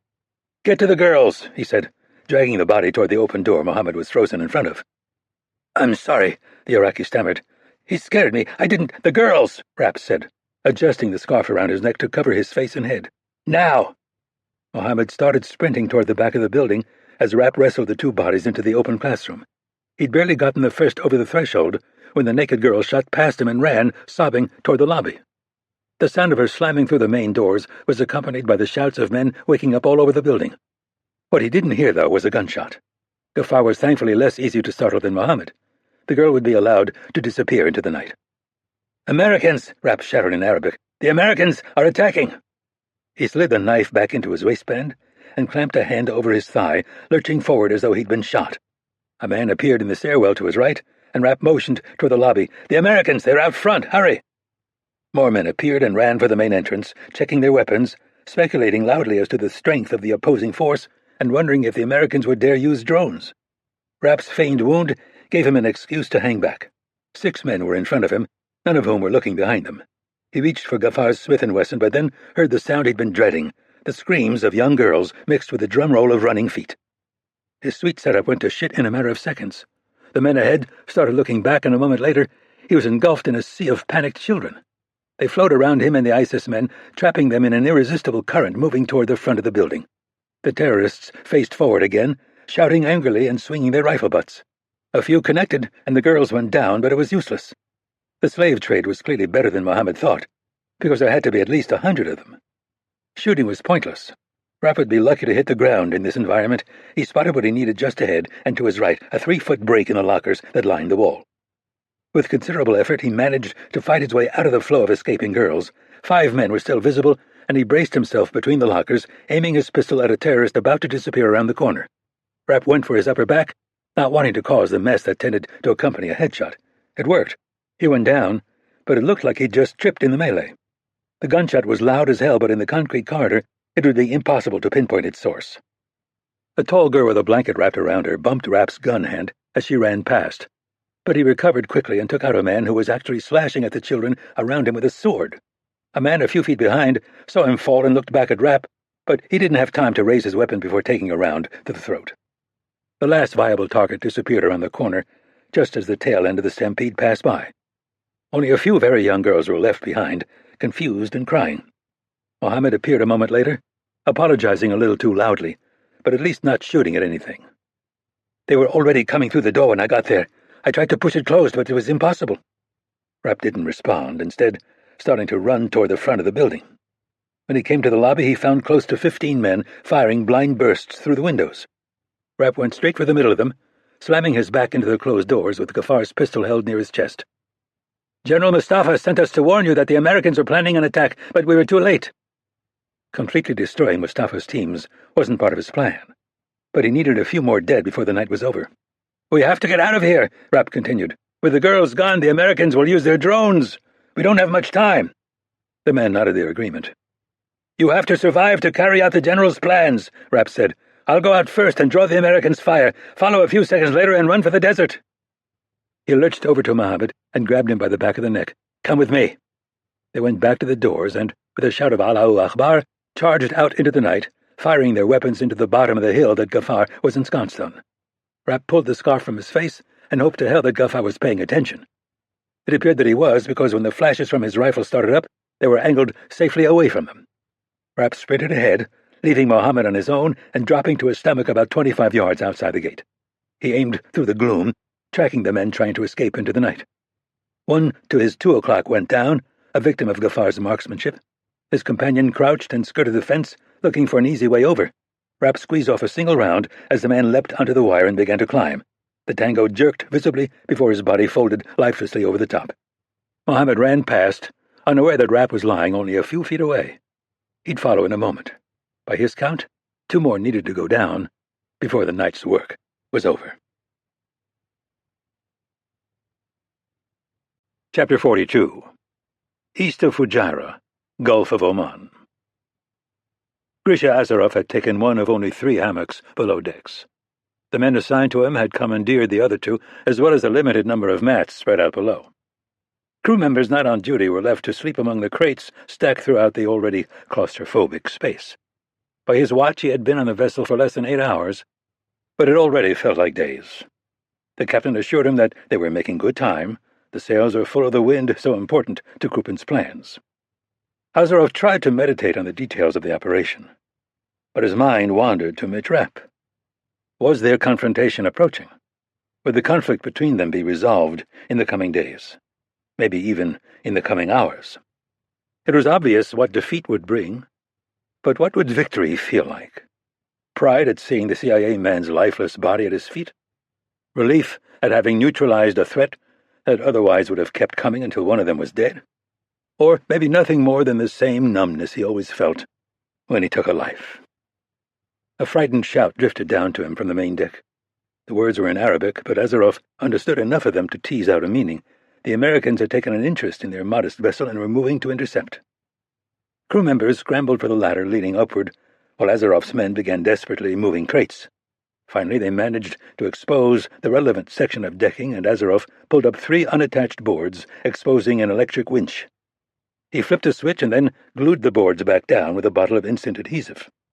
His men immediately began moving the crates back to their original positions over the winch. As they did, the fissile material attached to the hull began to descend at the end of a 100-meter-long cable. In less than 2 minutes, their critical cargo would be resting in the silt at the bottom of the Gulf. When everything was in order, they ascended the ladder to the main deck. Azaroff took an anonymous position near the middle of the line of crewmen, anxiously watching the approach of an American Coast Guard vessel. Charged with contributing to Gulf security, the modern White and Red Island-class cutter seemed hopelessly out of place against the Middle Eastern backdrop. That made the situation no less dangerous, though. It pulled alongside, and a boarding craft closed the gap between the 2 vessels at a speed that suggested a certain amount of urgency. An Arab translator came up the cargo net first, speaking to the captain as uniformed members of the American crew followed. The dog that appeared next was expected. Though not the Arabs' favorite creatures, they were quite useful in searching for drugs and weapons. The Geiger counter that came up shortly thereafter, though, was definitely not a standard piece of boarding equipment. Of even more concern were the American divers tipping backward into the water.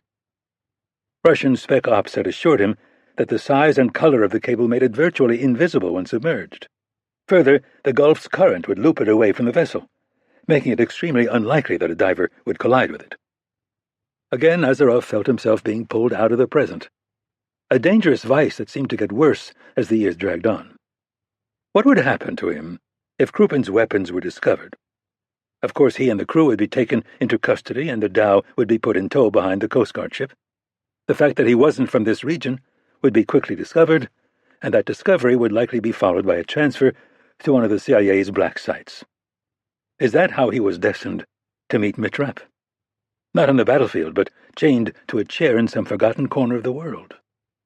Azaroff looked around him and saw that his men were visibly nervous. No more so than the crew, though. The sailors were simple, uneducated men, and it was unlikely that their demeanor would seem unusual to the Americans. After less than 5 minutes, the Coast Guard sailors searching below decks reappeared and delivered their report. In 5 minutes more, the frogmen reappeared, and then it was over. Azaroff remained on deck, watching the Americans return to their ship and the captain of the dhow making preparations to get them back under way. Only when the Coast Guard cutter began to steam away did Azaroff go back below decks to reel in the contraband. Chapter 43. Al-Shirkat, Iraq. The gunfire at the edge of town had been silent for almost half an hour, but vehicles full of armed men were still streaking toward the former girls' school. With no communications more sophisticated than short-range radios, all they could do was speculate and point themselves in the general direction of the commotion. Rapp heard a series of individual gunshots to the east, and he paused as they were answered with multiple bursts from automatic weapons. The back and forth went on for about 30 seconds before going silent. Mohammed's brother had driven them to the edge of town, where they'd split up on foot. Based on the direction and distance, it seemed unlikely that any of his team were mixed up in that firefight. More likely it was 2 groups of ISIS morons getting worked up and shooting at each other. He avoided the main street, threading his way through the back alleys that led in the general direction of Eric Jessom's apartment. Another 40 minutes of cautious progress brought him to the entrance of the building he now called home. After confirming that no one was watching, he slipped inside and silently climbed the stairs. Lala was pacing across the main room when he opened the door. She jerked to a stop and spun in his direction. "My brothers, are they—" "They're both fine," Rapp said, angling toward one of the two chairs in the room. Instead of sitting, he slammed a foot into it, shattering the spindly legs. A few seconds of picking through the debris turned up a wedge-shaped piece that he could shove into the gap beneath the front door. It wouldn't stop a motivated intruder, but it would slow them down. "What are you doing?" Lala asked as he tore a long strip of cloth from the blackout shade covering the window. "We're sharing the bed tonight," he responded. "Get undressed. You can leave your underwear on." "What? No, I won't let you touch me." Rapp was in no mood to argue. "Look, I've had about 3 hours of sleep in the last week, and I feel like someone beat me with a baseball bat. We just need to put on a show, okay?" He went into the bathroom and examined his face. The damage Lala had done was holding. When he rinsed his mouth, a molar came out with the water, rolling around in the basin for a moment before disappearing down the drain. Damn Joe Maslick. On the brighter side, no visible pus, weird odors, or fever. That meant no infection. His accuracy had been dead on, and his sprint across the school courtyard felt only about 5% off, so in the context of his current situation, and his life in general, he supposed this was what passed for a good day. When he entered the bedroom, Lala was sitting on the sagging mattress with a blanket pulled up around her neck. Based on the clothes laid out on the floor with OCD perfection, it appeared that she'd actually followed his instructions. He was surprised by the intensity of the relief he felt. Another knockdown drag-out with her was more than he wanted to deal with right now. Her eyes locked on him as he kicked off his shoes and fell into bed. Reaching for the lamp on the floor, he turned off the flow of kerosene and closed his eyes. They shot back open a moment later. "Lala?" "What?" It was dark, but he could tell that she was still sitting with her back against the wall. "Don't attack me in my sleep." "Okay." "I'm serious now." "I said okay." Her answer seemed sincere, so he closed his eyes again and was asleep in less than 30 seconds. Rapp jerked awake to a loud banging. "Eric, open this door immediately!" The voice was muffled but unmistakable. General Ali Mustafa. "I'm coming," Rapp shouted, rolling out of bed and grabbing the strip of cloth he'd torn from the shade. At some point in the night, Lala had allowed herself to lie down, but it was hard to know if she'd slept. Right now she was staring up at him with the exact same expression she'd had before he'd shut out the light. "Put your hands against the headboard." "What? No, I don't have time to argue," Rapp said quietly. "Do it." She relented when the pounding turned into powerful kicks, accompanied by the sound of splintering wood. "Eric, open the door!" "I'm coming!" Rapp shouted while tying her hands to the bed's flimsy headboard. He knew that she'd panic if he did a good enough job to make it hard to escape, so he kept the bonds loose, just enough to keep the show going. "Roll on your side with your back to me." This time she didn't hesitate. He pulled the blanket halfway down and unhooked her bra, sliding one strap artistically over her shoulder. "Good, now stay like that. You're unconscious." He kicked her neatly arranged clothes across the floor and turned on the lamp before running out into the main room. It would have been more realistic to answer in his underwear, but his well-defined muscles and patchwork of healed battle wounds weren't exactly in keeping with an overprivileged prick from Colorado. "Stop pushing," he yelled. "It's sticking." He freed the wedge he'd placed beneath the door and pulled it open, stepping out of the way as Ali Mustafa entered with 2 armed men. "Why didn't you—" The general fell silent when he saw the woman tied to the bed. "Ah, I see."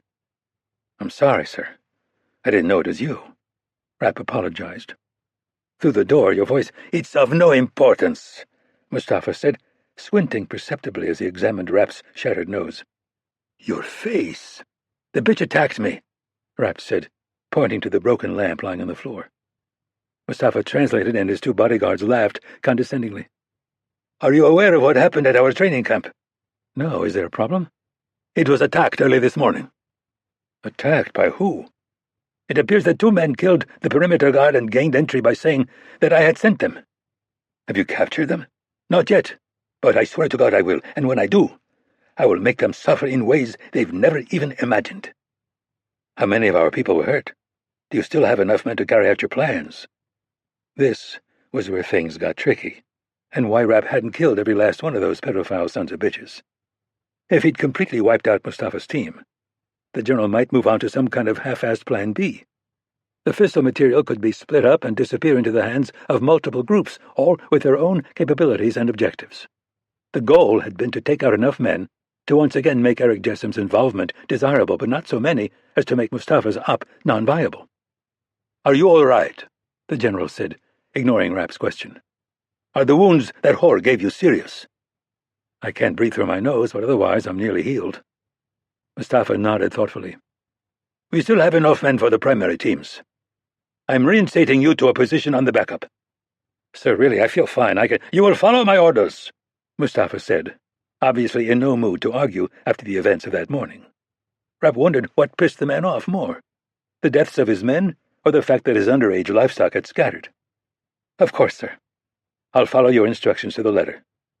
Mustafa gave a short nod and pointed at Lala, who was still motionless with her hands tied to the headboard. "Enjoy yourself. You leave for Saudi Arabia with the others tonight." Chapter 44. Persian Gulf, off the coast of Saudi Arabia. Grisha Azarov watched two men climb down the dhow's cargo net and slip silently into the water. Instead of immediately following, he remained on deck, staring out over the water. As had been predicted by Krupin's forecasters, the region was enjoying a brief respite from the wind before it returned, with the sunrise now only a few hours away. Free from the suffocating heat of the vessel's hold, Azarov breathed in the salt air and examined the outline of an empty shore. There were no lights visible other than the vague urban glow of Dammam, 60 kilometers to the south. A slightly shorter distance to the north was Al Jubail, the city this vessel would soon set sail for in order to unload its legitimate cargo. Until then, the captain stood near the bow, looking nervously to the horizon. Azarov finally put on a well-used dive mask and followed the men into the water. Even rudimentary scuba gear had been impossible to bring. It would have been discovered by the Coast Guard boarding party and might have raised suspicions. He dipped beneath the swells and kicked toward the two similarly equipped men working beneath the hull.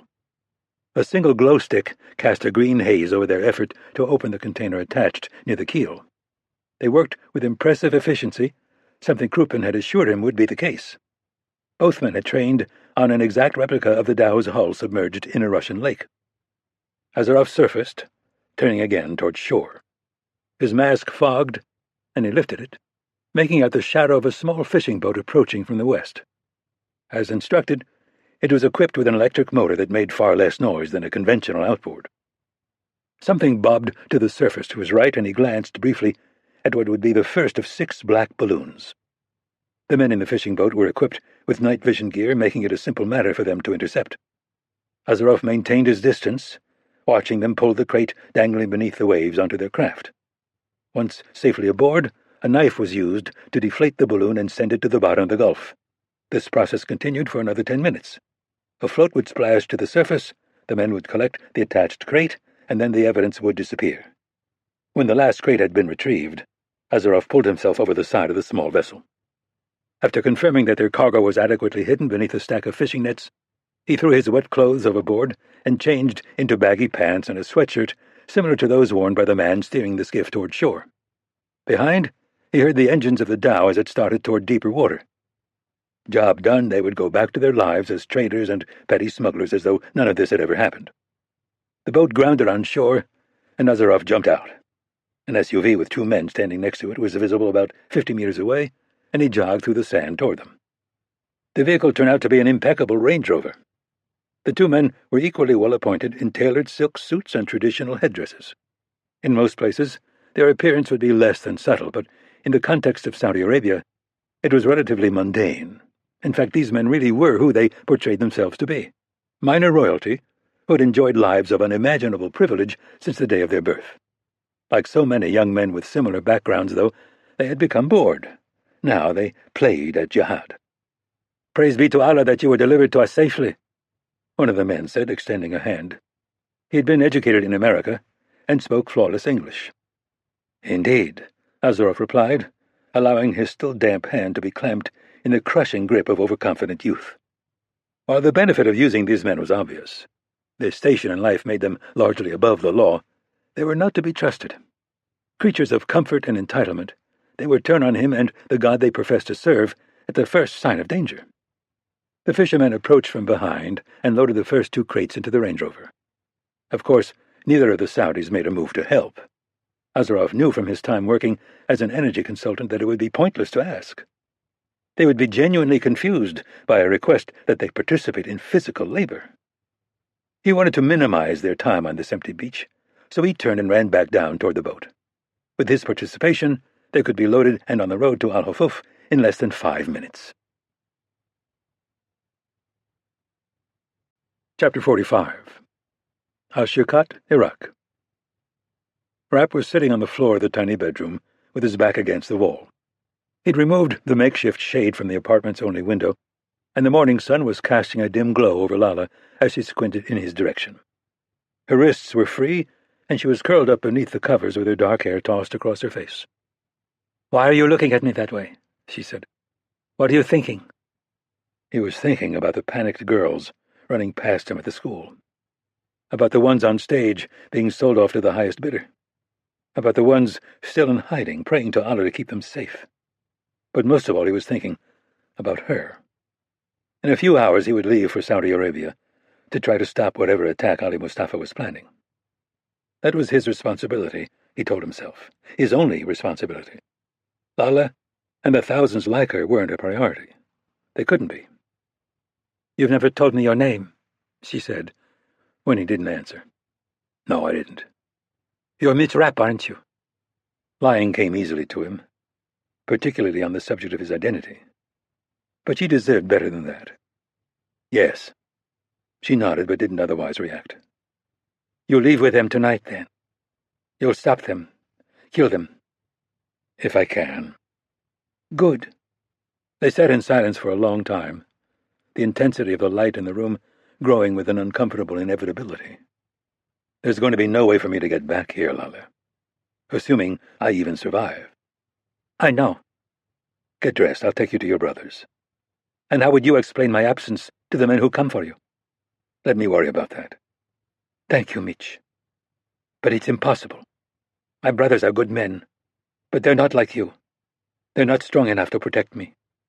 "They'd want the chance to try." "Of course, but they would fail, and I would be the cause of their deaths." "For what? To delay my fate another week?" "No. Without me, they have a chance. With me, they're dead men." Rapp was surprised when Lala pulled back the blankets covering her. She was still wearing only the panties and bra he'd insisted on so as not to raise the suspicions of Mustafa and his men. "Now, come back to bed." The chime was barely audible, but still caused Rapp to jerk awake. It was the first electronic sound he could remember hearing in days. He would have assumed it was just a dream if it weren't for the elated shouts filtering in from the street. Rapp eased himself out of bed, careful not to wake Lala, and walked naked into the outer room. The torn blackout shade was on the floor, so he skirted the wall and slipped up alongside the cracked glass. Below he saw two men talking excitedly. They seemed consumed with something the one on the right had cupped in his hands. Eric Jessham's cell phone was still charging in the window, and Rapp picked it up. The screen showed 3 bars and a weak data signal. Irene Kennedy, making it rain. He would love to have been a fly on the wall when she asked Jimmy Templeton to pull the plug on his beloved jamming program. Rapp punched in the U.S. country code and dialed Kennedy's private number. He didn't really expect it to go through, and was surprised when an echoing ring started. "Hello? Irene, can you hear me?" The delay was infuriating, but she finally responded. "Mitch, thank God, where are you?" "Al-Shirkat. Suspected region. Irene, this connection sucks. We may not have much time. What have you been able to figure out?" When she came back on, the signal had stabilized a bit. "Not much, Mitch. We've run scenarios for the potential use of the fissile material, and I've prioritized them in order of probability, but we're working more with hunches than data." "Okay, listen, here's what I can tell you. The thing's being run from here by one of Saddam's former generals, Ali Mustafa. The 6 compromised warheads we know about are all they have. And when I said that the CIA thought ISIS was building nukes to smuggle into the U.S., Mustafa made it clear that wasn't the plan." "What is the plan?" "I don't know, but it's starting tonight, and it sounds like it's about Saudi Arabia." "Have you seen the fissile material? We could bring teams in." "No, and my gut says it isn't here." "Mine too. If it's coming from Pakistan for use in Saudi Arabia, why move it into Iraq? More likely they'd transport it up the Gulf." "I've gotten myself in on the operation, Irene. I'm on the backup team and I leave sometime tonight." "Understood. Everything you've told me confirms my suspicions. I don't think we're looking at nuclear explosions, Mitch." Rapp nodded in silent agreement. If the goal was to take out Saudi Arabia, 6 nukes was overkill. "The evidence that Maxim Krupin is involved keeps getting stronger," she continued. If we add the intelligence you've managed to gather, I think the most likely scenario is a dirty bomb attack. So Riyadh, Jeddah, and Medina, are you thinking they'd hit Mecca? Not the cities, Mitch, the oil fields. It would destabilize Saudi Arabia to the point that they'd become vulnerable to ISIS. And after that... Her voice dropped before she could finish a sentence. But it didn't matter. He knew what she was going to say. After that, Kuwait, Bahrain, and the UAE would fall. Oil prices would shoot through the roof, and Maxim Krupin would go from clinging to power in that shithole he called a country to master of the universe. Irene, are you there? Irene! The line was dead. He looked out the window and saw that the men on the street were having the same problem. As more people discovered the network was back online, more people logged on. The system was overloaded, and there was a good chance it would stay that way. Chapter 46. Langley, Virginia, USA. Irene Kennedy sat motionless, lost in the split-screen image on her computer. To the left was a public webcam showing a swath of desert southeast of Riyadh. According to the agency's weather forecasters, the wind was blowing north at an average of almost 30 knots, with gusts exceeding 50. Based on the disorienting swirl of dust and sand that made up the video feed, she saw no reason to doubt them. The other side of the monitor depicted a map of Saudi Arabia's main oil fields, with 6 markers spread strategically across it. Her analysts had placed them based on their best guess as to the most likely deployment of Pakistan's missing nuclear fuel. Taking into account the amount of fissile material in ISIS's hands, the prevailing winds, and the distribution of Saudi oil reserves, the markers depicted optimal release points. The current theory was that the radioactive material would be wrapped around 6 explosive charges powerful enough to blow it into the sky, and prevailing winds would then irradiate the world's most productive oil fields. If Maxim Krupin was directing this operation, and she was increasingly convinced he was, his people would have provided him with similar data. Was he sitting in the Kremlin at that moment, examining an identical map? Her phone buzzed and her assistant's voice came on. I have Prince Khaled bin Abdullah on the line for you, Dr. Kennedy. 10 minutes late, as usual. She didn't immediately reach for the handset, instead taking a moment to steel herself for the conversation. Abdullah was both extremely conservative in his religious beliefs and utterly incompetent. While he understood that Saudi Arabia needed the U.S. as an ally, he despised Christians in general, and American Christians in particular. To make matters worse, he was misogynistic to the point that it made it difficult to have a coherent conversation with him. Mitch had offered to quietly dispose of the man on a number of occasions, which was tempting. Unfortunately, the line of succession was full of even worse men. While Abdullah was an anti-American religious hardliner, at least he was a predictable anti-American religious hardliner. Finally, she picked up the phone and spoke smoothly into it. Your Highness, thank you so much for taking the time to return my call. I have a full schedule today, Dr. Kennedy. What is it you want that my assistant couldn't provide? I recently received a disturbing report about a potential threat to your country. We live in a dangerous world. There's no need to become hysterical about every report that comes across your desk. Kennedy smiled at the use of the word hysterical. While she understood the importance of keeping Saudi Arabia's oil flowing, it was hard not to fantasize about leaving its dysfunctional royal family at the mercy of the radicals it had created. Of course you're right, Your Highness. But this threat seems credible, and President Alexander requested that you be informed. Predictably, Abdullah perked up a bit. By bringing up the president, she became just a messenger, something less offensive to his values. What are the president's concerns? ISIS has obtained the nuclear fuel from 6 warheads, and it appears that they're attempting to smuggle it into your country. What? He shouted. Why am I only hearing about this now? So this is something you'd like to pursue? Don't be a... He started, but then managed to catch himself before another insult escaped. Perhaps the man wasn't as dim as she thought. Do they have a way to detonate it? He asked, struggling to keep his voice even. We think it's unlikely. A dirty bomb, then. Our analysts give that scenario the highest probability. What are they targeting? He said, his words coming in a panicked jumble. Riyadh? Jeddah? Where are they entering our country? How many are there? Your Highness, please try to be calm. You're giving me no information I can act on, he protested.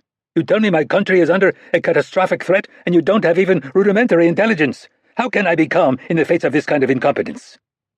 The fact that his organization didn't know anything at all about it seemed to escape him. And of course, She did have actionable intelligence. She just had no intention of sharing it with him.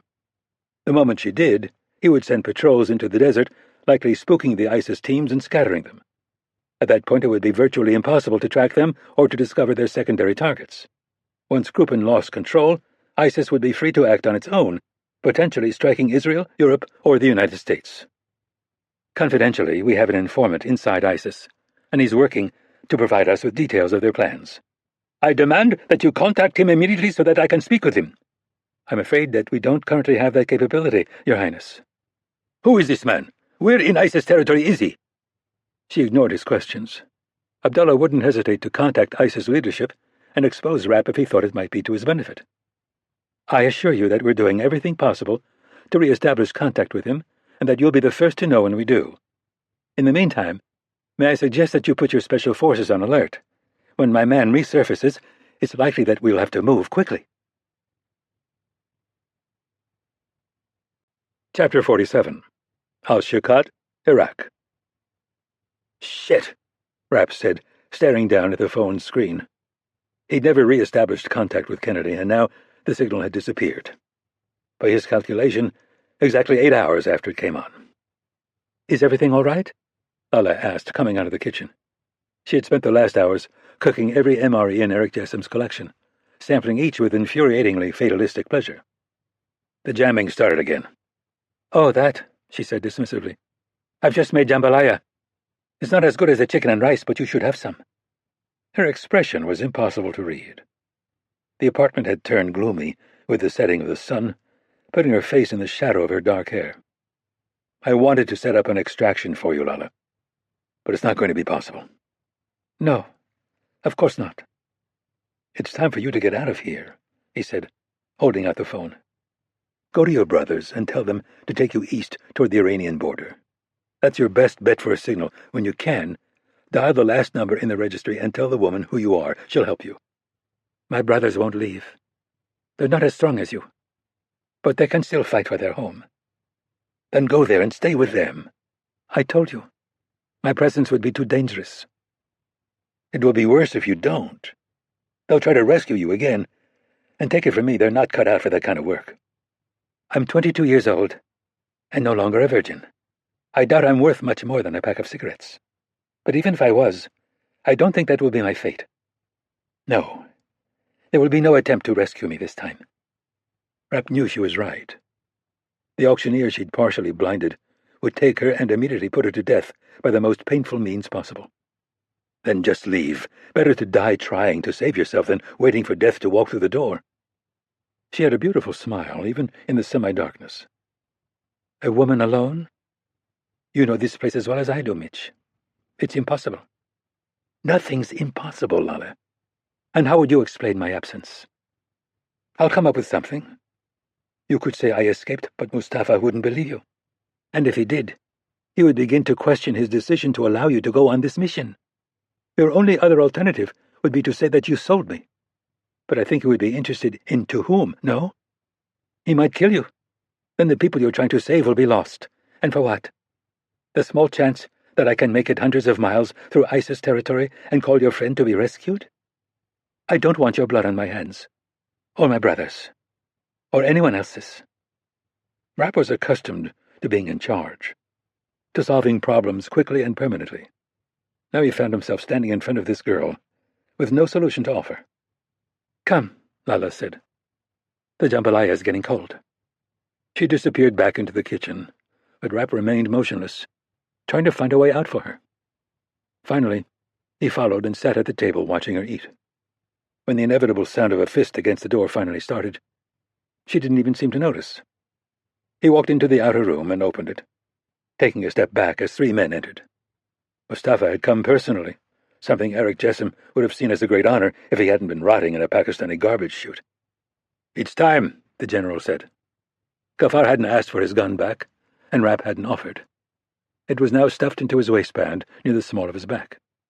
He could put all 3 men down in less than a second, get supplies from Lala's brothers, and steal a truck.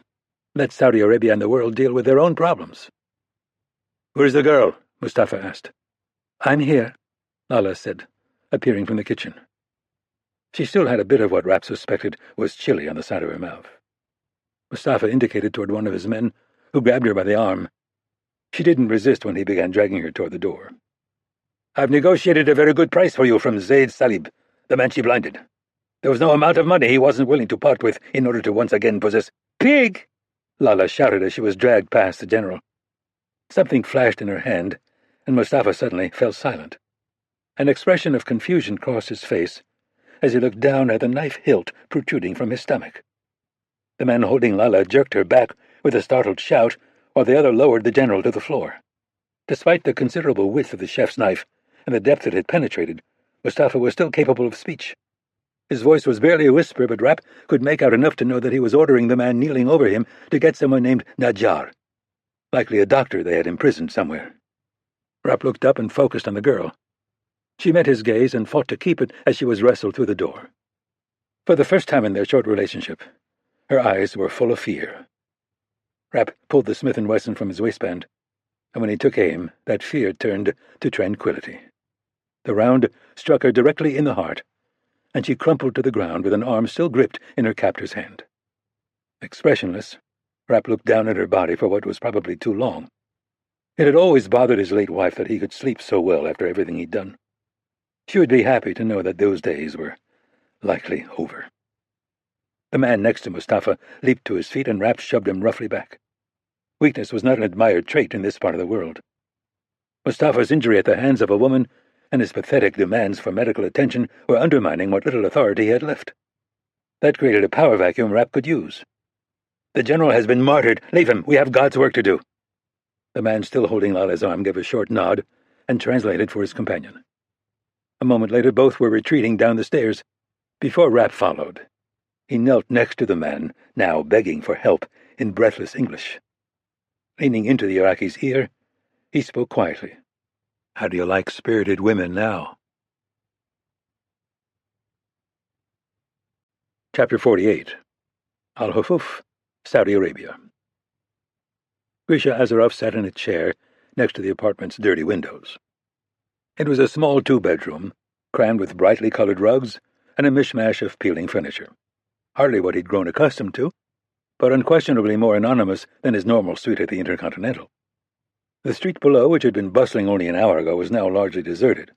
Night was falling, and the wind that was such an integral part of Maxim Krupin's plan was gaining power again. He wiped away some of the grime from the glass and peered out of the world's most poignant reminder of America's reach, the golden arches of a McDonald's. The sign's lights flickered on, pushing his thoughts from the task at hand to Mitch Rapp. Krupin would tell him that he was suffering from paranoia with regard to the man. That even if the CIA had managed to piece together a picture of his plan, it would be impossible for them to drill down to the level of detail necessary to lead Rapp to Saudi Arabia. The Geiger counter in the hands of the U.S. Coast Guard boarding party suggested the Russian president would be wrong, as did the nervousness in the pit of Azarov's stomach. The closer he got to the oil fields, the more strongly he felt the American's presence. Azarov's cell phone was docked in a bulky case that gave it satellite and radio transmission capability. The screen depicted a map of Saudi Arabia's oil-producing region, with blue circles glowing at 6 locations. Each had been selected by using a combination of weather forecast data from the Russian military and oil reserve estimates from his own consulting firm. A single ISIS team would be sent to each of these locations in order to detonate the dirty bombs he would provide. Overnight, Saudi Arabia would go from being the world's second-largest oil producer to having capacity less than that of Norway. This would generate a violent economic collapse that would open the door for ISIS and radical anti-royal factions inside the country's own population. With no economic motivation, it was unlikely that America would expend much energy protecting a fundamentalist monarchy fond of funding terrorists. More likely, they would move to stabilize the surrounding energy-producing states. But would it be possible? ISIS wasn't just an external threat in the region. Its growing popularity and deft use of social media made it a cancer that grew in neighborhoods and mosques throughout the Middle East. The U.S. would struggle to contain the chaos and to shore up the world's economy while Maxim Krupin fanned the flames of collapse. Russia would rise from its grave like the blood-sucking ghoul of its folklore. Azarov focused on the most central of the blue circles on the map and switched to satellite view, zooming in on an abandoned tangle of pipes and tanks more than 300 meters square. It was the destination of the team he was being forced to lead personally. According to Kruppen, it was an optimal position from which to coordinate the operation and deal with any problems that arose. Much of the steel was still bright silver, despite the facilities having been abandoned almost 5 years ago. He'd commissioned a 3D computer model of the structure, and had spent endless hours memorizing every staircase, enclosure, and blind corner. In the end, it would likely prove to be a pointless precaution, but he hadn't survived this long by being careless. There was a quiet knock on the door, and he walked to it, keeping a hand near a holster strapped over his shirt. The 2 Saudi men on the other side matched the photos he'd been given, and he let them in, pointing to a large toolbox in the corner. One of them apparently spoke English, but there was no need for conversation. They had been fully briefed on the operation's protocols, and already possessed the GPS that would lead them to the place where they were to detonate the bomb. In their case, a nondescript and uninhabited swath of desert more than 600 kilometers to the southwest. In the unlikely event that they were stopped by authorities, they would be indistinguishable from the myriad Aramco geologists exploring the area for new drill sites. Authorities would never think to examine the toolbox thoroughly enough to find its false bottom. If they did, though, they would find a powerful C4 charge next to a container full of Pakistani fissile material, and be rewarded with a bullet in the back of the head. "May Allah smile on you," Azaroff said, as they hefted the toolbox and started back to the door. One nodded his understanding, and Azaroff closed the door behind them. Both men would happily die for the bizarre illusion that God cared about their brutal and pointless enterprise, that the creator of biology and the laws of physics was reliant on humans to enforce his archaic laws. If God did exist, Azaroff was confident that mankind lived and died outside his gaze. Reminding himself that philosophizing about the Almighty had little bearing on his survival over the next 24 hours, Azaroff unwrapped a medium-sized package that had been delivered just over an hour ago. The detonator inside was designed to his specifications by an eminently reliable Spaniard with whom he had worked in the past. Kneeling next to another of the toolboxes lined up along the wall, he removed the false bottom and looked down at the explosive charge inside. The detonator connected to it didn't look substantially different than the one in his hands, and maybe it wasn't. It was possible that Kruppen was telling the truth, that the men Azaroff was to lead into the desert would activate the bomb only after he reached a safe distance. It was a longer leap of faith than he was willing to take, though. After replacing the existing detonator with his own, he went to his phone and replaced the software Kruppen's people had installed with an application created by his Spanish associate. Azaroff watched it go through its diagnostic cycle, locating the detonator and confirming that all systems were functional. When he had green lights in all categories, he shut down the app and replaced the box's false bottom. He had considered sending the Russian-made detonator to Madrid for examination, but then decided there would be no profit in it. Whether Kruppen intended for him to die in this operation or not was of no importance. He had no intention of doing so. Should the Russian president attempt to press the matter, Azaroff would deal with him in the same way he had dealt with so many others. Chapter 49. Northeast of Riyadh, Saudi Arabia. The sun was up, but visibility was only about 100 yards due to the swirling sand. The SUV Rapp was driving had been modified to handle the terrain, but was still struggling where the unpaved roadbed had softened or drifted over. They'd crossed into Saudi Arabia about 5 hours ago at a checkpoint manned by guards sympathetic to ISIS's mission. Rapp's best guess was that they were now somewhere east of Hafar al-Batin, headed south. He glanced in the rearview mirror at the 4 men crammed into the back seat, and then at the man next to him, Miran. Rapp hadn't caught the names of the others, and it was hard to ask because he assumed that Eric Jessam had trained with him at the girls' school. In fact, he was fairly certain that the one sitting directly behind him had been there the night he'd attacked the facility. "I'm losing the road," Rapp said in English. "Shut up and keep going straight," Miran responded. He was staring at the screen of a tough book attached to a satellite link. "It would help if I had a sense of where I'm going," Rapp probed. "You're going south, idiot. Now find the road again and drive on it." It was clear that he and Miran were never going to be friends. The man had been clear from the beginning that he despised Americans, even radicalized ones. And while he spoke English quite well, he seemed embarrassed by the fact. His education at the hands of a godless British female had been forced on him by moderate Muslim parents, and he was determined to make the world pay. "The weapons reached Al-Hufuf and are in the process of being distributed," Miran said, switching to Arabic, in an unsuccessful effort to isolate Rapp. "The operation has begun." Excited conversation erupted in the back seat, but Miran quickly put a stop to it. "We will continue for another half-hour and then hold and wait to see if we're needed. Pray to Allah that we are not." "What's happening?" Rapp asked, as would be expected. "Drive the car. Don't speak again unless I address you directly." Rapp nodded submissively. It looked like Irene and her people had guessed right. If he had to put money down, he'd bet that they smuggled the weapons up the Gulf in a dhow. After landing it on an uninhabited beach, they'd transport them by truck to Al-Hafuf, which would put them within striking distance of the Saudis' most productive oil fields. Rapp glanced over at the computer on Miran's lap and saw their position marked in red on an empty section of map. More interesting was a similar dot moving southwest from Al-Hafuf. He assumed that it depicted the position of one of the primary teams. It was something he hadn't considered, and he mentally kicked himself for the lapse. His initial reaction had been to try to convince the Iraqi general to put him on one of the attack teams, but now he realized that would have been a fatal mistake. If Kruppen was behind this, he'd keep everyone on a need-to-know basis. No individual team would be aware of the status or destination of the other teams. That kind of secrecy wasn't possible for the backup, though. They would need a view of the entire game board. "Go left here," Miran said, pointing through the windshield at a barely visible fork in the dirt road.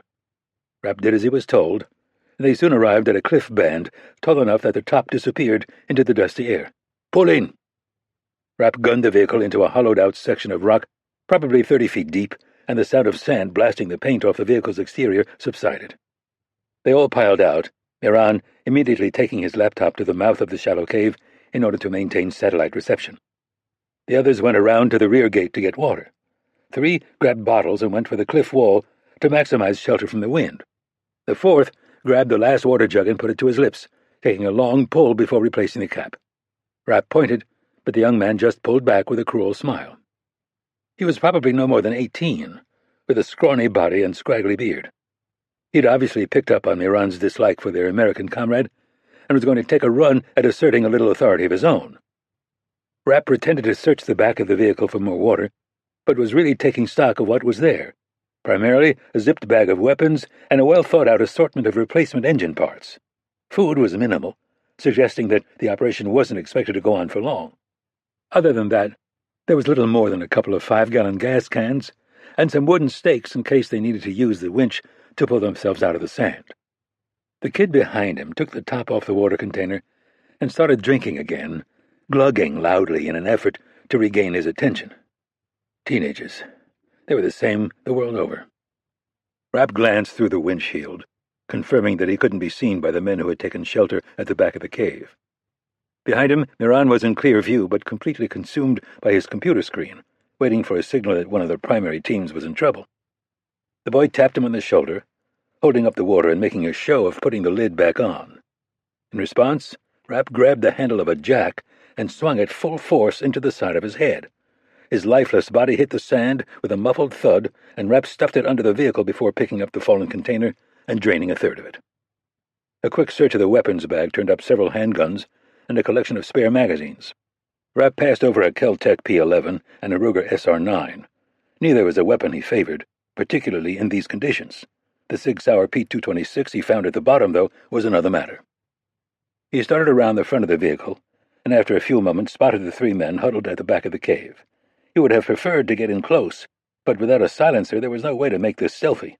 Miran would hear it, and Rapp wasn't sure how he'd react. Better to not be too far away. By the time he'd closed to within 15 yards, all eyes were on him. Over the endless hours in the car, he'd become reasonably satisfied that Miran wasn't armed, but had no idea whether these men were. Now he was going to get a chance to find out. Rapp slid the P-226 from his waistband and extended it, watching the men's reactions carefully. The one on the far left dove to the ground, while the one next to him crouched and began sprinting along the back of the cave. The remaining one stood his ground and reached behind him with his right hand. Rapp put him down first, hitting him in the side of the head and sending him toppling backward into the rock face. Next was the running man. His head was hidden by the angle, so Rapp went for his lower back, severing his spine and dropping him into the sand. He wasn't dead, instead screaming in pain while trying to drag himself away, paralyzed below the waist. The last man was still just lying on the ground, frozen by a combination of terror and confusion. He was staring up with wide eyes and Rapp put a bullet between them before running toward the mouth of the cave. As you'd expected, Miran was in a full sprint, angling toward the truck and the weapons it contained. When he saw Rapp on an intercept path, he reversed course, scooping up his laptop and heading out into the desert. The Arab wasn't particularly fast, and Rapp was content to give chase, closing from behind. When Miran tried to open the laptop, though, Rapp stopped and lined up the P-226's sights. He squeezed off around, hitting the man in the ass and sending him rolling down a short slope to his right. The tough book flew from his grip and landed a few yards away. Hopefully it would live up to its branding. "What are you doing?" he yelled as Rapp approached. "You swore your allegiance to God." "Changed my mind," Rapp said, crouching next to the laptop and opening it, still running and still logged in. He stood and walked over to the man, aiming the pistol at his terrified face. "Stop! What do you want? Information? I can give it to you." "Go ahead." "If I do, will you let me go?" "No." These ISIS pricks were fundamentally different than the Al-Qaeda operatives he'd spent much of his life fighting. Beyond having somewhat hazy goals, they lacked a consistent level of personal commitment. They fed off each other, working themselves into a frenzy using the energy of the mob. Cut off from that, many seemed small and weak. "I want—" he started, but then went silent when Rapp slammed a foot into his side. A number of the man's ribs collapsed, and Rapp just stood there watching him writhe in pain. What he really saw, though, was Lale. The expression of terror when Mustafa's men began dragging her out of Jessam's apartment, and the relief when Rapp leveled his weapon at her. He was only vaguely aware of the man's screams, and couldn't be certain when they finally stopped. Eventually, Rapp took a step back, breathing hard, and looking down at Miran's broken neck, shattered skull, and open eyes caked with sand. Finally, Rapp returned to the laptop, kneeling next to it, and starting the process of linking to the CIA's mainframe. The security was extensive and the connection was spotty, probably due to dust interfering with the satellite connection. After a solid 10 minutes, he managed to initiate a software download and route a call to Kennedy's office. "Hello?" "Jamie," Rapp shouted. "Can you hear me?" There was a long delay before she came back on. "Mitch? Is that you? Connect me to Irene." She dropped out for a moment. "Now." Kennedy's voice came on a moment later. "Mitch, are you all right? Where are you?" "Fine, about 100 miles east of Riyadh." "That puts you right in the middle of the Saudis' main oil-producing region," she said, though her words were difficult to decipher. "We were right. Yeah, look, I'm downloading software that will allow Marcus to take control of this computer. At a minimum, it's tracking one of the teams that ISIS has in Saudi Arabia. I'm guessing it will have the capability of tracking all 6 once they go active. Marcus is on his way to my office now." "What did the Saudis know, Irene?" "I told them I had a man inside ISIS, and that there was a potential nuclear threat, but I didn't give them any more details than that. Their special operations group is on alert and waiting for a target." "Do they have anyone who can get to me?" No answer. "Irene!" "I can do you one better," she said, coming back on. "I sent Fred Mason to Riyadh in case you needed an extraction. He and his co-pilot have been sleeping in their helicopter since they got there. Give me your coordinates. The weather looks bad, but I'll see if I can get him in the air." Chapter 50. Riyadh, Saudi Arabia. A violent gust slammed into the chopper when it was only 10 feet off the ground, sending it toward a series of aircraft lined up on the tarmac. Rapp braced himself as the pilot barely missed some Saudi asshole's Learjet and set the bird down with a surprising lack of drama. "Thanks for the ride, Fred," Rapp said before removing his helmet and going for the open door. "No problem," Mason shouted over the sound of the rotors. "Between this and Pakistan, Irene's going to send my daughter to grad school." Rapp jumped out, clutching the tough book he'd taken from Iran. Ahead, a white SUV was barreling toward him on the runway. It lurched to a stop a few yards away, and a young man in the uniform of a Spec Ops officer exited. He took a few steps, but then stopped short. The abruptness of it seemed odd, but then Rapp remembered what he must look like. The battered face had been bad enough, but now the bottom of Eric Jessam's pants were splattered with the story of Miran's last moments on Earth. In fact, there was still a dried piece of his scalp, complete with hair stuck to the top of Rapp's boot. In retrospect, he probably should have scraped that off. "Mr. Rapp?" the man said, sounding a bit uncertain. Undoubtedly, he'd heard endless stories about the CIA operative, and what he saw before him didn't match the image he'd built up in his mind.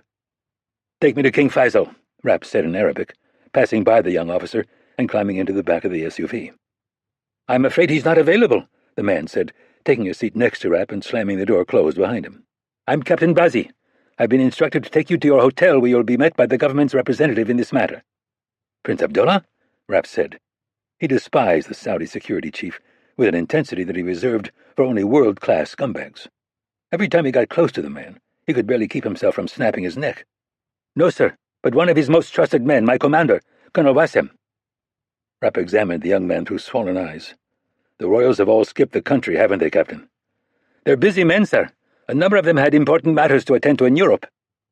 Rapp nodded and looked out the window as the SUV accelerated. No big surprise. They'd be lying around their yachts, waiting for him to make the place safe for their pampered asses again. And if he failed, they'd probably never return. Instead, they'd live out their lives in Monaco, Beverly Hills, and London, while their country was overrun. His hotel suite was predictably gaudy, the product of a Middle Eastern decorator with too much money to spend. Rapp strode across it, his impatience turning to anger when he realized no one was there to meet him. "We've set up a secure computer and satellite phone on the desk for your use," Bazzi said. "Plain clothing is on the bed." "Where's Colonel Wassem?" "My understanding is that he's on his way. He thought that you'd want to contact your people for an update before he arrived." Rapp didn't bother to hide his contempt. There was little doubt that Wassem was somewhere in the hotel, waiting for Rapp to use one of the communication devices he'd been provided, all of which were guaranteed to be compromised. "There's food on the table. Do you need medical assistance? I can have a doctor—" "What I need is Wassem, and for you to have 5 Spec Ops teams and choppers ready to fly." "Yes, sir. We have people standing by, waiting for the Colonel's orders." Rapp pointed to the door, and Bazzi took the hint, moving quickly toward it. When he was gone, Rapp lifted the sterling silver cover off a plate set up on a rolling cart. Underneath he found a bacon-wrapped fillet with all the trimmings. Not something you saw every day in the Muslim country. He grabbed it in one hand and carefully gnawed an end off with his undamaged teeth, chewing painfully as he used the Saudi computer to start a download from an innocuous commercial website Marcus Dumont had set up. Next up was Miran's tough book. It came to life when he opened it, but now there was just a black screen requesting a password. Dumont had already gotten control and locked it out. Rapp sat on the desk with his back to the wall in order to thwart the cameras that were undoubtedly watching. His main agency password was rejected, as were a number of secondary passwords he used for access to CIA front companies. It took almost 10 tries, but he finally made it past the security screen. Dumont had used the password to Rapp's personal bank account. Little hacker punk. The screen refreshed and Rapp looked down at 4 dots floating across a map of Saudi Arabia. All were west of Al-Hufuf, spreading out through the country's main oil-producing region. The ISIS teams were staying off main thoroughfares and even appeared to be avoiding secondary unpaved roads used by Aramco, sacrificing speed for the anonymity of the open desert. Rapp locked down the tough book again and checked the progress of his download on the Saudi laptop. 6 minutes left to finish. Just enough time. He grabbed a few potatoes and headed for the bathroom. Before stripping, he turned on the shower and piled the food in the empty soap dish. His face was obviously on the mend, because the hot water hitting it produced little more than an intense sting. He lathered up his sweat-matted hair, occasionally retrieving food from the soap dish and cramming it in his mouth. As near as he could tell, the teeth he was going to lose were already gone. A few borderline ones had tightened up enough to make the potatoes no problem. The steak was going down in partially chewed chunks. Rapp allowed himself 4 minutes before stepping out and going for the suite's main bedroom. A meticulously pressed desert camo uniform had been laid out for him, along with a Glock 19, shoulder holster, and a few extra mags. No silencer, but still, the young captain was starting to grow on him. The download was complete when he came back out, and he rebooted the Saudi computer. Dumont's program would disable the operating system and replace it with one he designed for one purpose only: security. Rapp slid up on the desk again, pulling a wired headset over his ear and connecting the computer to the hotel's Wi-Fi. Everything coming in and out of it was now heavily encrypted and bouncing all over the world. Further, Dumont's operating system had no ability to save anything. If you received an email and needed information from it, the only recourse was to take a picture of the screen or copy it down on a piece of paper. Rapp launched a phone app and dialed Kennedy's private number. Not surprisingly, she picked up on the first ring. "Hello? It's Mitch. My understanding is that you've arrived in Riyadh." "Yeah. What's Marcus been able to find on the tough book?" "Not much more than you did, I'm afraid. Its only real capability appears to be to track the ISIS teams, 3 more of which have come online since you've been out of contact." "So no information on the team's final destinations?" Rapp asked. "None. We do have projections from our people, though, and I think they're going to be fairly close." Kruppen would be working off the same weather and geological data we have. Marcus is almost done integrating all that information into the map on the Toughbook. In the meantime, I'm sending overhead photos of the areas we think they'll target. We can't reliably narrow it down to anything much less than a 1-mile radius, but we're fairly confident at that resolution. A moment later, one of the photos she'd promised flashed on screen. It depicted a nondescript area of desert with a longitude and latitude printed at the bottom. He scrolled through 4 similar pictures before landing on one depicting a massive tangle of gleaming pipes and tanks. Is this an oil refinery? Abandoned production facility. It's right in the middle of those targets. Rapp nodded silently. Have you found the man who attacked Scott? We know he's a former Russian soldier who goes by the name Grisha Azarov. Have you heard of him? The name rang a bell, but he couldn't put his finger on why. After a few seconds, it came to him. That Russian mobster in Africa. Before he died, he said something, that Grisha was going to come for me. I don't know if that's true, but what I can tell you is that we don't have a current location on him. He's there, Rapp said. At the production facility. It's a possibility we've considered. Our people agree that it would be an ideal command post. It's centrally located and provides shelter from the wind as well as a place to set up equipment. The question is whether Kruppen would send his man personally. My gut says he would. This operation is too important and has too many moving parts to trust it to a bunch of ISIS idiots. I tend to agree. She paused for a moment. Mitch, Scott's going to make a full recovery, and my understanding is that Joe injured you fairly seriously. Your point? I don't want you going up against this man. Not now. Yeah, me neither. Don't patronize me, Mitch. I'm serious about... As Rapp had been expecting, the door at the far end of the suite suddenly burst open.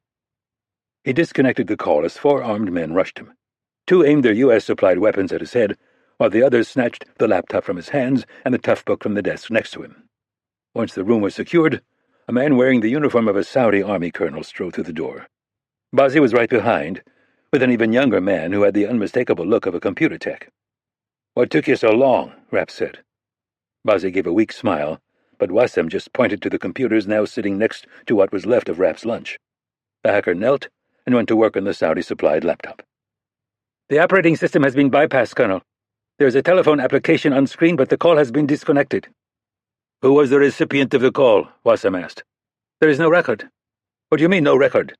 This operating system appears to be exclusive to the CIA.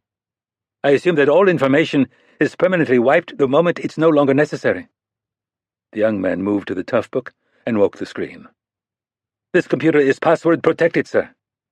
Wassem turned his attention to Rapp. What's the password? Don't waste my time, Colonel. I don't think you understand your position, Wassem said, pulling his sidearm and aiming it at Rapp. My country is under nuclear threat, and you're withholding the information I need to protect it. Rapp slid off the desk and walked over to the table containing the computers. Instead of reaching for one, he grabbed a stalk of asparagus and took a bite off the end. Am I supposed to be afraid? Colonel, Bazzi intervened, the Americans are our closest allies. Surely Mr. Rapp is going to do everything in his power to help us. He wouldn't be here otherwise. Rapp finished the asparagus and reached for another, using it to point at Wassem. Here's how this is going to work, Colonel. You're going to get 5 attack choppers in the air. No missiles, just guns. The people we're going after are carrying dirty bombs, and I don't need you doing their work for them. When your men are in the air, I'll give them targets. But no one attacks until I give the order. So you'll be here, directing things from the safety of your hotel suite? Wassem mocked. No, I'll be in a helicopter of my own, on my way to take out the man running the operation. Out of the question. You're to give me all the intelligence you have immediately. I will handle this personally. Colonel, Bazzi interjected again, perhaps we could go with Mr. Rapp and supervise the operation from the field? That would... Shut up, Captain. If I want your opinion, I'll ask for it. You should listen to your man, Rapp said, because if those birds aren't in the air soon, you're going to spend the rest of your short life explaining to King Faisal why he doesn't have a country anymore. Chapter 51. East of Riyadh, Saudi Arabia. Azarov ignored both the GPS on the dashboard and the man driving, instead looking out the side window at the blowing sand. They'd abandoned Saudi Arabia's well-maintained road system about 2 hours ago and were now surrounded on all sides by nothing but empty desert and desolation. The SUV's powerful engine roared as they crested a large dune and dropped over the other side, fishtailing down the steep slope. For a moment, Azarov thought the vehicle might roll, but the driver regained control and accelerated through the bottom. His skill was admirable. Suspiciously so. Perhaps it wasn't the bomb that Krupin would use against him. Perhaps it was these two men. Did they have special forces backgrounds? What were their orders? Certainly to ensure that the mission was carried out. But was there more? "You can see it," the man in the back seat said, speaking for the first time since their initial meeting. "Just ahead." He was right. A web of pipes and containment tanks began to separate itself from the dust. As they closed in, Azarov could see that sand had partially reclaimed the south side of the facility. The Saudi Aramco logo on the largest of the tanks was still clearly legible, though. He continued to study the structure as it grew in the windshield, mentally comparing it to the 3D simulation he'd trained on. Everything appeared to be as anticipated, and there was no sign of any recent human activity. Having said that, the weather system enveloping the region would obscure tracks almost as they were made. In a few minutes, evidence of even their own approach would fade from existence. "In there," Azarov said, pointing to a gap between a vertical cylinder used to burn off natural gas and a horizontal storage tank the size of an attack submarine. The driver did as he was told, continuing forward until the drifts beneath the facility became impossible to negotiate. "One of you take the northeast side," Azarov said, opening the door and stepping out. "The other the southwest." "Our duty is to protect you," the driver said. "The best way for you to perform that duty is to warn me if anyone approaches." Azarov hefted the backpack containing Krupin's bomb and started toward a staircase. "Can we at least clear the area?" Azarov didn't dignify the question with a response. The structure was far too large and complex to be cleared reliably. This was one of the reasons it had been chosen as a command center. It gave the occupying force a significant advantage. If the CIA had managed to arrive first, that advantage would be reversed, and they were all dead men. Azarov drew his weapon, more out of habit than any expectation of necessity. He followed the path laid out in his simulation, minimizing the possibility that anyone could get behind or above him. It took a full half-hour, but he finally arrived at the heart of the complex, having found nothing suspicious. "Report," he said, activating his throat mic. "North and east clear," came the first reply. It was followed by similar assurances from the southwest. Azarov bypassed the area that Krupin's people had told him to set up in and descended a ramp to an alternate position. Not as convenient for the operation as a whole, but more advantageous to his personal goal of surviving this fool's errand. He slid his backpack beneath a massive valve system and took a few moments to pile sand around it. A maze of steel walls surrounded his position, protecting him from the wind, but also contributing to the deafening drone of vibrating metal. He retrieved his phone and pulled up the feeds from his teams. 3 were red, indicating that they were still on the move. The dot representing him had turned green, indicating that he was in position. The other 2 teams hadn't started their relatively short journeys yet, and therefore weren't represented. Azarov found himself forced to move to a less easily defended position in order to utilize the transmission system that had been integrated into the structure. While communications with the 2 men who had accompanied him could be easily handled with commercial walkie-talkies connected to throat mics, getting a reliable signal to the other teams necessitated something encrypted and far more powerful. Once connected, he sent Maxim Krupin a coded text informing him that all was well. The sun was a hazy disk in the west, inflicting slightly less heat than it had the day before. Azarov sat down behind a disused oil tank, mindful that the metal was still too hot to touch with bare skin. The teams were projected to arrive at their targets simultaneously in just over 4 hours. They would deploy their weapons, and then it would be done. He would return to Al-Hufuf and meet with the private contractors he'd hired to get him out of Saudi Arabia. Then he would begin his circuitous route back to Central America. And that would be the last the world ever heard of Grisha Azarov. Chapter 52. Even with Fred Mason at the controls, the helicopter felt like a toy in the jaws of a rabid dog. A violent downdraft caused them to plunge a good 50 feet, and Captain Bazzi finally looked like he was going to lose the fight to keep his lunch down. The young officer bent at the waist and put his hands over his headphones as though to drown out the sound of the engines struggling to keep them aloft. Rapp moved his boots out of range, and Colonel Wassem watched his assistant with undisguised contempt. The older man's years in Saudi Arabia's special forces allowed him to remain unaffected by the rough ride, and to forget what it was like to be new at this game. The chatter coming over the comm had gone from nervous to near panicked. 5 similar choppers were hunting the scattered ISIS teams depicted on Rapp's toughbook.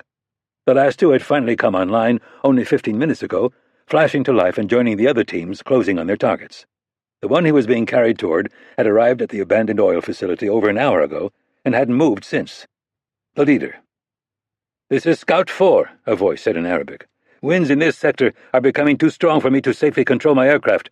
Recommend that we abort." "Negative," Wassam said. "Continue on target." Rapp squinted through the dust at the computer propped on his knees. Marcus Dumont had once again done his magic. Target positions were being updated in real time with the assist of a number of military, intelligence, and hijacked commercial satellites. Their CIA-projected destinations showed up as hazy orange circles, and the red dots depicting ISIS teams now included ETA countdown clocks. Blue icons tracked the chasing Saudi Air Force choppers, along with their projected time to intercept. Scout 4 was southeast of their position, with 33 minutes to intercept. "This is Scout 5, another static-written voice said. "I have a visual on my target." "How's your weather, Scout 5? Rapp said. "Manageable." "Stay out of sight and keep tracking." "Disregard," Colonel Wassam barked into his headset. "Engage the target immediately." "Belay that," Rapp said, and then isolated his mic to include only the men with him in the helicopter. "We talked about this before we lifted off, Colonel. We wait until we've acquired all the targets and take them out at the same time." "The plan has changed," Wassam said. "This is not America, and your CIA has no authority here. King Faisal has made it clear that I am in command of this operation. You're here only as an observer, and as such you'll remain silent. Is that clear?" Rapp tried to keep his voice even. This situation was too complex to let it devolve into a pissing contest. If you take that target, their Central Command is going to know. And if they think they're compromised, they'll order the rest of their teams to detonate. Even if most of them are outside of their optimal position, that's going to cause a hell of a mess, Colonel. You have no idea what they'll do, and I won't be lectured by an American about terrorists. These ISIS men are little more than goat tenders and children. They have no operational discipline, and their command structure is virtually non-existent. If you don't have the courage to act, I will. Rapp considered pointing out that the sophisticated satellite-linked toughbook on his knees was part of that non-existent command structure, but it seemed like too obvious a point to bother with. Everyone at Langley agreed that the ISIS teams would act simultaneously. There was no reason for them to risk tipping off the Saudi military before all their people were in position. "Colonel," Rapp said, deciding to try reason one last time. Irene Kennedy was still pissed off about him stabbing Senator Ferris a few weeks ago, and he didn't need to give her anything else to ride him about. All the ISIS teams are scheduled to arrive on target within 10 minutes of each other, and we have one team that's been holding in position for more than an hour. Based on the ETAs I'm being fed from Langley, we're going to have eyes on all the targets with 40 minutes to spare. This isn't the time to start trying to snatch defeat from the jaws of victory. "Scout 5 to command," came a voice over his headset. "Awaiting final orders. Please clarify." "Turn my comm back on immediately," Wassam said. Rapp found himself at the end of what little patience he had. Wassam was well known to be a major asshole and a significant player in Saudi Arabia's support for Muslim extremists. Could he be an ISIS sympathizer? Probably not. In all likelihood, he was just another useless prick calculating the best way to cover his ass. Either way, it was clear that their collaboration wasn't working. Rapp reached out and released the clasp on the harness, keeping Wassam in his seat. The slow casualness of the move confused the man, and he was completely unprepared when Rapp grabbed him by the front of his uniform and shoved him toward the chopper's open door. The Saudi colonel grabbed for the edge of his seat, but his surprise made him a fraction too slow. A moment later, the only evidence that he had ever been there was the headset flapping against the fuselage. "Mitch," Fred Mason said over the comm. "Did you just throw someone out of my aircraft?" "Yes." "Well, stop it. You're screwing up our weight distribution." Rapp stared into the terrified face of Captain Bazzi. "Roger that." "Scout 5 to command." The voice coming over Rapp's headset had turned insistent. "I'm awaiting attack orders. Respond." Bazzi remained frozen for a few more seconds, but finally gave a short nod. Rapp reconnected their mics to the operational comm. "This is Bazzi. Colonel Wassam is having a problem with his headset. Until the problem can be resolved, Mr. Rapp will be relaying his orders." The intensity of the wind continued to grow, but the unpredictable gusts had died down enough for Mason and his co-pilot to even out the ride. With Wassam somewhere in the sand behind them, the operation had similarly stabilized. The illusion of control lasted almost 10 glorious minutes before being shattered by a panicked voice over Rapp's headset. "Mayday, this is Scout 4, we are—" Then nothing. "Scout 4, this is Command," Rapp responded. "What's the situation?" No response. Rapp looked down at the laptop and scanned to Scout 4. The blue icon representing it was still glowing to the southeast, but after a few seconds, it was clear that it was no longer moving. The ISIS team, on the other hand, was continuing on target, completely oblivious. "Scout 4, give me a sitrep," Rapp repeated. After 5 more seconds of dead air, he used a satellite link to connect to Marcus Dumont at Langley. "Marcus, are you looking at the same screen I am? We may have lost Scout 4. Can you confirm?" "Hang on. Okay, based on their GPS signal, they're on the ground. Landed or crashed, though, I can't be sure. It'll be 5 minutes before we get an updated overhead shot of that sector, and even then I can't guarantee it'll be worth anything. The blowing sand's messing with our imagery." "Whether it was a crash or an emergency landing doesn't matter," Rapp said. "We have to assume they're out of the game. Contact Riyadh and tell them to get a medevac out there." "On it." A quick survey of the laptop screen suggested few options. "Fred, is my data right? Are we 9 minutes out from target?" "Give or take." Rapp glanced into the perspiring face of Captain Bazzi before returning his attention to the computer screen. "Marcus, are you still with me?" "I'm here." "What if I have Fred drop me off and then redirect to Scout 4's target? Could he make it in time?" "Let me check." Rapp waited, noting that turbulence was increasing again. "Marcus, what the hell are you doing? I asked a simple question." "Stop yelling at me, Mitch. You know it makes me nervous. We're trying to factor wind speed and direction into Fred's travel time." Dumont was a hacker who had been on his way to jail when Rapp's brother brought him to the CIA's attention. His skills were undeniable. Incredible, really. But he didn't like time crunches or being involved in life-or-death situations. "I don't need it down to the second, Marcus. Now kick it in the ass." Dumont finally came back on. "If he turns pretty much right now, he might make it. But it's going to be tight. We go from having a 40-minute cushion to more like a 3-minute cushion." "Mitch," Mason said over his headset, "keep in mind that if I take that detour, I won't have enough fuel to get back to base. Then you'll have to do a little walking. Have I mentioned my ditching fee?" Rapp picked up the laptop and held it out to Bazzi. "This is your op now, Captain. Do you understand your responsibilities?" "Yes, sir." "You're certain? Because if you don't, you better hope I never make it back."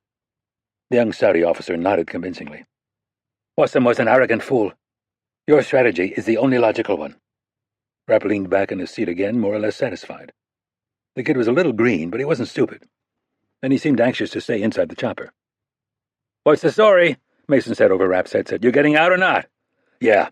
"Then I've got some bad news for you." "You charge extra." "Goes without saying. But that's not the worst of it." "What is?" "I can land this bird, but with the wind, I can't guarantee that I'll ever be able to get her back up again." "Do we have repelling gear?" "That's a negative." "So I'm jumping?" "Yeah." "How far?" "Well, the way—" "How far, Fred?" "I can probably get you to within 30 feet. You know, roughly." Rapp unstrapped from his seat and moved to the chopper's open door.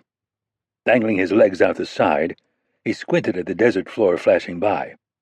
The temperature was hovering at just over 100, and he could feel the sun burning into the thin fabric covering his legs. There was a 1-liter water bottle strapped to the side of the seat next to him, and he started chugging it. This part of the operation had always been a long shot. The hope was that he could get to the abandoned oil facility in time to neutralize ISIS's command structure before the Saudi aircraft attacked. It would significantly reduce the chances of a detonation, but it wasn't as simple as taking out a couple of guys driving through the open desert. The facility was immense, complicated, and hiding a force of unknown strength. Now he was going to have to cover a lot of ground on foot, with no practical way to carry water and armed only with a Glock that might or might not shoot straight.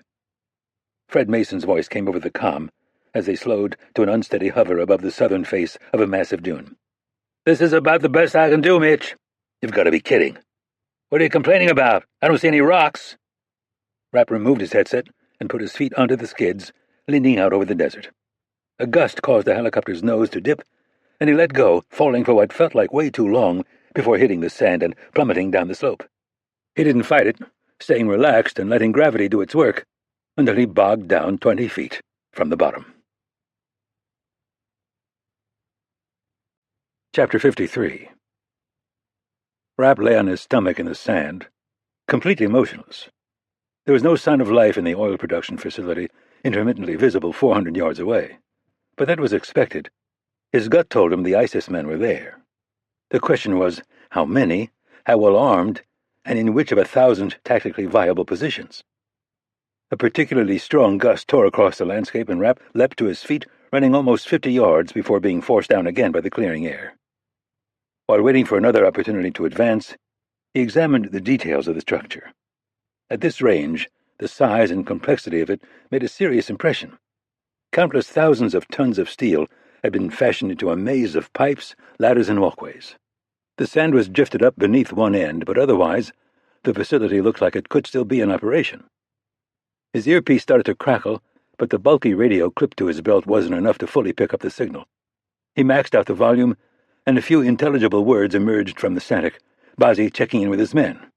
Responses were spotty due to the limitations of Rapp's equipment, but the Saudi officer's calm tone suggested that the remaining choppers were all still in the air. "This is Scout 6, Rapp said into his throat mic. "Come in, command." "Go ahead," static drowned out Bazzi's voice. "I repeat, go ahead, Scout 6. "I've got too much ground to cover and not enough time, Captain. If I move fast, I'm going to risk being spotted and blowing this whole thing to shit." "Copy that, Scout 6. I understand that you're going to hold your position until I give the attack order. Please confirm." "That's an affirmative, Command. Good luck." "May Allah be with you, Scout 6. "How much longer?" Captain Bazzi said into his headset.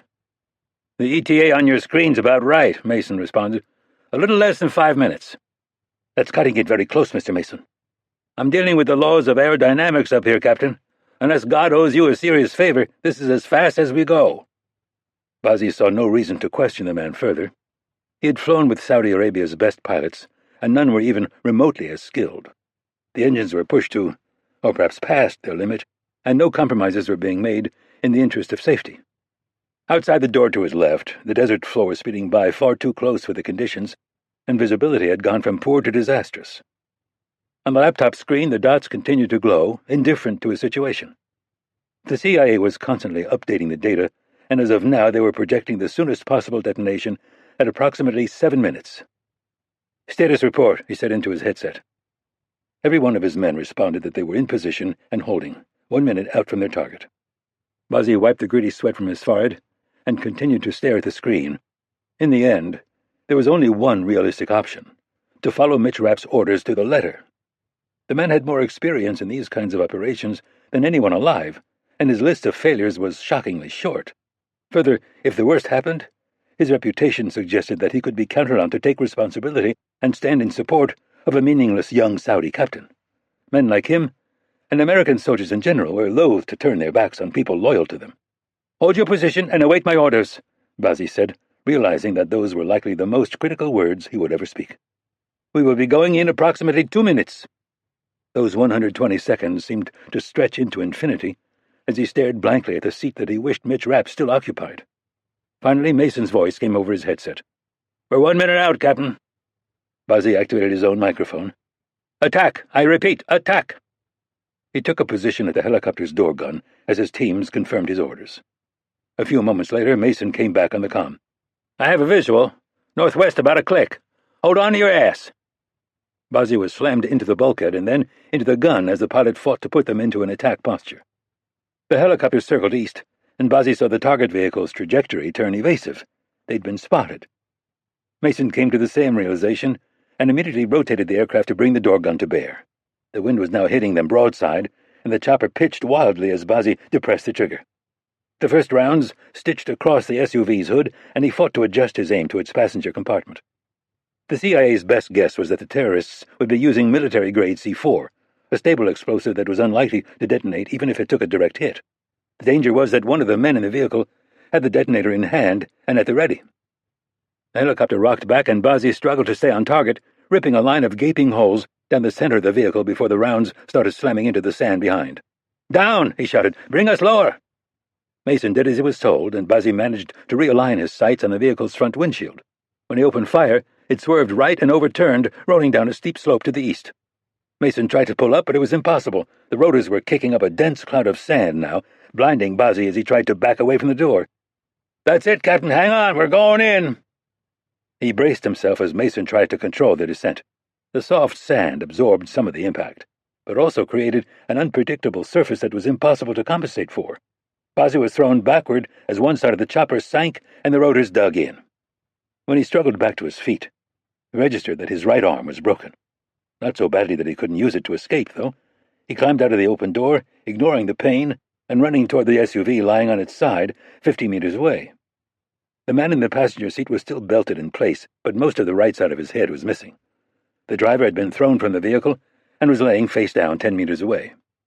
While neither of them appeared to be capable of detonating the weapon, the danger of a remote activation was still very real.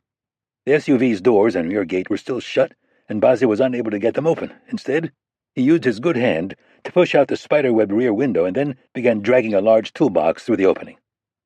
It was an agonizingly slow process, but he managed to get it halfway out before a gun sounded behind him. Pain flared in the back of his right thigh, and his leg collapsed beneath him. From his position on the ground, he could see that the driver was on his feet, staggering in his direction with a pistol. The next round hit the side of the car only a few inches from Bazzi's head as he tried to draw his own sidearm with his injured arm.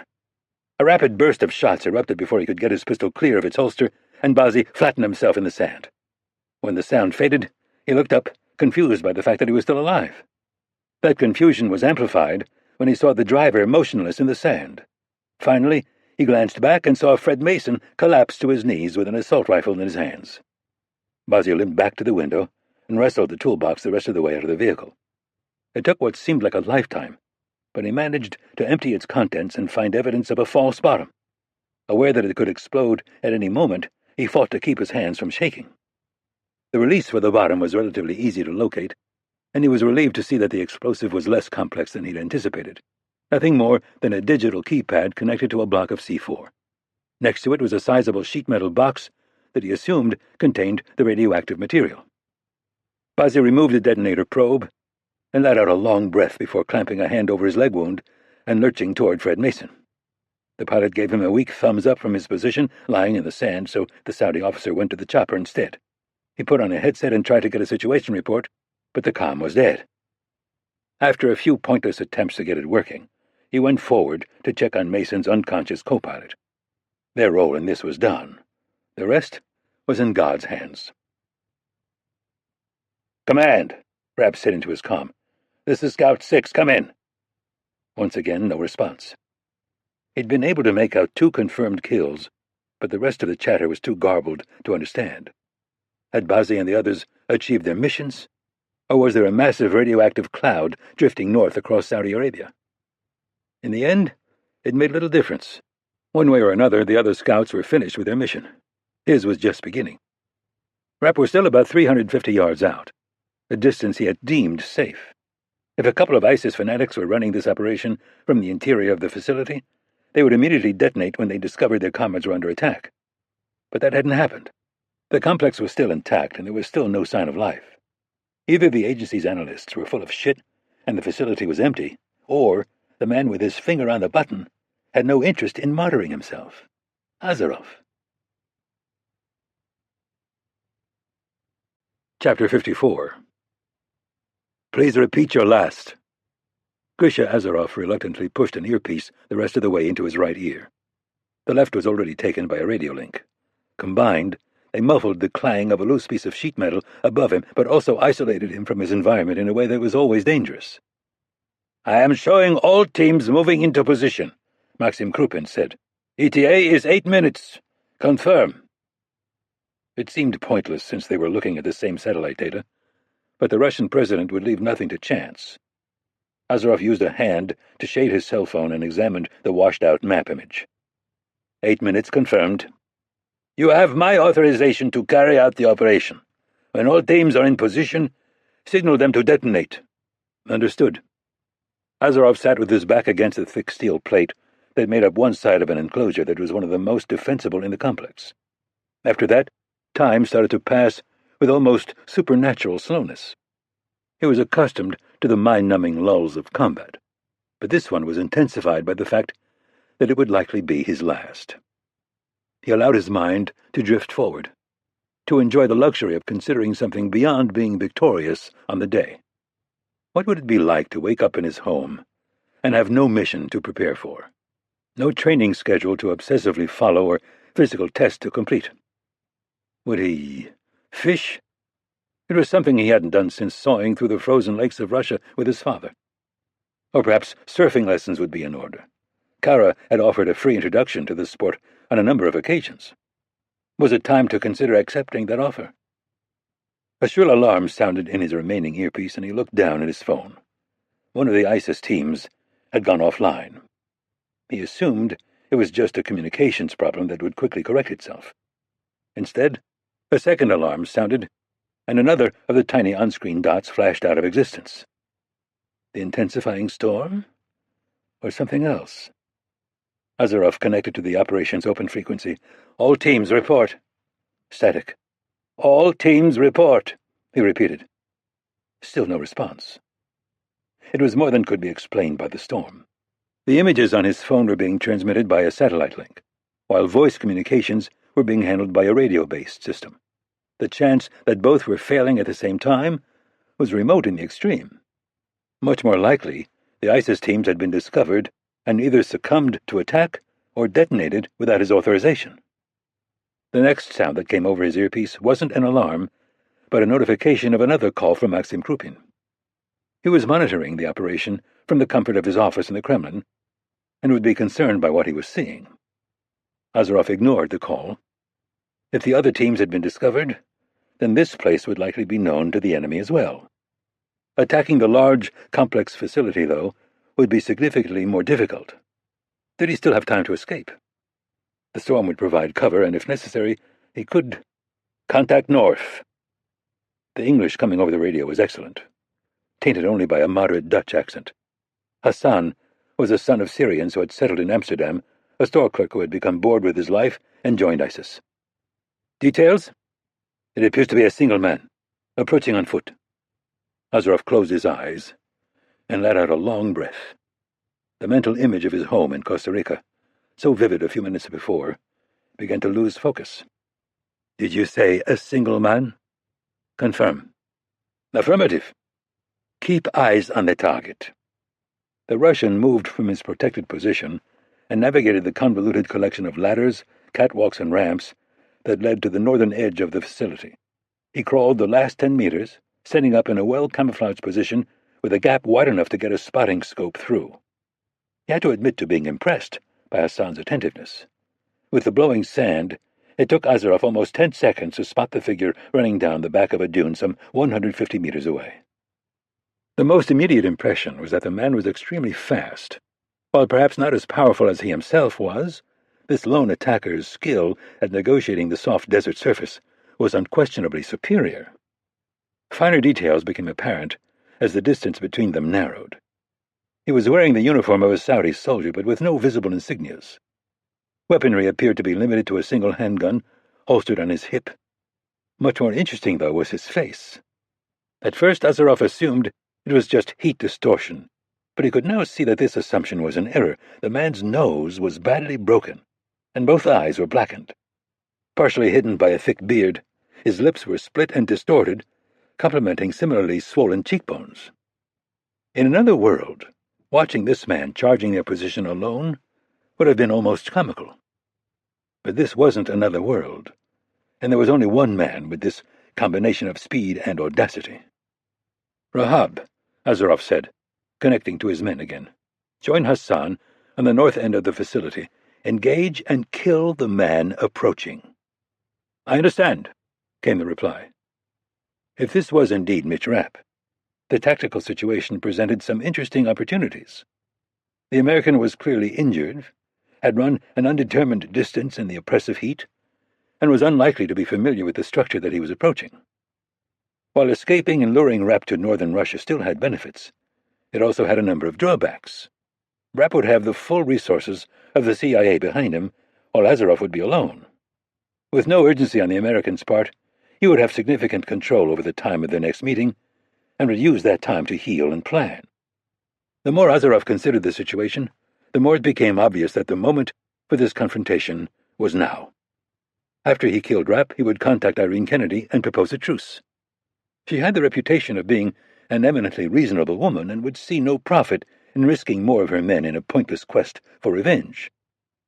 A gust struck from the south, kicking up an opaque cloud of sand that blasted the skin on Azaroff's hands and face. When it cleared, the man was gone. Chapter 55. Rapp dropped to his stomach, ignoring the searing heat of the sand beneath him. There was still no sign of opposition, but he now had a solid view of the north side of the facility. Azaroff would hang back, sacrifice any pawns he had in hopes of getting lucky, or at the very least wearing Rapp out. Those pawns would likely be hand-picked from ISIS. Even if they had military experience and additional Spec Ops training, these weren't SAS or Delta. In his experience, they would lack any capacity for subtlety or out-of-the-box thinking. They'd take the most obvious positions and attack at the first opportunity. No matter what the job, jihadists could always be counted on to reach for the hammer. When the next gust hit, he sprinted through the opaque dust cloud it created. The soft sand gave way to concrete, and he slowed, squeezing between two upright pipes and keeping to where the tangle of machinery was most dense. It robbed him of his ability to see much more than 5 feet in a straight line, but that limitation would go both ways. Rapp pulled his Glock and started weaving through the steel maze.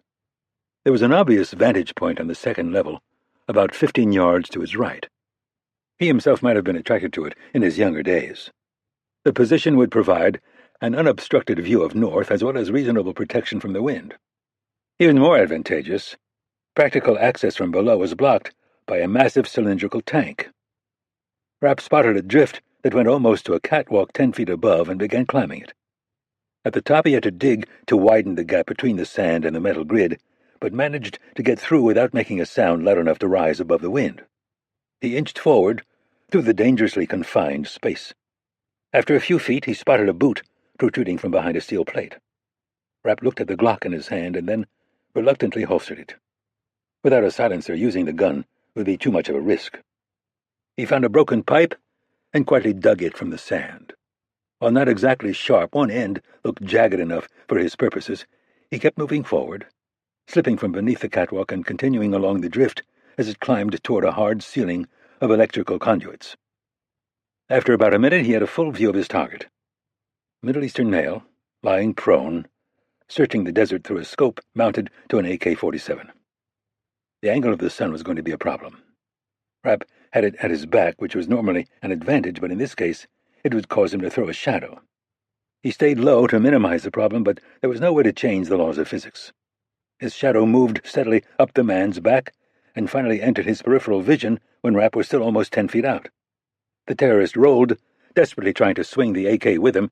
The confined space that was slowing Rapp's approach had a similar effect on his target. The rifle's barrel caught on the edge of a drain lever, and a moment later Rapp drove the broken end of the pipe into the man's sternum. He threw his full weight behind it and managed to drive the steel down until it hit concrete. Rapp immediately retreated, suspecting that the dead man was working as part of a two-man team. That suspicion was confirmed when automatic fire erupted from below and rounds began sparking off a storage tank to his right. Rapp vaulted a railing and sprinted for a set of stairs to the west, unable to see the man firing. The steps were solid steel plate, and he could feel the vibration of bullet impacts as he took them 3 at a time. The shooter was still invisible below, but it was clear that he was firing from the left. Ahead, the stairs dead-ended into a T. To the right, they continued up and eventually disappeared into the glare of the sun. To the left was a low gate blocking access to a steel mesh catwalk. When he reached the T, Rapp feinted right and then went left, leaping over the gate and landing on the catwalk. The shooter had anticipated him continuing up the stairs, and the rounds pounded along them as Rapp drew his Glock. Through the open weave beneath his feet, he immediately spotted his target. A single man in the process of adjusting his aim from the stairs to the American standing above him. There was no clear angle, so Rapp just aimed through the steel mesh and began firing. He stayed on target, pumping 5 rounds into the catwalk before a bullet finally got through clean. It hit the man in the collarbone, causing him to lose control of his weapon and spray a girder above him. A moment later, the right side of his head was torn away. He'd been taken out by one of his own ricochets. Rapp jumped the guardrail and dropped 10 feet into the soft sand next to the body. A quick search turned up a throat mic, and he removed it, closing it around his own neck and inserting the earpiece. No one was on the comm, so he activated the microphone and jabbered breathlessly in Arabic. "I killed him. I'm the only survivor, but I won. The man is dead." The voice that responded had a distinct Russian inflection. Not unexpected, but the sound of it still made Rapp grip his Glock a little tighter. "Hassan, calm down. Speak in English." Rapp repeated the sentiment in the requested language, but with a distinct Arab accent. There was a good 5 seconds of silence before the voice came back on. My compliments on the speed and stealth of your approach, Mr. Rapp, and with how efficiently you were able to deal with my men. But Hassan was Dutch. Sometimes you have to play the percentages, Rapp said. It's what I would have done. You've lost, Grisha. Why not just surrender? You don't owe Maxim Krupin anything. Sure as hell not your life. What you say is true, but I suspect that the future you have planned for me isn't one I would enjoy. Maybe we can work something out. You would never agree to my demands. Are you sure? Rapp said, checking his magazine and starting toward a ladder to the south. Try me. This time, the silence stretched out even longer. Finally, Azaroff responded. What I want, Mr. Rapp, what I need, is for you to never leave this place. Chapter 56. Rapp inched forward on the steel mesh catwalk and then swung smoothly around the corner with his Glock stretched out in front of him. The walkway continued through a corridor of pipes before disappearing behind what looked like a small office. He was near the facility's high point, following a pattern that avoided choke points where Azaroff might be waiting. The longer he could put off their inevitable confrontation, the better. While Rapp had never been particularly good with names or phone numbers, he had a photographic memory for battlefields and tactical situations. He'd won a fair amount of money in college, betting people that he could remember the positions of every person on a lacrosse field at any given moment in a game. Now he was using that unusual ability to create a detailed mental map of the facility. Unfortunately, its size and complexity were taxing even his considerable talents. It was separated into 3 sections, largely inaccessible to each other, possibly to contain fires or explosions. There were 4 loosely defined levels accessed via countless ladders, steps, and ramps. Mesh walkways of varying widths snaked in every direction, diving in and out of view as they faded into the dusty air. He started forward, moving his head back and forth, taking in everything. About halfway to the office, he crouched beneath a small overhang. The boots he'd been provided were good in the sand, but a disaster on the thin steel he was moving across. They were not only heavy, but also caused a dull ring with every footfall. Rapp was reluctant to abandon them, but decided that it was the better of his 2 bad options. He covered the remaining length of the walkway in stocking feet, noting that his footfalls were now completely inaudible and that his traction wasn't too badly compromised. On the downside, the steel was hot enough to burn through to his feet. Rapp slipped through the open door to the office and ducked below an empty window frame. The room was probably only 10 feet square and full of debris not worth taking when the facility was abandoned. A spitting image of the place where Azaroff had taken out Scott Coleman. Hopefully, not an omen of what was to come.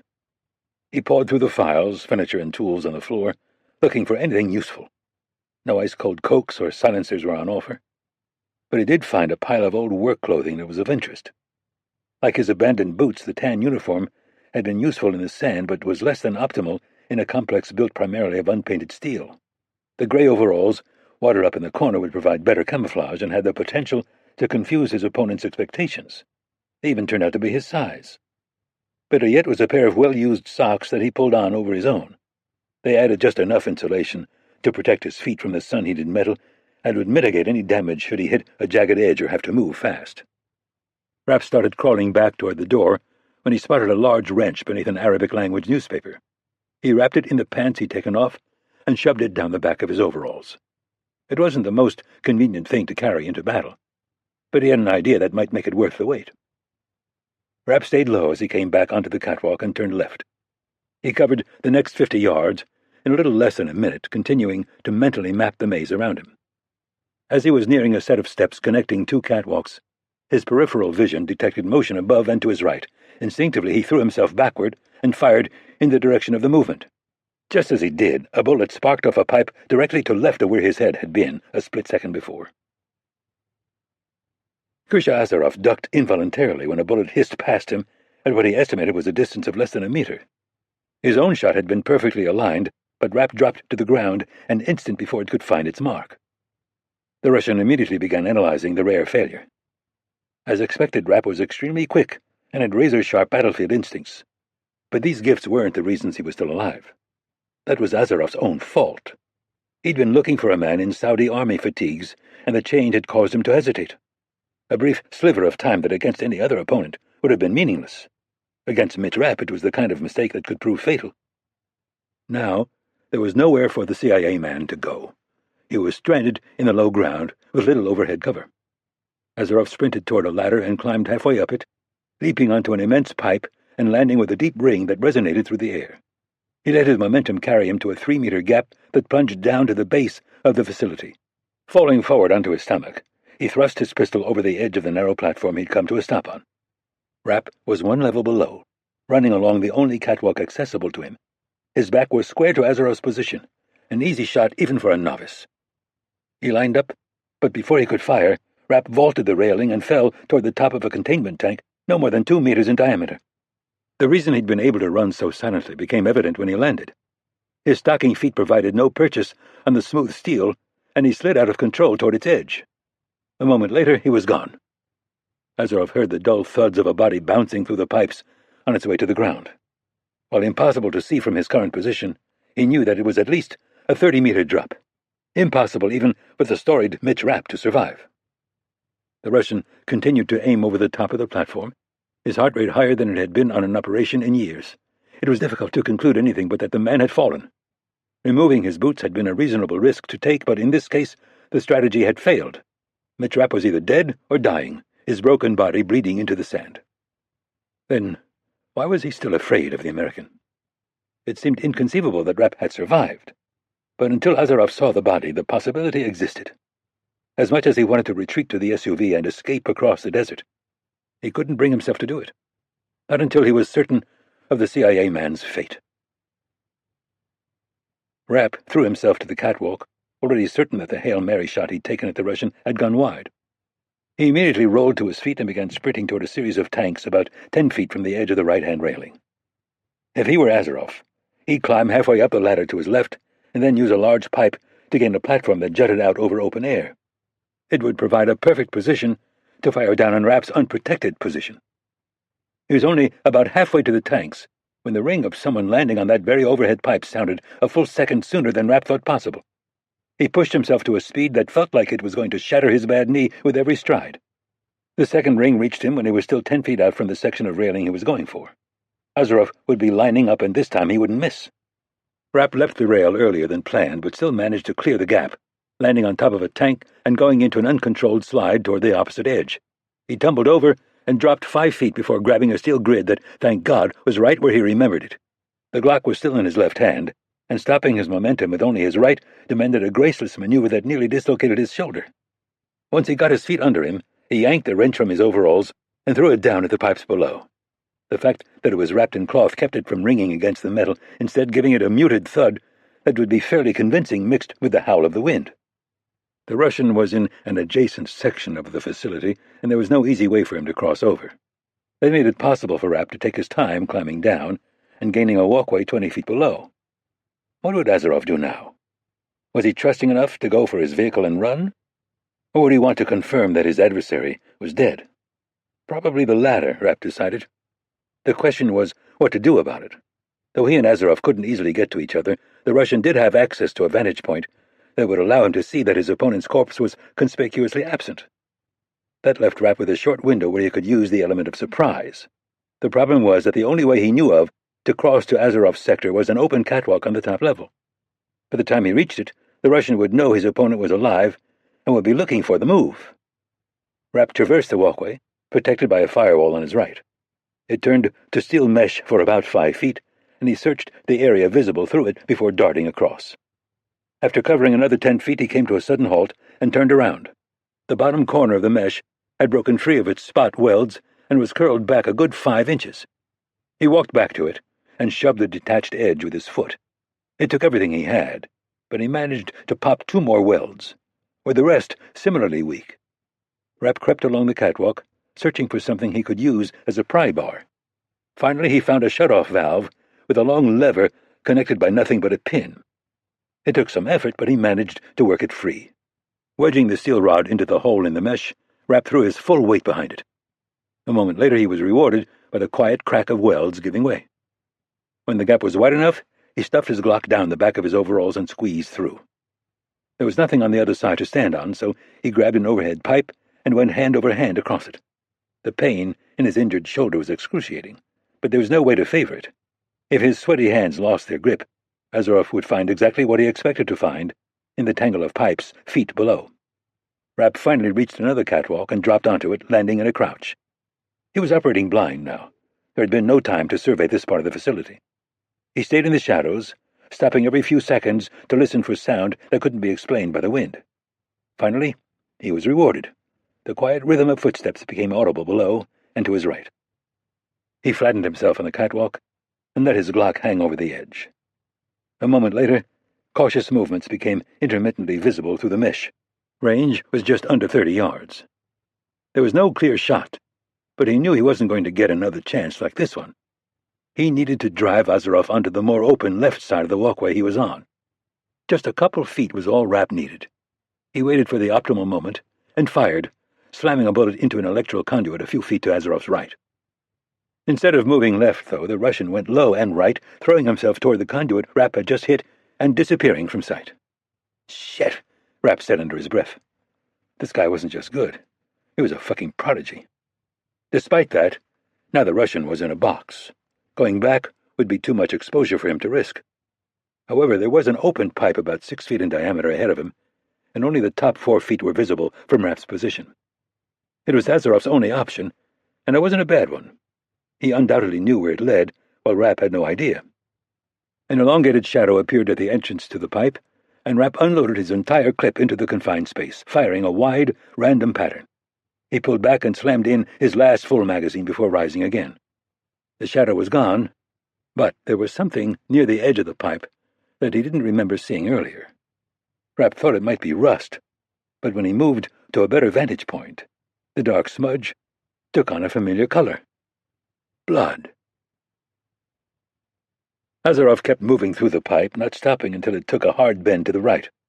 Only then did he pull up his soaked sleeve to look at the neat hole in his biceps. It was bleeding badly, but the ricochet had passed through without hitting bone. He pulled off his shirt and tied it around the wound, sitting against the curved wall to catch his breath. How had Rapp survived the fall from that tank? And more important, how had he crossed the fire barrier without using the high catwalk?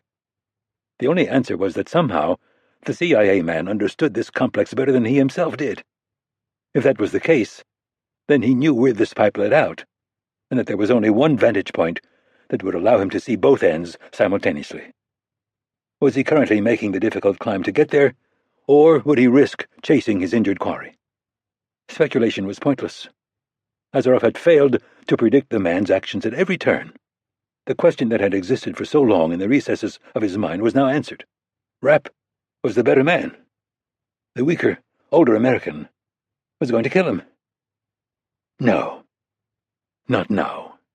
Not when he was on the verge of escaping Maxim Krupin's orbit and pursuing a life of his own, an identity of his own. Azaroff unwrapped his wound and used the back of his shirt to sop up the blood flowing from his arm. When the cloth was well impregnated, he tore off part of the left sleeve and used it to rebandage his arm. Finally, he put the shirt back on. The blood on the back would make him appear more badly injured than he really was. Hopefully, it would be enough to lull Rapp into a moment of carelessness. Azaroff started moving along the interior of the pipe again, forced into a slight crouch by the confined space. Even if Rapp did know the facility better than he did, it would be difficult for the man to reach the far end of the pipe in time to line up a reliable shot. Azaroff told himself that if he remained focused, if he timed everything to perfection, there was still a chance that he would be the one who survived. Rapp stayed high, moving from catwalk to catwalk as he tried to figure out where the pipe Azaroff was hiding in led. After a few minutes, it became clear that he wasn't going to be able to keep the entrance in view if he went much farther. For all he knew, the pipe didn't go anywhere, and the Russian was sitting a few feet inside, waiting to attempt an escape. Or he could be dead, or, as likely as the first two scenarios, he could be running along it looking for a way out. Rapp stopped, suffering a rare moment of indecision. The only thing he was sure of was that he didn't want to go in after the man. It was too confined a space. So, forward or back? His gut said forward, and he decided to listen. While his battlefield intuition had failed him more than a few times, it was right more often than it was wrong. He dropped onto a tightly packed series of pipes before crossing to an adjacent catwalk. When he lost sight of the pipe entrance, he increased his pace to a point that it would be impossible for Azaroff to come up behind him. Even at that speed, It took him almost 5 minutes to reach the place where the pipe disappeared into a large storage tank. A hatch on top was open, and Rapp slowed, aiming his Glock upward when he spotted movement. Azaroff had cleared the tank and was lurching along a catwalk more than 50 yards away. Based on his awkward gait and the amount of blood that had soaked through his shirt, he looked to be in pretty bad shape. Rapp moved into a position behind the man, initially hanging back to reduce the chance of being spotted. Eventually he started to close the gap, lifting his pace only when he had a clear understanding of his surroundings and a solid view of his still dangerous opponent. Azaroff was bleeding enough to leave a visible trail, and his movements were becoming increasingly labored. Further, he was heading into territory that would put him at a significant tactical disadvantage. The terrain got physically more demanding, and he was going to hit the edge of the facility in a position that would make it easy for Rapp to get above him. Pain, blood loss, and desperation could do terrible things to a man's judgment, particularly one so talented that he might never have been faced with those challenges. He was checkmating himself. Or was he? Rapp stopped at the bottom of a set of steps. While it looked like Azaroff was barely putting one foot in front of the other now, he'd made pretty good time in that pipe, and the blood trail was heavy enough to follow, but not heavy enough to suggest the man was bleeding out. The Russian had wanted to force this confrontation when he believed he had the tactical advantage. Now, though, that advantage had been lost. He was smart enough to know that, and if that was the case, he was probably also smart enough to be looking for a way out. Rapp spun and started sprinting in the opposite direction, dropping his weapon and launching across a 10-foot gap to a ladder. He gripped the sides with his hands and feet, dropping down it in a near free-fall before hitting the catwalk below. The east edge of the facility was visible ahead, and he ran toward it, taking every opportunity to drop down to lower levels. He was only a few yards away when the blast hit him. The force of it threw him over the guardrail, and he didn't bother fighting it. The sand and sky looked pretty much identical as he went end over end through the air, making it necessary for him to use the rising flames to orient himself. He cleared the concrete slab and landed feet first in the sand, immediately pitching forward and trying to roll with the impact. Dazed, it took him a few seconds to realize that his hair was on fire. Once he'd patted it out, he just lay there staring up at the debris arcing through the sky. Azaroff would have dropped off the north side before triggering the explosion, and would now be following the wind into a radioactive no-man's land intended to discourage a chase. Rapp considered defying the man's expectations and going after him, but the idea faded quickly. He'd had enough of Grisha Azaroff for one day. Chapter 57. Just keep holding the ice bag to it, the camouflage-clad nurse said. That's it? Rapp responded. That's your expert advice? His nose had started bleeding again after the explosion, and despite every effort by him and the Army's medical team, it wouldn't stop. I've seen a lot of stuff, sir, but that nose. How did it happen? Angry woman. She let out a hesitant laugh, but then fell silent when he didn't smile. Sir, I'd suggest you get stateside as soon as possible and find the best plastic surgeon you can. Since no one in the medical tent seemed to be in danger of telling him anything he didn't know, Rapp wandered out into the night. Lights had been set up to illuminate the temporary American base, their powerful beams extending into the desert well past the 200-yard perimeter.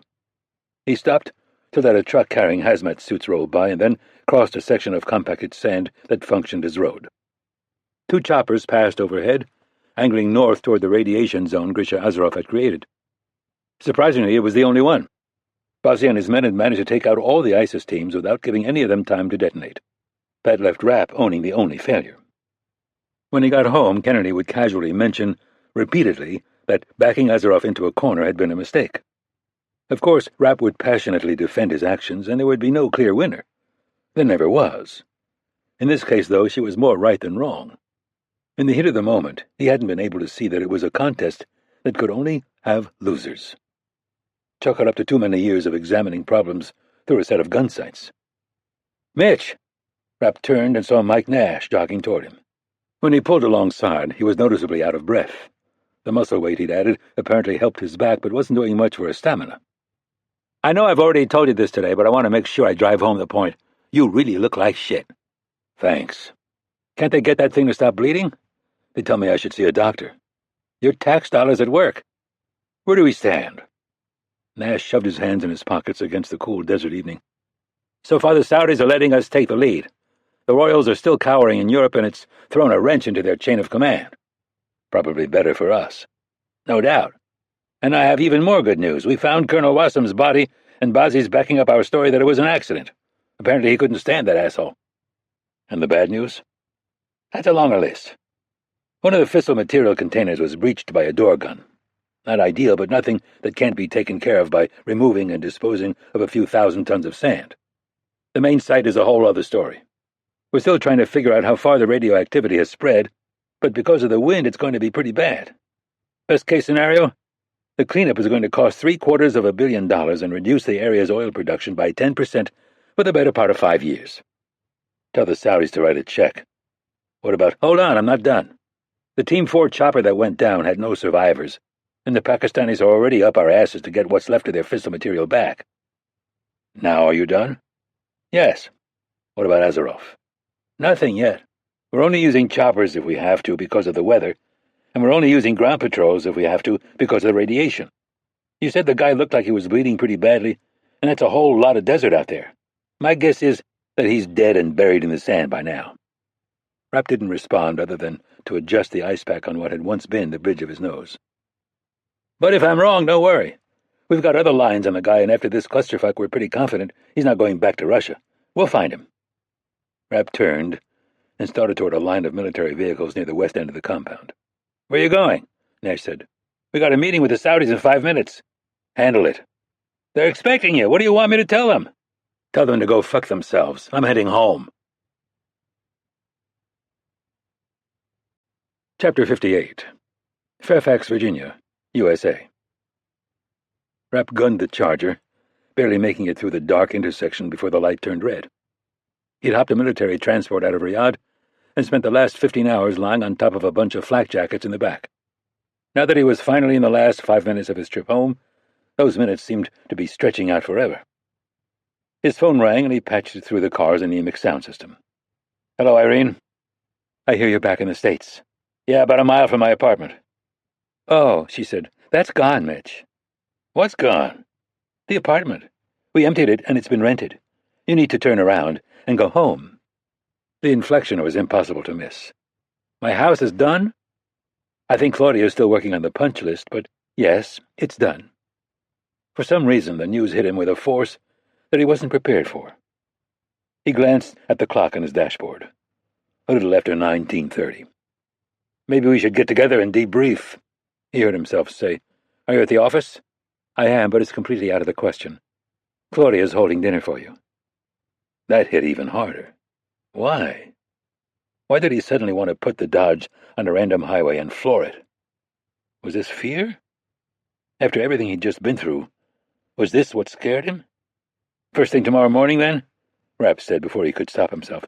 No, tomorrow morning you're going to sleep in and have a nice breakfast. Then, at 11, you have an appointment with a plastic surgeon. Claudia has the details. Fine, I'll swing by after— Actually, you won't, because you'll be on your way to your appointment with a reconstructive dentist. Claudia has— The details, he finished. Exactly. The Middle East and Russia will still be there day after tomorrow, Mitch. Now go have a nice, quiet evening. The line went dead, and Rapp kept driving straight for another mile before finally summoning the courage to make a U-turn. The narrow road wound through dense trees and intermittent farmland before climbing to a flat summit overlooking all of it. Rapp's 20-acre lot was along the south edge of what was supposed to be an airy subdivision with 10 home sites. That is, until his brother, an obscenely wealthy money manager, purchased the other 9. In case he ever needed a vacation home, he'd explained. Rapp pulled up to the empty neighborhood's gate and found that the keypad had been replaced by a thumbprint reader. Not sure what else to do, he pressed his left one against the screen. The steel barrier obediently swung back. All markers and other clues that the unused lots existed were gone. There was nothing but natural landscaping, pristine asphalt, and dark sky. A traditional red barn appeared on his left, glowing dully in the moonlight. Originally intended to keep the residents' horses, it now contained what was left of his contractor's equipment. The white stucco wall surrounding his house appeared as he crested a small rise, glowing a little brighter with the help of a few hazy spotlights. The copper gate was already taking on a green patina, visible as he pulled up next to the call box. There was a padded envelope on top of it, addressed in a childlike scrawl. For Mitch. Tearing it open, he found a single remote. A push of the button caused the heavy gate to slide smoothly out of sight. The garage doors were closed, so he parked next to a modern sculpture that looked a little like debris from a plane crash, painted with blue rust-oleum. It probably symbolized something deep, and he made a mental note to tell Claudia how much he liked it. The house itself was admittedly a bit unusual. It consisted of a single floor with a half-basement and had no exterior windows at all. His late wife and the architect had done everything they could with textures, shapes, and roofline to keep it from looking like a prison, and they'd largely succeeded. It might have been the most aesthetic bunker ever built. There was no one to greet him when he came through the front door, so he took a moment to admire the warm lighting and sparsely arranged Asian furniture. A bold painting of a flower to his right looked almost as expensive as the downed Cessna out front. At the end of the entryway, the left wall transformed into floor-to-ceiling glass, looking onto a beautifully landscaped interior courtyard. The house's living space ringed the courtyard, with virtually every room having access to that central garden. Through the newly planted trees, he could just make out the elegant lines of an industrial kitchen and the raven-haired woman moving through it. He found a sliding door and stepped outside, crossing to the kitchen on a flagstone pathway. When he entered a similar door on the other side, Claudia yanked a spoon from the pot she was stirring and spun to face him. Clearly she'd been coached, and her reaction to his face consisted of nothing more than a brief flash in her dark eyes. "Mitch," she said, tossing the spoon on the counter and throwing her arms around him. The hug was more than a little painful, but he found that he didn't mind at all. "I'm sorry I didn't meet you at the door, but I didn't want anything to burn." "No problem," he said, immediately wishing he'd come up with something a little more suave. "Well," she said, spreading her arms wide, "do you like it?" "I do," he said, feeling a little overwhelmed. "Great sculpture out front." "Isn't it fantastic? It's an homage." He nodded as though that meant something to him. "Where'd all this furniture come from?" "Where didn't it come from? Do you like it? It's modern, but not sterile, don't you think?" "That's exactly what I was going to say." "You were not," she responded, picking up her spoon and going to work on one of the pots boiling on the stove. She indicated with an elbow toward an open bottle of wine sitting on the counter. "Have a glass, but be warned, it's a bit cold. I just pulled it from your cellar." "I have a wine cellar?" She switched to the French she was more comfortable with.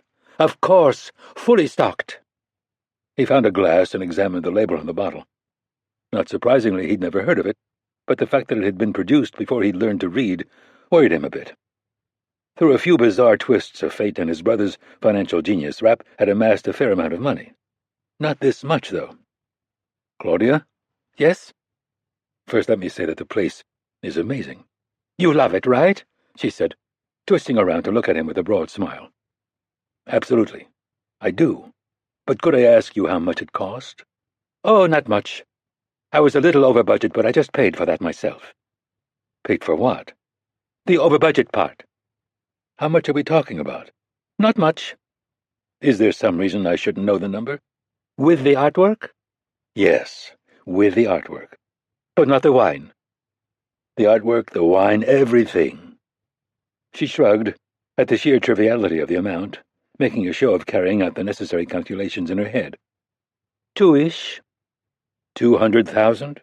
Rapp said, deciding to fall off the wagon and pour himself a glass of what was apparently extremely expensive wine.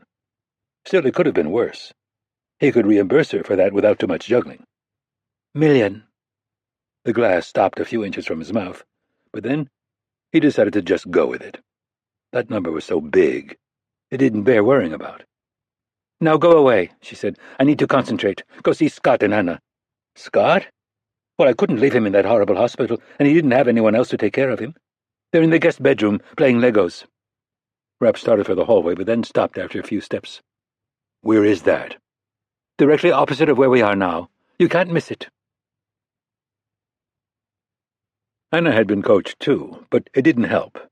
She let out a high-pitched shriek when he walked through the open door. "It's okay, it's me, Mitch." The young girl slid off the bed where she and Scott Coleman were attempting to build something that may have been the Eiffel Tower. "Mom said you were in a car accident. Were you wearing your seatbelt?" "I wasn't." "You know that's illegal. You have to." "You're right, I'm sorry."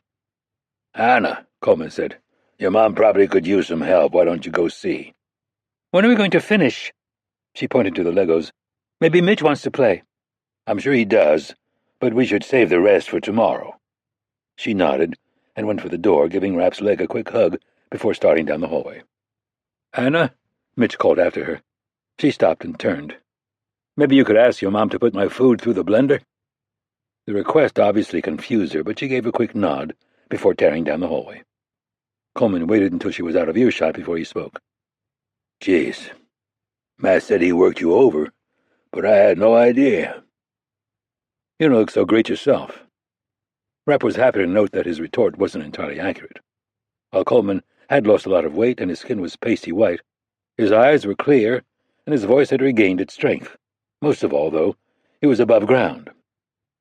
"I hear you're going to make a full recovery," Rapp continued. "Yeah, but at the end of a long road." "No problem. Take a couple of weeks." Coleman managed to produce the Boy Scout grin his friends had become so familiar with. "The docs say that I should be dead. That if it weren't for you, the infection I got would have been fatal." "Me? What do I have to do with that?" "Turns out you dragging me through every third-world shithole on the planet has given me a pretty good immune system." They fell silent for a few moments, and Rapp ran through the Pakistan op in his head, the trashed motorcycle, going for position instead of entering the warehouse. "I'm sorry, Scott. That should have been me in there." "Fortunes of war, man. What'll you do?" Rapp nodded. "When you're done with your rehab, are you coming back?" "Hell yeah," Coleman said, pointing a shaky finger at Rapp's damaged face. "You obviously don't do too well without me there to watch out for you." Claudia's voice floated down the hall toward them. Dinner was ready. Rapp noticed a walker in the corner. "You need some help?" "No. I think I'm going to sit this one out, maybe get some sleep." Rapp turned toward the door, but stopped when Coleman spoke again. "Can you do me a favor, Mitch?" "Sure." "If Azaroff is still alive, don't go after him. It won't change what happened." Rapp ran his hand along the rim of a Chinese vase that he hoped was a reproduction. "Sure, Scott. Whatever you want." Epilogue. Near Dominical, Costa Rica. "Are you making those fried plantains with it?" "Do you want them?" Kara popped the top of her third beer and frowned theatrically. "Come on, Grisha. You have to ask?" He selected a ripe one from a bowl on the counter. "You chop." The evening was unusually warm, and she was still in a bikini top and surf shorts, panning around his tile floors in the thrift store flip-flops she favored. "Be careful," he said when she reached toward the knife block. "Those are sharp." "You and your knives. I swear you stay up all night grinding them on a big rock in your basement." "Not all night." She was the most vibrant person he'd ever met, a blinding light in the darkness that had swallowed him so many years ago. Having said that, he had to acknowledge that in the kitchen, she was a danger to herself and everyone around her. It had been 6 months since he'd escaped Saudi Arabia. ISIS had taken full credit for the attack, and there was no reason for the world to look any further. The cleanup was already well underway, and the effect on oil prices had been relatively minor. Maxim Krupin was still in control, but of an increasingly angry populace and dissatisfied oligarchy. For a time, Azaroff had run. He'd used his network of clandestine bank accounts and underworld contacts to disappear into the empty corners of the earth. It was a strategy designed to produce a long existence but not a long life. One morning he'd woken up in an anonymous hotel room in Namibia, packed his bag, and returned home. It was here he would stay, in peace, if possible, in a bloody last stand, if necessary. To his surprise, the former scenario seemed to be the one playing out. Krupin had been completely silent. No messages, no texts, and most important, no Russian Spec Ops team at his front door. Similarly, the Americans had been quite conspicuous in their absence from his life. With the political uproar caused by a jihadist detonation of a radioactive weapon, he suspected that they had more important things to deal with than a retired Russian assassin. After his return, Azaroff had resisted the temptation that Kara presented for a time, but his discipline had finally faltered. They'd had dinner at a hotel restaurant on the beach, and been together ever since. Each day, she pushed the darkness a little further back. He picked up the platter with their steaks on it, and nodded toward the open doors leading to the patio. "Could you help me with the grill?" The sky was overcast, but between the pool and the glow from the house, there was plenty of light to work by. Kara held out a hand to test the temperature of the coals, Satisfied that they were ready, she reached for the platter, but then paused. "Is that a spot on your shirt?" He glanced down, just as her hand passed in front of his chest. The red dot jumped from white linen to tanned skin. Azeroff dropped the plate and slammed into her, driving her to the deck and shielding her with his body.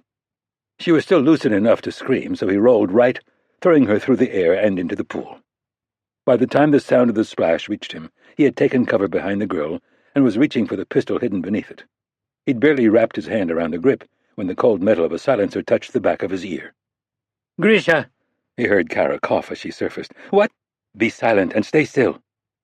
He had never spoken to her in that tone, and it seemed to work. All sound coming from her direction faded. Azeroff wanted to turn his head to look at her, but decided it would be unwise until he determined who he was dealing with. If it was one of Krupin's men, they would undoubtedly delay killing him until the Russian president could phone him and gloat about the limitlessness of his power. It would inevitably be a long and grandiose speech that would give Azeroff time to gain the upper hand, and then he would go to Russia and kill Krupin, his political allies, his family, and everyone he'd ever known. "Nice and easy, Grisha." The breath went out of him at the sound of the American accent. He rose with comic slowness, finally turning to face the man aiming a Glock 19 between his eyes. "You look better than the last time I saw you, Mr. Rapp. 3 different plastic surgeries, and I didn't even bother to keep track of the time in the dentist's chair. How about you? Were you actually hit, or was the blood just for show?" "Biceps. In and out." "Grisha," Kara said, unable to contain herself any longer. "Who is he? Do you know him? What does he want?" Azeroff eased his face left until he could see her out of the corner of his eye.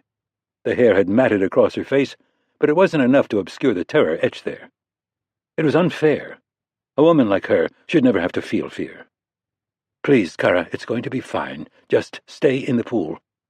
Rapp motioned with his gun. "Let's take a walk." The Russian did as he was told, crossing his large patio and starting up the trail that led to his training facility. In doing so, the tactical advantage swung in his direction. The unseen shooter was undoubtedly Charles Wicker, one of the finest combat snipers alive. The jungle at the edges of the trail was extremely dense, though, making it virtually impossible to maintain an unbroken line of sight. Further, Azeroff was intimately familiar with the terrain from years of training there. It was an advantage similar to the one he'd counted on in Saudi Arabia, the Russian reminded himself. And this wasn't a lone, injured Mitch Rapp fresh off a run through the sweltering desert. The CIA man was healthy, rested, and had backup. The only relevant question Azeroff needed to ask himself was how he wanted to die. On his knees or fighting? Oddly, he found that he didn't care. Instead, his mind wandered to the past few months of his life. The time had been agonizingly short, but a gift nonetheless. They reached the gym, and Azeroff stopped in front of the glass doors. "Inside," Rapp said. He obeyed, and Rapp indicated toward a chair next to the squat rack. Azeroff sat while the American slid onto a table just over a meter away. "I'm surprised you made it so easy, Grisha. You're too comfortable here. Isn't that the way you're supposed to feel in your home? Comfortable?" "Not us." Azeroff nodded. "And so you've come to kill me." "That was the plan. But now I'm not sure." "What's changed?" "You jumped on the surfer girl. The smart money would have been to keep her in front of you when you went for cover. Or at least to just leave her standing there as a distraction. It makes me wonder if Irene Kennedy's right, and you're not a complete waste of skin." "She thinks that?" Rapp put his gun on the table next to him, and Azeroff focused on it in his peripheral vision. The short distance between them could be easily covered if it had been anyone else. With Rapp, though, it would be suicide. "We can't find a record of you contacting anyone in Russia since you got back. Even your company doesn't know where you are. They figure you're dead." "Not dead. Just retired." "Is that what you told Krupin?" "Maxim Krupin?" Azeroff said, feigning ignorance. "The Russian president?" "It's a little late to try to play that hand. Don't you think, Grisha?" Azeroff leaned back in his chair and stared up at the American for a few seconds. "We have ended our association. Permanently. What if he feels differently? Then I'll kill him. That's a problem for me." "I don't understand. Maxim Krupin is a sociopath who causes your country and the world nothing but problems." "That's true. But now we have him by the balls. That bullshit in Saudi Arabia was all in for him, and it didn't work. If his involvement were made public, the rest of the world would come down on him like the wrath of God. And you can use this, Azaroff said, to exert control over Russia without creating a power vacuum. That's what Director Kennedy and the President think. Personally, I'd rather just fly over to Moscow and put a bullet in his head. So you want me to tell you everything I know about his involvement in what happened in Saudi Arabia? It's one option. If I agree, are you offering me protections from him? Not my job. Azaroff adjusted his gaze to the glass that looked out into the night. I was young when I first met President Krupin. A simple soldier from a poor background. His offer to me was everything. Money, beautiful women, power, all things I no longer value. What do you value, Grisha? He was surprised by the question, and even more surprised that he wasn't sure how to answer it. Not patriotism, Rapp prompted. I assume not God. The surfer girl? Azaroff tensed before he could stop himself. The hope that it hadn't been noticed was dashed when a nearly imperceptible smile crossed the CIA man's lips. She doesn't know anything about me. There's no reason to hurt her. Who the fuck do you think you're talking to? Azaroff considered the question for a moment before responding. My apologies. You understand that I'm accustomed to dealing with a different class of opponent. So we understand each other? Rapp said, standing. Yes. And the business between us is finished? Any questions I might have had about our relative abilities were answered in Saudi Arabia. The American picked up his Glock and started for the door. Then enjoy the steaks.